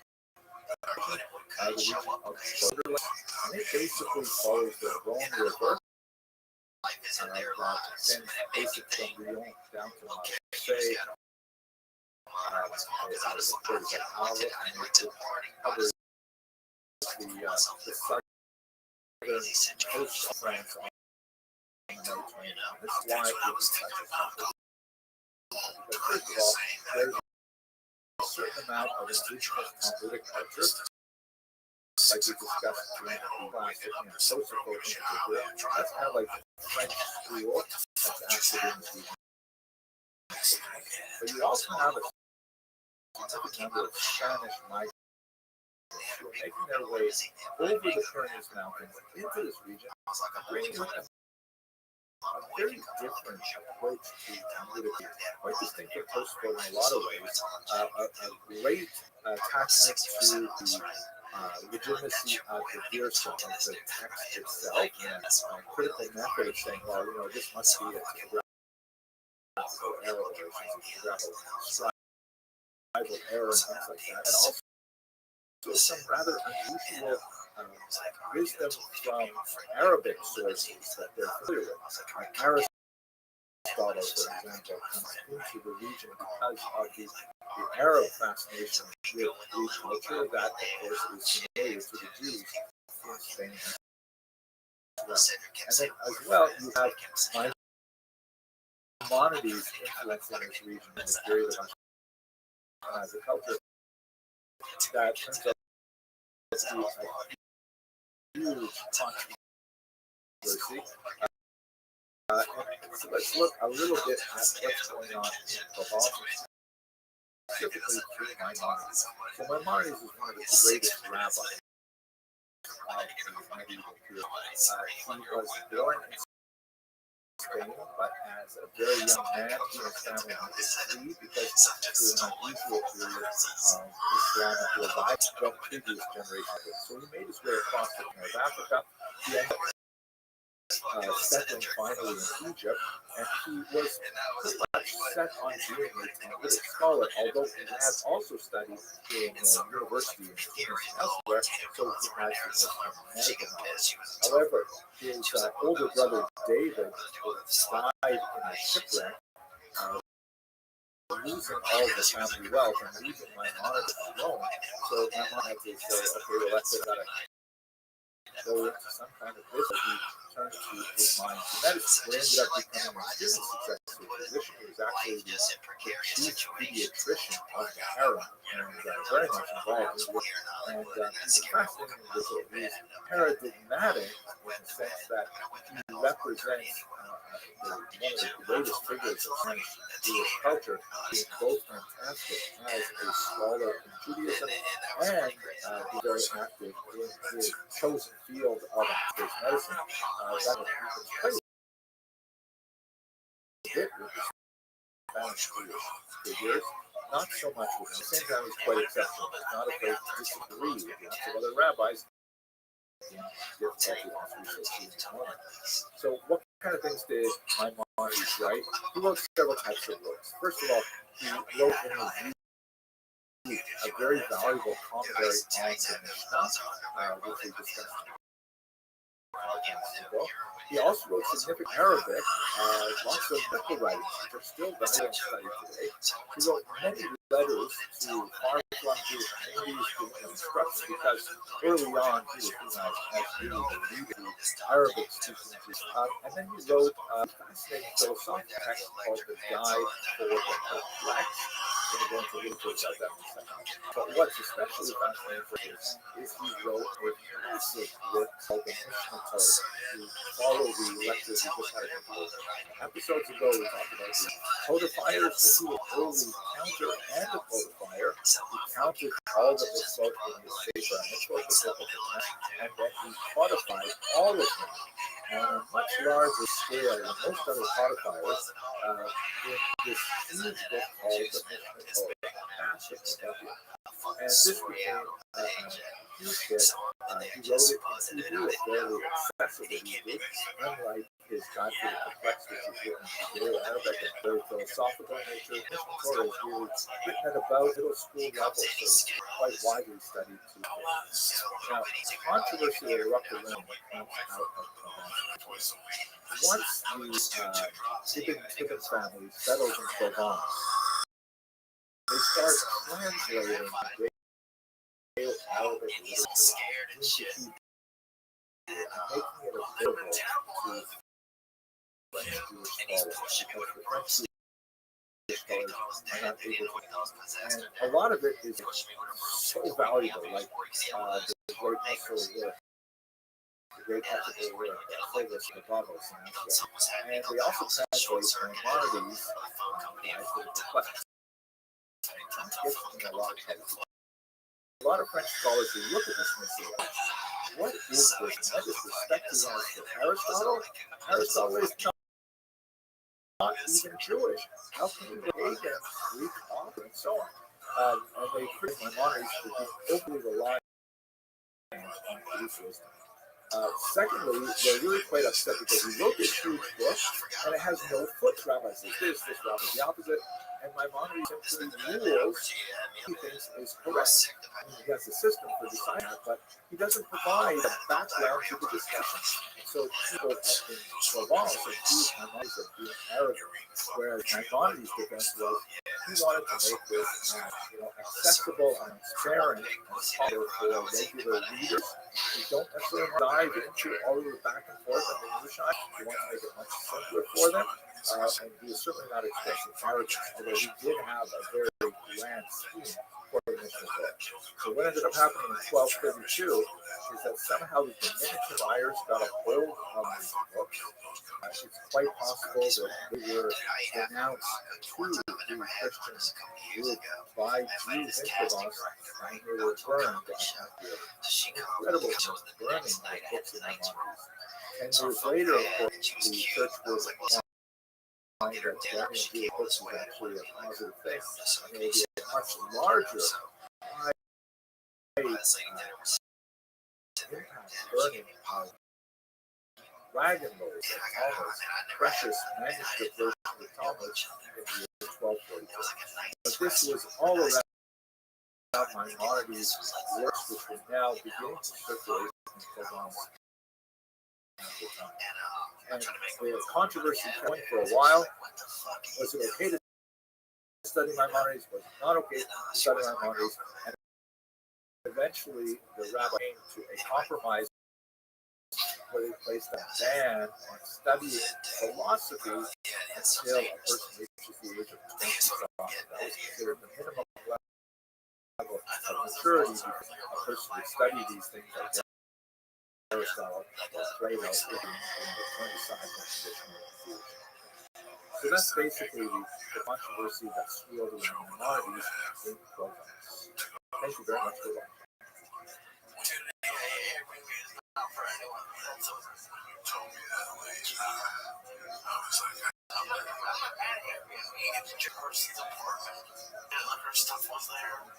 Hello, fellows. The inner mind of Ashkenazi communities, I look at a very unusual religious movement called the Day Ashkenaz. And they are a movement of thinkers in the 12th and 13th centuries, especially associated with a kind of reaction to the Crusades. They far more strict and aesthetic than many other groups, but they left a lasting impact on the Ashkenazi community, even though the movement itself did peter out, especially with the expulsions that occurred in the 14th century. So basically, we have to look at the Crusades to understand the Crusades. The Crusades were a movement that was initiated by Pope Urban II, you see this image here, that said that we have to come to the assistance of our Byzantine church neighbors and allow Christian pilgrims to gain access to the holy sites which were destroyed by the Muslims. Claimed that this was not happening, and so Urban II took advantage really of a unique economic moment in northern Europe to proclaim these great military parades to Jerusalem, called the Crusades after the word cross. And they turned out to be a massive success. So in this map here, there were several crusades along several different routes. And in fact, they were at least initially successful in driving out the Muslims from Jerusalem, and they were later ejected by Muslim reaction. There was nevertheless a lot of archaeological remains of both those countries. Now, why that is especially important for us in terms of Ashkenaz is because a lot of the Crusades were not regular soldiers. They were like, ragtag bands led by people like Peter the Hermit, who said, essentially, why should we schlep all the way to Jerusalem?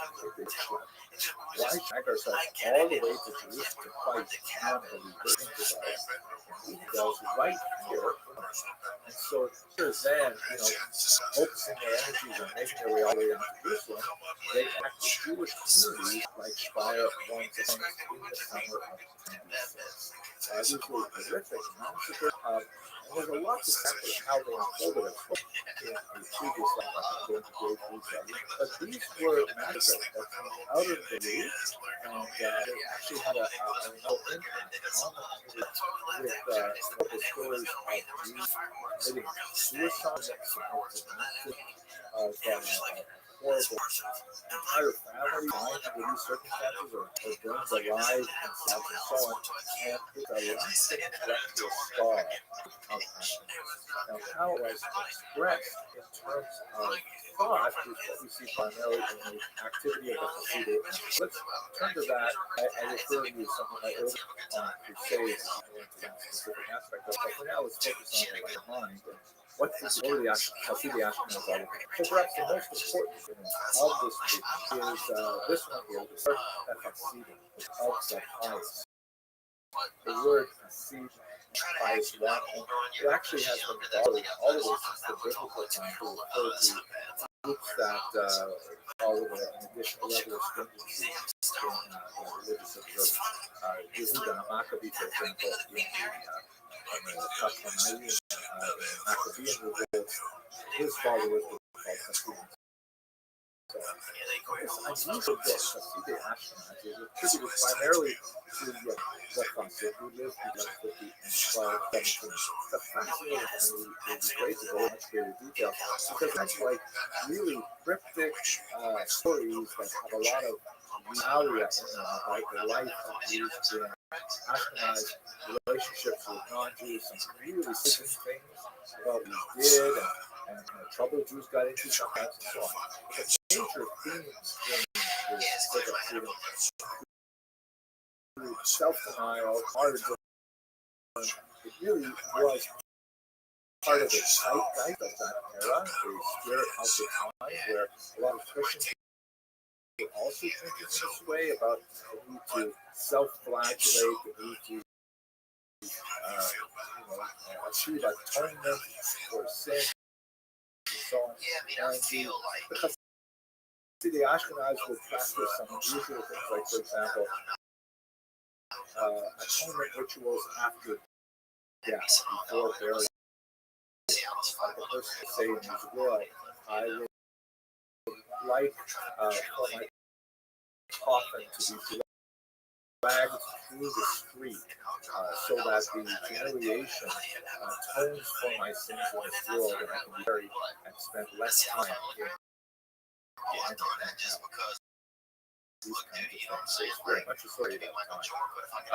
And its movement was short-lived, but nevertheless the ideas endured. We did look up in this lecture on women at some of economic implications of the sacred. The movement of the Ashkenaz in the literary manuscript, and we get a little bit of a sense of it. Okay, with that, I think we'll conclude. We'll go on to another topic in the next lecture, but thank you very much for listening. yeah, boof. Kids are boof when they blow cocaine. That's a Colorado thing. They put cocaine into somebody's butt and they blow it. With a dollar bill, $1 bill. Hello, fellow students of the church, particularly in the crucial 13th century. This is the period when the church was ascending in its conflict with temporal power and jockeying for power. The church begins to really get a major leg up in the 13th century.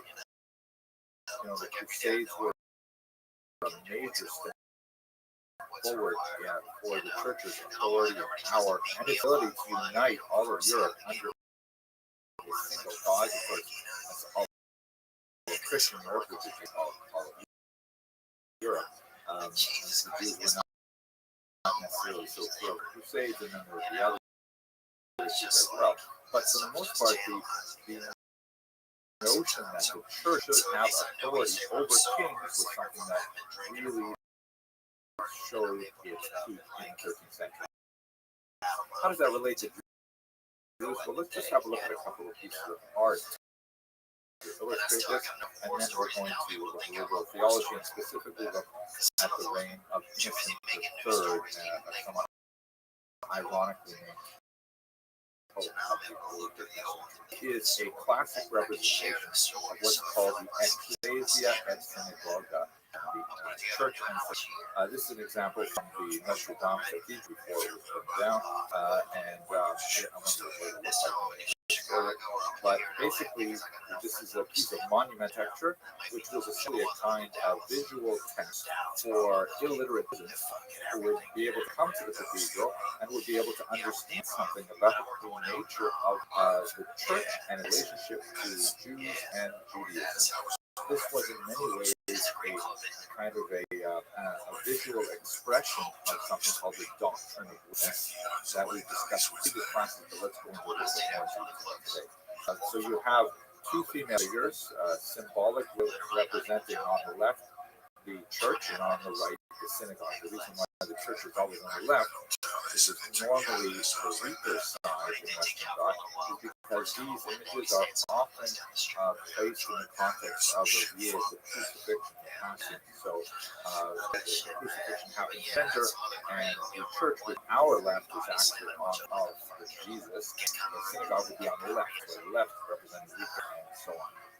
So here you can see on the left the church and a few key features. She had, for example, her crown is on her head, possibly spells. She's holding a staff that represents authority and power. And contrast this with the synagogue, who is typically without a crown or a crown forehead. She is typically blindfolded, meaning she's unable to see the truth of Christianity. In this image, she is dramatically visited by a serpent over her eyes. Obviously, harkening back to the original sin and justice, her staff broken, indicating how failing, and she's holding the commandment. Looks like there's actually quite a few more than 10 here. I see 4 tablets, which I think there's like 20 commandments. We have enough, I think.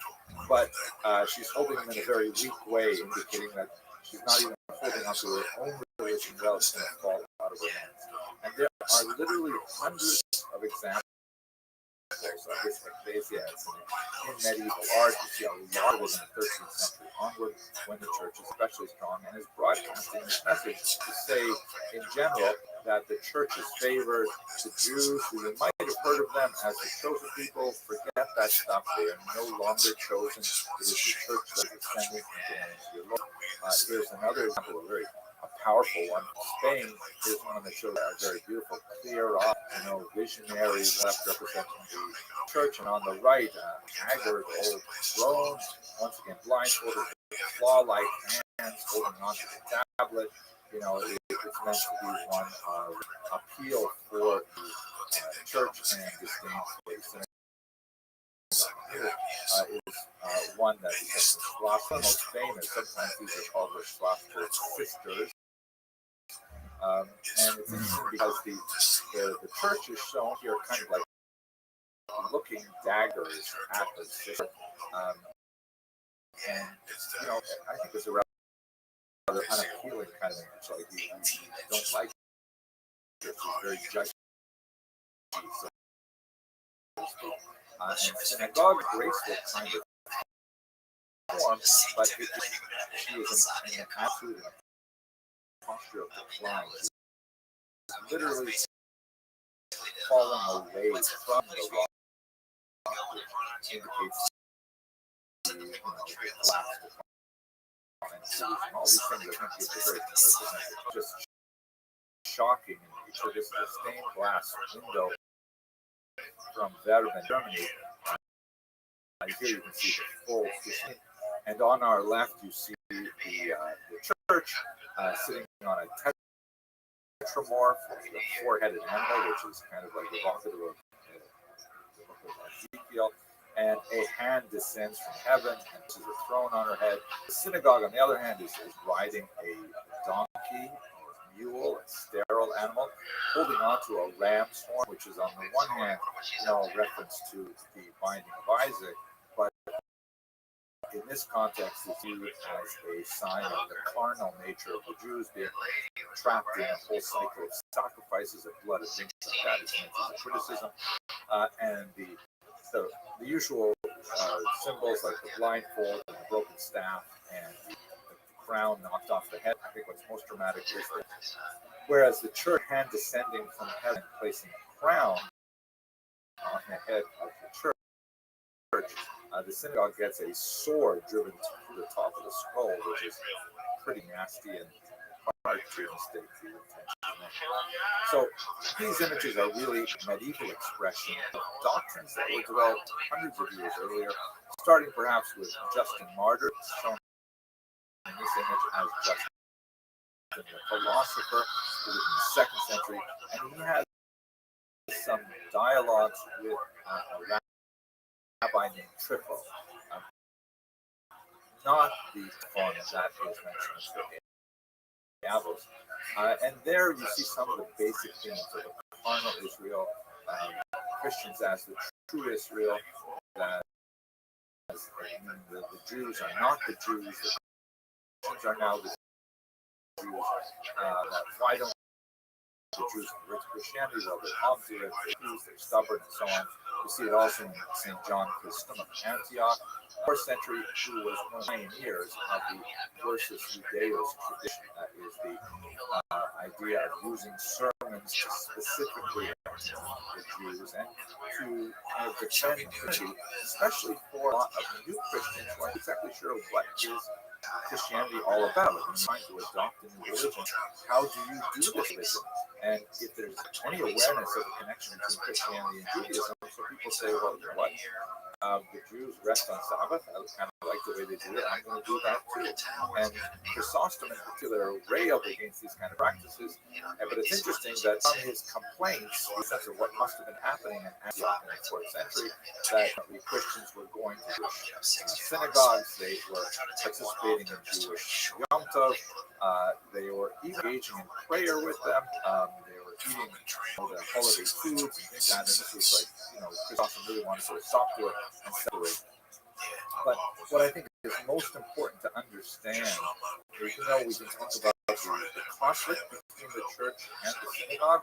What's really crucial is that St. Augustine of Hippo, who was a rough contemporary of St. John Chrysostom, very different kind of views of the place of Jews to Christianized Europe.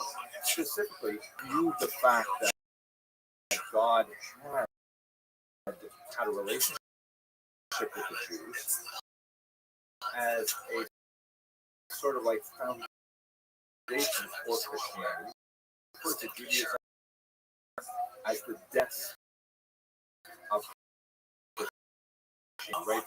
You put your papers and you write upon the death. So Judaism is kind of like the foundation.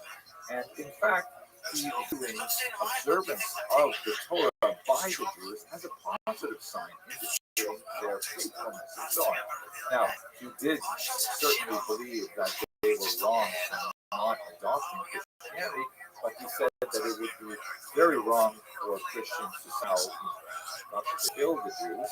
Not only is this a clear violation of thou shalt not murder, among other things, but it also represents a stumbling block to the ultimate justification of Christianity. That's the idea of what we call the doctrine of witness, which basically means the Jews must be kept alive until the second coming of Jesus, so that the Jews who were the original Jews, the original people to whom Jesus preached, would be able to somehow confirm that yes, this is the Messiah that we have been waiting for. Now, if there were no Jews around to do that, it's true. I've talked about this in many other classes, so I don't want to go into it more. You know, if you think of it like here, I'm an iPhone user. I like my iPhone, and I use it all the time. As an iPhone user, prefer to give me a Samsung, and I say, wow, this is so much better than my iPhone. I'm never going back. That would be a huge win for Samsung. But on the other hand, I was already a Samsung user, and then you gave me a new Samsung, I would say, yeah, this is definitely an improvement. They don't really know. The only way I know is if I switch. Then I could validate the Samsung case. So that's essentially how St. Augustine envisioned the witness.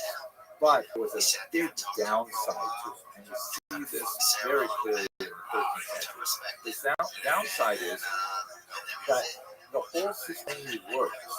Jews are in a slightly degraded state.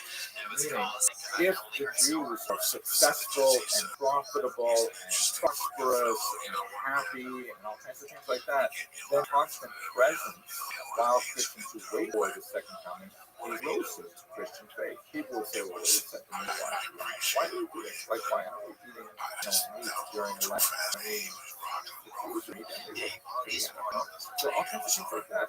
It only works. The doctrine of witness only works if the Jews are socioeconomically on a lower status, and that Christians see that, oh, they're being continually punished for their obduracy, their refusal to accept Christianity.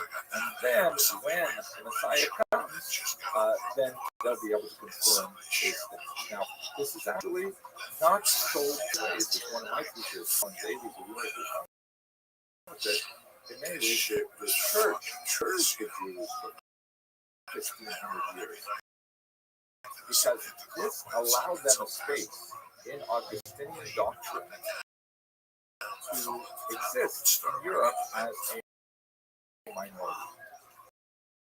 It made it difficult for them to sell, and Atlantic legislation held them back as a result, but they were allowed to exist, and in fact it was considered a crime to do things to harm them beyond that well-defined boundary. This brings us up to the 13th century, and we'll conclude with a discussion of the church. He reigned from the years 1198 to 1216. He represents in many ways the high point of medieval church power.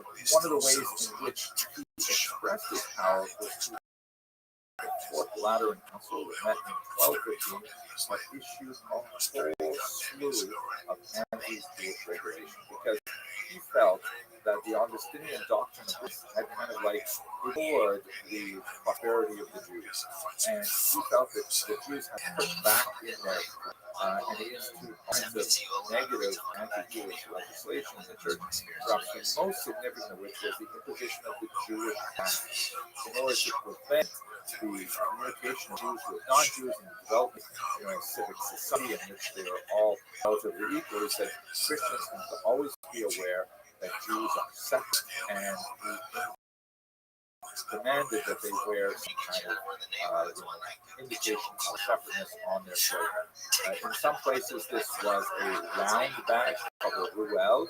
That was a sort of a reference to the coin that Judas received for betraying Jesus. The name Judas and the name Jews sounds very similar. We just kind of associate them in that way. But in other places, different symbols were used. Sometimes it was in the shape of tablets of law, sometimes in the shape of a drawing of pigs on it. And there's a significant amount of debate over the possibility of the use of Jewish names. We know for sure that the Jews in medieval art were depicted in strange sort of paths, but it's not clear if this was simply a convention of art and artists as a way of labeling people as Jews, or whether something that Jews were required to do. At any rate, this was the period of Innocent III, and relates very much to the next subject in our discussion, which is unfortunately the advance of very significant Jew hatred. Thank you very much for watching. Like in Pussy After Dark, you know, out there in the streets and just. Something he's a little back. It's for like. I'm just having warmers, I think, just because I'm clear. If I go so for the song, you want to rebel, you know, it's like. Look, I didn't think, you know, I've never thought it was. Totally inappropriate for us to discuss the subject of medieval anti-Semitism, or be, I think, a more appropriate term for this period, medieval Jews. Let me just take a couple of moments to talk about anti-Semitism in general, and focusing on the medieval period and the unusual forms of anti-Semitism so at that time. I think one of the most fascinating things that is something that does pretty much occupy my mind and personally encountered it as a 14-year-old kid. And that is this quote from Jean-Paul Sartre, who immediately after the war published this very important small book called The Question sur la question de Reflections on the Jewish Question. Si le juif n'était pas, if the Jew did not exist, anti-Semitism. And I think that is one of the most important things is that it's not about the Jew. The Jewish is not a problem of the Jews. It's a problem of the anti-Semites trying to use the Jew to explain the challenging of personal lives. Anti-Semitism is quite often associated with misogyny because many anti-Semites, male anti-Semites in particular, are also upset with women for whatever reasons there are. And you also see that anti-Semitism tends to be especially strong when there is social flux, when there is rapid technological change or social change or political change, as we see unfortunately in our own time as well. So anti-Semitism basically does not have to make sense except in the mind of the anti-Semite. And it's a fascinating psychological phenomenon in that, you know, people can invent these massive, bizarre sort of QAnon conspiracy theories that, even though they are patently absurd, they'll nevertheless hold on to them because it supports really basic things that they hold part of. So the term anti-Semitism, by the way, is a modern term. It was coined by this man, Wilhelm Marx, in a book that he published in 1880, and he wanted to find a polite term as alternative to the more vulgar German term Jew hatred. And so he borrowed a term from linguistics of the late 19th century that was beginning to use families of language. I'm not anti-Jew, I'm anti-Semite. I am against the Semitic, which also includes the Arabs and so on, but it's not really concerned about the Arabs. It was just kind of like a weird trying to hide the ugliness of Jew hatred. So that's where this term actually comes from. But one of the most fascinating things about anti-Semitism is that it actually has many different types of hatred. That's one of the most powerful aspects of anti-Semitism is its ability to adapt to very, very different societies and cultures for consideration. Many scholars believe that there are four distinct periods of anti-Semitism. Let's go through the first two very quickly, and we're going to focus on the medieval period. So classical xenophobia is the first stage. This is basically when the Jews are hated, distrusted because they. And what I think is especially interesting about this is that although it's nice to be hated or disowned, it's pretty normal. It's something that all human groups experience as people try to categorize the world around them, and they'll make these grand assumptions that all people who look like this, who come from this place, who speak that language, is bad, must be good, must be better, must be worse, and so on. So Jews are, victims of that, just as they are undoubtedly perpetrators of that. It's kind of like a basic normal human phenomenon. You see it, for example, in the Art Titus, which was a big memorial that the Romans erected to celebrate their victory over Judea in the First Roman-Jewish War, and it did Roman soldiers carrying off spoil from the temple. So, it's not nice. It's not really complimentary to Jews, but it's not really like a pathological kind of hatred. It's, all societies, when they win a war, tend to create monuments to celebrate their victory, and the losers simply have to put up with it. So that's what we basically see in the Greek and Roman period. A lot of distrust of the Jews observing the Sabbath, of not eating pork, of requiring circumcision, things like that.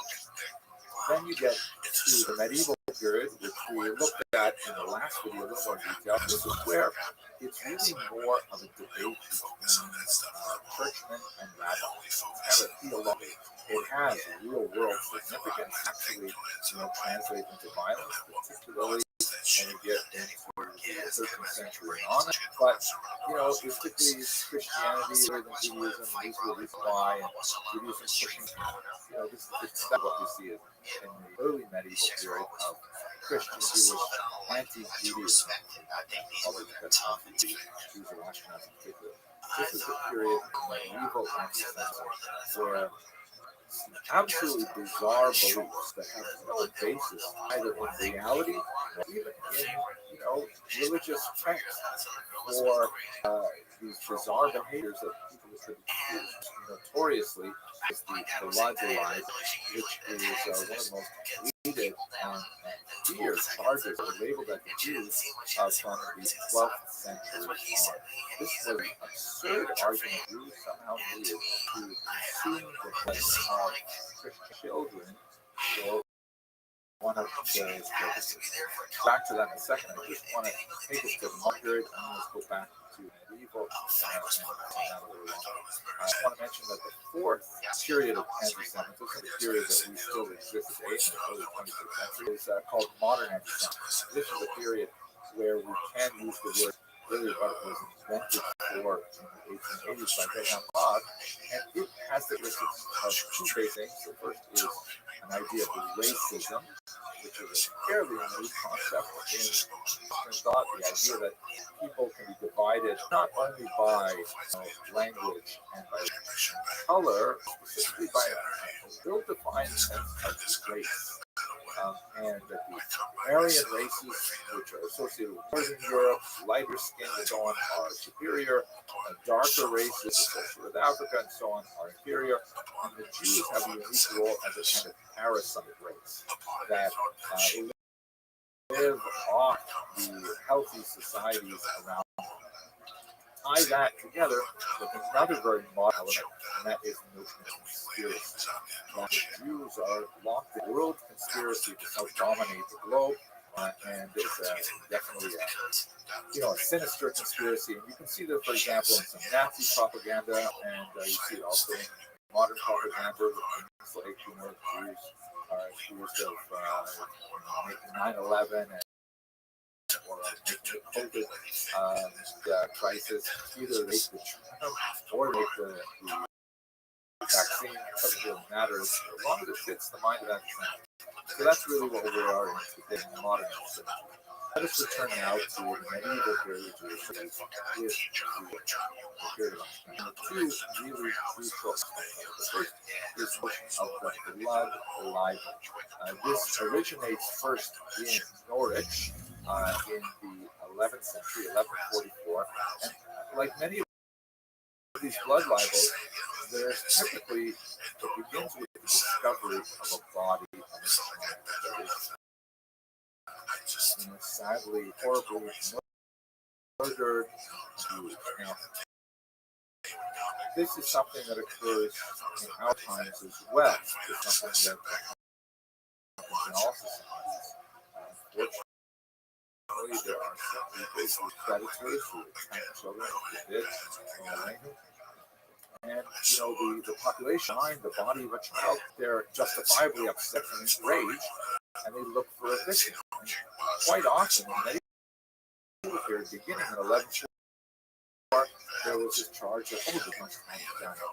And typically, what happens next is there will be like a popular anger against the Jews, or maybe a pogrom.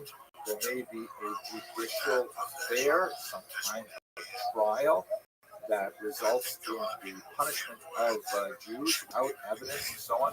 And in some cases, like in Shoah in the 12th century, sometimes there's not even a body, but nevertheless, rumor goes around and people get this idea in their head and they go and talk to Jews.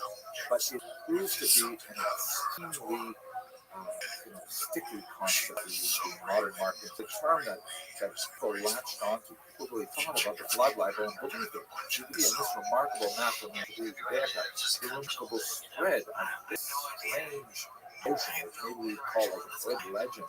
It went all through Europe from that 12th century initiation, and it exists right up through the 19th century, and there are a few cases of it even in the early 20th century. Terrifying example of the spread of this idea. Simon of Trent is perhaps the most well known. This is an illustration from the Gulf on it, which has been colorized. Bizarre, but you can see that the 15th century child is held in a cruciform position, and he's undergoing some symbolic wounding that's meant to kind of mock the crucifixion of Jesus, who's being circumcised because Jesus was circumcised, and the blood is being collected there by Jews. They're all labeled with the Ruel, the round badge, and what are they going to do with the blood? There's all kinds of stories about this. The thought was that the Jews had a particular stench called the Koitoriuge, and they needed to bathe in blood. There was this idea that Jews needed to replace their iron laws. There was especially the association with Passover and the belief that the blood had to be mixed into matzah, into the unleavened bread, and so on. And these things are, of course, all absurd. This is one of the most fascinating ones. The idea that the Christian blood fertility ritual that actually ensures women will conceive, and some scholars even point out examples where Christians will come to Jesus and say, listen, we're having trouble having babies, you sell us blood. Absolutely crazy. But nevertheless, it is important to know that the higher levels of the church consistently against blood libel. You have, the Jews who run to the Pope and say, hey, this is you were being persecuted for crazy ideas. And the Pope issued proclamations and polls and things like that to say, it's true, the Jews don't do it. With very few exceptions, Simon comes to one of them where he was actually, you can see in this image here, he reaches the Beatus Simon Canarti, the remarkable progression idea. There was this, the upper church, really tried to defend the Jews here, but it was something that bubbles up from the lower elements of society, including the lower clergy, who were often illiterate. They couldn't even read the proclamations that they issued, and they pushed this idea along. And it was an ongoing scourge, so that if you look in the laws of Passover in the Code of Jewish Law, you'll see a century comment by the Ramah, Moshe Isserles, who says that if you live in a place where the blood libel is possible, then on Passover, even though red wine is generally preferable, don't drink red wine. Use white wine, so there will be less temptation for people that maybe, God forbid, you can. Nevertheless, the idea of the Jews attacking Christian children and killing them for blood is something which is still widespread throughout most of the medieval period, even though there's no basis in theology whatsoever. Related to the blood libel is another rather bizarre charge called post-desecration. which actually had a little more enthusiasm from the church because it ironically reinforced the transubstantiation debate that is related to something that was called Eucharist controversy of the 14th century.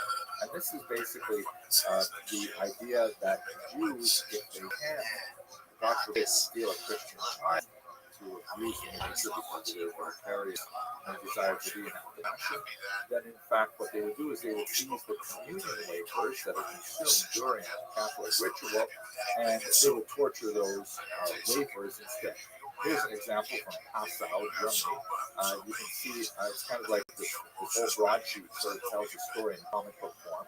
So you can see on the left there is a Christian accomplice who's usually involved in these stories, both blood libel and the hostess case.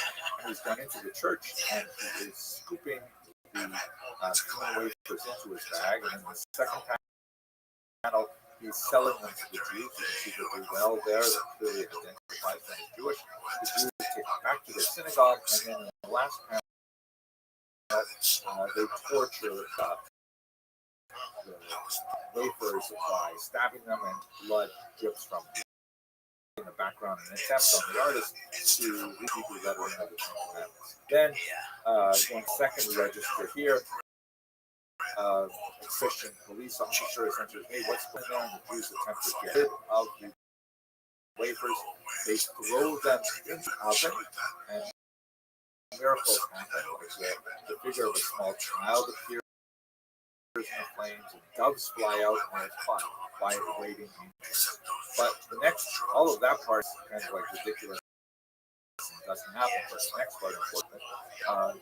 Angry villagers come in, they seize the Jews, they behead them, they torture them, they take them off for further punishment, including in the third panel here, the Christian accomplice. Then the synagogue is rededicated as a church. These kinds of things are quite prevalent in Europe. It takes a little bit longer because it borrows from the ritual order charge, and you begin to really only see it from the 13th century and onward. It also spreads in many Catholic regions. One ongoing question I have: why was it not popular in France, as you can see from here, but nevertheless very popular in Eastern Europe as well? One last reflection before we leave this very difficult topic, which is an unfortunate aspect of the experience of the Jews and the Ashkenazis. And that is to note that, my father, all of a sudden, would say, blessed memory, that shows even in the 21st century, you have prominent people who continue to push some of these crazy ideas. This is a work by the Italian artist Giovanni Gasparo that is a modern, hyper-realistic representation of the story of Simon the Tramp that we saw in earlier images. And as you can see, it's a gross representation of anti-Semitic depictions here. You can see the picture in Florence on the website. There's these angels that are crying, and above them you see this horrible thing happening. Here's these awful Jews that are represented with really, actually, modern faces, like, modern style, aorta, forelocks, and so on. And, horrible elements of torture and so on. So try to understand why people are seized with this hatred. Okay, so through this difficult period, we got lots more happy things to discuss once we get past the Owen is like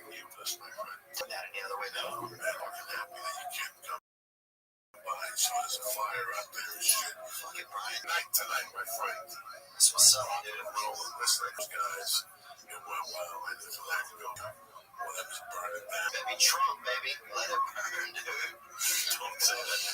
So as we near the end of our discussion of early Ashkenaz, the main feature that characterizes the 14th century on is the movement of Jews from Ashkenaz primarily to the east. this is partially a negative phenomenon as Jews are driven out. The rise of Semitic motifs that we saw in the last in particular. It's also a kind of a positive movement in that Jews are welcome, even invited to Poland and discuss that in the last. So as you can see from this map here, there are repeated expulsions of Jews from many regions. Look at that, France, 1182, 1306, the largest expulsion in 21 and 1300 were very large as well. You know, you might ask the question, wait a second, why are you expelling people twice? Not once, you expel them once. Obviously what happens is they are invited back because their role in the economy is so crucial that they are actually invited back sometimes on a limited basis, sometimes on a larger basis, because the economy cannot move without having the flow of credit that Jews are largely responsible for. So this is some phenomenon that really proceeds apace in the 14th century. Now, I wonder, like, what changed? Why is this different? Why did this all of a sudden happen? So here's a remarkable depiction of the expulsion from France in 1782. You can see the Jews were identified well. There are worried expressions on the faces as they make their way to the east. And on the left, you can see the king there, who is kind of like, he's got this very evocative gesture of, please run along now. But this represents in particular the 12th century France. It's really set tone that will be followed for the rest. What changed? Why expel them now? Why didn't we expel them before, but now all of a sudden we have increasing enough for them? One reason is certainly influence of the church, which expands dramatically over the 15th century, particularly as we saw under Innocent III. Secondly, one of the ways of dealing with the debt load, particularly if it's nobles who are borrowing money from this, is simply to get rid of those in their own. We see this happening, for example, in England with both Jews and so on. It's a one-time payout, and that debt is discharged. But on the other hand, you have no income as a result of taxes generated by the Jews who are into money lending in the lower parts of society. And third, you have the power of hostility that is excelled by the spread of ideas, blood libel, and those sorts of things. So these kinds of things are coming together and increasing the pressure and the attractiveness to the nobles who are indebted to Jews to simply get them. We also see a kind of a larger phenomenon that's especially clear in the major expulsion of Jews in the 16th century, of this drive for purity, this drive for, to use the phrase used in Spain, the purity of the blood. We should have a homogeneous society. We should not tolerate pockets of minorities of people who believe differently than we do. It's very frightening to the idea that will not only affect Jews, but will affect dissidents as well. The idea that Europe has to occupy a monolithic piece of having other faith, other than Muslim particular faith. You know, it's something that we see building and falling. Now, this is accelerated. This phenomenon is accelerated by the Black Death, which was a horrific plague of bubonic that ravaged Europe in the middle of the 14th century. It took decades before it abated. You see it here, for example, in this terrifying retrospective by Peter the Elder, that's the title of the Triumph of Death, and horrific kind of images. In here a little bit, you see that there are, like, you know, skeletons that are parting away, find individuals who are still alive here and picking them up, cleaning them up, they're dying, and all kinds of clothes away. It's terrifying image. It's very modern. That there's this coffin that's open on one end, and this army of skeletons, army of death, are herding people into it. Whereas you can see on either side of the coffin, there are other armies of the dead that are preventing people from escaping. Horrific kind of terror that must have been experienced by Europeans. Like in some places, a third to almost half of their population is killed. And we see this also expressed in more anti-Semitism in the sense that people were looking for, who do you blame for this thing? You have all kinds of interesting movements of self-flagellants, for example, who are walking around literally whipping themselves, and God wanted their atonement for pain, and that would take away the black death and so on. But of course, it's always very easy to blame the Jews. An interesting example of one of the legends that was very prominent at the time. This is from also a 16th century representation, and it's in English, so it's especially valuable for us. This is a depiction on the left of a Jew, and this is around the time of Shakespeare. There have been no Jews in England since they were expelled in 1290, so it doesn't even know what a Jew is. So he's sort of giving this like outfit. It's not historically accurate at all.